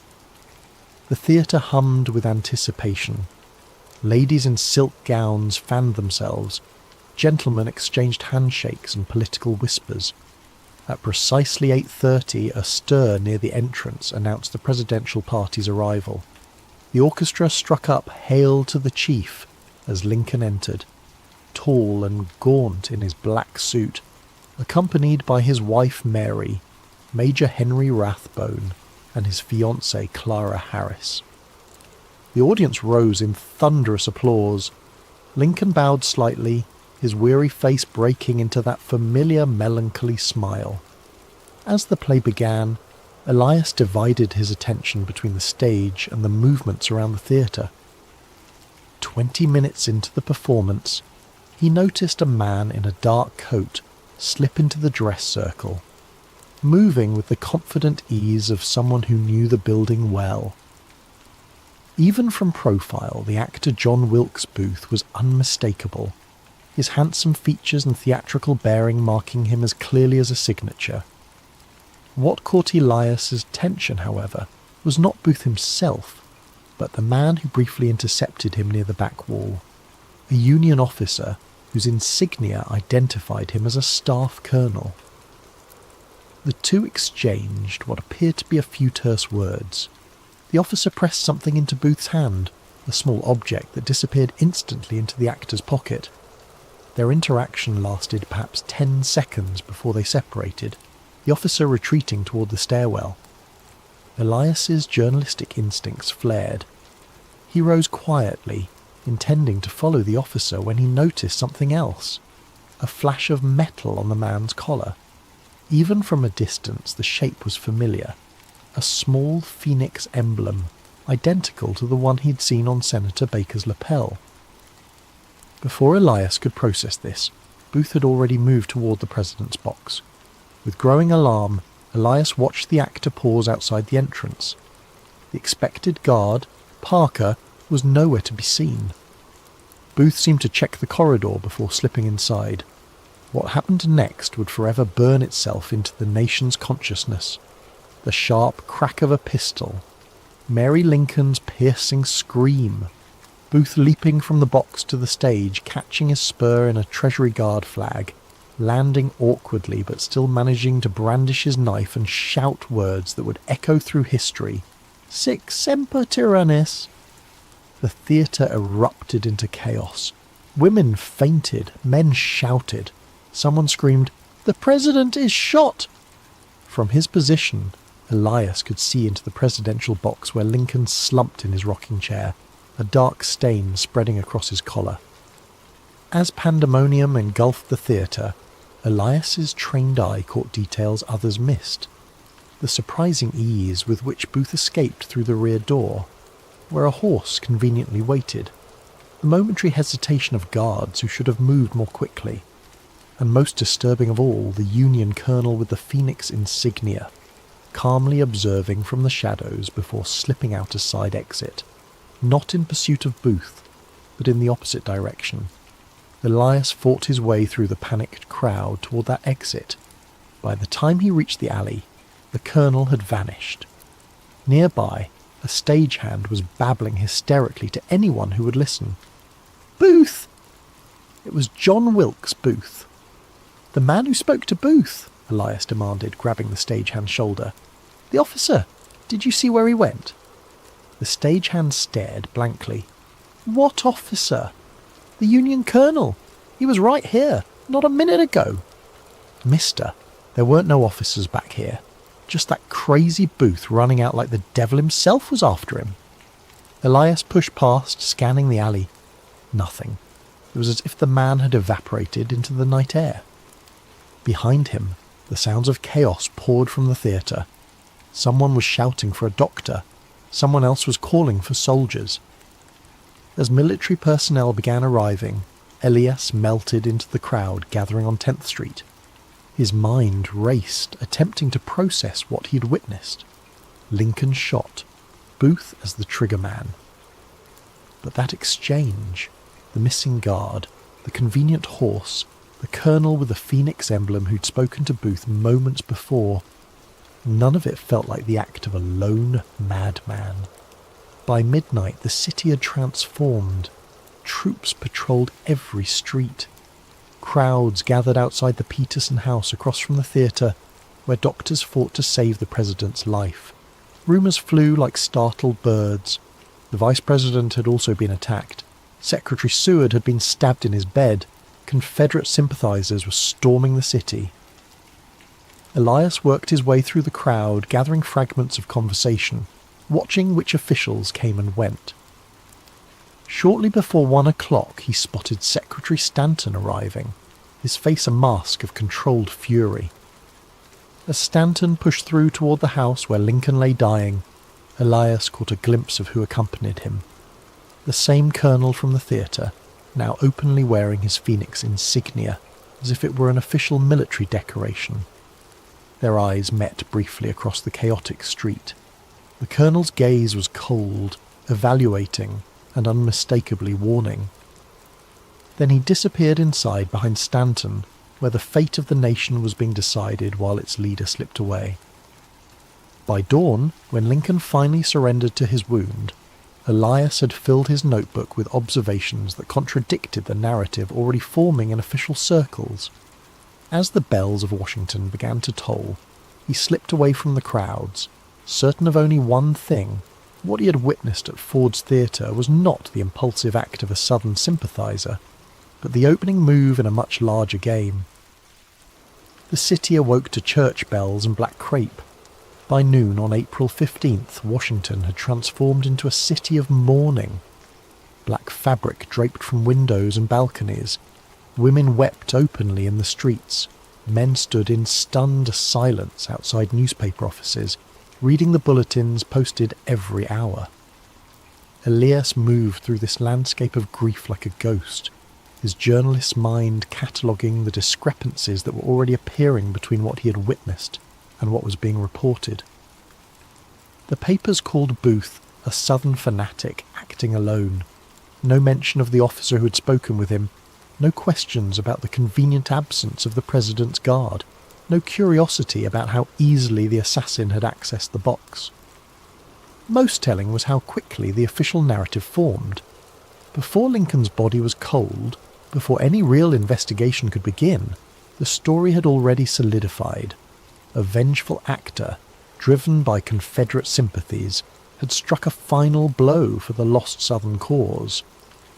Elias made his way to a small printing shop off E Street owned by a German immigrant named Müller, who had printed The Honest Witness throughout the war.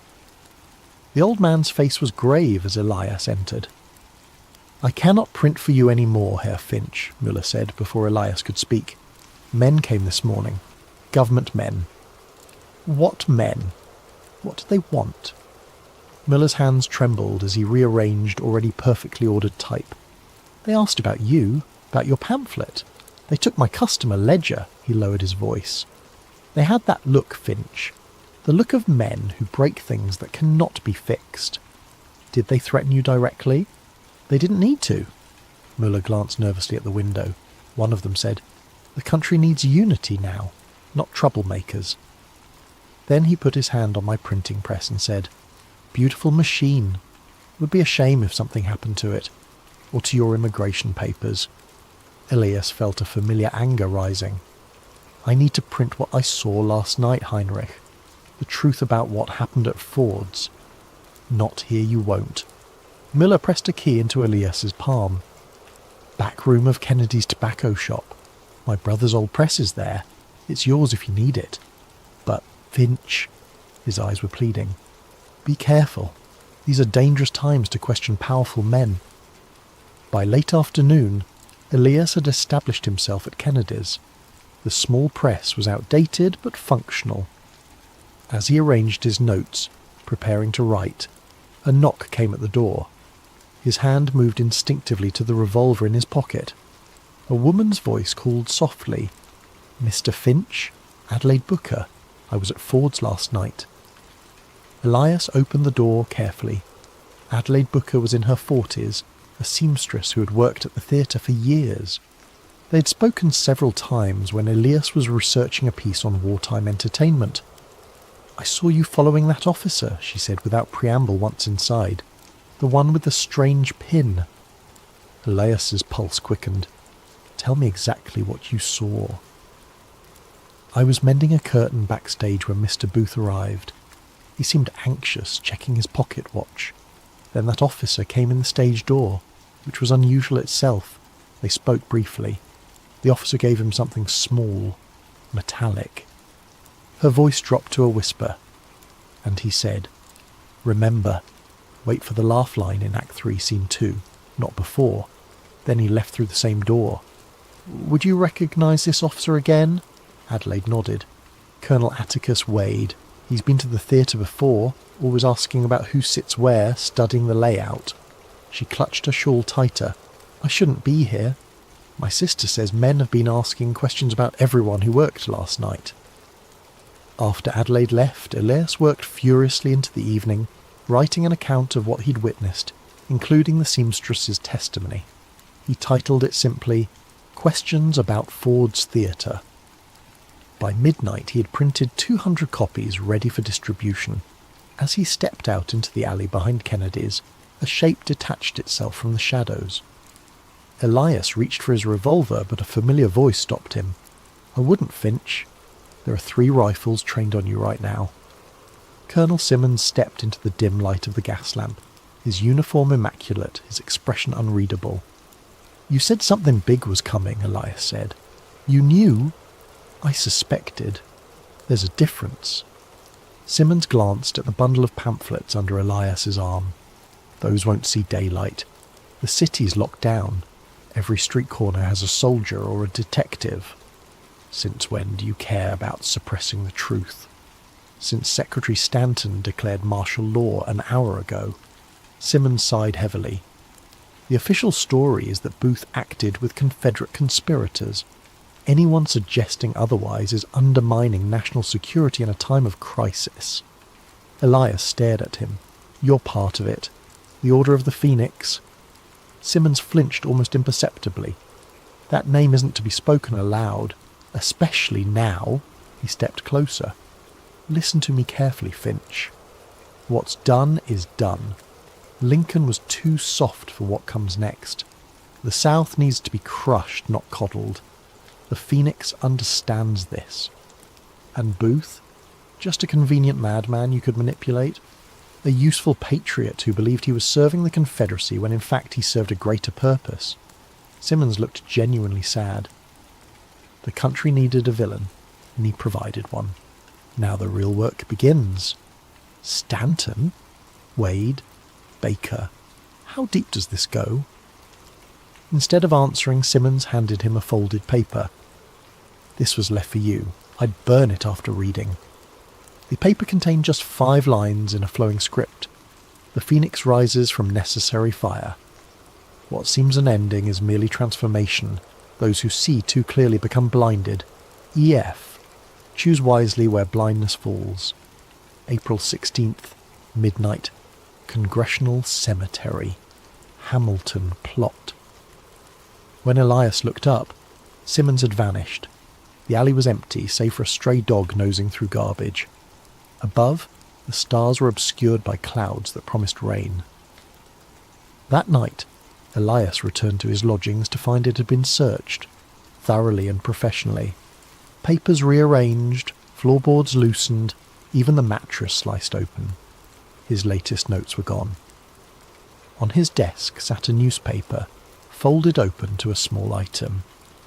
Adelaide Booker, seamstress at Ford's Theatre, tragically took her own life this evening, overcome by grief at witnessing the president's assassination. Elias felt cold sweat break out across his forehead. Adelaide had been fine mere hours ago, determined, clear-eyed. The message was unmistakable. Witnesses could be erased as easily as words on paper. For the next 24 hours, Elias moved cautiously through a city transformed. Military checkpoints had sprung up overnight. Men in plain clothes, but with the unmistakable bearing of detectives, watched from street corners. Newspapers printed identical accounts of the assassination, as if working from the same script. Booth was now the most hunted man in America. But Elias noticed the search seemed strangely performative. Lots of visible activity. Little actual progress. On the evening of April 16th, as the first drops of rain began to fall, Elias made his way to Congressional Cemetery. The Hamilton plot was easy to find, a grand marble obelisk marking the resting place of a forgotten congressman. As midnight approached, Elias waited in the shadows of a nearby mausoleum, revolver ready. At precisely midnight a carriage arrived. A solitary figure emerged carrying a lantern. Tall, distinguished, instantly recognisable despite the darkness and rain. Secretary of War Edwin Stanton himself, the second most powerful man in the government, now effectively ruling the nation while Vice President Johnson floundered in his new role.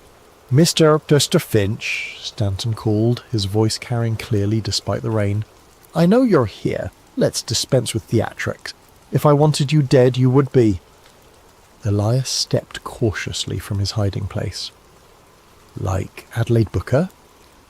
Stanton's expression didn't change. Regrettable, but necessary.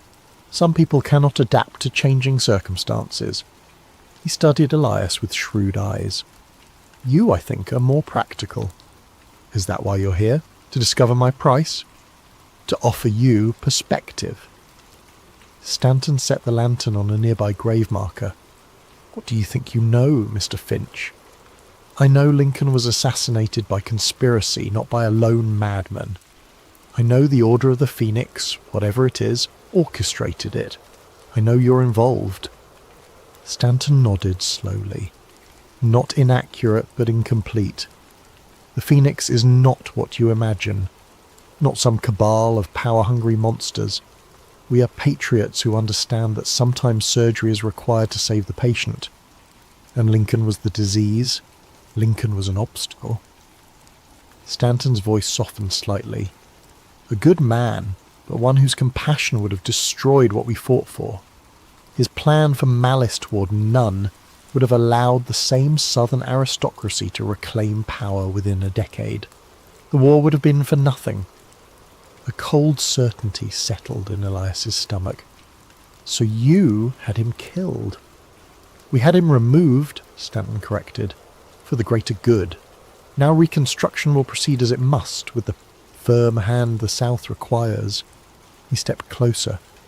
History is shaped by those who control its narrative, Mr. Finch. You could be part of that shaping. You want me to be your propagandist? I want you to be realistic. Your talents are considerable. The honest witness showed that. The country needs unity now, not discord. Stanton reached into his coat and produced a leather portfolio. Inside is a commission as special correspondent to the War Department, along with enough evidence to suggest you've been working for us all along. The choice is simple. Join us and write the history we need, or fight us and be written out of it entirely. He placed the portfolio atop the grave marker and returned to his carriage.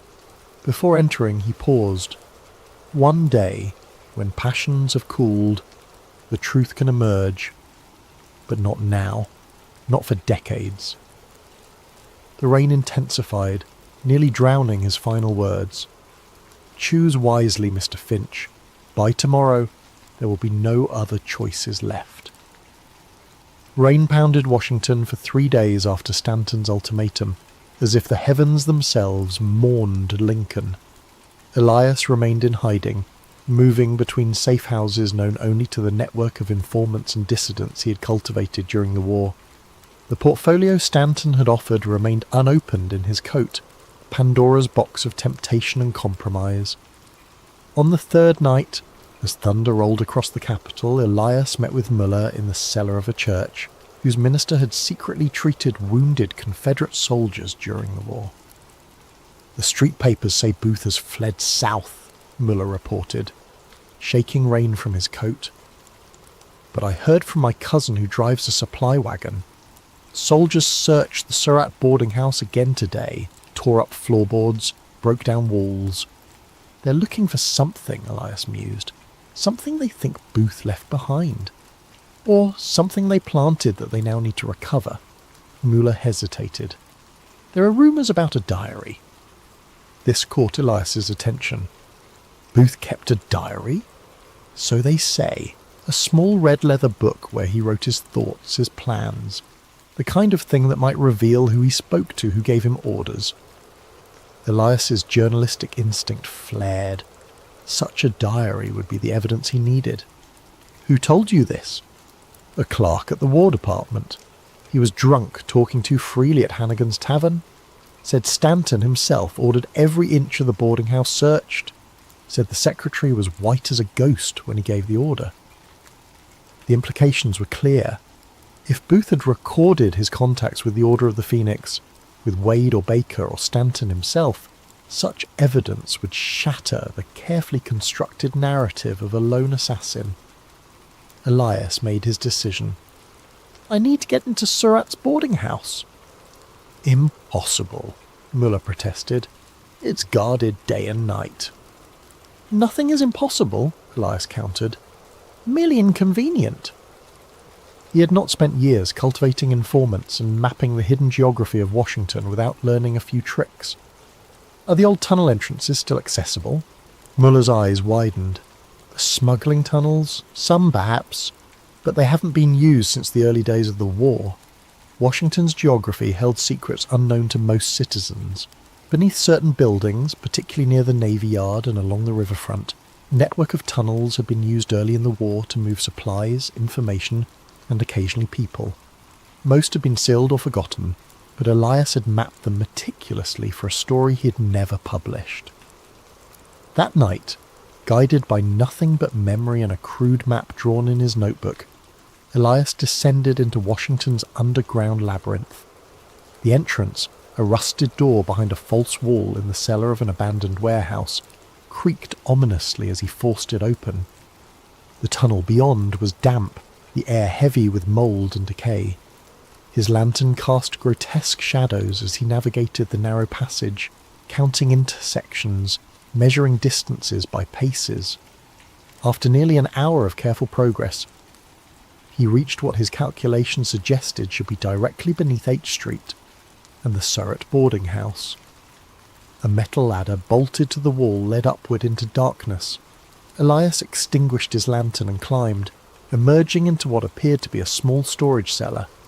Dust covered everything, undisturbed save for a single set of boot prints that stopped near the far wall. Elias examined the wall carefully, noting a slight discoloration in the mortar between several bricks. Using his pocket knife, he scraped away the newer mortar, revealing a loose brick. When he removed it, his fingers touched something soft inside the cavity. Leather. With trembling hands, he extracted a small red book, its cover unmarked. Opening it revealed pages filled with an elegant theatrical hand. Booth's diary, hidden where he thought it would be safe. Or perhaps where someone had instructed him to conceal it. Elias tucked the diary into his coat and retraced his steps through the tunnel. Back in the relative safety of the church cellar, he finally examined his prize by lamplight. The diary was not what he had expected. Rather than a detailed account of the conspiracy, it contained the rambling justifications of a man convinced of his own historical importance. Booth compared himself to Brutus, writing of striking down the tyrant to avenge the South. Yet scattered among these self-aggrandizing passages were troubling inconsistencies. One entry from March read, "Met with W again. He assures me that once it is done I will be hailed as a hero throughout the South. Arrangements have been made for my escape. I am to follow the route exactly as planned, making contact at each designated safe house until I reach safety in Virginia." Another, more disturbing entry from early April. "The order has guaranteed my place in history. Their reach extends to the highest levels of government, to men whose names I dare not commit to paper. They speak of a reborn nation, purified by fire, where true patriots will guide America to its rightful destiny. I am merely the instrument of this necessary transformation." Most revealing was an entry from April 13th, the day before the assassination. Final meeting with CW. He provided the derringer and confirmed the timing. Act 3, Scene 2, during the laugh line when the noise will mask the shot. The guard will be absent. This has been arranged. I expressed concern about escaping through the crowded theatre, but CW assured me that certain doors would be unobstructed. Tonight we're delving into a conspiracy thriller titled Dark Side of the Truth, a moon landing conspiracy thriller. It's set in the year 2025, yet it digs into events that occurred more than half a century ago, or so the official history says. Our protagonist, Elliot Greavves, isn't the typical tinfoil hat conspiracy theorist. He's a rational investigative journalist who's built his reputation on skepticism and fact-checking. But his life takes a sharp turn when he receives a mysterious reel of 16mm film, suggesting that one of humanity's greatest achievements, the 1969 moon landing, was staged on a secret set. As we progress through the story, you'll meet characters with their own moral compasses, locked in a deadly dance.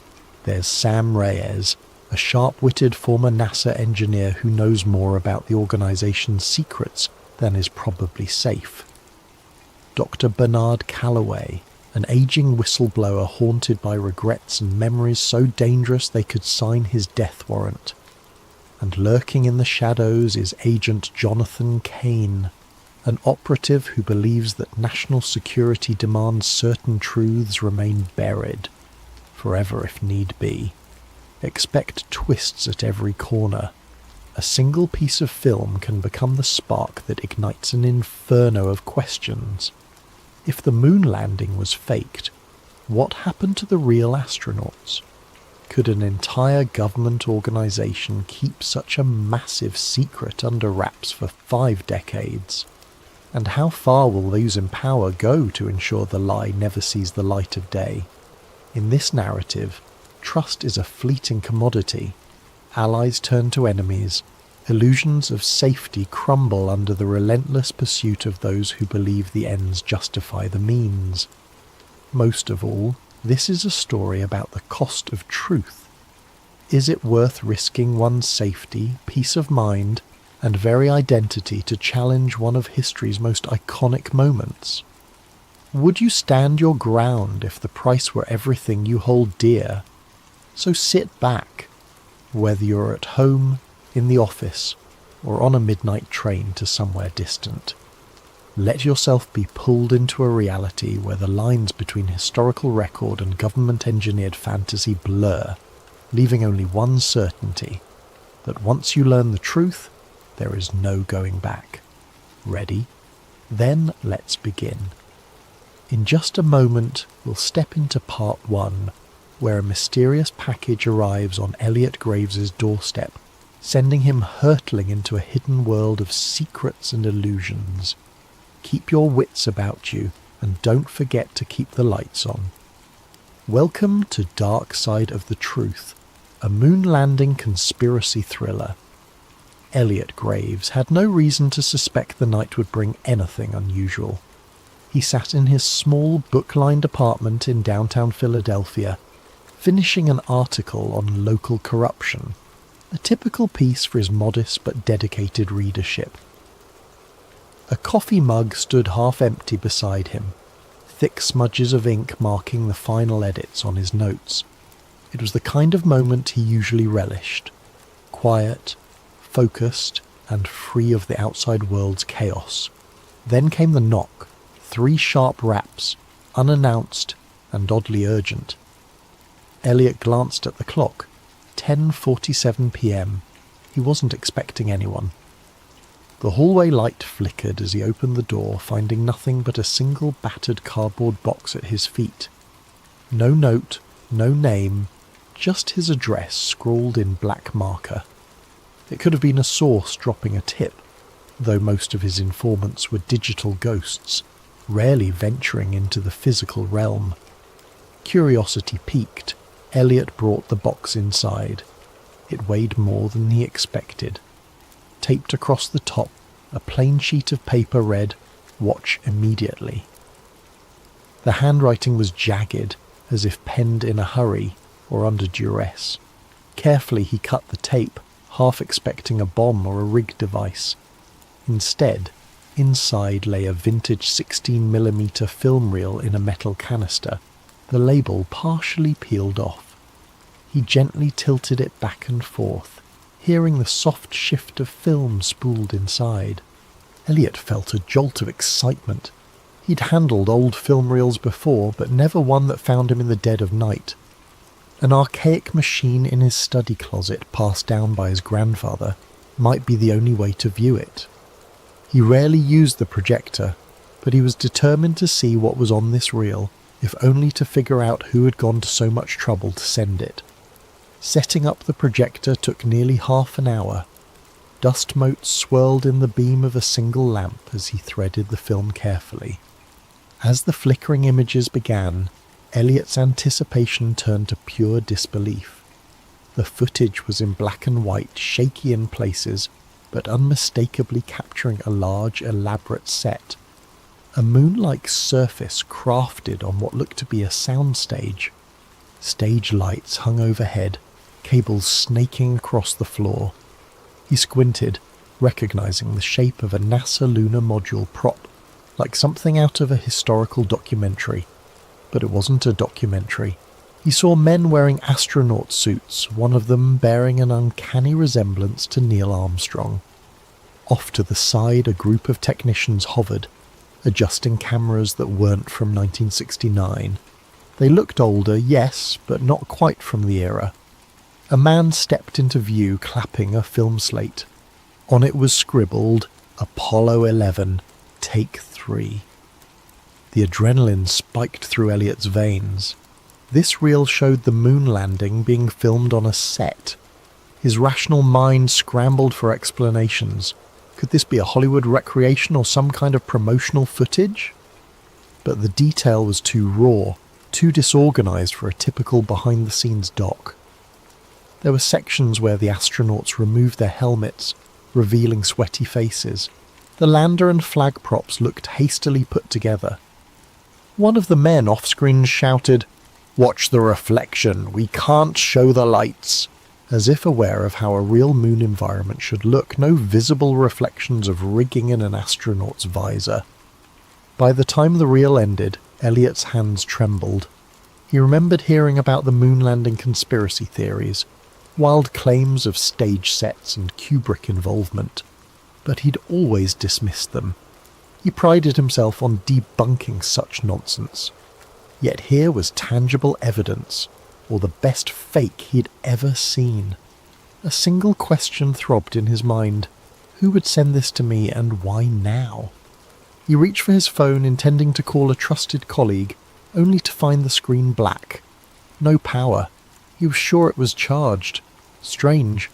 He tried to boot up his computer to search for any reference to lost Apollo footage, but the internet connection was dead. He felt his chest tighten in a wave of paranoia. Was he imagining things, or was this more than a coincidence? Deciding to do a quick external check, Elliot gathered the reel, locked up his apartment, and headed for the elevator.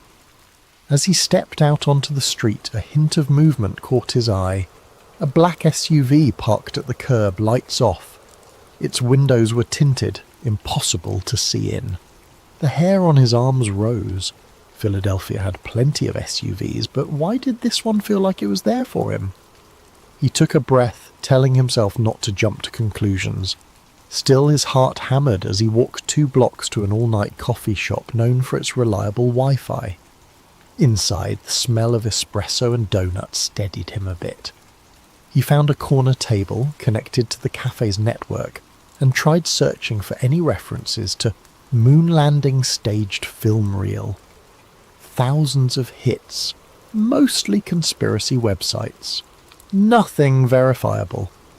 Minutes later, he typed a cautious email to a colleague, attaching a single grainy screenshot from the reel. He pressed send. An error message blinked back. Message undeliverable. He tried again. Same result. He wondered if his phone or laptop had been compromised or if there was a bigger net around him. The idea of being watched in real time chilled him. Returning to his apartment would be a risk, but he had nowhere else to analyse this film. As he left the shop, the black SUV was gone. Instead, a grey sedan sat across the street, engine running. Elliot inhaled sharply and hailed a cab. If someone was tailing him, best to lose them in traffic. The entire ride he cradled the film canister on his lap, heart pounding. He found himself muttering under his breath, "It can't be real, it can't be real." Yet some buried part of him whispered that it might be. If so, everything he understood about American history was about to unravel, and he was holding the thread that could unspool it all. Little did he know that before sunrise he'd be a fugitive in his own city, hunted by forces who had protected this secret for over 50 years. And the package was only the beginning. Elliot's morning came too soon, and with far more chaos than he could handle.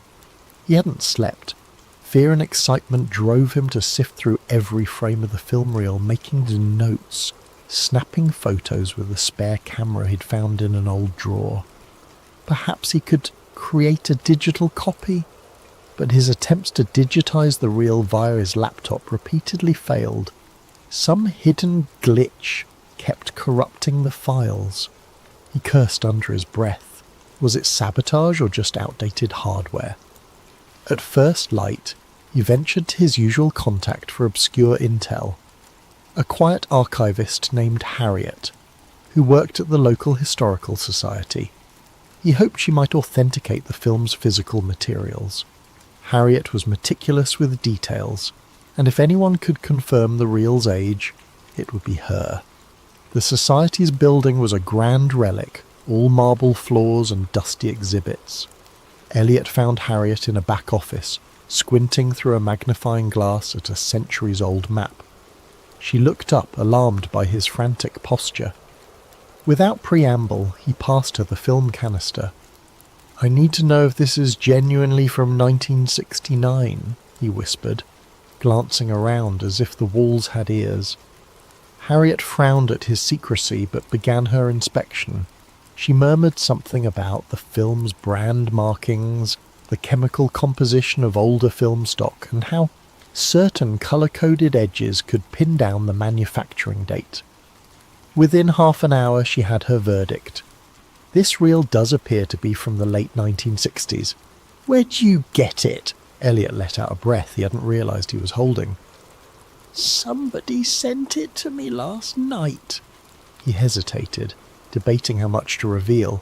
Before he could continue, Harriet's phone rang. She picked it up, and her expression clouded as she listened. Yes, he's here, she said, a tremor in her voice. He backed away, panic flaring.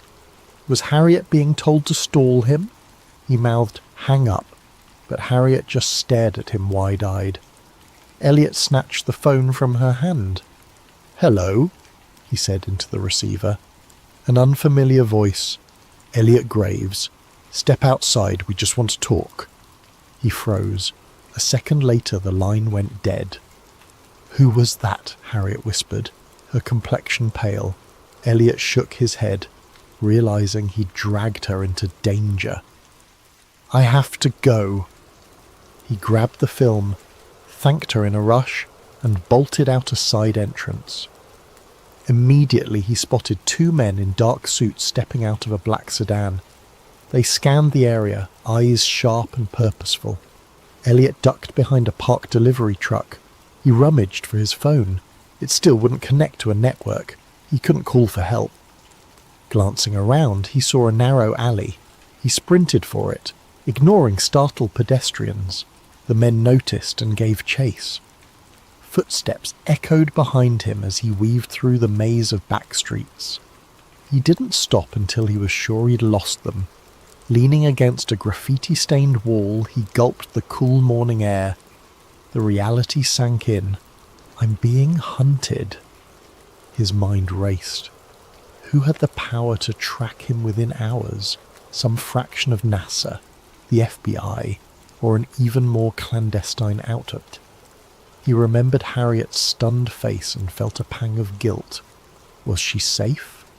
With his phone compromised, Elliot needed a secure communication line. That's when he remembered Sam Reyes, a former NASA engineer turned freelance tech wizard. They'd crossed paths a year ago when Sam leaked documents exposing flawed satellite software. She'd proven resourceful and cautious, someone who operated in the grey areas of government secrecy. He rummaged through his wallet for her old business card, typed the number into a borrowed flip phone he'd bought for emergencies. 2 rings, then Sam answered with a wary, "Who is this?" "Elliot Greavves," he said quietly, trying to steady his voice. "I need your help. It's urgent." Sam let out a short laugh. "You're the reporter who debunked that UFO fiasco. Are you calling to do another piece?" He glanced around to make sure no one was listening. "This is bigger than UFOs. I have an old NASA film that suggests the moon landing was not what we think."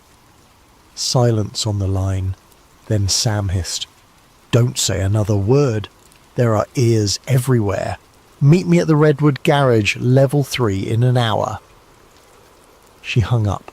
He had no time to question her abruptness. He made his way to Redwood Garage, a concrete structure on the outskirts of the city. Ducking beneath security cameras, he took the stairs to level 3.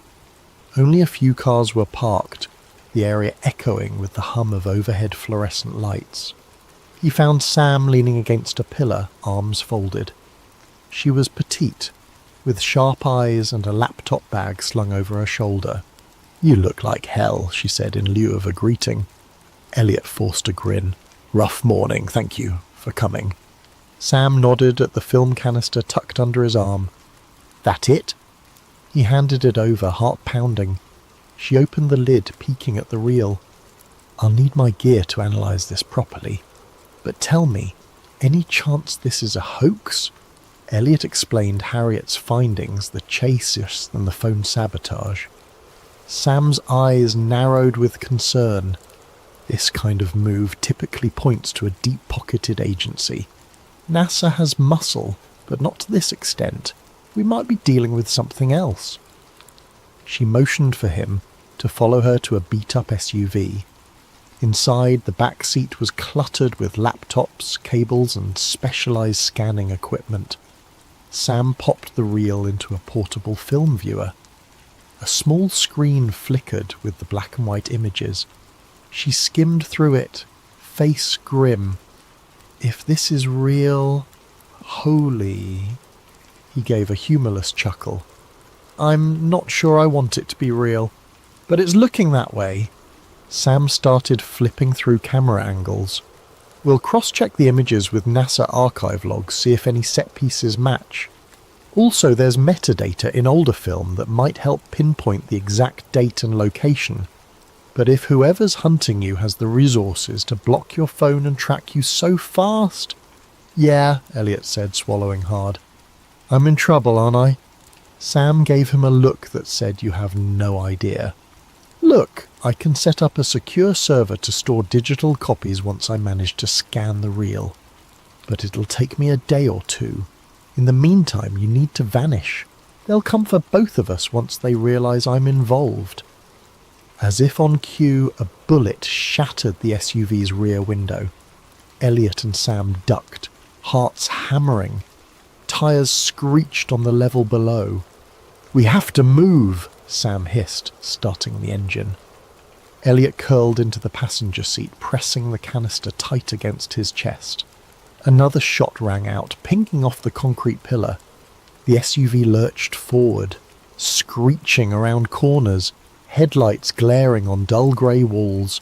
Behind them, at least 2 dark sedans roared up the ramp. The chase was on. Elliot felt the cold sweat on his brow. This was no longer about verifying a piece of film. This was survival. More bullets clanged against the SUV's metal frame. Sam cursed under her breath, twisting the wheel. The exit ramp loomed ahead, a single security arm blocking the exit. Sam ploughed right through it, leaving splinters behind. They burst into daylight, weaving into the city traffic. Horns blared. The sedans kept pace, engines revving. As Sam careened down a busy street, Elliot realised just how far he'd fallen into this conspiracy. He'd started the night as a skeptic receiving a curious package. Now he was on the run, uncertain if he'd live to see the next morning. The real question, was the truth worth this cost? He clenched the film canister as if it were his lifeline. Maybe it was. Once they lost their pursuers, thanks to Sam's clever shortcuts and the chaotic labyrinth of city streets, Elliot and Sam took refuge in a deserted warehouse by the river. It was a space Sam sometimes used as a safe house, its electricity powered by a makeshift generator. Old crates littered the corners. The air smelled of dust and stagnant water. They parked the SUV inside, headlights slicing through the gloom. Elliot exhaled shakily, stepping out and checking his jacket for bullet holes. Miraculously, neither of them was injured. Sam followed, film canister in hand.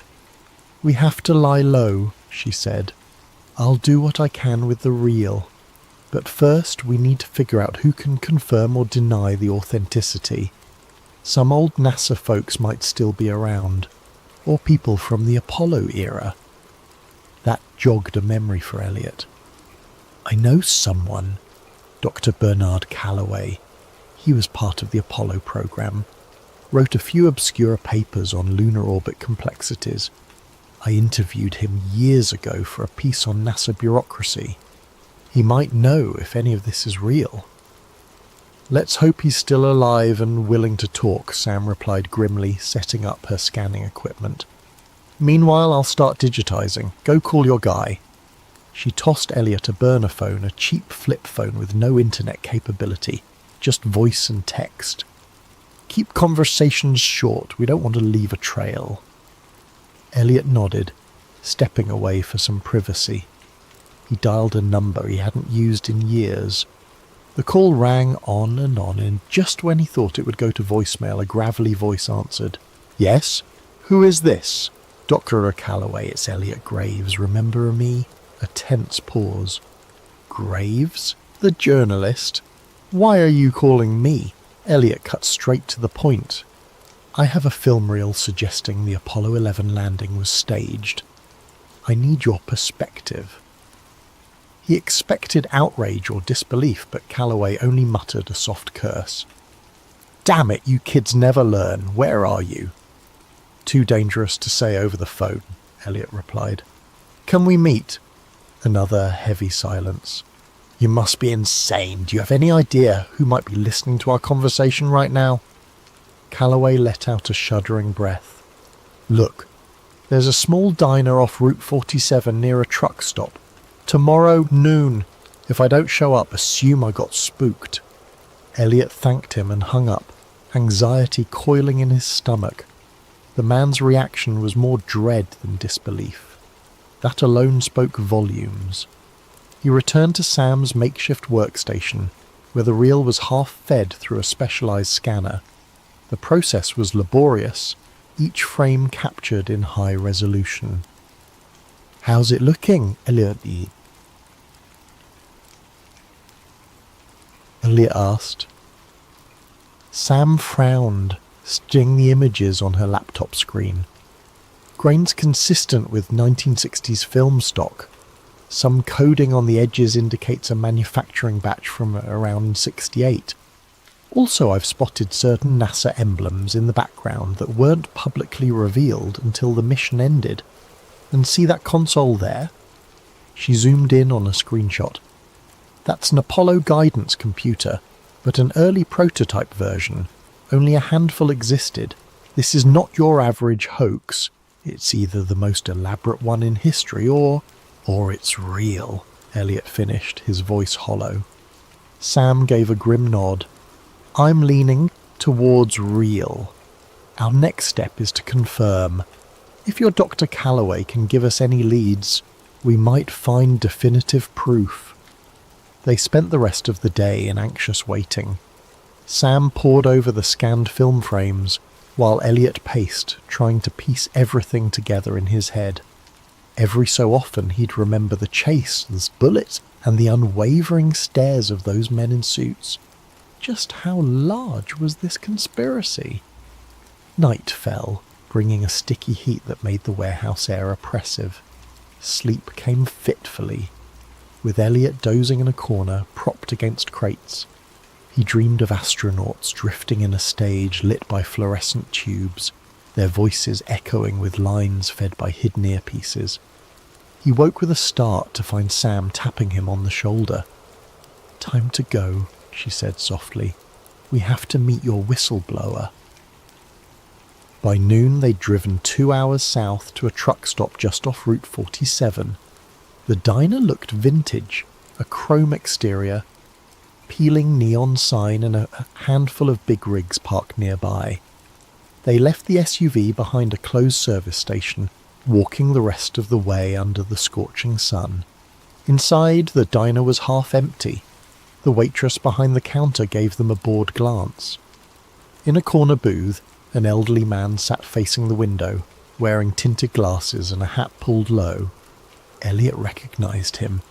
Dr. Bernard Calloway. He looked older and thinner than their last meeting, as though carrying a burden too large for his frail frame. "Dol Calloway," Elliot said, quietly, sliding into the booth. Sam took a seat beside him. Calloway's gaze flicked to them, fear etched in the lines around his mouth. "You brought someone else. I told you to come alone." "This is Sam Reyes. She's helping me verify the film." "Film?" Calloway's voice trembled. He removed his tinted glasses, revealing tired eyes. "I hoped I'd go to my grave without seeing it again. Lord knows I was done with those days." Elliot swallowed. "You've seen it before?" Calloway exhaled a long, shaky breath. "I was part of Apollo 11's operations team, unofficially." My real job was ensuring the broadcast feed from the moon looked authentic. We had technicians in a secret studio capturing angles that would pass as lunar footage. It was a matter of national pride and also, ironically, fear. Needed to beat the Soviets. When the actual craft encountered catastrophic issues, NASA and the government decided it was safer to fake the landing for television. The real rocket never made it out of Earth's orbit safely. The astronauts eventually landed in the Pacific under the pretext of returning from the moon, but what the public saw was a carefully crafted illusion. Elliot's head spun. There it was, spelled out. The conspiracy in all its horrifying clarity. Sam leaned forward. "Why have you stayed silent all this time?" Calloway closed his eyes. "They threatened my family. I was briefed that revealing the truth would be an act of treason. Others who tried to speak up, well, they disappeared. I've lived under watch ever since, exchanging my silence for a quiet retirement. But I always knew this day might come." Elliot retrieved the film canister from his bag. "So the footage we have?" "It's partial," Calloway said, scanning the diner nervously. "There's more. Hours of outtakes, behind-the-scenes planning, enough to destroy decades of NASA's legacy if it got out. That reel is probably what was stolen from the archives in the 70s. I thought it had been destroyed." A lump formed in Elliot's throat. "So it's authentic? And NASA? Or whoever's controlling this? They're hunting us to bury it again." Calloway nodded. "They'll kill you, no question. They've killed for less." He glanced around, lowering his voice. "I can direct you to someone else who was there. A colleague named Walter Pierce. He escaped overseas, but you might track him down. He has a copy of the mission logs." Sam and Elliot exchanged looks. Every new piece of evidence upped the stakes. If they could find Pierce and get those logs, they'd have undeniable proof. Suddenly the diner's door swung open. Agent Jonathan Cain stepped in, though Elliot didn't know his name yet. The man wore a crisp suit and surveyed the room calmly, his gaze lingering on each patron. Elliot's heart seized. Calloway's face turned ashen. "That's one of them," he whispered, voice trembling. "We have to go." They slipped out the back exit, hearts pounding. Behind them they heard the waitress greet the newcomer with a polite, "Welcome, sir." Elliot glanced over his shoulder to see Cain's cold eyes scanning the booths. Outside, the scorching afternoon felt claustrophobic. They hurried toward the dusty parking lot. "Here," Calloway said, pressing a small slip of paper into Elliot's hand. "Walter's last known location. Use it wisely." Elliot opened his mouth to thank him, but Calloway cut him off. "I'll slip away on my own. It's safer that way for all of us." Then, as if on cue, a black car squealed around the corner. Calloway pointed desperately. "Run!" Elliot and Sam sprinted across the lot, the slip of paper clenched in Elliot's fist. Behind them, tyres screeched. In the distance, Calloway vanished between parked trucks, a frail silhouette, stepping once more into a world of secrets and shadows he had hoped to leave behind. Elliot doubted he'd ever see the old man again. 3 days slipped by like a fever dream, with Elliot and Sam crisscrossing state lines, dodging digital footprints. Each safe house they chose felt more precarious than the last. A motel in one city, a cramped basement in another, always with one eye on the door and ears pricked for footsteps in the hall. Anxiety pressed against their chests like a constant weight.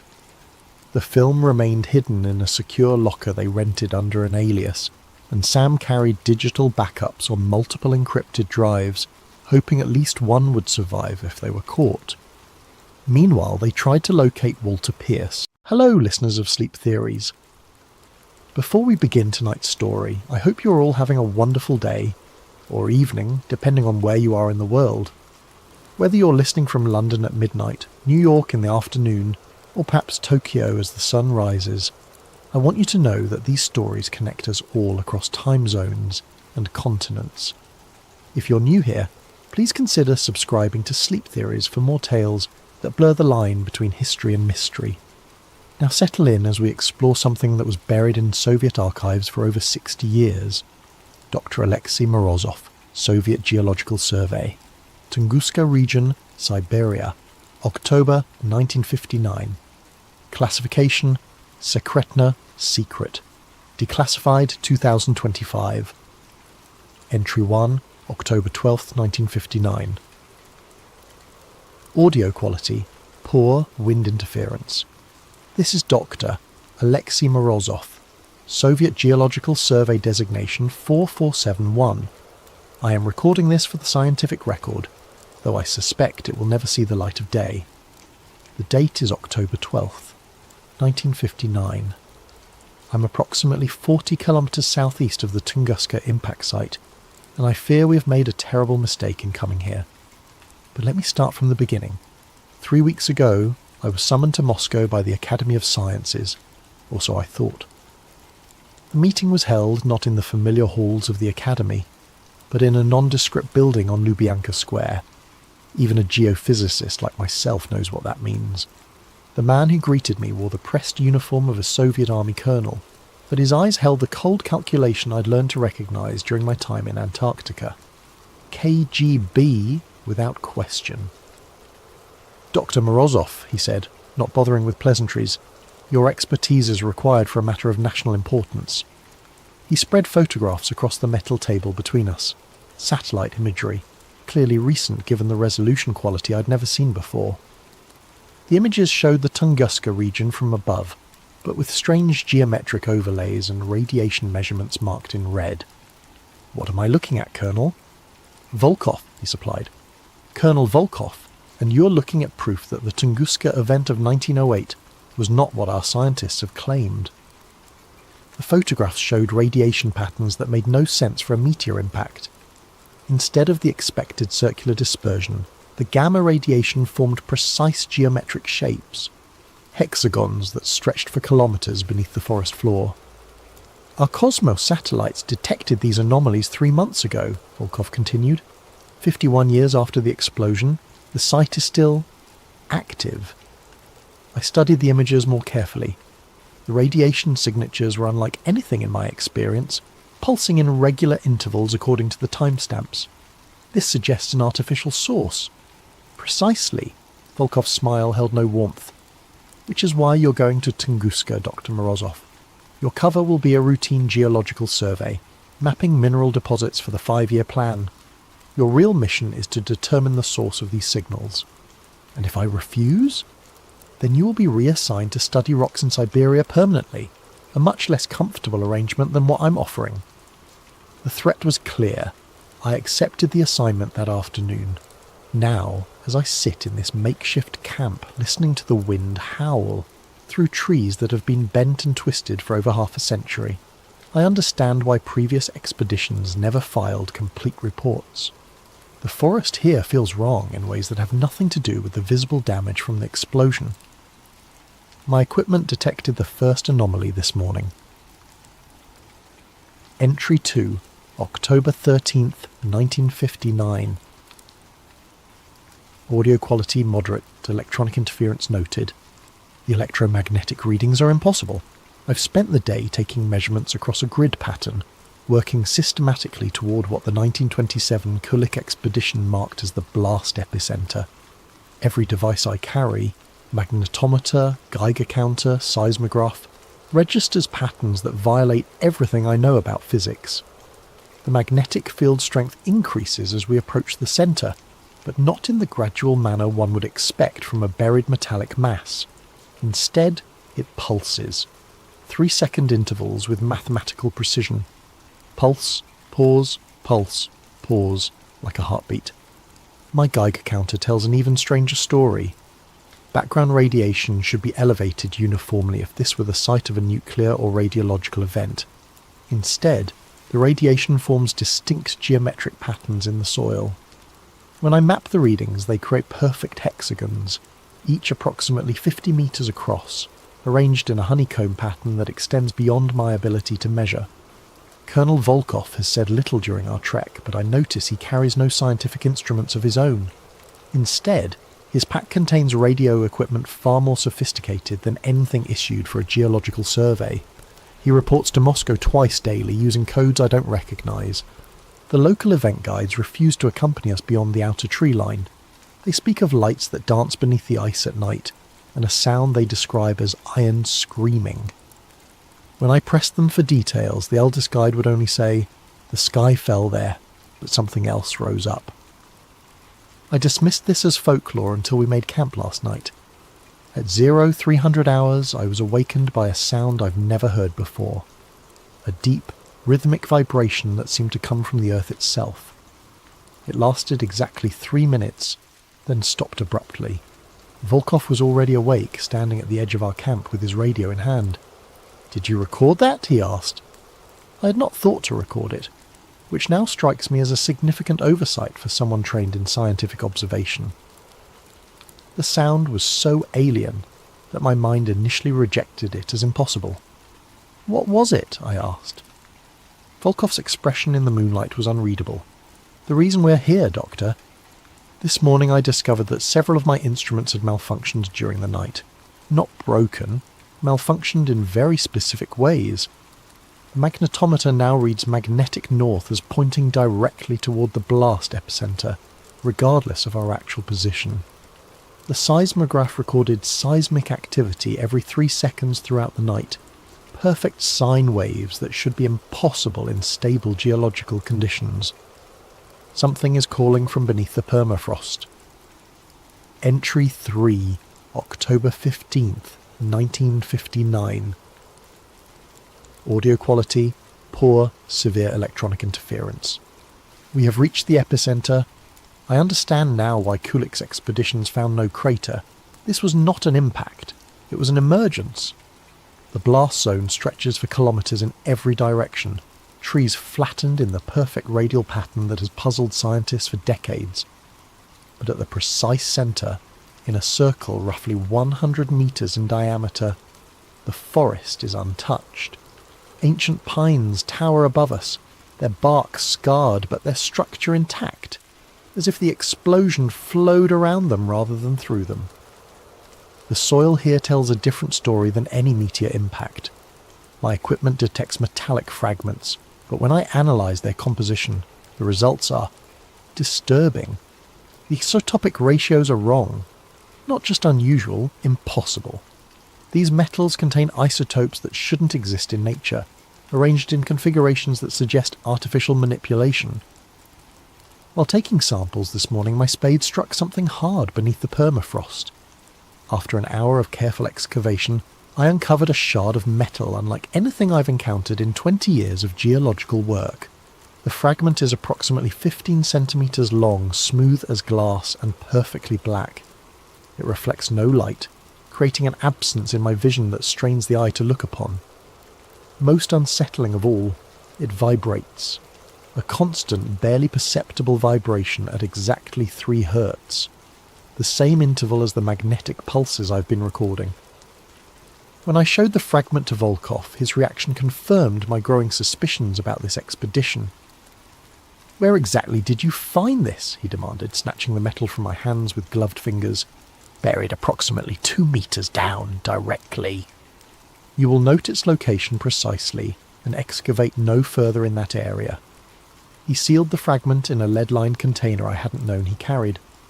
"Your orders are to survey and report, not to collect specimens." "Colonel, this could be the key to understanding Dr. Morozov." His voice carried the quiet authority of a man accustomed to unquestioned obedience. "The last scientist who asked too many questions about what we found here is now buried under 2 meters of ice. I trust you understand my meaning." The threat was delivered so casually that it took a moment to register. Previous expeditions, previous scientists. How many teams had been sent to this place? That evening, while Volkov was occupied with his radio communications, I managed to take additional readings from the area where I'd found the fragment. The results make no sense according to any geological model I know. The metallic object appears to be part of a much larger structure buried beneath us. Ground-penetrating radar reveals a vast geometric form extending deep into the earth. Not randomly distributed metal deposits, but organised architecture. Hexagonal chambers connected by corridors, stretching down beyond the range of my equipment. Whatever lies beneath the Tunguska site is not natural. It's not human. And according to my radiocarbon dating of the surrounding soil samples, it's been here far longer than the 1908 explosion. The explosion didn't bring something to this place. It revealed something that was already here. Entry 4, October 17th, 1959. Audio quality, moderate, background humming noted. I have accessed Colonel Volkov's classified files.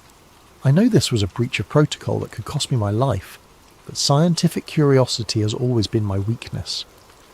While Volkov was conducting his evening radio check, I managed to photograph several documents from his secure case. What I discovered has rewritten my understanding of both this expedition and the Tunguska event itself.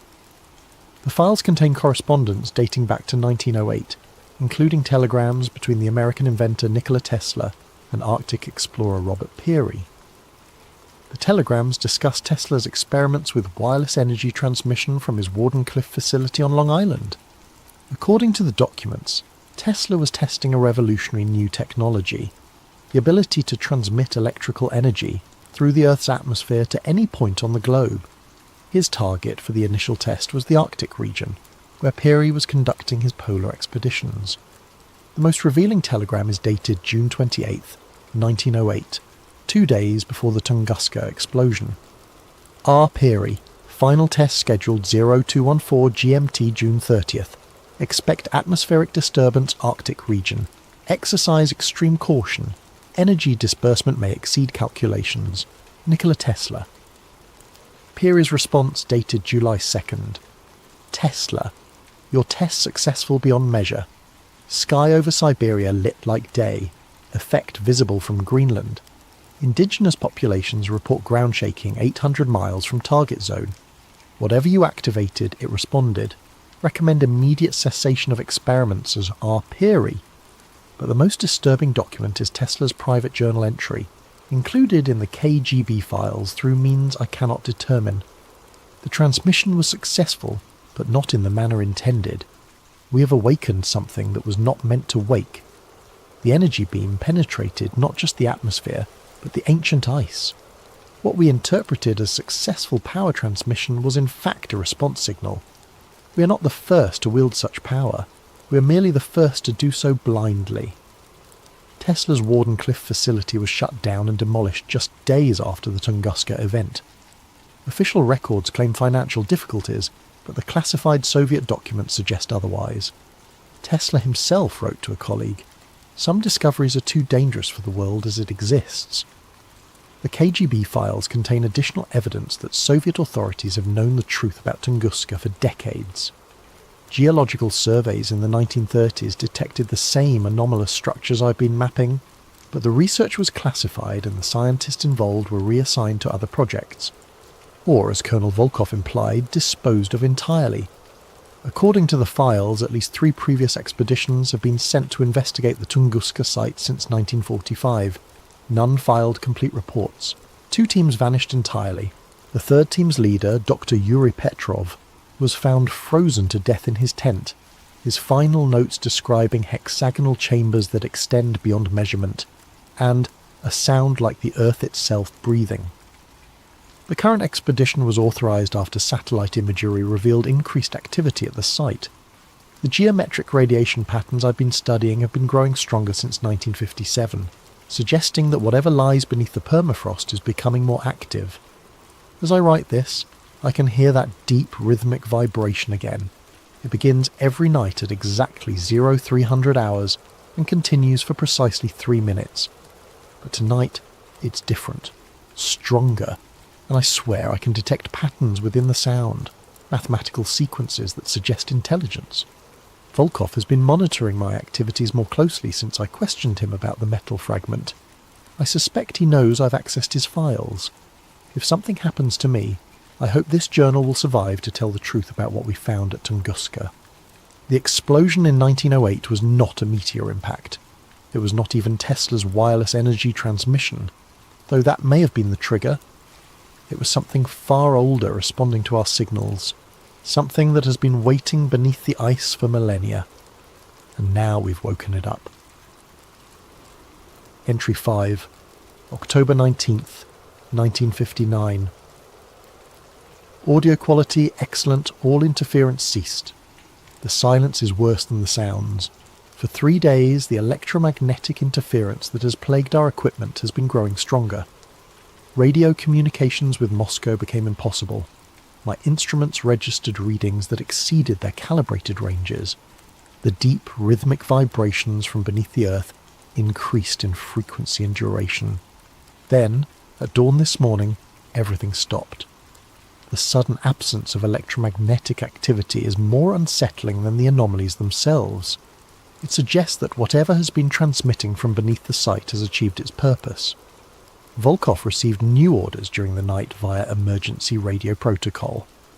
We are to begin excavation immediately, using equipment that was airdropped to our location under cover of darkness. The machinery includes drilling apparatus far more sophisticated than anything required for a geological survey. "We're going down," Volkov informed me without preamble. "Moscow wants to know what's beneath us." "Colonel, I must advise against aggressive excavation. The structural integrity of whatever lies below is unknown. If we damage it..." "Dr. Morozov, you are here to provide scientific observation, not strategic planning. The decision has been made at the highest levels." The drilling began at 0800 hours. We penetrated the permafrost easily, but at a depth of 5 meters, the drill bit encountered something that sent vibrations through the entire operation. Not rock, not metal, but something that rang like a bell when struck. By midday, we had exposed the upper surface of a structure that defies geological explanation. The surface is composed of hexagonal plates, each roughly 2 meters across, fitted together with seamless precision. The material is unlike anything in my experience. Harder than steel, but with a crystalline structure that suggests organic growth rather than mechanical manufacture. The most disturbing discovery came when we cleared debris from one of the hexagonal plates. Beneath the ice and soil, the surface is not damaged or corroded despite its apparent age. Instead, it gleams as if newly made, with patterns of light that pulse through the material in the same 3-second intervals I've been recording. The structure is active. Alive, perhaps, though I hesitate to use that term for something clearly artificial. As we worked to expose more of the surface, I noticed that my instruments were registering new types of activity. Electromagnetic pulses were emanating from the structure, but these were not random signals. They followed mathematical sequences, prime numbers, Fibonacci progressions, and other patterns that suggest deliberate communication. "It's trying to talk to us," I told Volkov during our afternoon break. His response chilled me.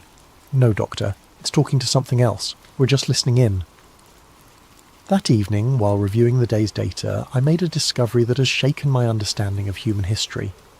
The electromagnetic patterns I've been recording match perfectly with radio signals detected by astronomers at the Jadrell Bank Observatory in England. The signals, dismissed by most scientists as background radiation, have been recorded intermittently since 1908. But the signals don't originate from space. They originate here, at Tunguska, and they're being transmitted outward at regular intervals. Whatever lies beneath us has been sending messages to space for over 50 years. Entry 6, October 21st, 1959. Audio quality poor, voice shows signs of extreme stress. We've broken through. After 2 days of careful excavation, we created an opening large enough to lower equipment into the structure below. The chamber we've accessed is vast, with walls that curve away into darkness beyond the range of our lights. The air inside is not stale as one would expect from a sealed underground space. Instead, it carries a metallic taste and a barely perceptible electric charge that makes the hair on my arm stand upright. Most unsettling of all, the air is warm, several degrees above freezing despite the permafrost that has covered this place for millennia. The chamber walls are covered in the same hexagonal plating we discovered on the surface, but here the patterns of light are more complex. Entire sections pulse in synchronized sequences, creating cascades of illumination that travel around the perimeter like waves. I descended into the chamber using mountaineering equipment, against Volkov's direct orders. The colonel wanted to wait for specialized personnel from Moscow, but scientific curiosity overcame caution. What I found below has convinced me that we are dealing with something far beyond human understanding. The chamber is not empty. It contains machinery, though that term is inadequate to describe what I observed. Geometric structures rise from the floor like crystalline trees, their surfaces covered in components that shift and reconfigure as I watched. The machinery, if it can be called that, appears to be self-repairing, self-modifying. At the centre of the chamber stands a pillar roughly 3 meters in height, composed of the same dark material as the fragment I discovered earlier. But this pillar is not inert. It pulses with internal light, and as I approached I could feel vibrations in my bones that matched the 3 Hz frequency I've been recording. When I placed my hand on the pillar's surface, the entire chamber responded. Lights flashed in sequence around the walls, the machinery hummed to life, and I felt a sensation I can only describe as contact. Not physical contact, but something deeper. For a moment I sensed vast intelligence, ancient beyond measure, awakening from long dormancy. And I understood with terrifying clarity what Tesla had done in 1908. His wireless energy transmission had not simply sent power through the atmosphere. It had followed a path of least resistance, drilling through the Earth's magnetic field and striking this buried structure with precisely the frequency needed to activate its dormant systems. The Tunguska explosion was not caused by Tesla's energy beam.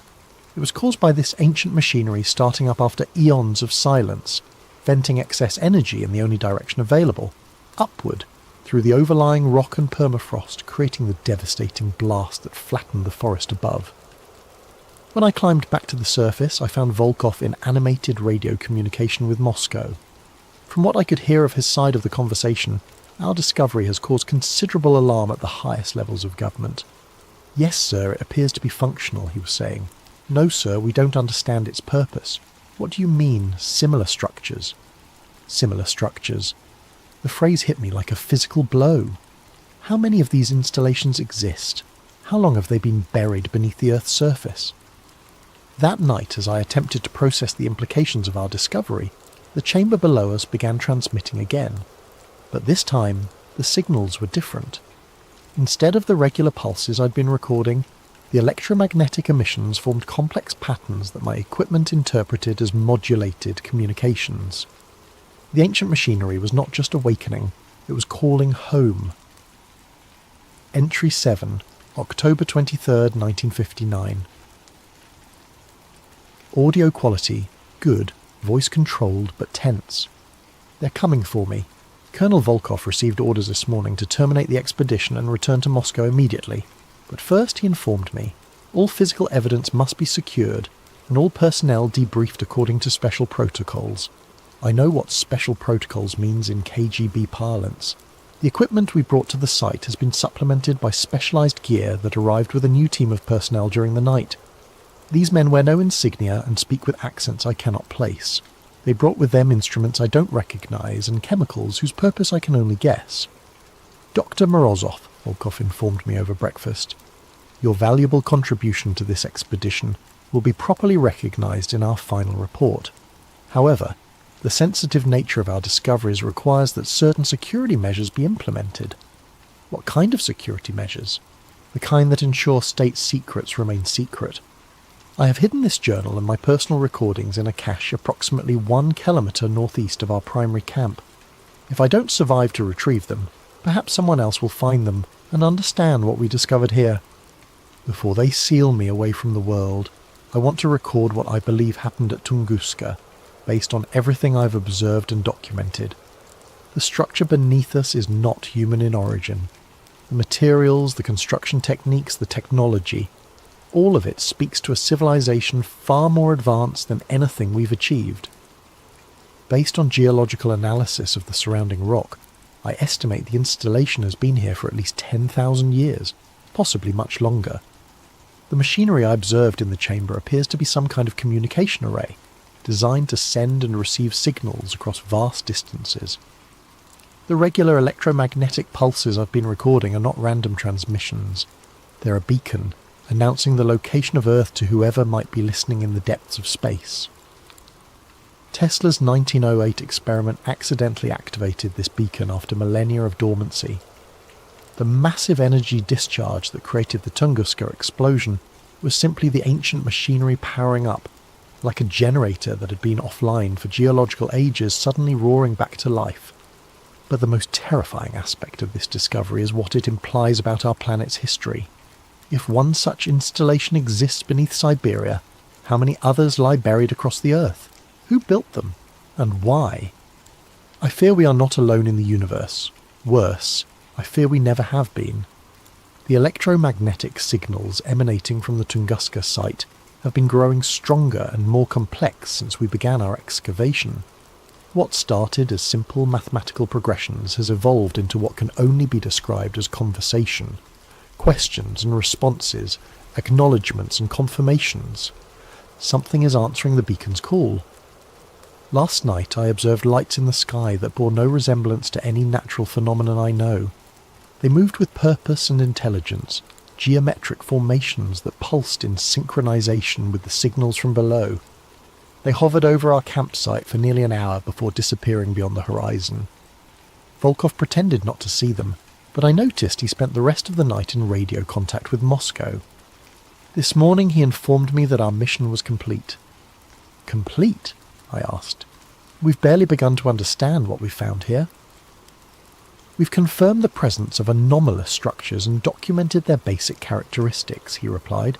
That was our objective. Our objective was to determine the source of the satellite readings. We've discovered something that could revolutionize our understanding of human history, of our place in the universe. We can't simply walk away. Volkov's expression remained impassive. Dr. Morozov, there are forces at work here that extend far beyond your scientific curiosity. This site will be classified at the highest levels and placed under permanent monitoring. Your role is finished. And if I refuse to remain silent about what we found, then you will join the other scientists who asked inconvenient questions. The threat was delivered with casual finality.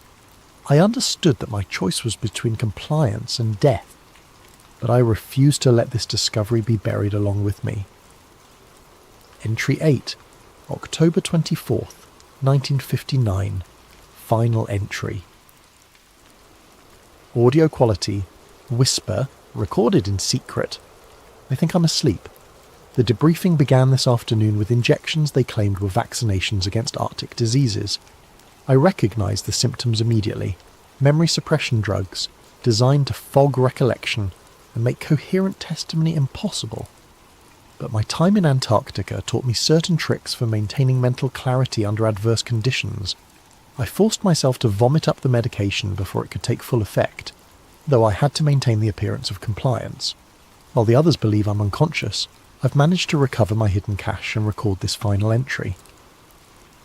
In a few hours they will transport me back to Moscow for extended debriefing. I know I will not survive that process, but before they take me, I want to record my final observations about what lies beneath Tunguska.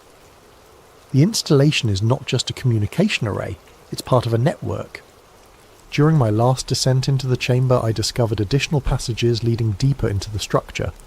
Following these corridors as far as my equipment would allow, I found evidence of similar installations at vast distances, electromagnetic signatures that suggest a global network of ancient technology, all connected by underground transmission lines that follow the Earth's magnetic field. Whatever civilization built these installations was not indigenous to Earth. The mathematical principles governing their construction are based on physical constants that suggest an origin in a different stellar environment. They came here, established this network, and then vanished. But they left their machinery behind, dormant but functional, waiting for the right signal to reactivate it. Tesla provided that signal in 1908, not through malice but through ignorance. His wireless energy transmission found the path of least resistance through the Earth's magnetic field and struck the Tunguska installation with precisely the frequency needed to bring it online. Now the beacon is active, sending its signal into space, and something has heard it. The lights I observed in the sky are not natural phenomena. They are reconnaissance, preparation for something much larger. The electromagnetic conversations I've been recording are not random communication. They're coordinates, timetables, invasion plans. We have awakened something that was meant to remain sleeping, and we lack the knowledge or technology to control what we've unleashed. I can hear them approaching my position. Boots on frozen ground, voices speaking in languages I don't recognise. They've discovered my absence from the medical tent. If this recording survives, if someone finds it and understands what I've documented here, remember this. The explosion in 1908 was not the end of anything. It was the beginning. The door is unlocking and we are not prepared for what lies beyond it. Whatever you do, do not dig further. It listens, it remembers, and now it knows where we are. Recording ends, electromagnetic interference resumes, Soviet State Security Archives. File, Tunguska Black 7. Date, October 30th, 1959. Dr. Alexei Morozov was found deceased in his quarters at the Lubyanka Medical Facility on October 29th, 1959. Official cause of death. Complications from severe frostbite sustained during Arctic research operations. His personal effects have been confiscated and classified under state security protocols. All materials related to the Tunguska expedition are hereby classified beyond top secret and sealed under Special Protocol 7. Access is restricted to personnel with clearance level obsidian or higher. The Tunguska site has been declared a restricted military zone. Unauthorized access is prohibited under penalty of death. Dr. Morozov's journal and recordings were destroyed according to standard procedure. Official records end. Posted to file sharing site March 15, 2025. Removed by request of Russian Federation authorities March 17, 2025. The above documents were discovered in a cache of declassified Soviet files, released following the collapse of certain government archives. Authentication is ongoing, but preliminary analysis suggests genuineness. Dr. Morozov's journal was not destroyed as claimed in official records. It was hidden, preserved in the permafrost, waiting to be found. Satellite imagery from 2024 shows renewed activity at the Tunguska site. Electromagnetic anomalies detected by multiple international monitoring stations. Construction of unknown purpose observed at the coordinates Morozov identified. The lights have returned to the Siberian sky. Whatever Tesla awakened in 1908 was only the beginning. The door is not just unlocking, and it's opening.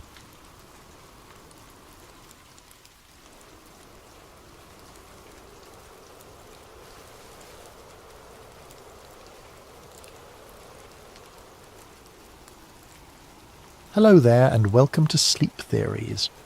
Before we dive into tonight's tale, I hope your day has been treating you well. Whether it's early morning where you are, late evening, or somewhere in between, whatever time zone you're calling home, I'm grateful you've chosen to spend this time with us. If you're new here, make sure to subscribe to Sleep Theories for more stories that will keep you questioning the world around you long after the lights go out. Now, settle in as we explore a story that might feel a little too close to reality. My name is Cal Monroe, and I used to believe in coincidences. That was before Theo jumped off the Memorial Bridge, before the USB drive arrived in my mailbox, and before I learned that some conspiracies aren't theories, they're just well-kept secrets. It was a Tuesday morning in November when I got the call. Detective Sarah Chen's voice was flat, professional, the way cops sound when they're tired of delivering bad news. Cal, this is Detective Chen, Metro PD. I'm calling about Theodore Ramirez. I understand you two are friends? The past tense hit me like ice water. Were? What do you mean were? Mr. Ramirez jumped from the Memorial Bridge last night around 11:30 p.m. I'm sorry for your loss. I sat there in my cramped DC apartment, staring at my laptop screen where I'd been working on an article about facial recognition software in public schools. The cursor blinked at me like a heartbeat. That's impossible, I said.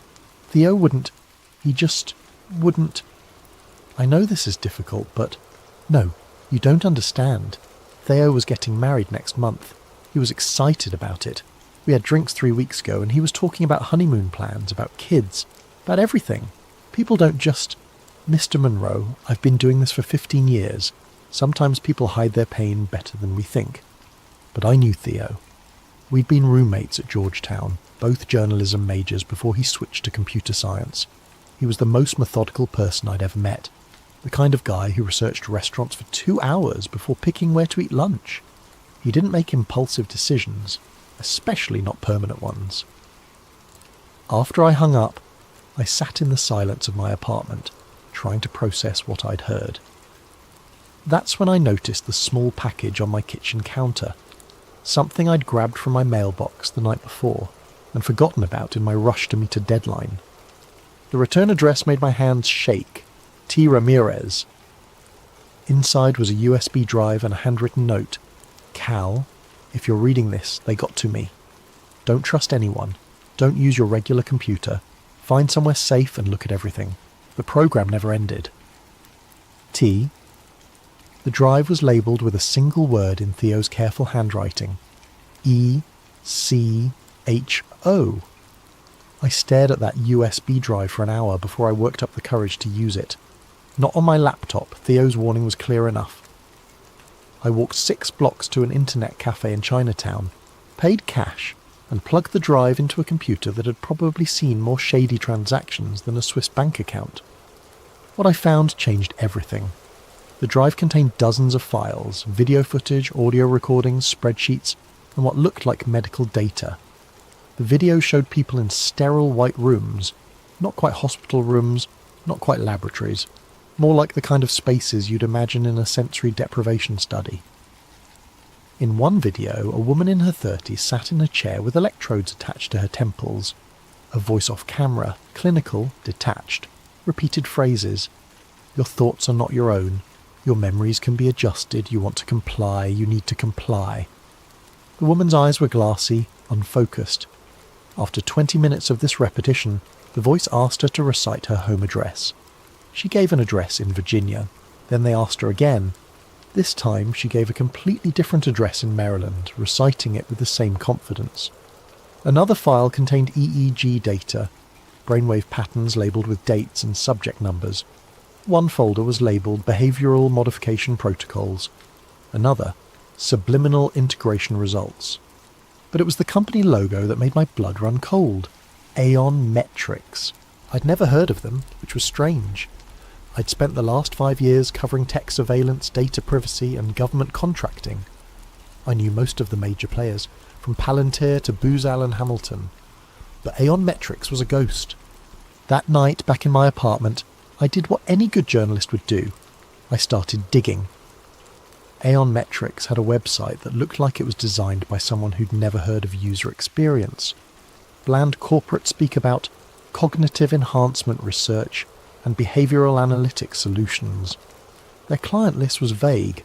Federal agencies and healthcare partners. No names, no specifics. Their headquarters was listed as a P.O. box in Arlington, Virginia. I cross-referenced the company name with government contract databases. Nothing.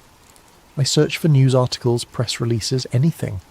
The only mention I found was a single-line item in a Department of Defense budget document from 2019. Aeon Metrics, Specialized Research Services, $2.4 million. That was it. A company that received millions in government funding but left no digital footprint. In 2024, that was like finding a unicorn. I spent the next 3 days going through Theo's files, and a pattern began to emerge. The test subjects weren't random homeless people or prisoners, the usual victims of unethical experiments.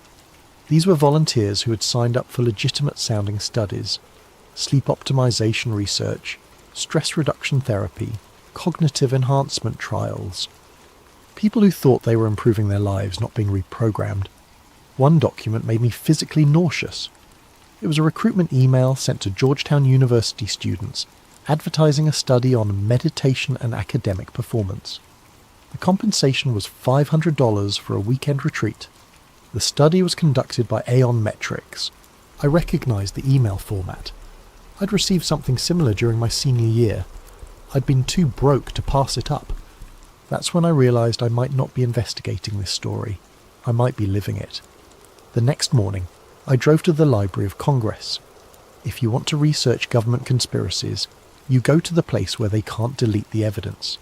At least, not easily. I requested every declassified document I could find on MK Ultra, Operation Artichoke, and Project Bluebird.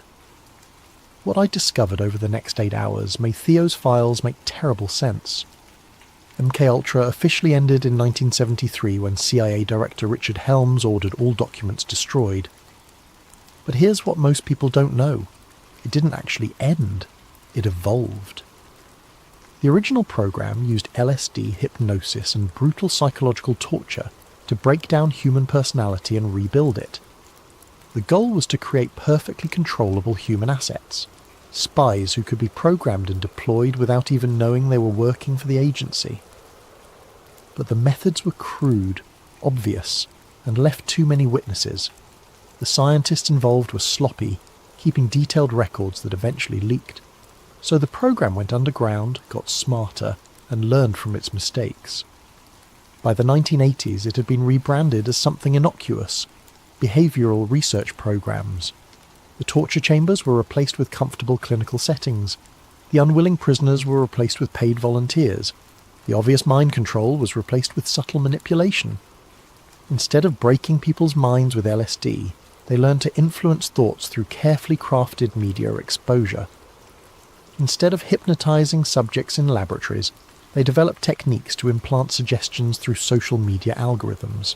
Instead of creating obvious zombies, they learned to nudge behaviour so subtly that people thought they were making their own choices. I found a 1987 memo from a CIA psychologist named Dr. Helen Marsh. One line stood out. The future of behavioural modification lies not in force, but in consent. If subjects believe they are willing participants, they will never question the process. That was 37 years ago. Imagine what they could do now, with smartphones that track our every movement, social media platforms that know us better than we know ourselves, and AI that can predict our behaviour with frightening accuracy. Theo's files suddenly made perfect sense. Echo Protocol wasn't a resurrection of MK Ultra, it was its natural evolution. The recruitment process was genius in its simplicity. Instead of kidnapping people, they advertised legitimate-sounding studies through universities, healthcare providers, and wellness apps.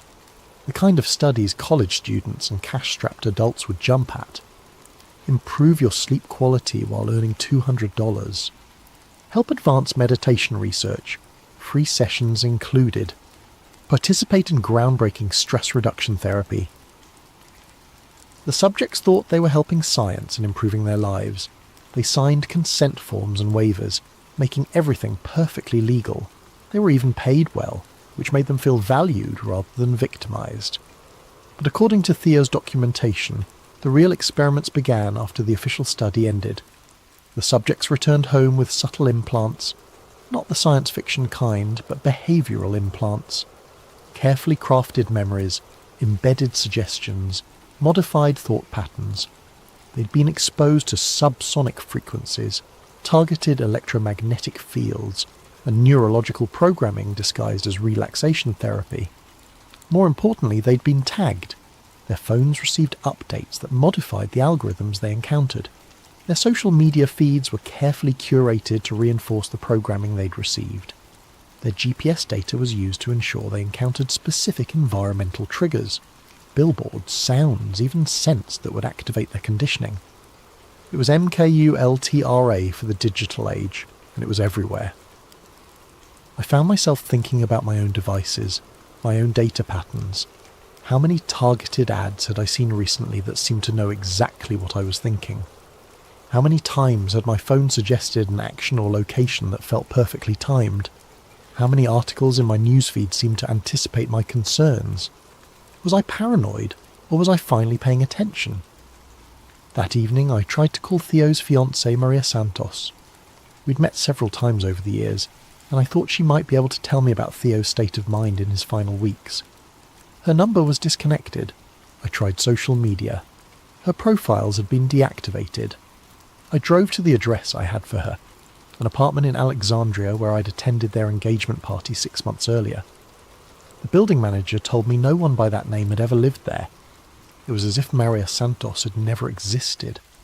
The gaslighting started small. First, it was my coffee shop. I'd been going to the same place every morning for 3 years, a little cafe called Grind on Connecticut Avenue. The barista knew my order: large dark roast, no cream, no sugar.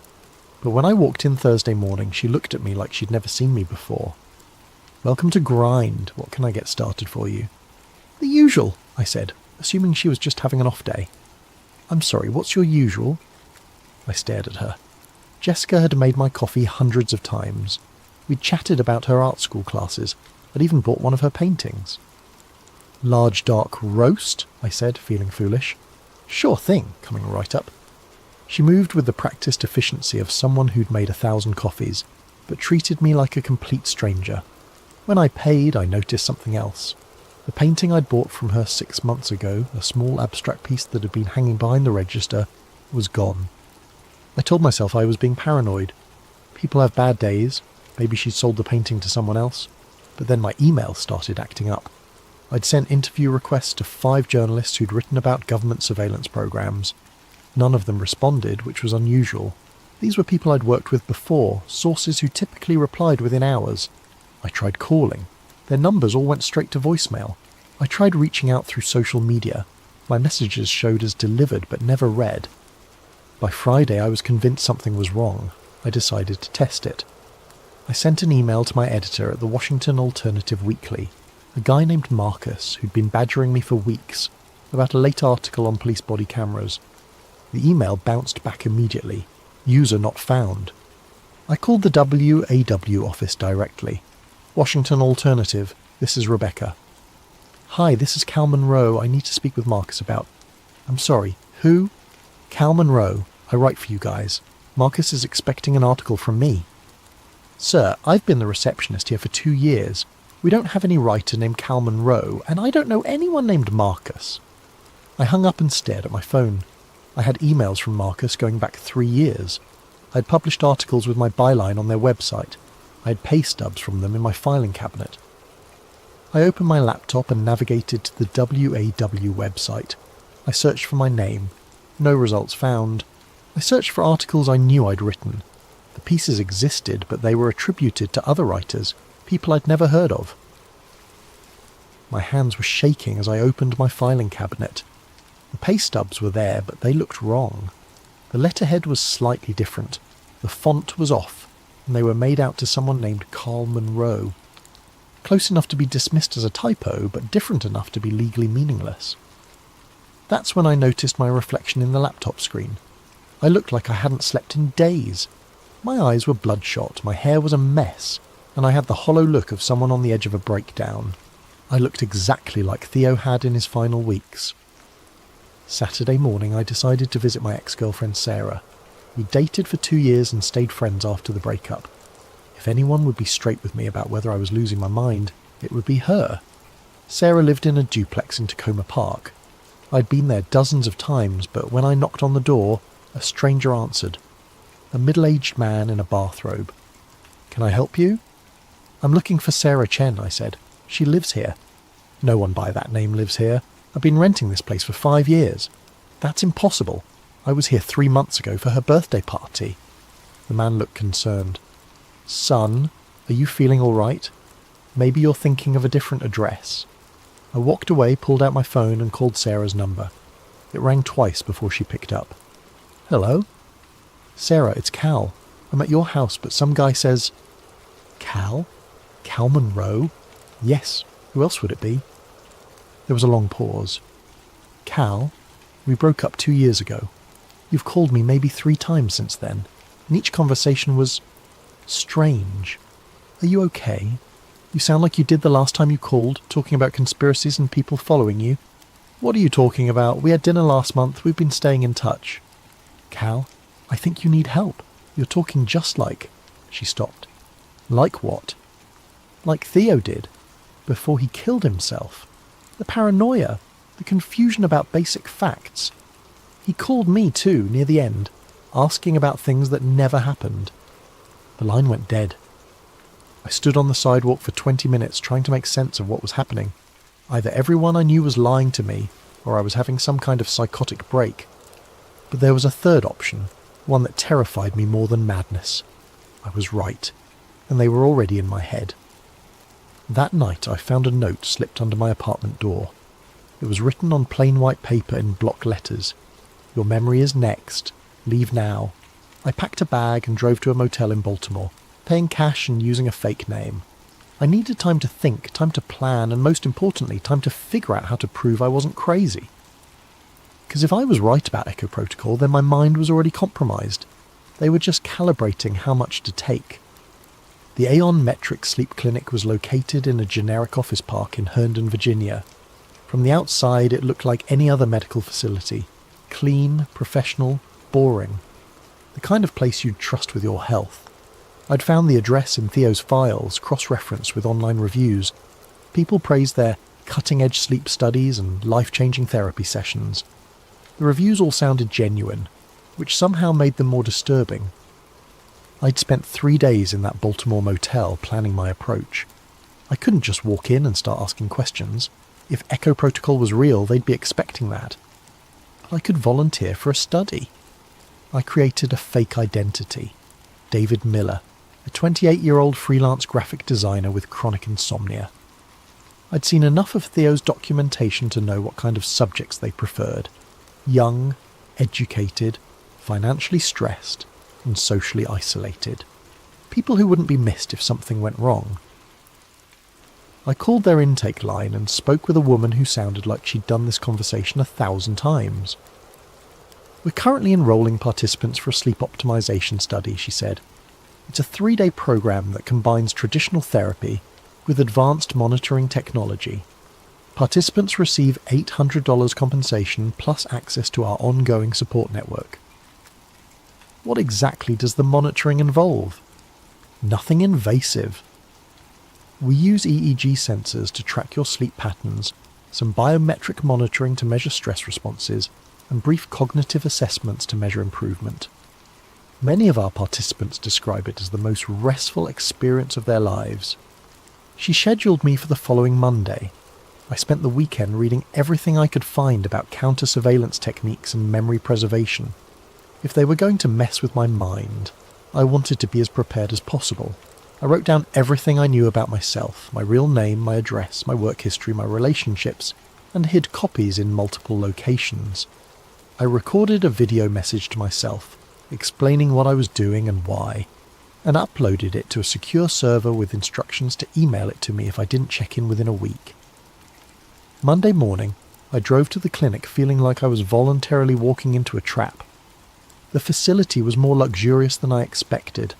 The waiting room looked like an upscale spa with soft lighting, comfortable furniture, and the kind of new age music that's supposed to be calming, but always makes me nervous.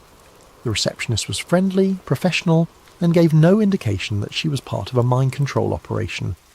Maybe I really was paranoid. Dr. Elizabeth Harding introduced herself as the lead researcher. She was in her 40s, with the kind of confident manner that made you trust her immediately. She explained the study protocol while I filled out forms that asked detailed questions about my lifestyle, relationships, and psychological history. We found that sleep disorders are often connected to deeper patterns of thought and behaviour, she said. Our approach combines sleep monitoring with cognitive restructuring techniques. Think of it as upgrading your mental software. The phrase made my skin crawl, but I smiled and nodded. They set me up in a private room that looked more like a high-end hotel suite than a medical facility. The bed was comfortable, the lighting was adjustable, and there was even a small kitchenette stocked with healthy snacks. The only obviously medical equipment was a chair with built-in sensors and a wall-mounted monitor that they said would track my biometric responses during relaxation exercises. "Just get comfortable," said the technician, a young man who introduced himself as Kevin. "We'll start with some baseline measurements, then move into the therapeutic portion." He attached electrodes to my temples and chest. Standard EEG and heart rate monitoring, nothing sinister. The chair was incredibly comfortable, almost hypnotically so. Within minutes, I felt more relaxed than I had in weeks. That should have been my first warning. The relaxation exercise began with guided breathing instructions delivered through high-quality speakers built into the chair. The voice was soothing, gender-neutral, with the kind of professional calm you'd expect from a meditation app. Allow your mind to become quiet and receptive. You're safe here. You're cared for here. Your thoughts can rest. After about 20 minutes, the instructions became more specific. Notice how easily your mind accepts new information when you are relaxed. Notice how comfortable it feels to let go of old patterns that no longer serve you. The room's lighting shifted to a deep blue, and I realised there were almost subliminal images being projected on the walls, geometric patterns that seemed to pulse in rhythm with my heartbeat. Your memories are fluid. They can be adjusted for your benefit. You want to be free of limiting beliefs. You need to be free of limiting beliefs. That's when I recognised the phrases from Theo's videos. I tried to stand up, but my body felt heavy, disconnected. The electrodes weren't just monitoring me, they were delivering some kind of signal.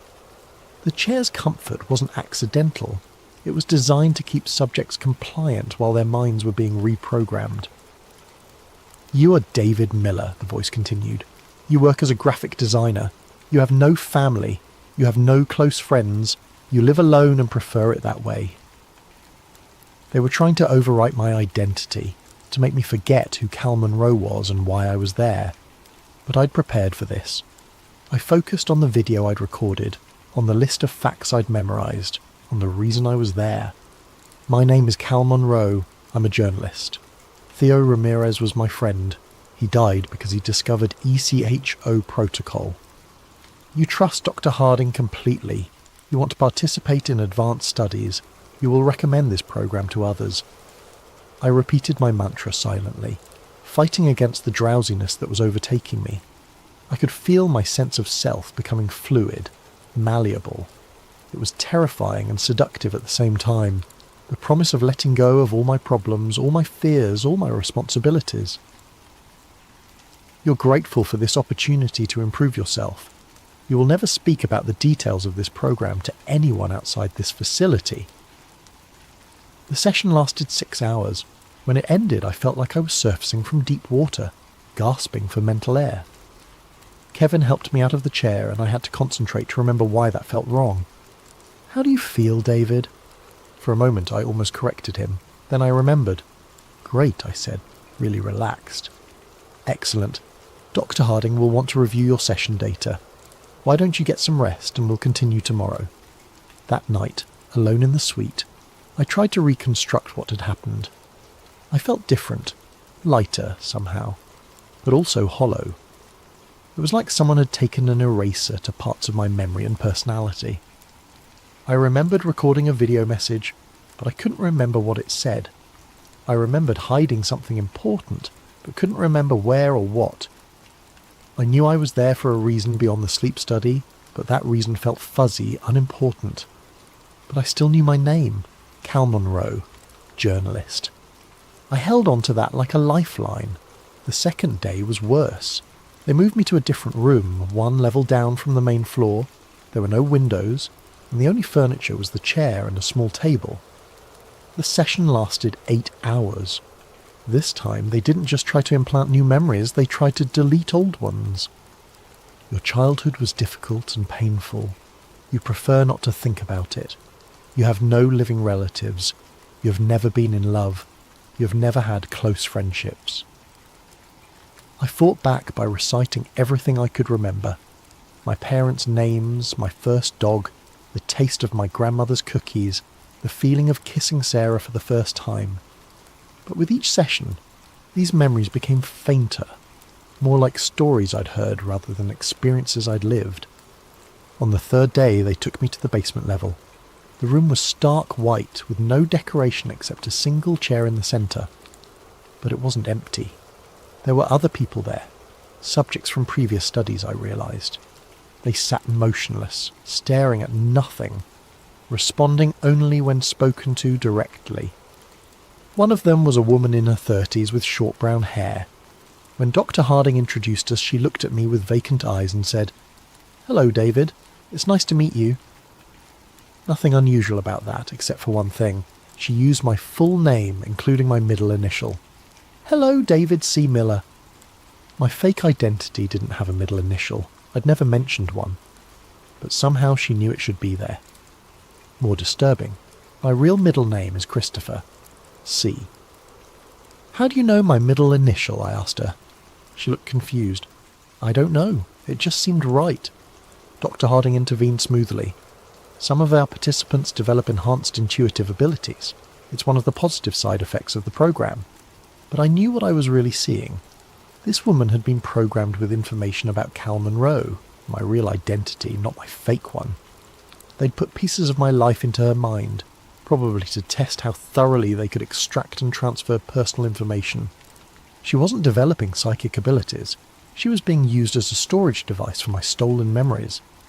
That night I knew I had to escape. They were going to erase Cal Monroe completely and leave behind David Miller, a friendless, rootless graphic designer with no past and no questions. But first, I needed proof.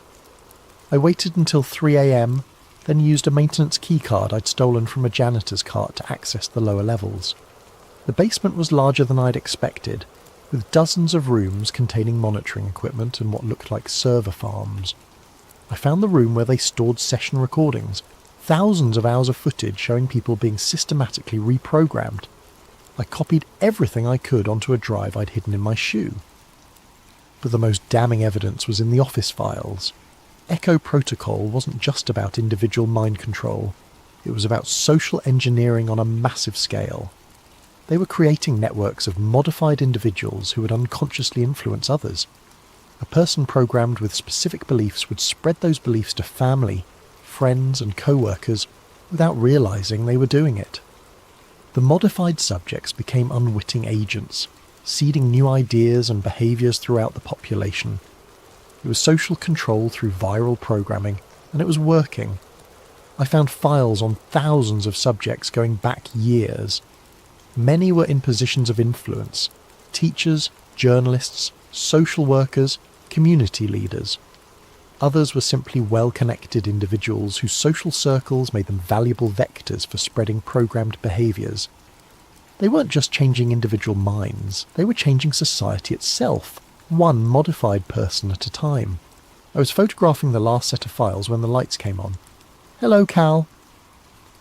Dr. Harding stood in the doorway with 2 security guards. She was still calm, still professional, but now her smile looked predatory. "I was wondering when you'd stop pretending to be David Miller. We've known who you are since you walked in. Did you really think we wouldn't recognize Theodore Ramirez's friend?" The guards grabbed my arms, but Dr. Harding waved them back. "No need for force. Cal is going to cooperate, aren't you? Because we have something you want to see." She led me to another room, where a familiar figure sat in one of the white chairs, staring at nothing. "Theo?" My friend looked up at me with empty eyes. "Hello," he said politely. "I don't believe we've met." "Theo, it's me. It's Cal." "I'm sorry, but I think you have me confused with someone else. My name is Thomas. I don't know anyone named Theo." Dr. Harding smiled. Theodore Ramirez did jump from that bridge in a way, but we'd been working with him for months before that. The person who died was just a shell. We'd already extracted everything useful from his personality. The real Theo is right here, serving as a valuable test subject for memory transfer protocols. I stared at my friend, or whatever was left of him. They hadn't just killed Theo, they'd hollowed him out and kept the shell alive for experimentation. "We're going to offer you the same opportunity, Doctor," Harding continued. "You can resist, and we'll simply take what we need by force, or you can cooperate and we'll ensure the process is as comfortable as possible. Either way, Cal Monroe is going to disappear. The only question is how much of him we preserve for research purposes." They sedated me then, and I woke up 36 hours later in my own apartment. Everything was exactly as I'd left it, except for small details that made my skin crawl. My coffee mug was on the wrong side of the sink. My laptop was closed, though I always left it open. My bed was made, but with hospital corners, I'd never learned to make a bed that way. Most disturbing of all, I couldn't remember how I'd gotten home. I still had the drive with the evidence from Aeon Metrics hidden in a place I'd prepared before going undercover. For a moment I thought I'd won, that I'd gotten proof of Echo Protocol and could expose the whole operation. I was wrong. When I tried to access the files, half of them were corrupted. The video footage was garbled, the audio was inaudible, and the documents were filled with random characters. It was as if the data had been degraded from the inside. But I still had enough to tell the story. I spent 18 hours writing the most important article of my career, documenting everything I'd discovered about Echo Protocol, Aeon Metrics, and the modern evolution of MK Ultra. I uploaded it to WikiLeaks, sent copies to major news outlets, and posted it on every social media platform I could access. Within minutes, everything disappeared.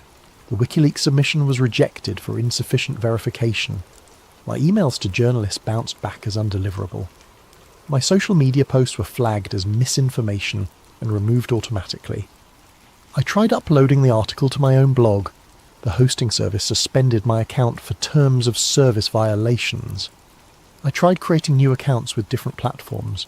Each one was suspended within hours. It was as if the internet itself was rejecting my story. Desperate, I tried a different approach. I'd built a small following on Reddit by posting about surveillance technology and digital privacy.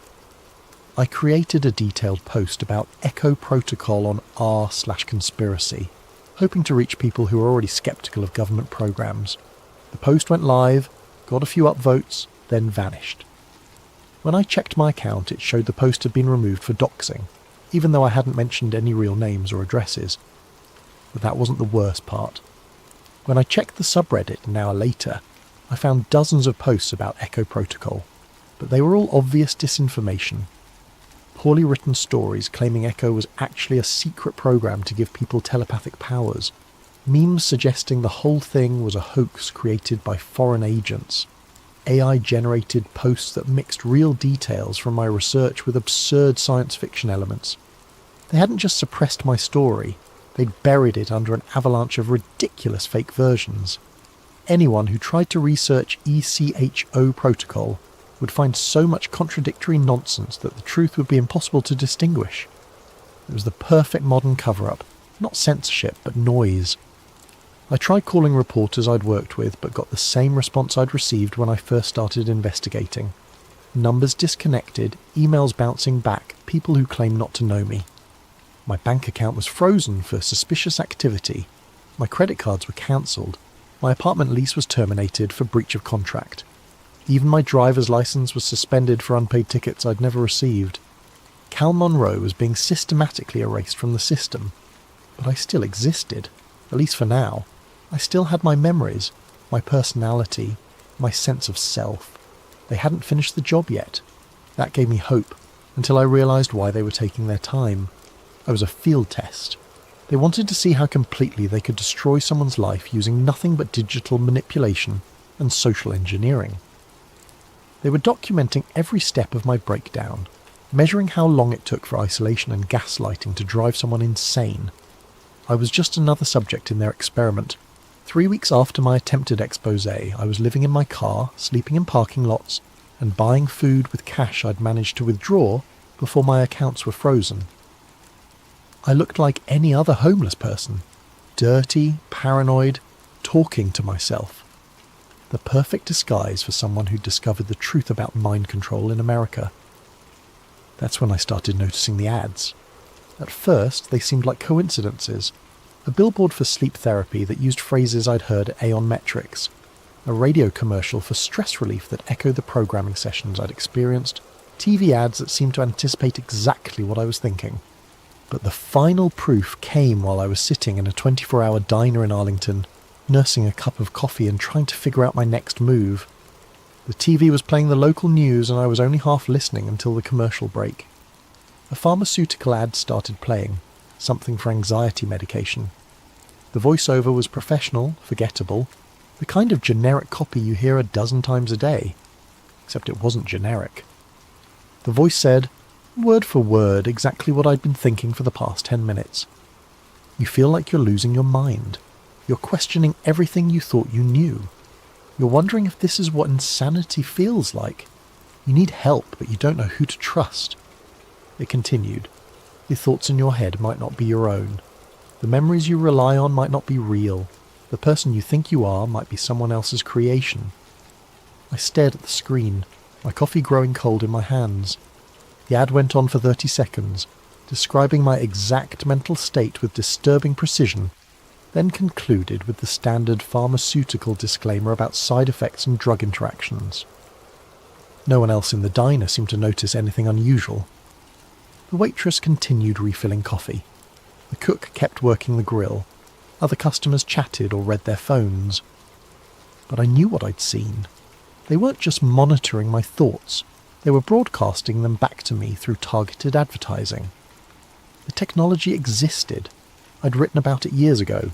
Emotion detection software that analysed facial expressions through security cameras, predictive algorithms that could determine psychological states from browsing patterns, neural interfaces that could read brainwave patterns from a distance.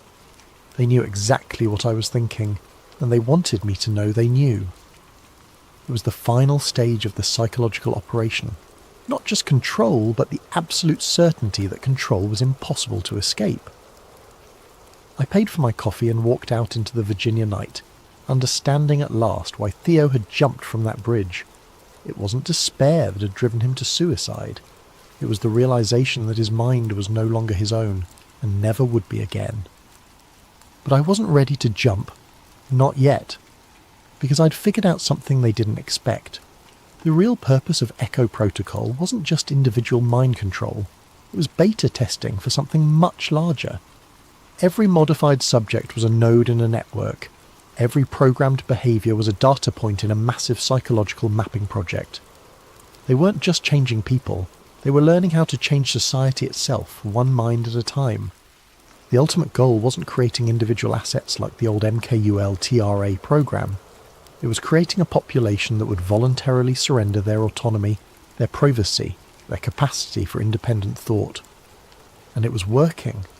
I thought about all the people I'd seen walking around like zombies, staring at their phones, consuming whatever content the algorithms fed them, believing whatever their social media feeds told them to believe. How many of them had been through programs like ECHO? How many were unwitting carriers of programmed behaviours? How many of them were still human in any meaningful sense? The scariest part wasn't that the technology existed, it was how willingly people accepted it. They traded their mental freedom for convenience, their privacy for entertainment, their autonomy for the illusion of connection. They weren't victims of a conspiracy, they were customers. That night I made a decision. I couldn't expose ECHO protocol through traditional journalism. They'd proved that was impossible. But I could do something else. I could become living proof of what they were doing. I started documenting everything. The targeted ads, the environmental triggers, the social manipulation, the systematic isolation. I recorded video messages to myself, wrote detailed journals and hid copies everywhere I could think of.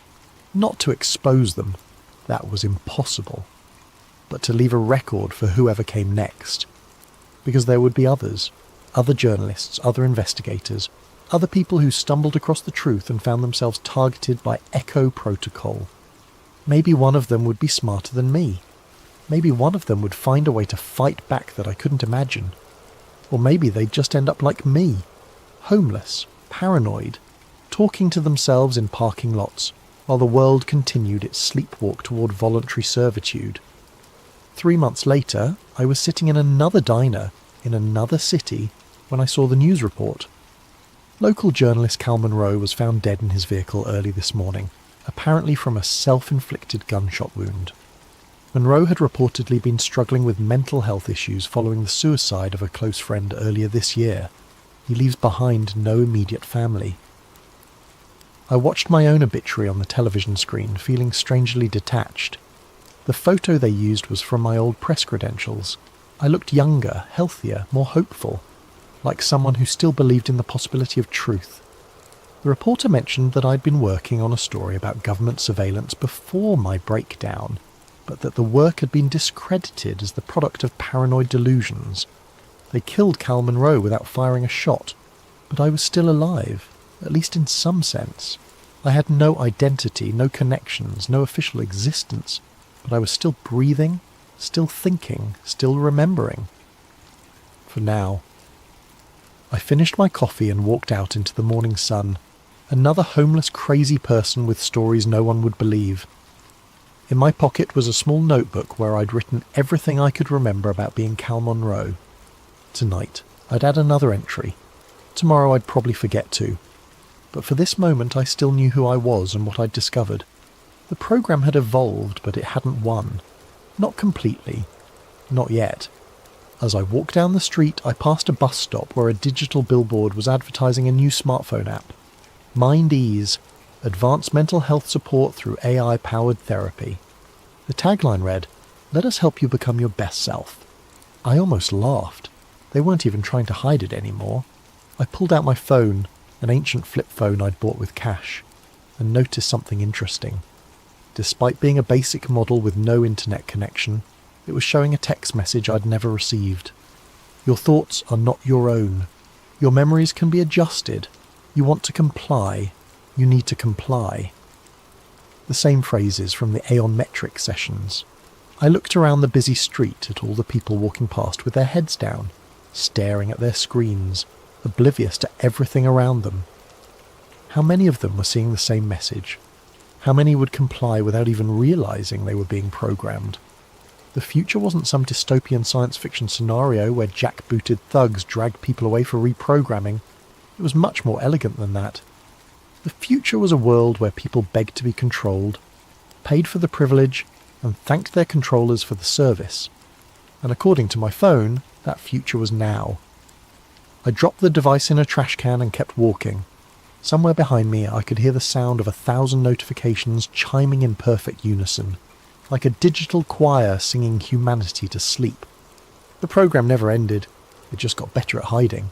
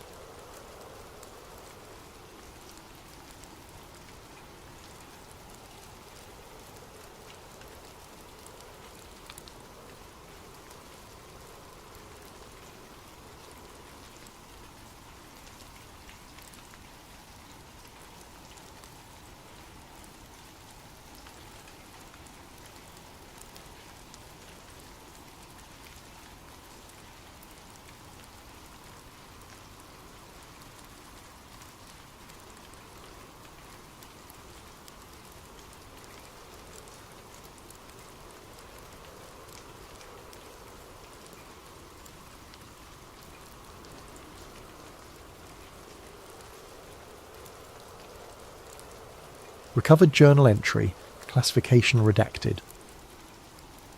Subject, Eli Granger, independent journalist. Date range, July 15th to 18th, 2023.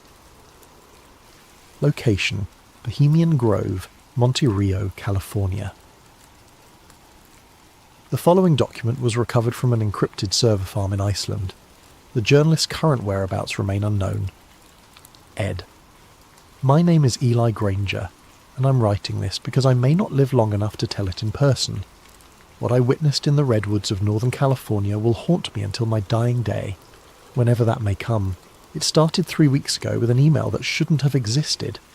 I was in my cramped Oakland apartment, nursing my third cup of coffee, and scrolling through encrypted channels where whistleblowers sometimes surface. My secure inbox pinged.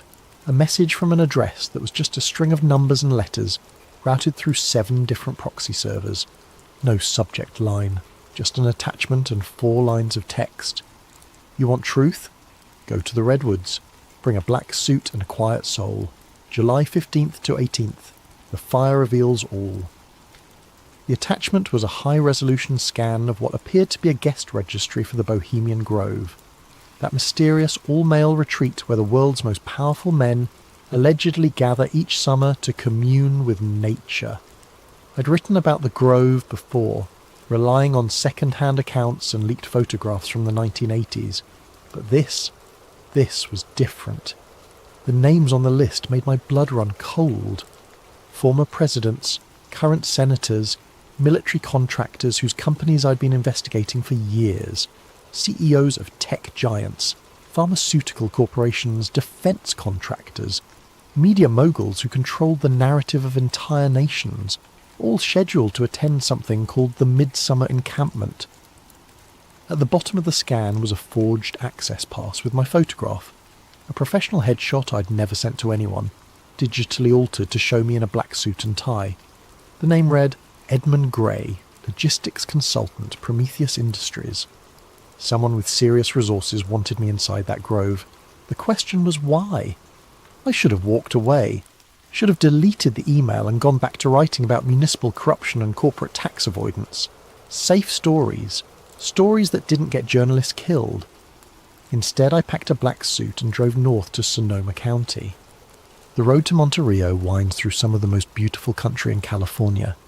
Ancient redwoods tower over narrow highways, their canopy so thick that midday feels like twilight. It's the kind of place where you'd expect to find hippie communes and organic wineries, not shadowy cabals plotting the fate of nations.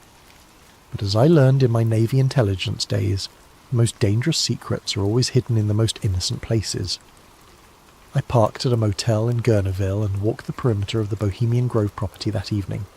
2,000 acres of private forest, surrounded by chain-link fence topped with razor wire.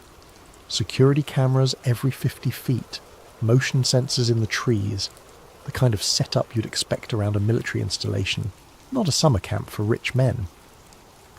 The main gate was staffed by guards who looked more like special forces operators than private security. Black uniforms, tactical gear, the flat stare of men who'd killed before and wouldn't hesitate to do it again. Whatever happened inside those redwoods, they were serious about keeping it secret. The forged pass worked perfectly, too perfectly. The guards scanned the barcode, checked my face against the photo, and waved me through without a second glance. Either the forger was a genius, or someone very powerful wanted me inside. Neither possibility was comforting. The grove itself was exactly as described in the leaked accounts I'd read. Massive redwood trees, some over 1,000 years old, stretched toward a canopy so thick it blocked out the sun. Gravel paths wound between rustic cabins and open-air lodges, each marked with whimsical names: Owl's Nest, Dragon's Den, Caveman's Lodge. It would have been charming if not for the underlying sense of wrongness that permeated everything. The other guests, I couldn't think of them as normal people, not after seeing that registry, moved through this camp with the easy confidence of men accustomed to absolute power.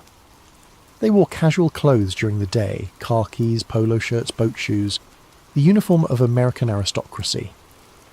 But their conversations, caught in fragments as I passed, revealed the true scope of their influence. The Shanghai Index will drop exactly 17%. Tell the secretary that Operation Nightfall is greenlit for October. Media blackout should hold for at least 72 hours. I posed as a logistics consultant, which gave me an excuse to wander the grounds with a clipboard and camera phone, confiscated at the gate and replaced with an approved device that couldn't access external networks. The cover story worked well enough. Rich men are accustomed to being served by invisible people who handle the mundane details of their lives. But as the day wore on, I began to notice the symbols. Owls everywhere. Carved into tree trunks, etched on building facades, worked into the designs of benches and lampposts. Not cute, friendly owls. These were stylized, angular, with eyes that seemed to follow you as you walked past. The largest was a 40-foot stone statue positioned on a small island in an artificial lake at the heart of the grove. Even in daylight, it radiated a sense of ancient malevolence. Beautiful, isn't it? I turned to find a man in his 70s watching me stare at the giant owl. Silver hair, expensive casual wear, the kind of artificial tan that comes from winters in Palm Beach. His eyes were the palest blue I'd ever seen, almost colourless. The Owl of Bohemia, he continued, joining me at the lake's edge. Been watching over this place for over a century. Some say it's just decorative, others know better. Know better how? I asked, immediately regretting the question. I was supposed to be invisible, unremarkable. The old man smiled, revealing teeth too white and too perfect for his age. "You'll see tonight, Mr. Grey. The cremation of care waits for no man, not even consultants." He walked away before I could respond, leaving me staring at the owl statue and wondering how much my cover had already been blown. That evening, as twilight settled over the grove, the atmosphere changed completely. The casual bonhomie of the day disappeared, replaced by something far more serious and ritualistic. Men emerged from their cabins wearing dark robes with hoods that obscured their faces. Some carried torches, others strange ceremonial objects I couldn't identify. I found a dark robe hanging in my assigned cabin, along with a note. "Attendance is mandatory. Silence is sacred. The owl sees all." What I witnessed that night will stay with me forever. As darkness fell, hundreds of robed figures processed through the forest paths, converging on the lake where the great owl statue loomed. Torches flickered between the trees like malevolent fireflies. The only sounds were footsteps on gravel and the whisper of fabric against bark. I followed the crowd, keeping my head down and my hood up. The robe smelled of incense and something else, something organic and unpleasant that I couldn't identify. We gathered in a natural amphitheatre around the lake. The owl statue dominated the scene, its eyes seeming to glow red in the torchlight. A wooden boat had been prepared at the water's edge, and in it lay what appeared to be the effigy of a child, small, wrapped in white cloth, disturbingly lifelike. But as I stared at the bundle, a horrible doubt crept into my mind. The proportions were too perfect, the weight distribution too natural. The way the cloth clung to what lay beneath suggested something more substantial than straw and sawdust. A figure in an elaborate robe stepped onto a platform beside the owl. Even with his face hidden, I recognised the bearing and voice of a man who'd been on television every night for years. A former president whose policies had shaped a generation. "Brothers of the Grove," his voice boomed across the water, amplified by hidden speakers. "We gather once again beneath the ancient eyes of wisdom to perform the sacred rite that frees us from the burdens of conscience." The crowd responded in unison. "We banish care and cast it to the flames." Care, that pale and common thing that binds the hands of power. Care that whispers doubt in the ears of decision. Care that stays the sword of necessary action. "We banish care and cast it to the flames." The ritualized call and response continued for nearly an hour. Invocations to ancient deities whose names I recognized from my study of Middle Eastern mythology. Moloch, the Carthaginian god of child sacrifice. Enlil, the Mesopotamian lord of wind and authority. Names that shouldn't have been spoken by American leaders in the 21st century. But the most disturbing element wasn't the pagan imagery, or even the suggestions of child sacrifice. It was the casual way these men, titans of industry, shapers of policy, guardians of democracy, participated in rituals that explicitly celebrated the abandonment of human compassion. The ceremony reached its climax when the boat carrying the effigy was pushed out onto the lake. Flames erupted from the water around it, hidden gas jets, I realised, creating the illusion of supernatural fire. The figure in the boat burned quickly, the white cloth falling away to reveal... I still can't be certain what I saw. In the flickering light, with smoke obscuring my vision and my mind reeling from the horror of it all, it might have been an elaborately constructed mannequin. The realistic movement could have been caused by the flames consuming internal supports. The sounds, brief, high-pitched, quickly cut off, might have been air escaping from burning materials. But the way some of the robed figures wept as the fire consumed its offering, the way others cheered with genuine ecstasy, suggested something far more sinister than theatrical pageantry. As the flames died down, the crowd began to disperse. I started to follow them back toward the cabins, but a hand fell on my shoulder. Mr. Grey. It was the old man from earlier, still wearing his ceremonial robes. "You're invited to the inner circle gathering. A rare honour for a consultant." Before I could refuse, two other figures flanked me. Not threatening exactly, but their presence made it clear that declining wasn't an option. They led me deeper into the forest, away from the main paths, to a clearing I hadn't seen during my earlier reconnaissance. Here, perhaps 30 men stood in a circle around a fire pit carved directly into the bedrock. Unlike the theatrical grandeur of the main ceremony, this felt ancient and deadly serious. The inner circle ritual began at midnight. The participants had exchanged their dark robes for masks of polished bone, owl faces with hollow eye sockets that seemed to bore into your soul. They moved with practiced precision, suggesting this ceremony had been performed countless times before. The man who'd led the earlier ritual stepped into the centre of the circle. Without his presidential bearing and familiar voice, he seemed diminished, just another acolyte serving powers older than nations. "Brothers of the Inner Grove," he intoned, "we gather to receive the wisdom of the Ancient Ones, and to consecrate the plans that will shape the world's destiny."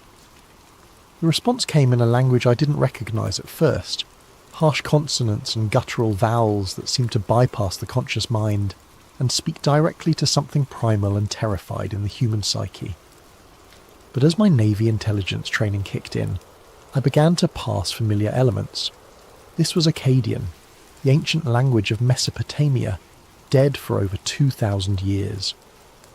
They were chanting the names of forgotten gods and promising them sacrifices of nations. Symbols were drawn in the ash around the fire pit, not random occult doodles, but specific sigils I recognised from declassified CIA documents. Project MK Ultra had experimented with ritualistic programming, using ancient symbols and dead languages to bypass conscious resistance in human subjects. The research had supposedly been discontinued in the 1970s. Apparently it had just moved to a more exclusive venue. The ceremony continued for hours. Maps were produced and spread on the ground, not of geographical territories, but of economic zones, resource deposits, population centres. Plans were discussed in mixture of English and Akkadian, but the intent was clear enough. Wars to be started, governments to be toppled, populations to be controlled. And through it all, the participants spoke of themselves not as American leaders serving American interests, but as servants of the Ancient Ones, preparing the world for some greater transformation. "The harvest approaches," one masked figure intoned. "The sleepers must be awakened. The old seals must be broken." "In the name of those who wait in the deep places," the circle responded, "let the work continue." I crouched in the shadows beyond the firelight, recording everything on a digital audio device I'd hidden in my shoe. But as the night wore on, I began to understand that what I was witnessing wasn't just corruption or conspiracy in any conventional sense. These men genuinely believed they were serving inhuman masters. Whether those masters were real or imagined didn't matter. The policies they were planning would affect millions of lives based on the whims of entities that viewed humanity as livestock. The ritual concluded with each participant drinking from a silver chalice and making individual pledges. The liquid looked black in the firelight, and several men convulsed briefly after drinking, their eyes rolling back to show only white. As dawn approached, the circle dissolved. The participants removed their masks, revealed themselves to be exactly who I'd suspected. Former presidents, current senators, military leaders, corporate titans. They shook hands and exchanged quiet words like businessmen concluding a profitable meeting, which in a sense they were. I made it back to my cabin as the first light filtered through the redwood canopy, but I knew I couldn't stay much longer. Whatever protection my forged identity provided was wearing thin. Too many meaningful looks, too many knowing smiles. They were playing with me, letting me see just enough to understand the scope of what I'd stumbled into. But there was one more place I needed to investigate before I could flee. The lodge marked Styx, access by code only, sat apart from the main camp, connected by a service road that didn't appear on any of the maps provided to guests. I'd noticed it during my first day's reconnaissance, but hadn't found an opportunity to investigate. The building itself was unremarkable. Standard wooden construction that matched the other lodges, designed to blend into the forest environment. But the security was anything but standard. Biometric scanners, electromagnetic locks, motion sensors that could detect a heartbeat from 50 feet away. Fortunately, my anonymous benefactor had provided more than just a forged access pass. Hidden in the lining of my suit jacket was a USB device that looked like a standard thumb drive, but contained sophisticated hacking tools developed by someone with serious technical skills. When plugged into the lodge's security system, it created a temporary blind spot in the sensors and provided the access codes needed to bypass the locks. Whoever wanted me to see what lay inside had planned this infiltration down to the smallest detail. The lodge's interior was a facade. Behind a false wall accessed by yet another hidden panel, stairs led down into the bedrock beneath the forest. The passage was older than the buildings above, carved stone rather than modern construction, lit by electric fixtures that had been retrofitted into ancient sconces. At the bottom of the stairs, a heavy oak door opened onto a chamber that took my breath away. The room stretched far beyond what should have been possible given the lodge's footprint above. Stone shelves lined the walls, filled with leather-bound journals, rolled documents, and artefacts that seemed to span centuries. At the centre of the chamber stood a massive table carved from a single piece of black stone, its surface covered with maps, blueprints, and what appeared to be governmental documents bearing official seals. I started with the journals, selecting one at random from a shelf marked 1923 to 1945. The handwriting was elegant, old-fashioned, but the contents were anything but quaint. The European situation proceeds according to plan. Our associates in Berlin understand their role, though they believe themselves to be serving the fatherland rather than the ancient ones. The sacrifice of the lesser peoples will provide the spiritual energy necessary for the next phase of the great work. Another journal, this one more recent. Operation Mockingbird exceeds all expectations. The media outlets respond to our guidance without question, believing they serve journalistic integrity, while actually perpetuating the narratives required for population control. The sleeping masses accept whatever reality we provide. But it was the documents on the central table that truly shattered my understanding of how the world worked. Blueprints for the USA Patriot Act dated 6 months before September 11th, 2001. Battle plans for the invasion of Iraq, complete with fabricated intelligence reports about weapons of mass destruction. Early drafts of social media algorithms designed not to connect people, but to divide them into manageable, controllable factions. And newer documents that made my blood run cold. Plans for a global pandemic response that prioritized control over public health. Blueprints for digital currency systems that would eliminate financial privacy entirely. Population reduction strategies disguised as environmental initiatives. The most disturbing document was a roster of participants going back to the 1870s, when the Bohemian Club was first founded. Names I recognised from history textbooks, titans of the Gilded Age who'd shaped America's industrial development. But also names that shouldn't have been there. Figures from much earlier periods, some dating back centuries. Either the record keeping was fantastically inaccurate, or some of these participants weren't entirely human. At the bottom of the most recent page, a note in fresh handwriting. E. Granger, journalist, witnessed Inner Circle ceremony. July 16th, 2023. Asset or liability. Recommend termination if no compliance by dawn July 18th. They knew exactly who I was, had known from the moment I'd walked through their gates, the anonymous email, the forged pass, the convenient access codes. It had all been an elaborate test, and I was apparently failing. A motion sensor somewhere in the chamber beeped softly. Red lights began flashing along the walls. In the distance I could hear the sound of heavy footsteps descending the stone stairs. I grabbed as many documents as I could carry, stuffed them into my jacket and looked for another way out. But there was only one exit, and it was about to be filled with very unfriendly people. The footsteps were getting closer. Voices echoed down the stairwell. Professional, clipped. The kind of tactical communication used by military operators. But then the lights went out. Emergency lighting kicked in a moment later, bathing everything in hellish red. And in that brief moment of darkness, I heard something that shouldn't have been possible. A voice speaking directly into my mind, words that bypassed my ears entirely. Run, little journalist. Run and tell the world what you've seen, but know that the telling will be your doom, and the world's salvation requires far greater sacrifices than one man's life. When the emergency light stabilised, a section of the stone wall had opened, revealing a narrow tunnel that led deeper into the earth. I didn't hesitate. Whatever entity had just spoken to me, whether it was one of the ancient ones or something else entirely, it was offering me a chance to escape. I took it. The tunnel system beneath the grove was extensive and clearly ancient. Carved passages connected natural caves, creating a network that probably extended for miles underground.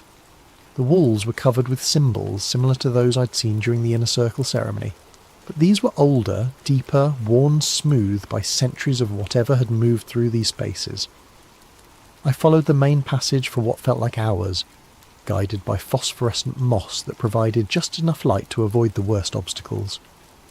Behind me, I could hear sounds of pursuit, voices, flashlight beams, the occasional echo of radio communication.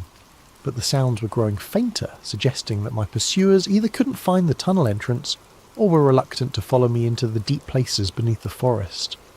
Eventually the passage began to slope upward. Fresh air carried the scent of rain and growing things. A natural opening concealed by hanging vines led out into the forest several miles from the main grove compound. I emerged to find the sky filled with storm clouds. Thunder rumbled overhead, and the first fat raindrops were beginning to fall. Perfect cover for an escape, if I could make it to my car before the Grove's security forces expanded their search perimeter. But as I made my way through the forest, I realised I wasn't alone. Figures moved between the trees, not the tactical teams I'd expected, but something far stranger. They wore the bone-white owl masks from the Inner Circle ceremony, but their movements were wrong, too fluid, too precise. And their eyes glowed with a faint bioluminescence that had nothing to do with reflected light. "The journalist sees too much," one of them said, the words somehow audible despite the increasing thunder. "The ancient ones are displeased." "But the compact must be honoured," another replied. "He was brought here for a purpose. Let him carry the message to the outer world. Let them know what awaits." I ran. Behind me, inhuman laughter echoed through the forest. Not pursuit exactly, but something far more unsettling. The sound of predators who were confident their prey could never truly escape. I reached my rental car as the storm broke in earnest. Rain pounded the windshield as I drove through the night, taking back roads and avoiding the main highways. In my jacket pocket, the stolen documents felt like they were burning against my chest. But I'd made it out. I had evidence. I had proof of the conspiracy that shaped world events from the shadows of a California forest. Or so I thought. I uploaded everything to an offshore server farm in Iceland. Documents, audio recordings, photographs, detailed notes of everything I'd witnessed. Multiple backup copies, distributed through anonymous networks, protected by military-grade encryption. Within 6 hours, every file had been corrupted or deleted. My apartment was ransacked while I was at an internet cafe, uploading the files. Nothing obviously stolen, but every electronic device had been confiscated or destroyed. My laptop, phone, backup drives, even the digital camera I'd left in a drawer, all gone. The mainstream media ignored my story completely. Alternative news sites that initially showed interest suddenly went silent. Forum posts about the Grove were deleted within minutes of being posted. It was as if the entire internet had been scrubbed of any reference to what I'd discovered. But the worst part was the dreams. Every night since my escape, I've been visited by visions of the ancient ones. Vast, tentacled entities that exist in spaces between dimensions, feeding on human suffering and preparing for some cosmic transformation that will remake reality according to their twisted desires. They show me glimpses of the future they're working to create. Cities drowned beneath black oceans, skies filled with screaming winds, populations reduced to cattle serving inhuman masters. And they whisper that I'm not a hero or a journalist or even a victim. I'm a messenger. They wanted someone to witness their ceremony, to understand the scope of their power, to carry word of their inevitable victory to the outside world. Not to warn humanity. Warnings imply the possibility of resistance, but to spread the despair that will make their final conquest easier.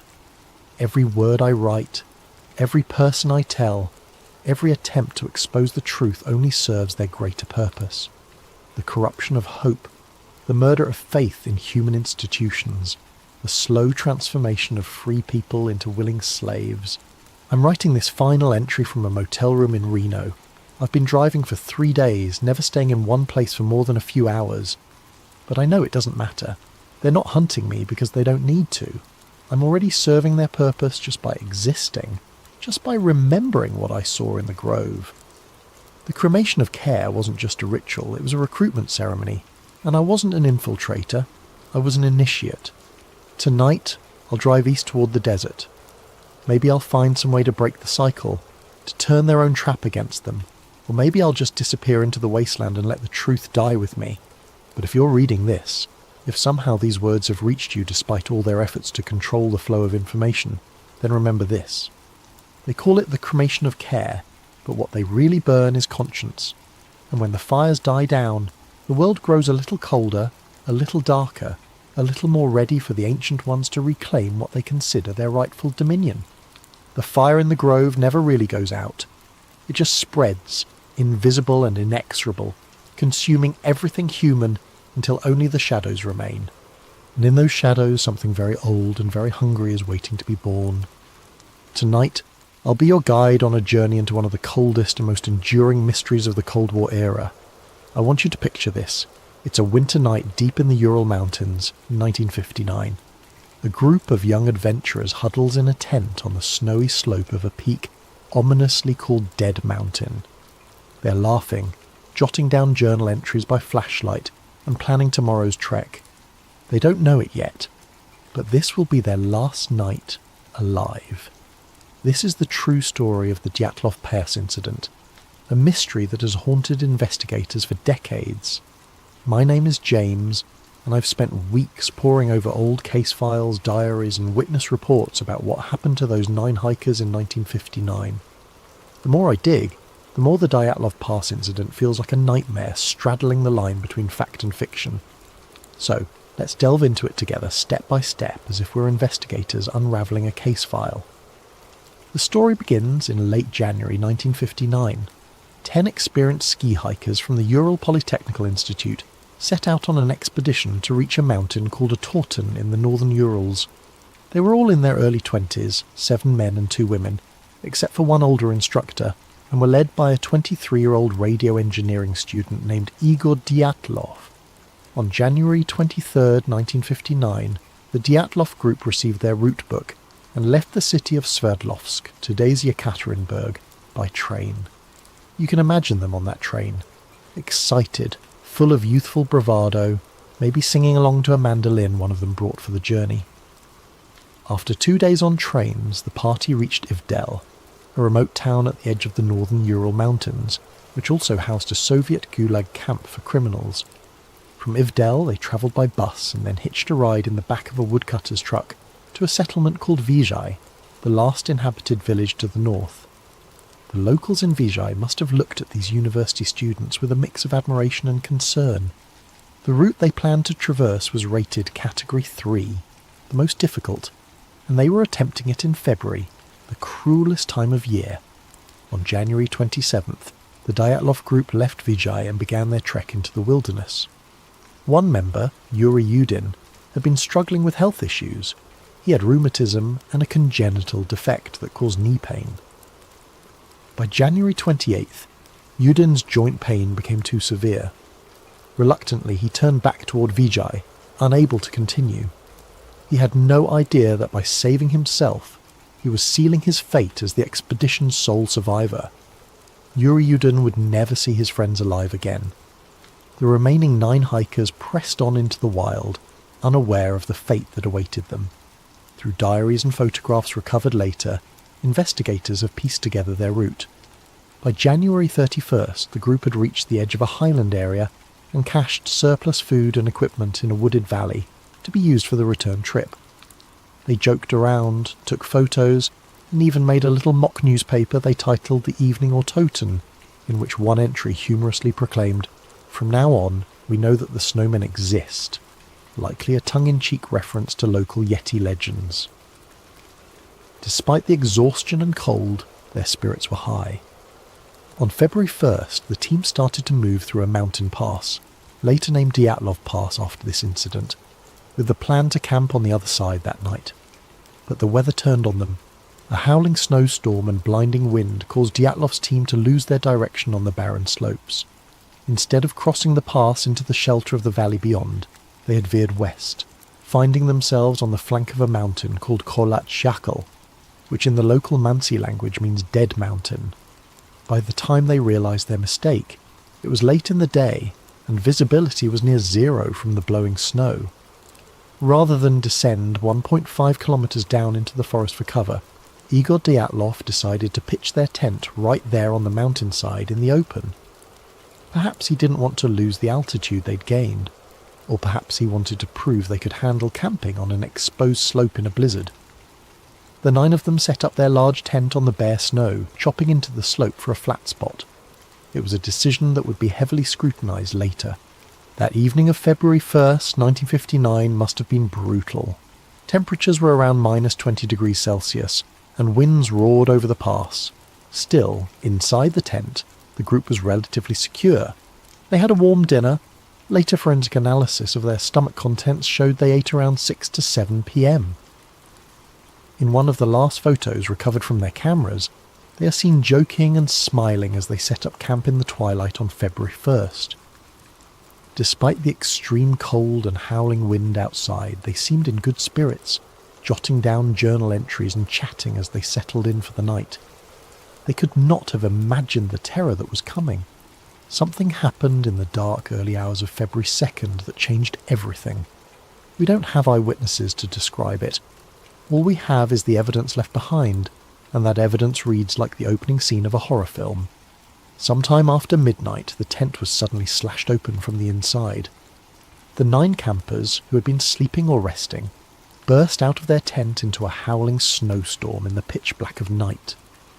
They left behind almost all their gear, boots, coats, hats, sleeping bags, axes, as if fleeing an imminent threat. Imagine the situation. It's minus 30 degrees Celsius, minus 22 degrees Fahrenheit, outside, and yet something scared or startled them so badly that they ran out half-dressed and barefoot into the blizzard. Why? What could have terrified them, or otherwise compelled them to abandon their only shelter and run into certain death? That's the question investigators have grappled with for over 60 years. When the group failed to return to Vijay by February 12th as planned, there wasn't immediate alarm. Delays of a few days were common for such expeditions. But as day after day passed with no word, the hikers' families grew anxious. By February 20th, the relatives demanded a search and rescue operation.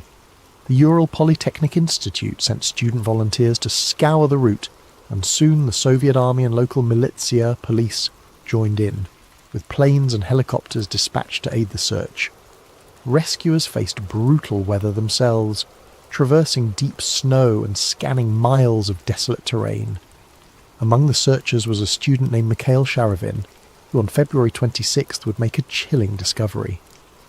On February 26th, 1959, Sharavin's search team was moving along the slopes of Kholat-Shakal when he spotted something odd sticking out of the snow.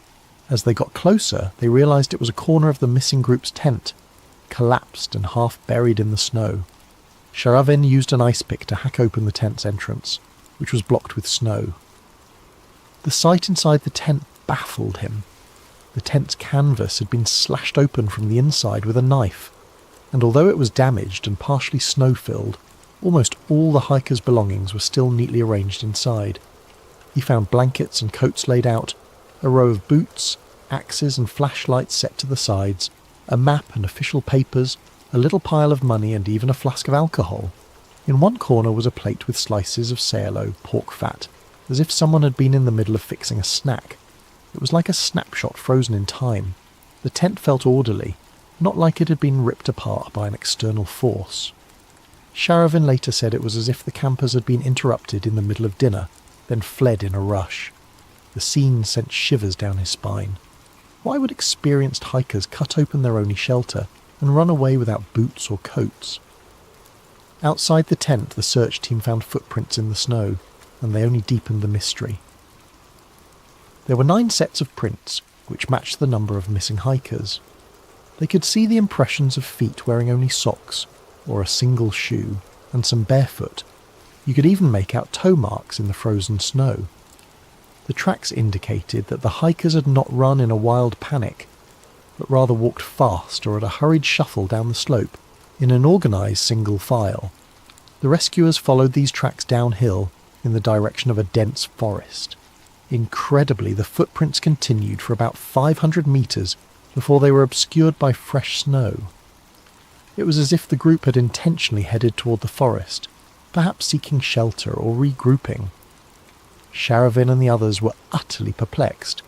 What on earth could have made these seasoned hikers leave their tent in sub-zero cold, partially dressed and even barefoot, walking away calmly into the night? With dusk approaching on February 26th, the searchers had to pause the search until morning, haunted by the enigma they'd uncovered. The next day, the search parties fanned out from the tent down toward the forest. At the forest's edge, under a large Siberian cedar tree, Sharavin and his comrades found the charred remains of a small fire. Near that fire lay the first two bodies. What they saw defied explanation. Yuri Doroshenko and Yuri Krivonishenko were found side by side in the snow, shoeless and dressed only in their underwear. The branches on the cedar above them were broken up to 5 meters high, as if someone had climbed up into the tree. Indeed, bits of skin and torn clothing were found on the bark. It looked like one of them had frantically clambered up the cedar, either to get a better view of the area, perhaps trying to spot the tent in the dark, or to escape something. Krivonishenko's corpse had burns on parts of his body, and in a grim detail he had a piece of flesh missing from his right hand. It turned out he had bitten off a chunk of his own knuckle, possibly in an attempt to stay conscious or stifle a scream while dying of cold. Both men's hands and feet were deep reddish-brown, a sign of frostbite, and maybe the last attempt to warm their limbs by the fire. The tree's branches had been stripped for kindling, but the fire they managed to build was small and had burned out by the time they died. The image of these two friends huddled by a dead fire, slowly freezing to death in their underwear under a sky of endless black, is something I can't easily shake off. About 300 meters away from the cedar tree, toward the tent, the searchers found the body of Igor Dyatlov. He was lying face up in the snow, head oriented toward the tent up the slope, as if he had been trying to crawl back that way. Dyatlov was better dressed than the two under the tree. He wore a flannel shirt, a sweater, and pants, but notably, he had no coat and no boots, only socks on his feet. One arm was frozen upright, reaching toward the sky, clutching a small birch branch. His other hand was pressed to his chest. People who saw his body remarked that he appeared to be protecting something in his jacket or close to his heart. Perhaps a photograph or his notebook, though nothing of note was found on his chest. His face, when they cleared the snow, was strangely calm, eyes open. Not far from Dyatlov, searchers found Zenaida Zina Kolmogorova, a 22-year-old female student in the group. Zina was better dressed than Igor. She had on 2 sweaters and 2 pants, but she too lacked boots, wearing only socks. Her body was turned toward the tent and her arms were extended forward, bent at the elbows, as if she had been crawling uphill on her stomach, desperately trying to get back to the tent before the cold overtook her. On Zina's right side, the searchers noted a long, bright red bruise running along her torso, resembling a blunt force injury from a baton or the butt of a rifle. It was an odd injury to see, given that she had no other major external wounds. It took a few more days until March 5th to find Rustem Slobodin, the last of these first 5 bodies. Slobodin, 23, was discovered face down in the snow about 480 meters from the cedar, roughly halfway back toward the tent. He was dressed more warmly than the others. He had a long-sleeve undershirt, a sweater, 2 pairs of pants, 4 pairs of socks, and 1 felt-lined boot on his right foot, but his head was bare and his left foot was only in a sock. In his right hand, Slobodin clenched a small pocket knife, closed. An autopsy would later reveal that Slobodin had a fracture in his skull, about 7 inches long, consistent with a blunt impact. However, this crack in his skull was not deemed a fatal wound. The medical examiner thought Rustem could have sustained it during a fall and continued moving for at least an hour afterward. Like Dyatlov, Kolmogorova, Doroshenko and Krivonishenko, Rustem Slobodin ultimately died of hypothermia. In fact, the first 5 bodies found all had no life-threatening external injuries. They had perished from the unforgiving cold. Slobodin's watch was found shattered and stopped at 8:45, though it's unclear if that was 8:45 am or pm, or even 8:45 on a different date. It was as if time itself froze at that moment. Now imagine being Yuri Yudin, the one who had turned back, called in to identify the bodies of your friends. One by one, the first 5 corpses were airlifted to the morgue in Ivdel for autopsy and identification. Yudin, with a heavy heart, confirmed their identities. But 4 members of the Dyatlov party were still missing. Weeks passed with no sign of them. The winter snows began to melt under the early spring sun. It wasn't until May, nearly 3 months later, that nature revealed the remaining victims, turning the mystery into something even more haunting. On May 4th, a Mansi tribesman named Kurin and his dog were assisting the search, when the dog picked up a scent near a rocky ravine further into the woods from the cedar tree. About 75 metres beyond the cedar and 1,500 metres from the tent, in a snow-filled ravine, searchers discovered a few torn pieces of clothing on a branch. Digging down, they uncovered the final 4 bodies buried under nearly 4 metres of snow. These were Lyudmila, Luda Dubinina, Semyon, Alexander, Zolotaryov, Nikolai Thibault-Brignol, and Alexander Kolovatov. They were lying about 75 metres further into the forest from the cedar, at the bottom of that ravine. Notably, 3 of the 4 were better dressed than the others, and it appeared they had taken clothes from those who died earlier. Dubinina, for example, was found wearing Krivonishenko's torn and burned brown trousers, and her foot was wrapped in a piece of his wool sweater. Zolotaryov, the 38-year-old, was found wearing Dubinina's faux fur coat and hat. Kolovatov had put on a spare sweater and pants, likely from one of the others. This exchange of clothing suggests that when some members of the group died, the last survivors stripped the dead of usable clothing to keep themselves alive, a tragic but practical act of survival. But the condition of these 4 bodies deepened the mystery rather than solved it.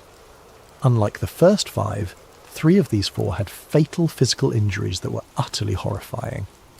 Nikolai Thibault-Brignol had suffered a massive skull fracture. His skull was literally crushed, the fracture measuring about 8 inches. Lyudmila Dubinina and Semyon Zolotaryov both had their chests caved in, with multiple ribs broken on each side. Dubinina had 10 ribs fractured, and Zolotaryov had 5 ribs fractured. A forensic doctor who examined the bodies said that the force required to produce such injuries would have been extremely high, comparable to that of a car crash. In other words, something had delivered an immense pressure or impact to their bodies. Strangely, none of these 3 had any external wounds or bruises corresponding to the lethal internal damage. It was as if they'd been hit by a shockwave or squeezed by a tremendous force without breaking the skin. The 4th person in the ravine, Alexander Kolovatov, had a less clear cause of death. He had a broken nose, an open wound behind his ear, and a deformed neck, but his injuries were not as catastrophic as the others. It's believed Kolovatov also died of hypothermia, possibly after sustaining some trauma. And then there were the gruesome details that truly made this case infamous. All 4 of these people in the ravine had some form of soft tissue damage to the head and face that wasn't seen in the others. Lyudmila Dubinina was missing her tongue, her eyes, part of her lips, and even a bit of her skull bone. Semyon Zolotaryov was missing his eyeballs, and Alexander Kolovatov was missing his eyebrows. These shocking injuries naturally gave rise to lurid theories. Was the group attacked by someone or something that ripped out tongues and eyes? However, the medical experts had a more mundane explanation. The 4 in the ravine were found in a stream bed. During the 3 months before they were found, water and scavenging animals likely caused the soft tissue of their faces to decompose or be eaten away. In Dubinina's case, the autopsy noted that her stomach contained about 100 grams of coagulated blood, suggesting her heart was still beating when her tongue was removed, meaning the tongue likely decomposed or was scavenged very soon after her death. As horrifying as these injuries sound, investigators believe they were post-mortem effects, not violence inflicted while alive. Still, when these details became public, they fueled wild speculation about murderous attackers or supernatural evil. It didn't help that Zolotaryov was found with a camera around his neck, different from the other cameras found in the tent, and his hand holding a pen and notepad, as if he died trying to write something down. Unfortunately, whatever he intended to note was never written. The pad was blank. The investigators in 1959 were at a loss to come up with a satisfying explanation for all this. A criminal inquest began as a matter of procedure, since several of the deaths involved injuries. They first suspected that the native Manatee people, reindeer herders of the region, might have attacked the campers for trespassing on sacred land. But that theory was quickly dispelled. The only footprints found at the scene were those of the hikers themselves, and there were no signs of hand-to-hand struggle on the bodies. In fact, the Mansi had helped in the search, and had no history of hostile encounters with hikers. Next, investigators considered an avalanche, but the pattern of the tent and the footprints suggested otherwise. We'll revisit that later. As for animal attack, no large animal tracks were found, and the violent injuries didn't have the telltale marks of claws or teeth. The Soviet authorities were left to conclude that no other humans were involved in the Dyatlov group's demise. One of the doctors famously commented that the force which killed Dubinina and Zolotaryov was more than any human could inflict.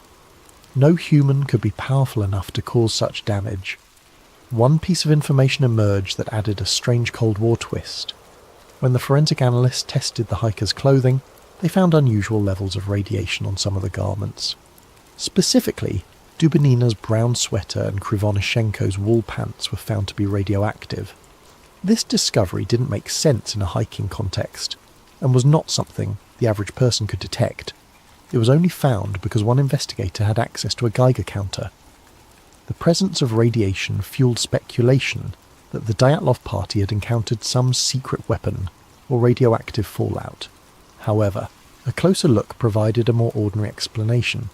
Yuri Krivonishenko had previously worked at the Mazyak nuclear facility and was involved in cleaning up a major nuclear accident in 1957, the Kishtim disaster.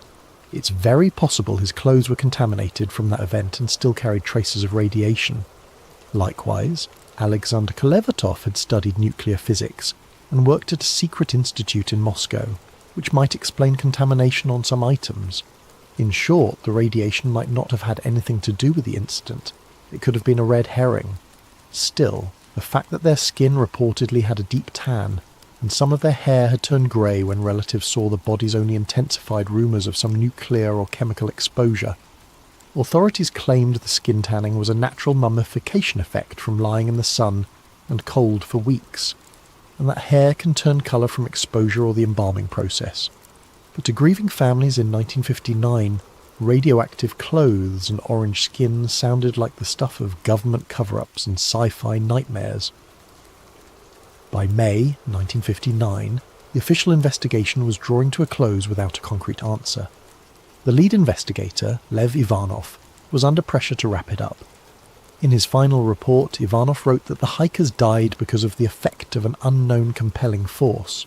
It was a vague catch-all phrase, essentially admitting that they couldn't figure it out. No external culprits could be identified, and the case was therefore closed without any criminal charges. The files were stamped secret and filed away in a Soviet archive. The Dyatlov Pass area was also declared off-limits to other expeditions for the next 3 years, supposedly to prevent any more tragedies, though some see it as an attempt to keep curious eyes away. The inquest's official finding was that the group members died due to a compelling natural force, a phrase that raised more questions than it answered. Imagine the weight of that silence. 9 young lives lost, and their families were told they would never know exactly how or why. In the Soviet Union of 1959, that was that. Some of the parents and siblings sensed a cover-up. Zina Kolmogoreva's mother, for instance, and Igor Dyatlov's parents all received hushed warnings from officials. The families were explicitly told, "You will never know the truth, so stop asking questions." In those days, if the party or KGB told you to be quiet, you stayed quiet, out of fear. So the families buried their children without knowing what really happened, and the Dyatlov incident faded into an eerie Cold War legend whispered about in Ural classrooms and mountaineering clubs. As for Yuri Yudin, the sole survivor who wasn't even there, he lived the rest of his life with survivor's guilt and a burning desire to find the truth. Yudin repeatedly insisted that his friends did not die due to some simple natural accident. He felt in his gut that something else, something man-made, had to have caused it. In interviews before his death in 2013, Yuri Yudin openly voiced his belief that the Soviet authorities knew more than they let on about the incident. In fact, not long before he died, Yudin publicly stated that he believed his teammates had been taken out of the tent at gunpoint and murdered. He even speculated that Dubinina's tongue was cut out by perpetrators because she was the most outspoken of the group. These are incredibly serious accusations, and they were never proven. Yudin admitted he had no evidence, just deep suspicions after a lifetime of thinking about it. Whether Yudin was right or wrong, his perspective shows just how deeply the Dyatlov mystery can burrow into someone's soul. So, here we are decades later, with more questions than answers. I'm a modern-day investigator, combing through the remnants of old reports and new theories. As I piece together each bit of evidence, I feel that cold wind from Dead Mountain blowing through the decades. The Dyatlov Pass incident has become one of the world's most enduring mysteries, precisely because it sits at the crossroads of the explicable and the baffling. Over the years, numerous theories have been put forward to explain it, some grounded in scientific reasoning, others veering into the paranormal or conspiratorial. Let's examine these theories one by one, like branching investigative paths, and see where each leads.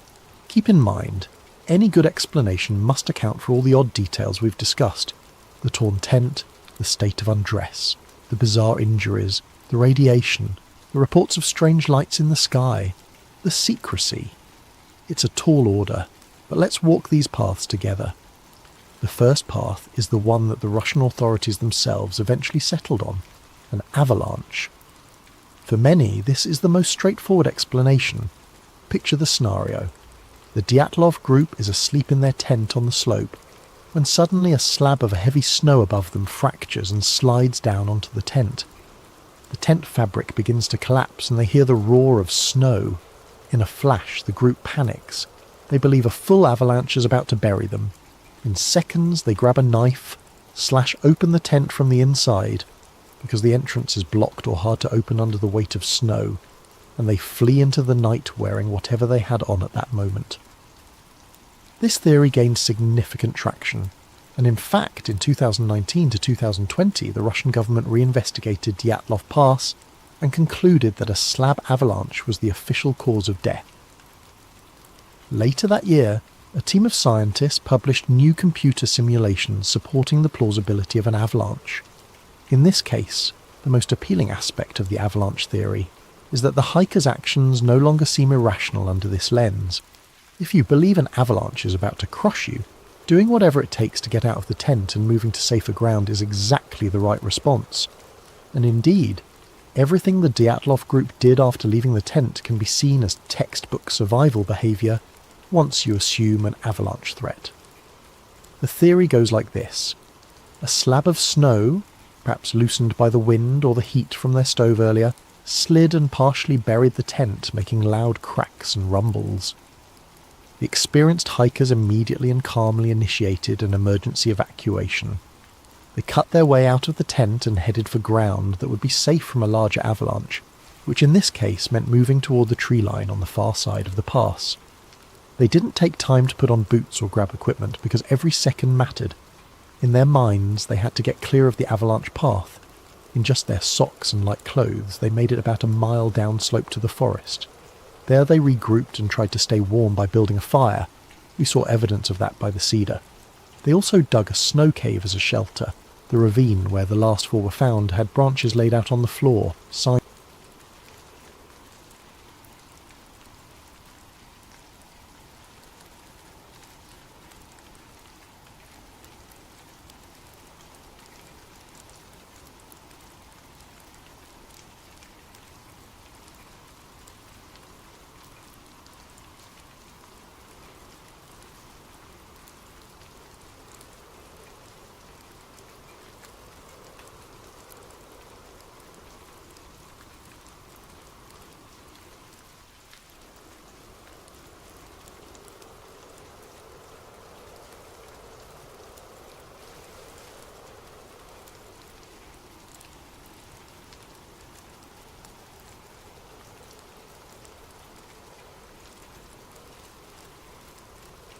This is his account of what lies beneath Area 52. My name is Cal Monroe. I'm 33 years old, ex-Air Force avionics technician, and for the past 5 years, I've made a decent living as a private defence contractor. I fix things that fly, things that shouldn't fly, and occasionally things that definitely don't fly but somehow do anyway. I thought I'd seen everything the military-industrial complex had to offer. I was wrong. It started with a phone call on a Tuesday morning in March. Unknown number, but the voice was crisp, professional, government-trained. Mr. Monroe, my name is Dr. Sarah Chen. I represent a joint task force conducting classified operations research. Your security clearance and technical expertise have brought you to our attention for a temporary but high-priority assignment. I'd heard this song before. Black budget projects, need-to-know basis, substantial compensation for keeping your mouth shut. But something in her tone was different. There was an undercurrent of urgency, fear. I couldn't place it. Where and when? I asked. Location will be disclosed upon acceptance. Duration, 2 weeks maximum. Compensation, $50,000 plus hazard pay. 50 grand for 2 weeks. That was nearly double my usual rate. Red flags should have been waving, but the number was too good to ignore. My ex-wife's alimony payments weren't getting any smaller. I'm listening. The paperwork arrived by courier within 2 hours. I'd never seen NDAs this comprehensive. Digital signature pads that displayed the documents for exactly 60 seconds before wiping clean. Multiple biometric scans. Even a psychological evaluation that asked questions like, have you ever experienced temporal displacement? And rate your comfort level with non-terrestrial phenomena on a scale of 1 to 10. The strangest part was the location designation. Grid K22, Tonopah Test Range Complex, Nevada. Not Groom Lake, not Area 51. Somewhere else entirely. Dr. Chen called back that evening. Mr. Monroe, are you familiar with misdirection theory? In what context? In the context of public attention. Area 51 has been in the public consciousness for decades. Books, movies, documentaries. Everyone knows about Groom Lake. Your point? My point, Mr. Monroe, is that Area 51 is the misdirection. Area 52 is the vault. 3 days later, I was on an unmarked charter flight from McCarran Airport to Tonopah. No other passengers, no flight attendant, just me and a pilot who never spoke. The landscape below shifted from Vegas sprawl to endless desert, then to mountains that seemed to go on forever. We landed on a strip I couldn't find on any map. A black SUV waited, engine running. The driver was military. That much was obvious from his posture and the way his eyes never stopped moving. He handed me a tablet with a single document. Temporary assignment brief. Classification level. UMBRACLEAR. Umbra? I asked. Above top secret, he said. His voice sounded like he gargled gravel. You'll be working with 3 other contractors. Your job is simple. Maintain power grid integrity for Zone Echo 9. Don't ask questions about what's in Echo 9. Don't try to access Echo 9 without clearance. Don't discuss Echo 9 with anyone outside your assigned team. We drove for 20 minutes through terrain that looked like the surface of Mars. No roads, just tyre tracks in the sand. Finally, we reached what looked like a mining operation. Corrugated metal buildings, a few trucks, some kind of elevator shaft descending into the mountain. The elevator had no buttons, no controls, no floor indicator, just smooth steel walls and a humming sound that seemed to come from everywhere at once. The military escort, I never got his name, stood silent as we descended, and descended and descended, and I counted. 19 levels down, the elevator finally stopped. The doors opened onto a corridor that belonged in a science fiction movie. Polished white walls, LED strips running along the ceiling, and a silence so complete it felt oppressive. The air smelled like ozone and something else, something organic and wrong. 3 other contractors were waiting in what looked like a briefing room. Maria Santos, electrical engineer from Lockheed, Tom Brady, no relation to the quarterback he was quick to point out, systems analyst from Raytheon, and Jennifer Walsh, computer specialist whose previous work was so classified she couldn't tell us who she'd worked for. The briefing was conducted by a man who introduced himself only as Director Hayes, tall, grey-haired, with the kind of eyes that had seen too much and remembered everything. Ladies and gentlemen, You're here to maintain critical infrastructure for Project Kairos. What that project involves is not your concern. Your job is to ensure uninterrupted power flow to Zone Echo 9 and to report any anomalies immediately. Tom raised his hand. What kind of anomalies should we expect? Hayes stared at him for a long moment. The kind you don't ask questions about, Mr. Brady. He led us through a series of corridors to what he called the technical sector. Banks of monitors, server racks and control panels that looked like they belonged on a spaceship. At the centre of it all was a massive power distribution hub feeding something deeper in the complex. Zone Echo 9 requires constant power, Hayes explained. Any interruption longer than 30 seconds triggers automatic lockdown procedures. You don't want lockdown procedures to trigger. Why? Jennifer asked. Hayes looked at her the same way he'd looked at Tom.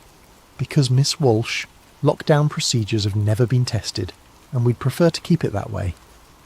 My shift started at midnight. The night crew was just me and Jennifer. Maria and Tom worked days. The complex felt different at night. Sounds carried farther. Shadows seemed deeper, and there was a vibration in the floor so subtle you might miss it if you weren't paying attention. But I was always paying attention. The power readings for Echo 9 were unlike anything I'd ever seen. The zone was drawing nearly a megawatt continuously, but the consumption patterns were irregular. Spikes and valleys that followed no logical sequence.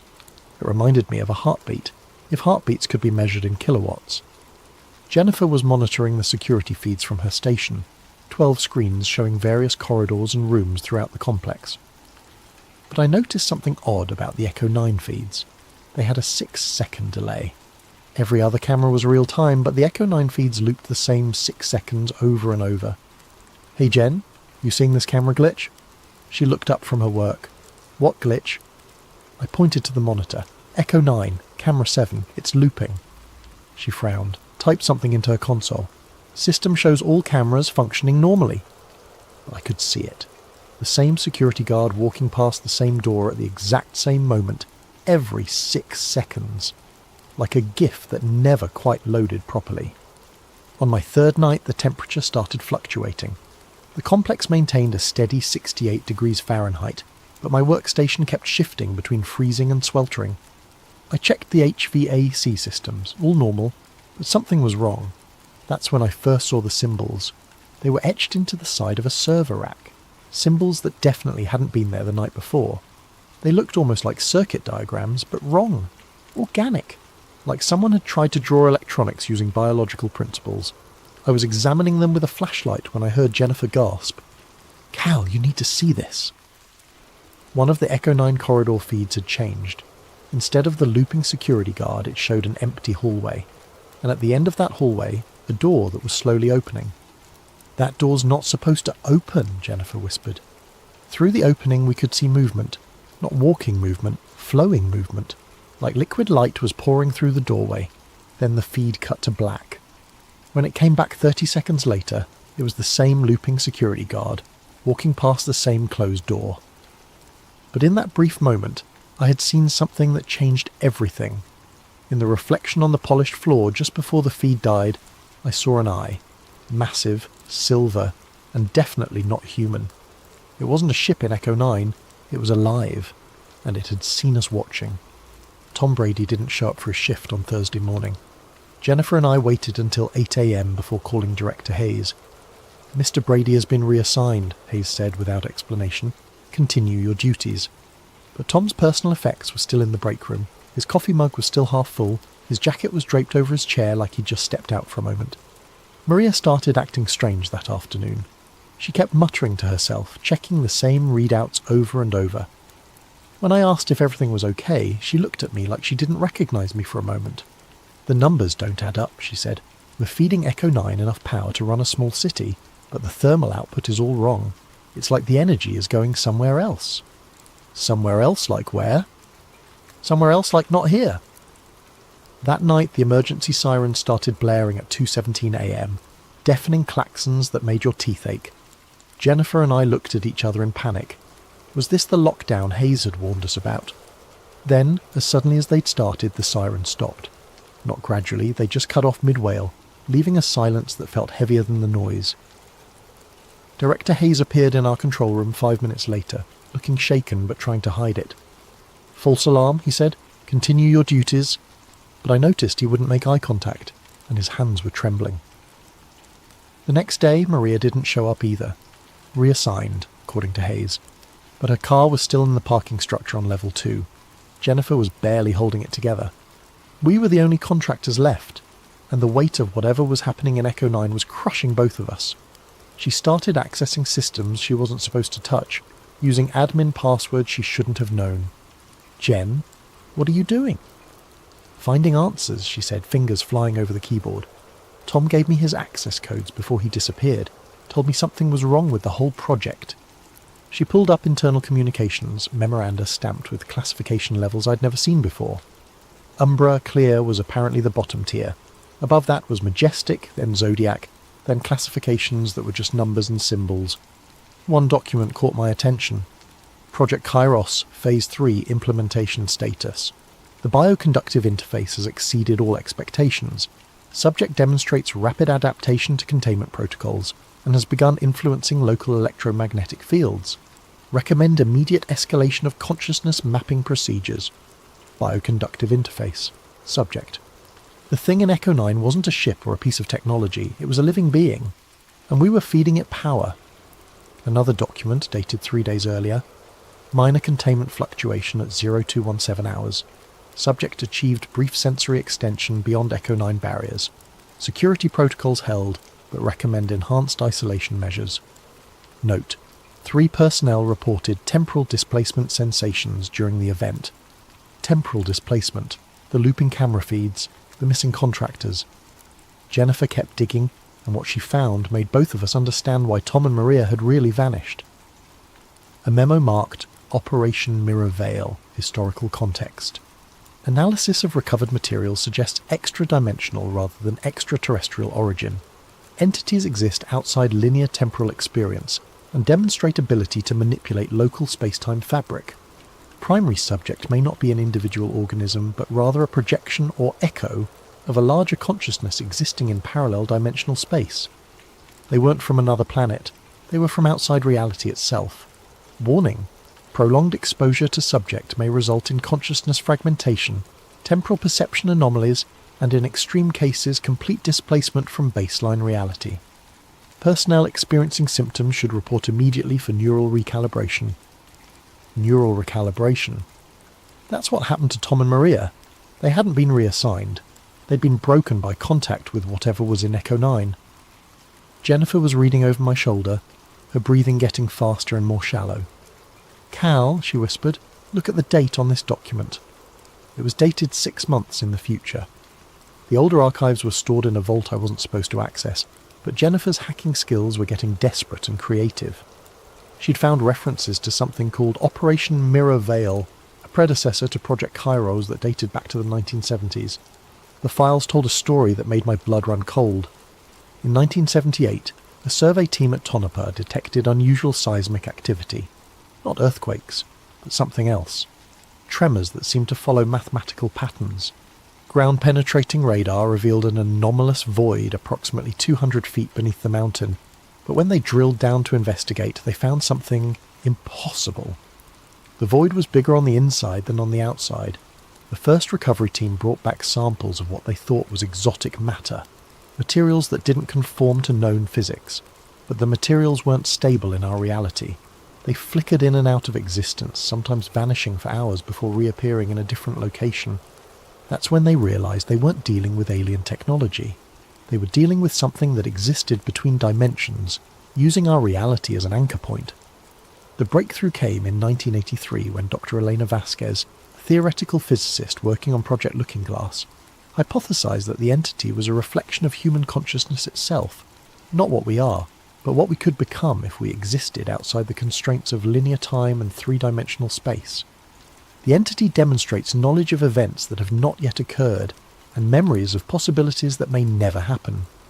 It exists in a state of quantum superposition, experiencing all potential outcomes simultaneously. In effect, it is us, evolved beyond the limitations of singular timeline existence. But the most disturbing file was Dr. Vasquez's final report, dated just days before her own mysterious disappearance.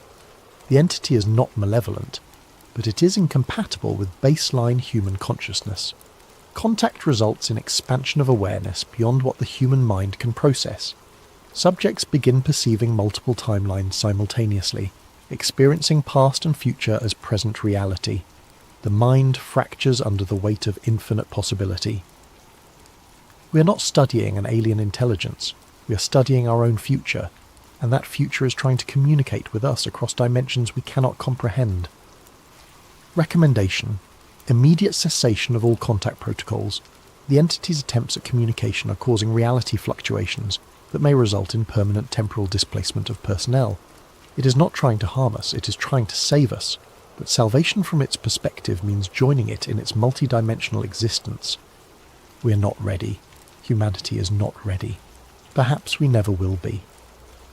The final line of her report chilled me to the bone. They are not invaders, they are echoes of what we already were. Jennifer found Dr. Vasquez's personal logs hidden in an encrypted partition that should have been impossible to access. The encryption was 40 years old, but somehow the files were updating themselves in real time. Day 1. First direct communication attempt. Entity projects images directly into visual cortex. I see myself, but not myself. Versions of Elena Vasquez that exist in parallel timelines. In one, I never became a physicist. In another, I died in childhood. In a third, I am something that transcends human categorization entirely. Day 3. Time displacement events increasing. Experienced memories of conversations that haven't happened yet. Entity is teaching me to perceive beyond linear causality. It's beautiful and terrifying. Day 7. I understand now. They're not from there, because there is no there. They exist in the spaces between possibilities. They are what we become when we evolve beyond the need for singular reality. Day 12. The others don't understand. They think containment is possible, that we can study and control something that exists outside the concept of control. They're going to get people killed. Day 18. I can see the breach coming. 3 days from now, the entity will attempt to return to its dimensional matrix, but our containment protocols will interfere with the translation. The resulting paradox will create a reality fissure. I have to stop them, but I may already be too late. Time isn't working properly anymore. I keep experiencing this moment from multiple perspectives simultaneously. The logs ended there, but they were still updating. New entries appeared as we watched. Day 7305, still trying to warn them. Elena variants across multiple timelines attempting intervention. Breach inevitable. Cal Monroe will survive, but survival is relative when reality becomes negotiable. Jennifer and I stared at the screen in horror. Dr. Vasquez had been missing for 40 years, but somehow she was still writing reports. That's when the lights went out. Not gradually, they snapped off like someone had thrown a switch. Emergency lighting should have kicked in immediately, but we were left in absolute darkness. The only sound was the humming of the power grid, and even that was changing pitch, becoming something organic and musical. Then Jennifer screamed. I fumbled for my flashlight and found her standing rigid, staring at something I couldn't see. Her eyes were wide and silver, reflecting light that wasn't there. "Cal," she whispered, but her voice sounded like it was coming from multiple directions at once. "It's getting out." The corridor behind us was changing. The walls were flowing like water, stretching and contracting, and through the shifting architecture something was moving, not walking, sliding, like liquid mercury with purpose. I grabbed Jennifer's arm, but my hand passed through her. She was there, but not solid, flickering between dimensions like the exotic matter from the old files. "Run," she said, and her voice was fading. "It's not trying to hurt us, but we can't exist in the same space when the boundaries collapse." The entity emerged from Echo 9, and my mind struggled to process what I was seeing. It wasn't silver or liquid or light. It was all of those things and none of them. It was possibility given form, consciousness without the limitations of physical existence. But looking at it directly was like staring into a mirror that showed you every version of yourself that had ever existed, or ever could exist. I saw Cal Monroe the child, Cal Monroe the old man, Cal Monroe who had never been born, Cal Monroe who had become something beyond human understanding. The security guards were there one moment and gone the next, not killed, but displaced. I watched them step backward through walls that had become permeable, their screams echoing from distances that couldn't exist in three-dimensional space. I ran, down corridors that folded in on themselves, past rooms that were bigger inside than outside, through a facility that was reshaping itself according to rules I couldn't comprehend. My watch was recording everything on its built-in camera, military-grade equipment designed to function in electromagnetic interference. If I survived, at least there would be proof, if survival had any meaning when reality itself was in question. I found an elevator, the same elevator I'd taken down 19 levels, except now it was in a corridor that hadn't existed 5 minutes earlier. The button panel was melting and reforming, showing floor numbers that shifted between digits and symbols and sometimes weren't there at all. But it was the only way up. The elevator rose with the same smooth hum as before, but when the doors opened, I was back in the same corridor I'd just left. Same melting walls, same impossible geometry, same feeling that I was being watched by something that existed in more dimensions than I could perceive. I tried again. Same result. And again, same corridor.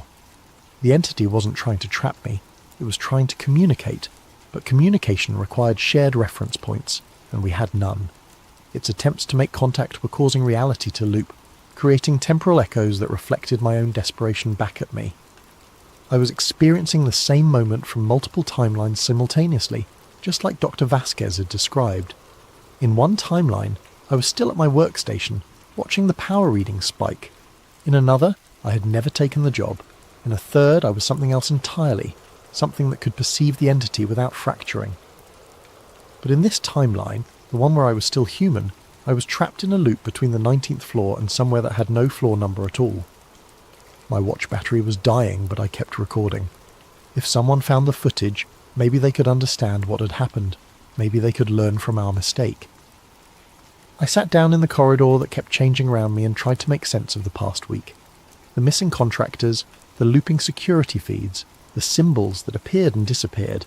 It had all been the entity trying to communicate across dimensional barriers. Tom and Maria hadn't been reassigned.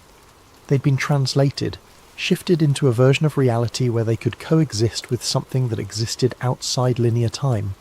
They were still alive, but not in any way that baseline humanity could recognize. The entity appeared again, flowing through the wall like mercury through a membrane. But this time, instead of the overwhelming multiplicity of its full presence, it showed me a single image. Doctor. Elena Vasquez. Not as she had been 40 years ago, but as she was now, existing simultaneously across multiple timelines, still trying to warn people about a breach that was both inevitable and had already happened. She looked at me with eyes that held infinite sadness and spoke with a voice that echoed from past and future simultaneously. "You're already out, Cal, but you haven't left." Then the corridor collapsed into itself and everything went dark. Document recovered from the personal effects of Inspector Marcus Webb, Department of Defense Special Investigations Unit, following his death by apparent suicide in 2025. Classification level UMBRACLEAR/EYESONLY. Inspector Webb's final report dictated to voice recorder. "I've been investigating disappearances at classified facilities for 15 years. Missing persons, equipment failures, cover-ups, it's all part of the job. But the Cal Monroe case is different. The official story is that Mr. Monroe was killed in an industrial accident at Tonopah Test Range on March 18th, 2024. Electrical fire, they said. Nothing recoverable. But 3 days ago, a package arrived at my office with no return address. Inside was a storage device, military grade, designed to survive electromagnetic pulses and extreme temperatures, the kind of thing that costs more than my annual salary. Attached was a note. Zone Echo 9 debrief Cal Monroe. I've watched the footage 17 times now. I've had it analysed by the best experts available. They all say the same thing. It's impossible to fake. The metadata confirms it was recorded at Tonopah on the dates in question. But the content, the footage shows a man running through corridors that shift and change like living tissue. It shows walls flowing like water and shadows that move independently of any light source. It shows something that my mind keeps trying to rationalise as special effects or hallucination, but the technical analysis proves otherwise. And at the end, God help me, At the end of the footage, there's a moment where Monroe turns the camera on himself. He's standing in what appears to be an elevator that's somehow larger inside than outside. His face is calm, resigned as he speaks directly into the lens. If you're watching this, then the loop finally broke. I'm uploading this to the emergency buffer in my boot drive. Maybe someone will find it. Maybe someone will understand. Then he turns the camera back toward the corridor and there's something there. Something that doesn't belong in our reality. For just a moment it's visible, a reflection of consciousness itself, existing in dimensions we can't perceive. But here's what's keeping me awake at night. In that final frame, just before the recording ends, you can see Monroe's reflection in the polished wall behind him. And standing next to his reflection, clear as day, is another figure. It's me, Inspector Marcus Webb, wearing the same clothes I'm wearing right now, staring directly into the camera with an expression of absolute terror. The timestamp on that footage is today's date. I'm going to submit this report and then take some time off. Maybe visit my sister in Oregon, get away from all this classified nonsense for a while, clear my head. But I keep thinking about what Monroe said in his final log entry. They're not from somewhere else, they're from someone else, and someone else is now. End of recorded statement. Inspector Webb was found dead in his office 12 hours after submitting this report. Official cause of death, suicide by gunshot.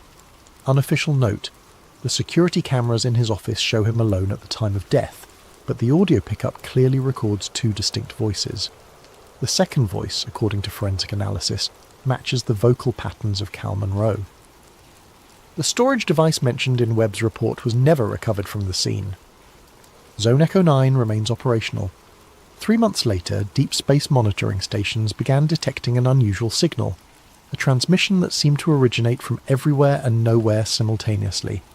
When decoded, it contained a single message, repeating endlessly, "This is Cal Monroe, contractor ID 7749, reporting from Zone Echo 9. The breach has been contained, but containment is relative when dealing with entities that exist outside linear causality. To anyone receiving this transmission, Area 52 is not a place. It's a state of being, and that state is contagious. If you're investigating disappearances at classified facilities, stop.